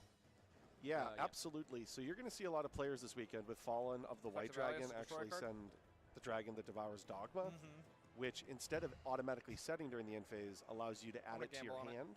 And what that does is it hedges against your opponent playing at the end of your main phase, because then you can search the Fallen instead of have it automatically set to the field, and then use the Fallen and the Virtuous at the end of your main phase. Now, if your opponent does not play at the end of your turn, you can still then use the Fallen and the Virtuous into your end phase, destroy one of your own cards, which is a disadvantage, but then you can send Albion the Shrouded Dragon, or the Branded Dragon, set another copy of the Fallen and the Virtuous, and you hedge. Really, at the end of the day, you're hedging against your opponent playing at the end of your main phase. It's a really great format. You know, there's been so many different formats throughout Yu-Gi-Oh's history. Right, we're at the 300th YCS. But seeing that duelists continue to level up, continue to find new ways to use their card effects to the best of their ability is just wild. Speaking of which, Reveal 3, I think that's going to be for destroying one card on the field. Fire, O negócio é que ele não quer ter a end da battle. Earth is unaffected if I remember Ele quer correctly. matar ele num hit. Nicholas taking a look at his graveyard. I don't know if Ashton's graveyard contains any secrets, but I think we're just going to non-target destroy a card here. We'll try for a Widow. Oh, but we have to negate it, yeah. And you've already used one of the effects. You can't reveal Earth for the protection there. Does he take it? Steal. I mean, it's only till the end of the turn. Yeah, I guess there's no harm in taking it. Stand by main. Good. Thinking. Interesting. Oh, I guess it's not the end of the turn. Excuse me, that's one in there? Ashton's One in turn. there, yeah. Since I saw the little arrow there. We're in main phase 1. So taking the Caesar Valiance before it's unaffected, and then the chain resolves and it is unaffected. That feels pretty strong. So at least you've got a 3,000 body that doesn't care about anything. So normal summoning another Vanquish Soul Razen must feel good as a Vanquish Soul duelist. And you see those two on the field, and you're like, yeah, that's it. Yes, back to the good old days. In column. Now he gets to reveal the Jowlong that he had with a copy of Mad Love to destroy Caesar Valius. Now we're going to go into a copy of Rock. I'd like to add from grave to hand. Yeah. Probably going to bring back the Caesar Valius. Yep, absolutely. It's pretty good. Sue effect. Now here comes Holly Sue. I think this is probably going to be enough for Nicholas. I mean, what would you have to have face down? Threatening Roar at this point? Like a monster É que plus tem... crown. Your own Ele tá monster. rezando pra não That- tomar that's 8 mil just de not dano. sufficient. It's actually funny you say Até threatening end Roar da because battle. crown, in one of its ways of functionality, kind of is a similar version to the way threatening war used to kind of function. Mas back pode in the day, where it would acontecer guarantee you a turn. ele acabar destruindo lá atrás antes de bater. Everybody makes fun of me for Mystic Mas Mind, se for but o it caso, was ele the ganhou o Modern jogo. Swords Revealing Light. And anything that'll just protect you and keep you in the duel for another turn feels maybe not good, but safe. Ah. You know you're getting to that next turn. So now we're going to see the Nash Knight play that we saw in the previous. I think it was actually Botão 2 games ago now, 101. but in the first game of the match. Alguma coisa? Nada? Is it effect to rank up? Or Yes, is it it's an effect to rank up. Oh, so we make made of our CXC National XCs. is So not- here's the not thing, bad. you know, we The put the CXCs Umbral to Horror rank up is an Masquerade, so we're effect. still doing that very standard combo, which means we can Okay, go okay. ahead Yeah, something's and fine. use the effect of the CXC's Nash Knight, leave the Umbral Horror Masquerade, and then get the C. But that Oh. has that inherent spell and Time to trap try as part of its effect, so looks like we're just going to chain before any Ele não of that esperava happens. tomar. Send the Ecclesia to the graveyard. Ele não esperava tomar. That's too bad. Yeah, that's fine. So it's still going to happen. Yeah, I think that's what the confirmation Ele achou is. que era heavy match. Yeah. You're not getting out of this. Sorry, friend. Bounce raising? Oh, and there's Cesar Valias. Mas igual. Rosen. Now you got it. Ele vai There's the tomar. handshake. Cara, Oh, man. Good stuff, te though. fazendo. Lots of applause from the crowd. Love to see duelists seeing good gameplay. Because for them, they don't need me talking over this. They know exactly what's going on. And then it's just like, oh, man. Wild. Just incredible stuff. And there's a smiling face. It's interesting. You were talking about all the Ele tá com esse Ashton aí, tá com uma cara de que suou. Tá suando por baixo da camisa. I'll just rebuild in Tá main phase 2. It frio. doesn't really matter to me. You're not going to finish me off. I've got more gas in the tank. And that is really the story of the modern Canine Vanquish Soul deck. It doesn't feel unfair because they've gotten the ratios just right, but it always has a next turn. It can always do something more. Yeah, the deck just has an incredible grind game, especially now that it has access to 3 Stake Your Souls and 3 Raisin again. It feels like just upping the starter plus extender simultaneously. I think it's easy to trade 2 Holly Sue in exchange for those 4 cards back. Yeah, because it gives the deck a different philosophy. It's not so much that the deck should never get started, but when it gets started, it can only do that so many times unless they're creatively recycling the cards, using Rocket the Vanquisher to recycle stuff. It feels like banishing the cards is probably a good bet if you're actually trying to fight against Canine Vanquish Soul, but not every deck has access to banishing monsters. No, I think Mirror Jade's probably one of the most common examples. Oh, that's true, that's true. And I will say, one of the most common examples of a duelist with a deck this weekend is Draco Tail in some shape or form, so... Gosh, good stuff though, good stuff. Yeah, I was impressed there by what the K9 deck was able to accomplish. I think it's interesting to not see the trap card in any of those games, which is something that I don't think you typically see in a lot of Vanquish Soul strategies, but clearly Ashton has onto something. He's determined that his end board is sufficient without it, and I think kind of one of the detriments of some trap cards nowadays is you just don't want to open them. So he's deciding the consistency matters more. Certainly helped him get this far, and one of the things we haven't seen yet, specifically from this deck, because it has access to it, is we haven't seen the K917M. The new one that just came out in the set, which has its own sort of quasi Black Rose Dragon clear the field effect. And it'll be interesting to see if, almost in the same situation, right, if we get these mirror matches, we get these big boards filled with all those traps, if this deck is so flexible now that it can get through that situation where it loses all its resources and builds it back up, but also is a deck that when faced with an unlimited opposition to cards, also clears that out. It can do everything. Yeah, I think that's why a lot of players would elect to play a K9 Vanquish Soul deck. It is the epitome of a deck that's just a toolbox deck, right? It has small little interactions here or there, but it also generates card advantage. It's one of those decks that has an incredible grind game, and if you allow the game to go 3 or 4 turns, it's really hard to come back from that deck's card advantage. And it's so stylish. Okay, gotta admit that, right? I don't know if have you seen the new K9, or not the K9 field, the Vanquish Soul trailer they did for Master Duel, where it's insert coin, it's got all this fighting game stuff. It's really, check it out when you get a chance, but it's nice to see those decks really shining. Speaking of shining, why don't we go to Sage to see a shining K9 Vanquish Soul duelist? Thank you so much, Ashton. Congratulations on your feature match win at your first YCS. That was your fun fact coming up on stage. What's it been like so far, going undefeated to this point and also winning here on stage? It's been fun. All my friends are here. Shout out Team Maui. Yeah! Love them. It's been fun. I picked Vanquish Soul because it's one of my favorite decks ever, and I'm like, if it's good right now, I'm going to play it and try to do my best with it, and I have been, so... Impressive performance for your first YCS, but you did mention you've had some experience at NAWCQ 2024. Was that it? Yes. I played in 2024 NAWCQ. Snake Eye Mirrors all day. So I've practiced with hard matchups and hard decks. So you're not, it's not a foreign concept having competitive play to this level. What do you think you learned from that NAWCQ experience that you're bringing in that you can attribute some of the success today to? Play it out best you can. If you're still in it, play it out. Otherwise, don't scoop if you think you can still win. So, have you had a lot of close calls so far today that you feel like maybe you could have given up, but you were able to tough through it? Not today yet. But it's coming. It's coming. It's a good mentality. I still got that heat wave game just in case, but I know it wasn't winning that heat wave game. Hey, best of effort though. Any shout outs you want to give? I know you said you had some friends here. Shout out the boys. Shout out the boys back home in Lincoln. Shout out my family. Team Maui for sure. Shout out Team Maui. Is that what the shirt's about? Yes, all the friends at Team Maui wear these same Bucky shirts, except for Matt because he does not wearing it today. All right, well, hey, we'll get him next time on the shirt, but thank you so much, Ashton. Back to the casters. Good energy, just great energy. Somebody who has not the most experience in the world, but still feels good coming in, and I love that philosophy. Just play it out if you still can. I just love the community feel there, right? It's so illustrative of just why this game is so impactful to so many lives. You have a player who's admitted who's only been playing for a small handful of years, but is already ingrained in his local community. And I think that's just one of the biggest attractions for a game like this, is the local community can just be truly life-altering for some.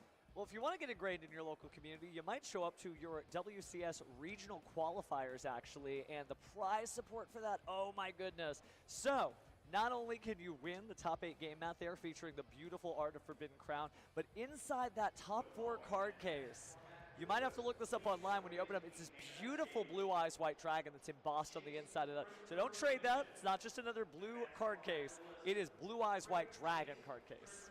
Yeah, I love that little quirk, right? People have been collecting all the different colors of the rainbow, and now all of a sudden, the blue one's extra special. I'm curious to see if that'll be a theme going forward. Can you imagine a purple with Dark Magician, oh, man. or a red with Rose Dragon?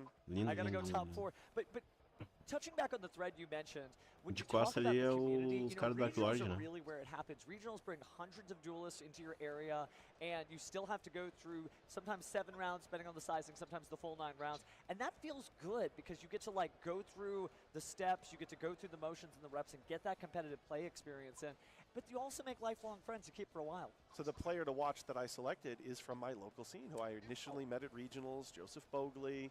Someone who now for probably 20 years, to be quite frank with you, has just been someone that I've kept tabs on, someone that I've been communicating with, someone that I've been texting before events about, someone that I've traveled to events with. So you are so right that it's the regional level and then really your local OTS beyond that, where those local ties begin and that building of community.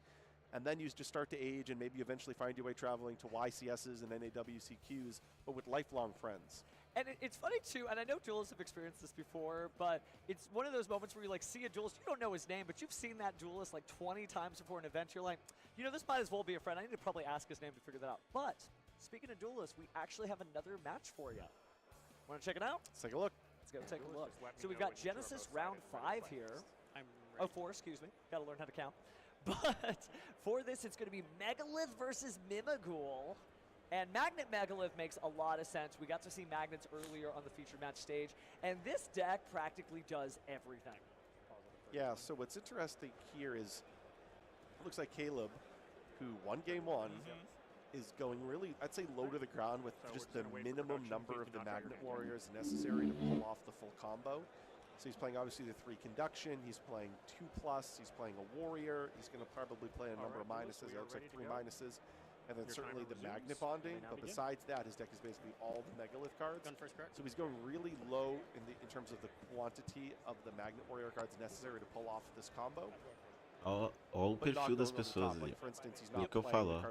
O cara que tá jogando TCG normal, mas que morreu por dentro. E aí, olha o estilo das pessoas que jogam Gênesis. Pessoas felizinhas, estilo alternativo, deckzinho Corpan. Vamos ver, foi um jeito que a Konami achou da galerinha que não curte jogar de meta, jogar. Summon monsters if they control face downs, forces them to flip it up. So they're activating Mimighoul Dungeon, searching at the Mimighoul Dragon, normal setting the Mimighoul Dragon. Now we're going to add another Mimighoul monster from the deck to the hand. And those Mimighoul monsters will power up on any turn that is not the turn they were summoned. So what looks like 500, 2,000 for now, it's about to go up to 2,500 attack. What we see, which I think is a real testament to the nature of Genesis, Nathan is able to incorporate a card like Floodgate Trap Hole. Oh, wow, which is just backbreaking if you can't flip it up.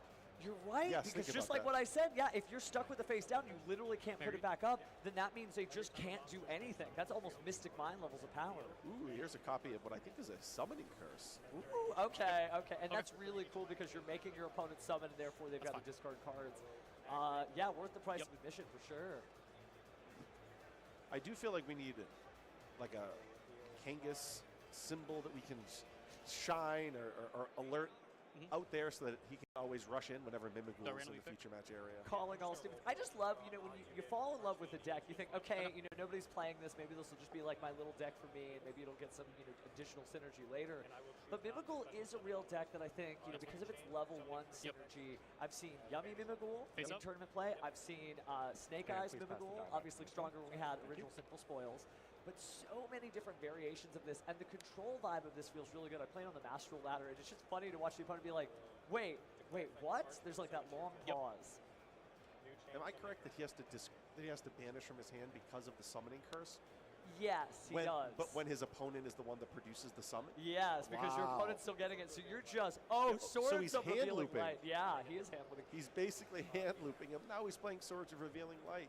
And now we've got 2 Mimigal effects. We have Mimigal Archfiend and Mimigal Slime. Slime's going to get an additional monster and then pass over the board. And then Archfiend, I believe, allows for, I think, the opponent discards the owner of the Mimigal card, who is the opponent discards, and then you draw. And then they pass it back. So they're going to discard. Look at all the hand loops. -3, bro. And then you pass it. I don't want this anymore. Bad memories. Is Caleb going to have a hand? I think maybe a little bit. We're using the Mimigal Maker here to grab another Mimigal card, which means you could set that over on the field and then take another card. Man, this is devastating. Oh, and he had the Mimigal Charm. Wow, that's going to be the banish off of the cost for the Summoning Curse. Because it is a curse. You have to pay your own cost. But if you're putting cards on your opponent's field... Feels nice. Feels nice. And eventually they're going to have to play too, and when they do, if they're even able to. There is the Mimigal Charm, whose effect is not as good in Genesis format. It prevents the activation of monster effects from the hand that turn. But in a format where everybody's playing something different, they may not do that at all. And so, yeah, there's another card. So Caleb down to just a single card in hand. That's going to be difficult with Magnets being a combo deck and Megalith being a ritual deck that needs at least 2 cards to play. That's rough. Swords Revealing Light. That's wild. That's historic. This is quality gameplay worthy of the 300th YCS and the Proto YCS for Genesis format, because it shows you can get creative. You can play some wacky stuff here. Is this reverse? I think so. What? So cool. It's just, flip effect decks, obviously, there's some of them that are starting to pop back into the format. Great example is Enneacraft, although Enneacraft can't be played here because it is a pendulum deck. But, man, Mimigools, I'm smiling from ear to ear. Honestly, I've just been taken aback by the interaction of Summoning Curse. You really showed me the bulk binder showcase right now. You guys didn't see it, but we were swamped or stormed in by Kangas, and he just thumbs up, nod, he seal of approval. But yeah, the Summoning Curse is really good. I don't know how many copies you would run, because you want to see it a lot, but you also don't want to stymie yourself. But just the one, I mean, it pays dividends. The other card, and we haven't seen it yet, is the Mimigal Charm spell card. I think earlier I said Mimigal Charm, I meant Mimigal Fairy. But Mimigal Charm allows you to steal cards from your opponent's extra deck when they summon. And that could also be really funny because you ignore summoning conditions practically, and I've gotten everything from a Borreload Savage Dragon when I didn't need it, or just other monsters from within their archetype. So weird things happen with Mimigools. Now let's see Caleb draw. He's got 2 cards to his name and 1 face down that he's stuck with until he flips it face up. If this is any indication, though, of what Mimigool can do going first, I want as many Summoning Curses in my deck as possible. Fair deal, fair deal. So -500 from the Summoning Curse, that's the payment for Summoning Curse. And that's enough. Caleb's like, I'm not going to try to play through that. What are you, crazy? No, discarded or banished 4 cards from his hand. It's good stuff. Oh, it was Mimigool Room, too. Wow. Just having all the answers there, but well, we didn't get to see game 1. We know, obviously, that Caleb can put a win on the board. So it's anyone's game here. As cool as it was to see that, don't just buy into the hype and start, collecting all the Mimigool cards you can. Maybe you want to get into Magnet Megalith after this duel.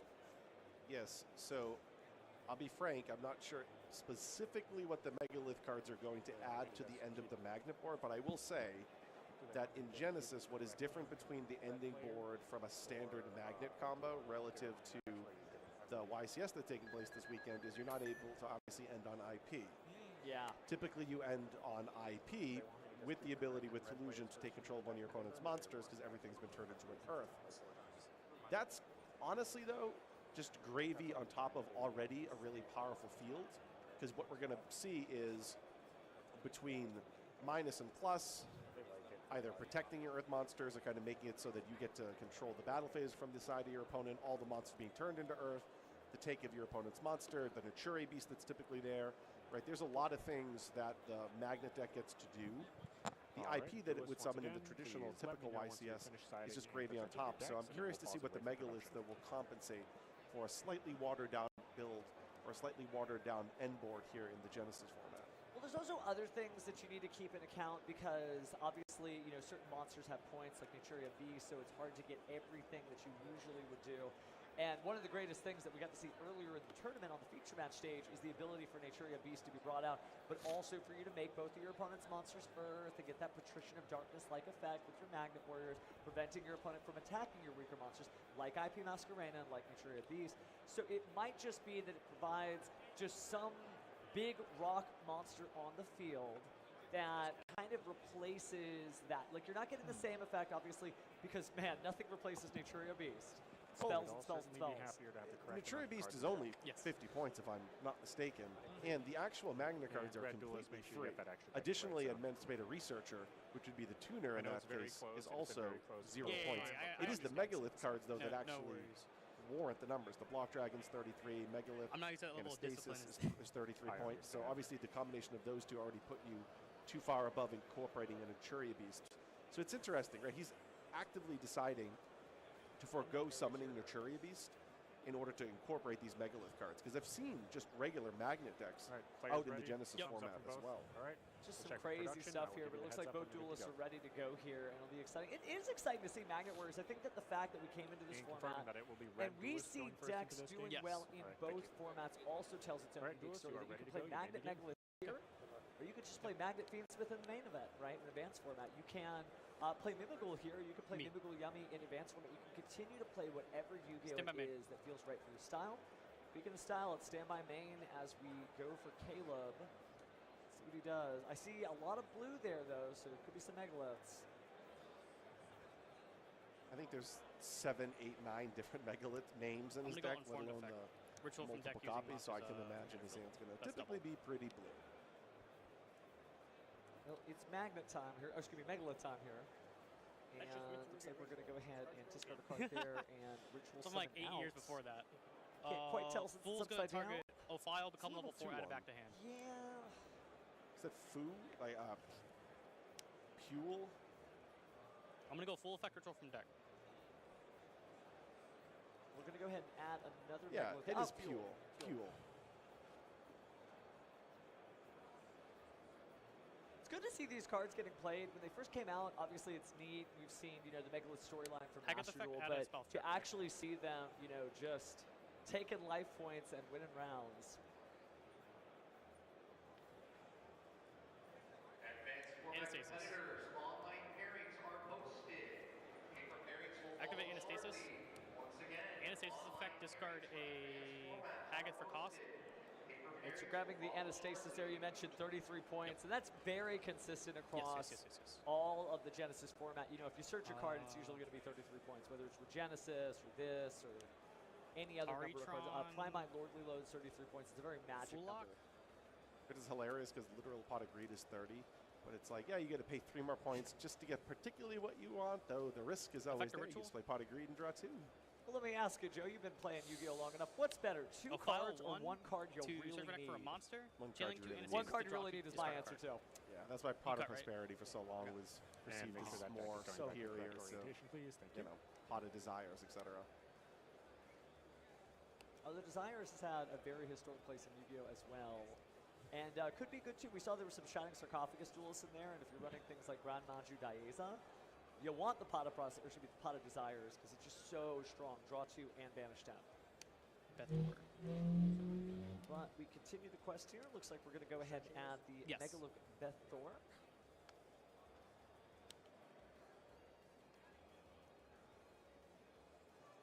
Statues are assembling. Tech in the correct orientation, please. Thank you.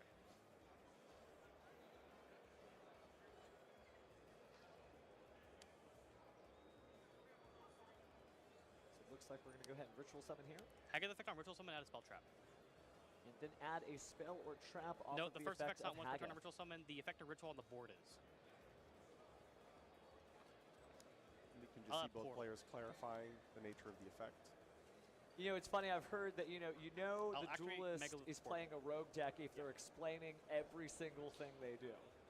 So I don't want to spoil who it is because they're in Genesis and they're doing really well, but I was walking towards the top tables earlier and I was watching Dark Lords with the brand new Dark Lords card played, and every single time a Dark Lord card was played, Full lock effect. the player that I was watching just I'm gonna put add it a ritual upside down monster and put it on the opponent's field on the assumption, okay, you're going to need to read this one. Yeah. And this one, and this one. And he stopped even just asking. He's like, I know you're going to ask to read this one, so I'll just put it in front of you for you. It's kind of amusing. Now, you definitely know that your opponent doesn't know. Which can be a huge advantage. It really can, because even if like somebody tells you exactly what the card Set does, one, it doesn't mean you understand the context of the card. Where are you going with this combo? I can ritual is this from the end grave of this? using Is this this just as the material. middle I can piece? ritual What's from going deck. to happen next? Yes. And now that we're, certainly Genesis Proto-YCS, this is the first of presumably many future Genesis Proto-YCSs. But because we're so early into this, YCS level format of Genesis, these strategies like Megalith, cards that have been around for a while, are going to probably be under the radar this weekend.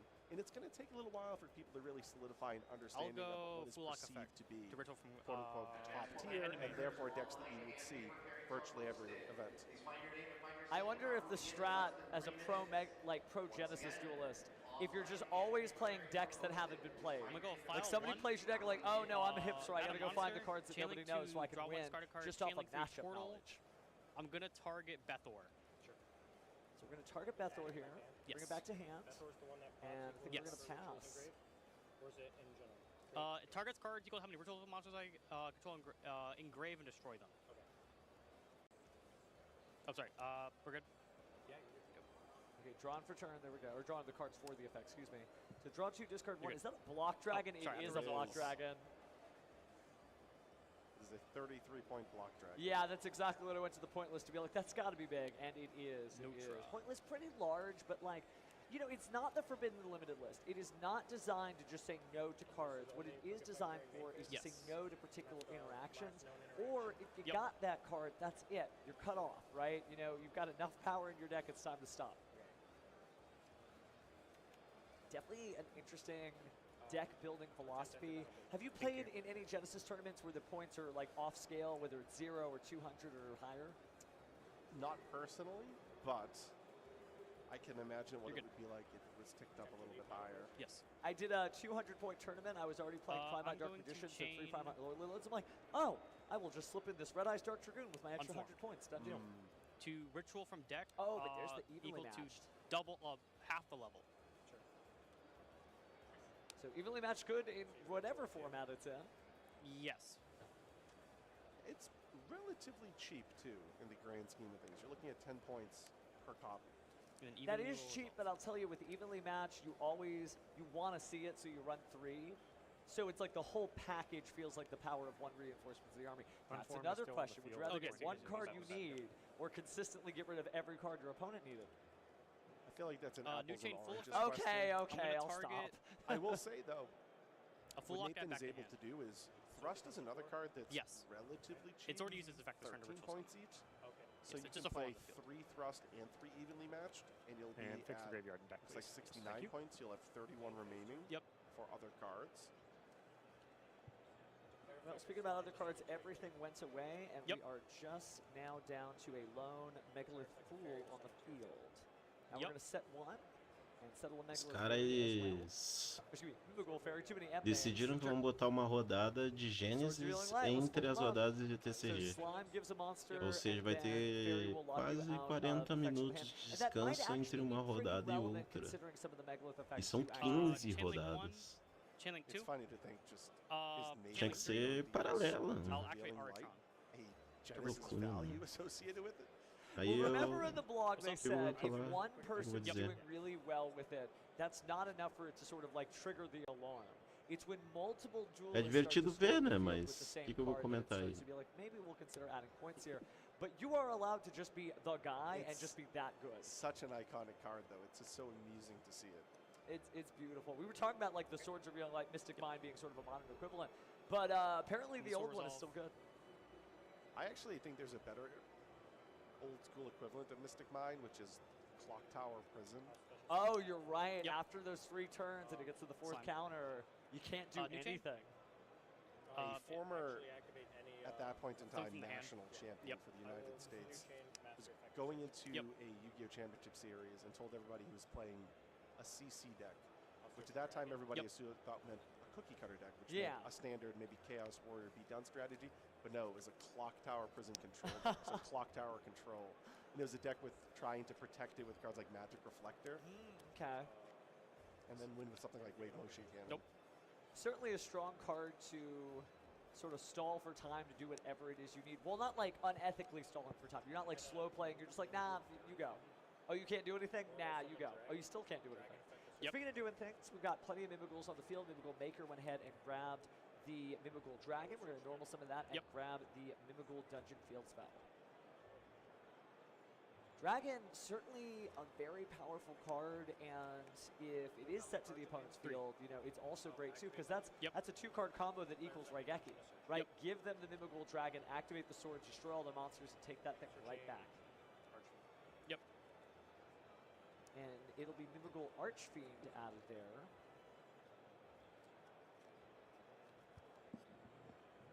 Good heads up, by the way, I didn't stop to mention that Caleb did ritual summon that off, and that's really strong to be able to get out a strong Megalith on the field before your effects resolve. But now we're going for the Giant Mimigool, using the Giant Mimigool to go ahead and grab the Mimigool Realm. No. So really just getting every piece of the combo here and going to go ahead and set the Mimigool Archfiend.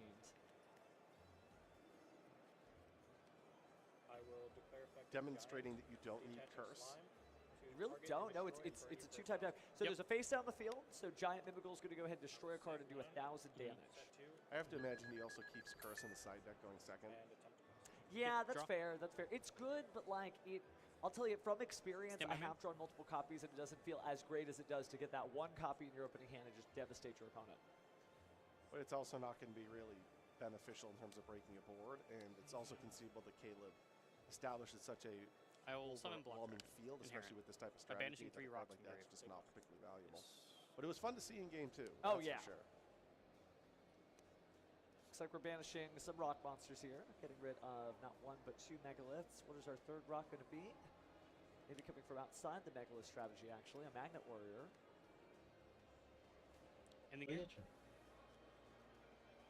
Lock Dragon's pretty good. You may want to respond. Especially if he comes back again and again and again. But we're going to Mimigool Room here. Special something a Mimigool monster. Looks like we're going to do it to the opponent's field. Yep. So time for Room. And we will set... Looks like he's flagging down Archfiends. Dragon? But no, we're going to go for the Dragon instead. And it will flip the monster face down. Yeah, what does the block dragon. Dungeon and if do? you can't get that off the board from face down, it'll stymie any future block dragon plays. So Nathan just doing a good job. I mean, remember, this is round 4. Both these duelists are 3-0, which shows you a lot of strategies can have a strong start, but he may be moving on undefeated Mimigools. We don't get to say that I'm going to often. activate for leg effect or ritual from hand or field. Going to try to ritual summon with some face down cards, though. It works. Tribute.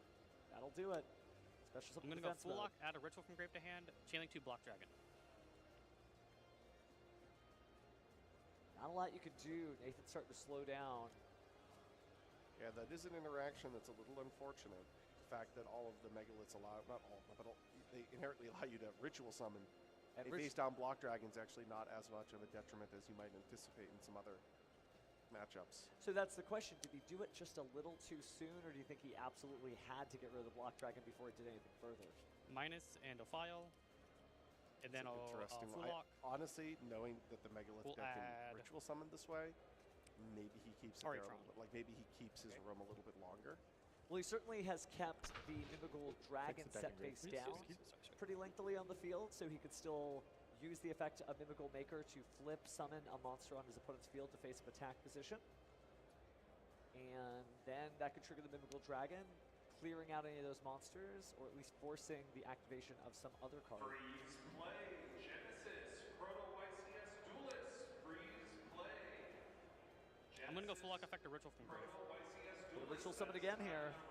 I haven't seen this many rituals with the letter M since Mitsurugi. Yes, using it as material. It has to use itself? Yes, hand or field. Which we saw this weekend. Which we did see this weekend, yeah. Every deck feels good.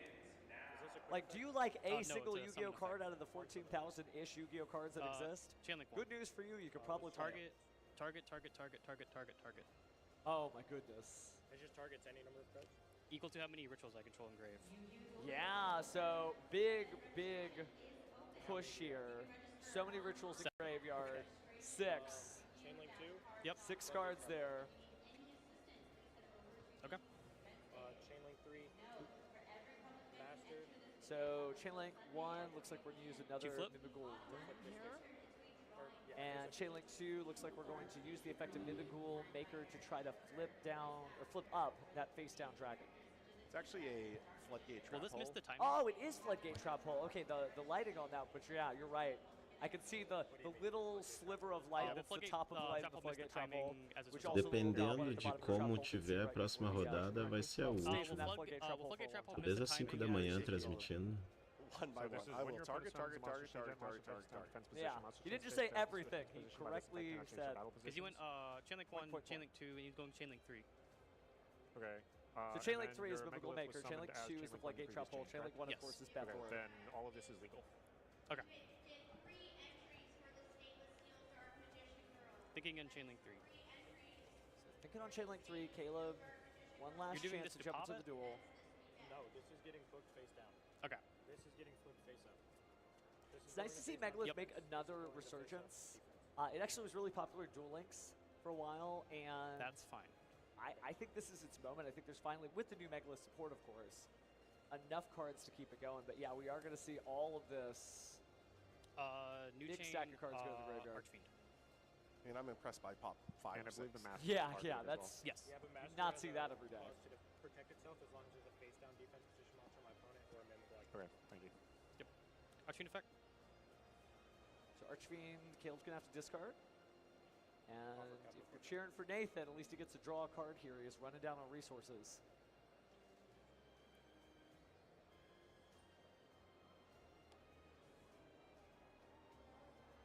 So drop off a Magnet Warrior into the graveyard, not the worst thing for those places. To keep your Magnet Warriors, consider you can banish a couple in order to special summon some monsters later. We haven't really even seen the Magnet Warriors. Yeah, this is a Megalith duel. Yeah. I'm over here questioning, what exactly does the end board look like with the Magnet Warriors? Magnet Plus bonding, I'm going to fusion summon by shuffling from banish, grave, or field. Megaliths.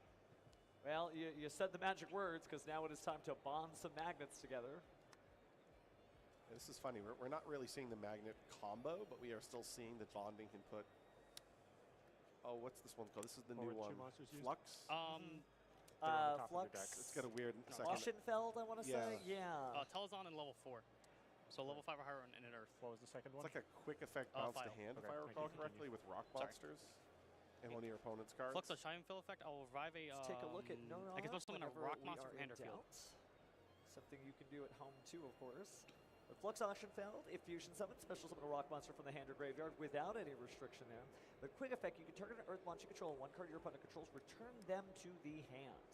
Okay. Only use each effect once per turn and not more than one in the same chain. It is level 7 now. Properly summoned a file. Which can be a little awkward sometimes with the rituals. On the field and let your hand go. That is fine. But it's a good time to be a rock duelist. Full luck effect, ritual from grave. Using itself. So, you know, you might have thought for a moment that Caleb was down and out, but no, this is a full resurgence a file here. Effect, add a ritual monster. And Ophiel coming back to add another ritual monster from the deck to the hand. That deck is getting real slim. Look how small the stack of cards looks like in his hand. Yeah, I wish. His deck is all gas. Just looking over his deck list, I don't really see anything in his deck that's going to put up much of a fight in terms of countering. No counterplay, just all haymakers. There's literally 3 Skullmeister, and that's it. Okay.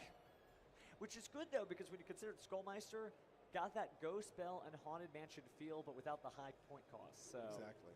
Or any point cost. It has none, yeah. I mean, Rocks and Fiends. Is there a version of this deck that you could tech in maybe like a Dark Calling? I was thinking you were going to say that, yeah. Well, I do love Evil Heroes. You can just call me Evil Hero Pheromone.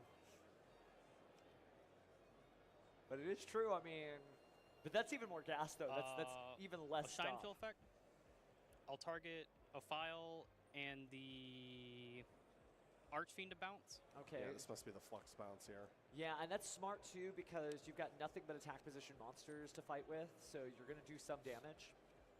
Got about only 4 minutes left on the clock here, and the rules have changed. Remember, folks at home, if this goes to 0, it is a double loss. In hand, 3. Okay. Battle.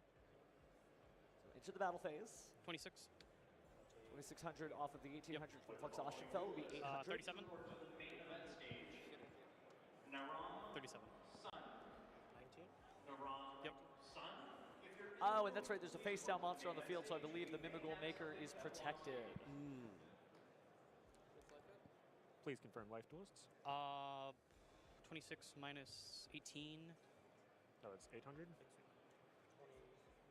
And then 1700 was taken the second time, so 2500 should be lost. So the Master does say, cannot be destroyed by battle or card effects. Oh, he's 37. While your opponent controls any face-down monsters.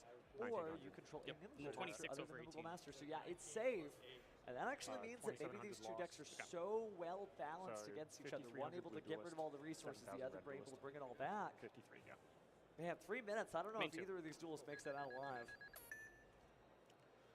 Duelist informing you as well. You have less than 3 minutes. Here's the Block Dragon. Block Dragon. It's almost a detriment that Caleb's deck can just keep going and going and going and going right now because he's really going to need the turn to pass back to Nathan, and Nathan have a very swift draw, evaluate hand, realize there's not much to do because if Nathan can make any substantive play here, gets the bonus effect if you targeted a card on my field. Cara, os dois vão perder. Por 2 minutos e meio eles estão jogando como... Joga aí, mano, na boa, na moralzinha. Anota aí os pontos de vida, bem tranquilo. Cara, o louco não, esse louco de Mimigol não vai dar 7.000 de dano, nem aqui nem na China. I'll activate I thought it was Valentine's Day. I know, right? That's so true. A file effect? Oh, file Block Dragon, sorry.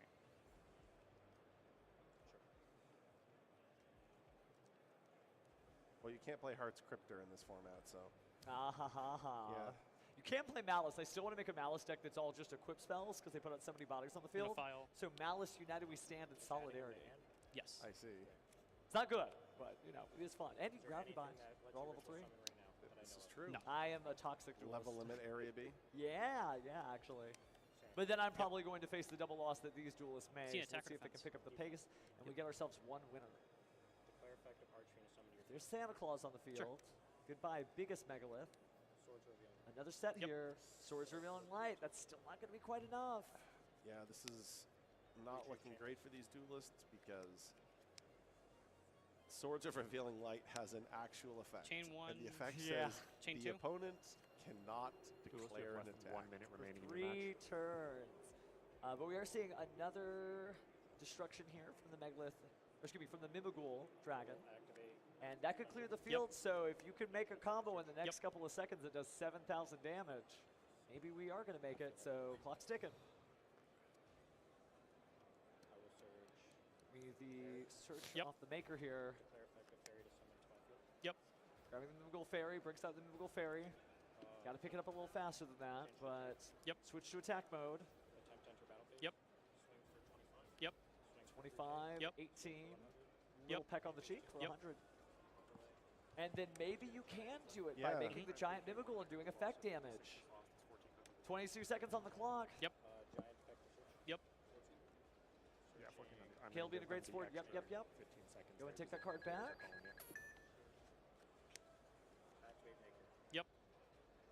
Grab our Mimigul Maker. See if we can make some Mimiguls. Os dois vão perder. So close. Clock may be different at home, so if it gets to 0, don't panic. The judge has their own timer on the field and will stop them when it's That is time. time in the round. Oh, and that is time on the round. So wasn't able to get to it, I believe. Okay. Freeze card destroyed. Duelists, maybe. As soon as the moment I called time, the match was over. Yes. Okay, yeah. So he tried to get to it, just couldn't get to it fast enough. Nathan has everything he needs, but based on the fact that these decks are so evenly matched, they were unable to close it back. This is unfortunately a double loss. Oh, mano, double loss. It happens. I mean, one of those decks you really have to. Será que arrastar cara junto contigo não é necessário? We saw that he could have made it, but it's just one of those things when your deck just goes back and forth. You almost have to conserve your Tudo bem? energy, make shorter turns so that you can get Que to que that tá winning procurando? combo faster, or at least when there's still time on the clock. I actually think Nathan was playing just about as fast Oh, as you could absolutely. conceivably in that last couple of turns there. So But not about playing fast, about playing shorter, less moves. I don't know Eu if there are quero. any additional moves that he made there, though. It's just rough. It just is what it is. He needed literally 6 seconds. Quem? True, and unfortunately he didn't have those Quem 6 tá seconds. procurando? So let's take a little moment to breathe here, duelists. There's still going to be great, exciting action soon, but we're going to go ahead and throw it to Eu break. for quero. now. O que ele quer, mãe? So Yu-Gi-Oh for me is just like the Pede já pra mamãe. formation of my adulthood. I've been playing since 2005 or whenever the game came out. And I met so many long-term friends and relationships that I still have to this day. People that I see at every event that I go to, people that I talk to, text. So I owe a lot of my friendships as an adult to Yu-Gi-Oh. So what does Yu-Gi-Oh mean to me? So for the better part of my adult life, about 14 years, I've been playing this game, and from it I get competition, friendship, lifelong friendships I made along the way, and honestly, I wouldn't trade these events for anything. It really means a lot to me, whether it being seeing the same friends 6 times a year in every city across the country and world, or competition like playing at the highest level. It really has taught me like a lot of lessons, and I've really enjoyed every bit about it. Well, what it means to me is just this awesome space for people to get together, to get to know each other. There are people in here who I would never dreamed of becoming friends with or getting to know personally when I was little. I don't really like to play sports. I'm not the athletic kid at school. So during COVID lockdown, I got into Yu-Gi-Oh with my dad, and we slowly progressed from there.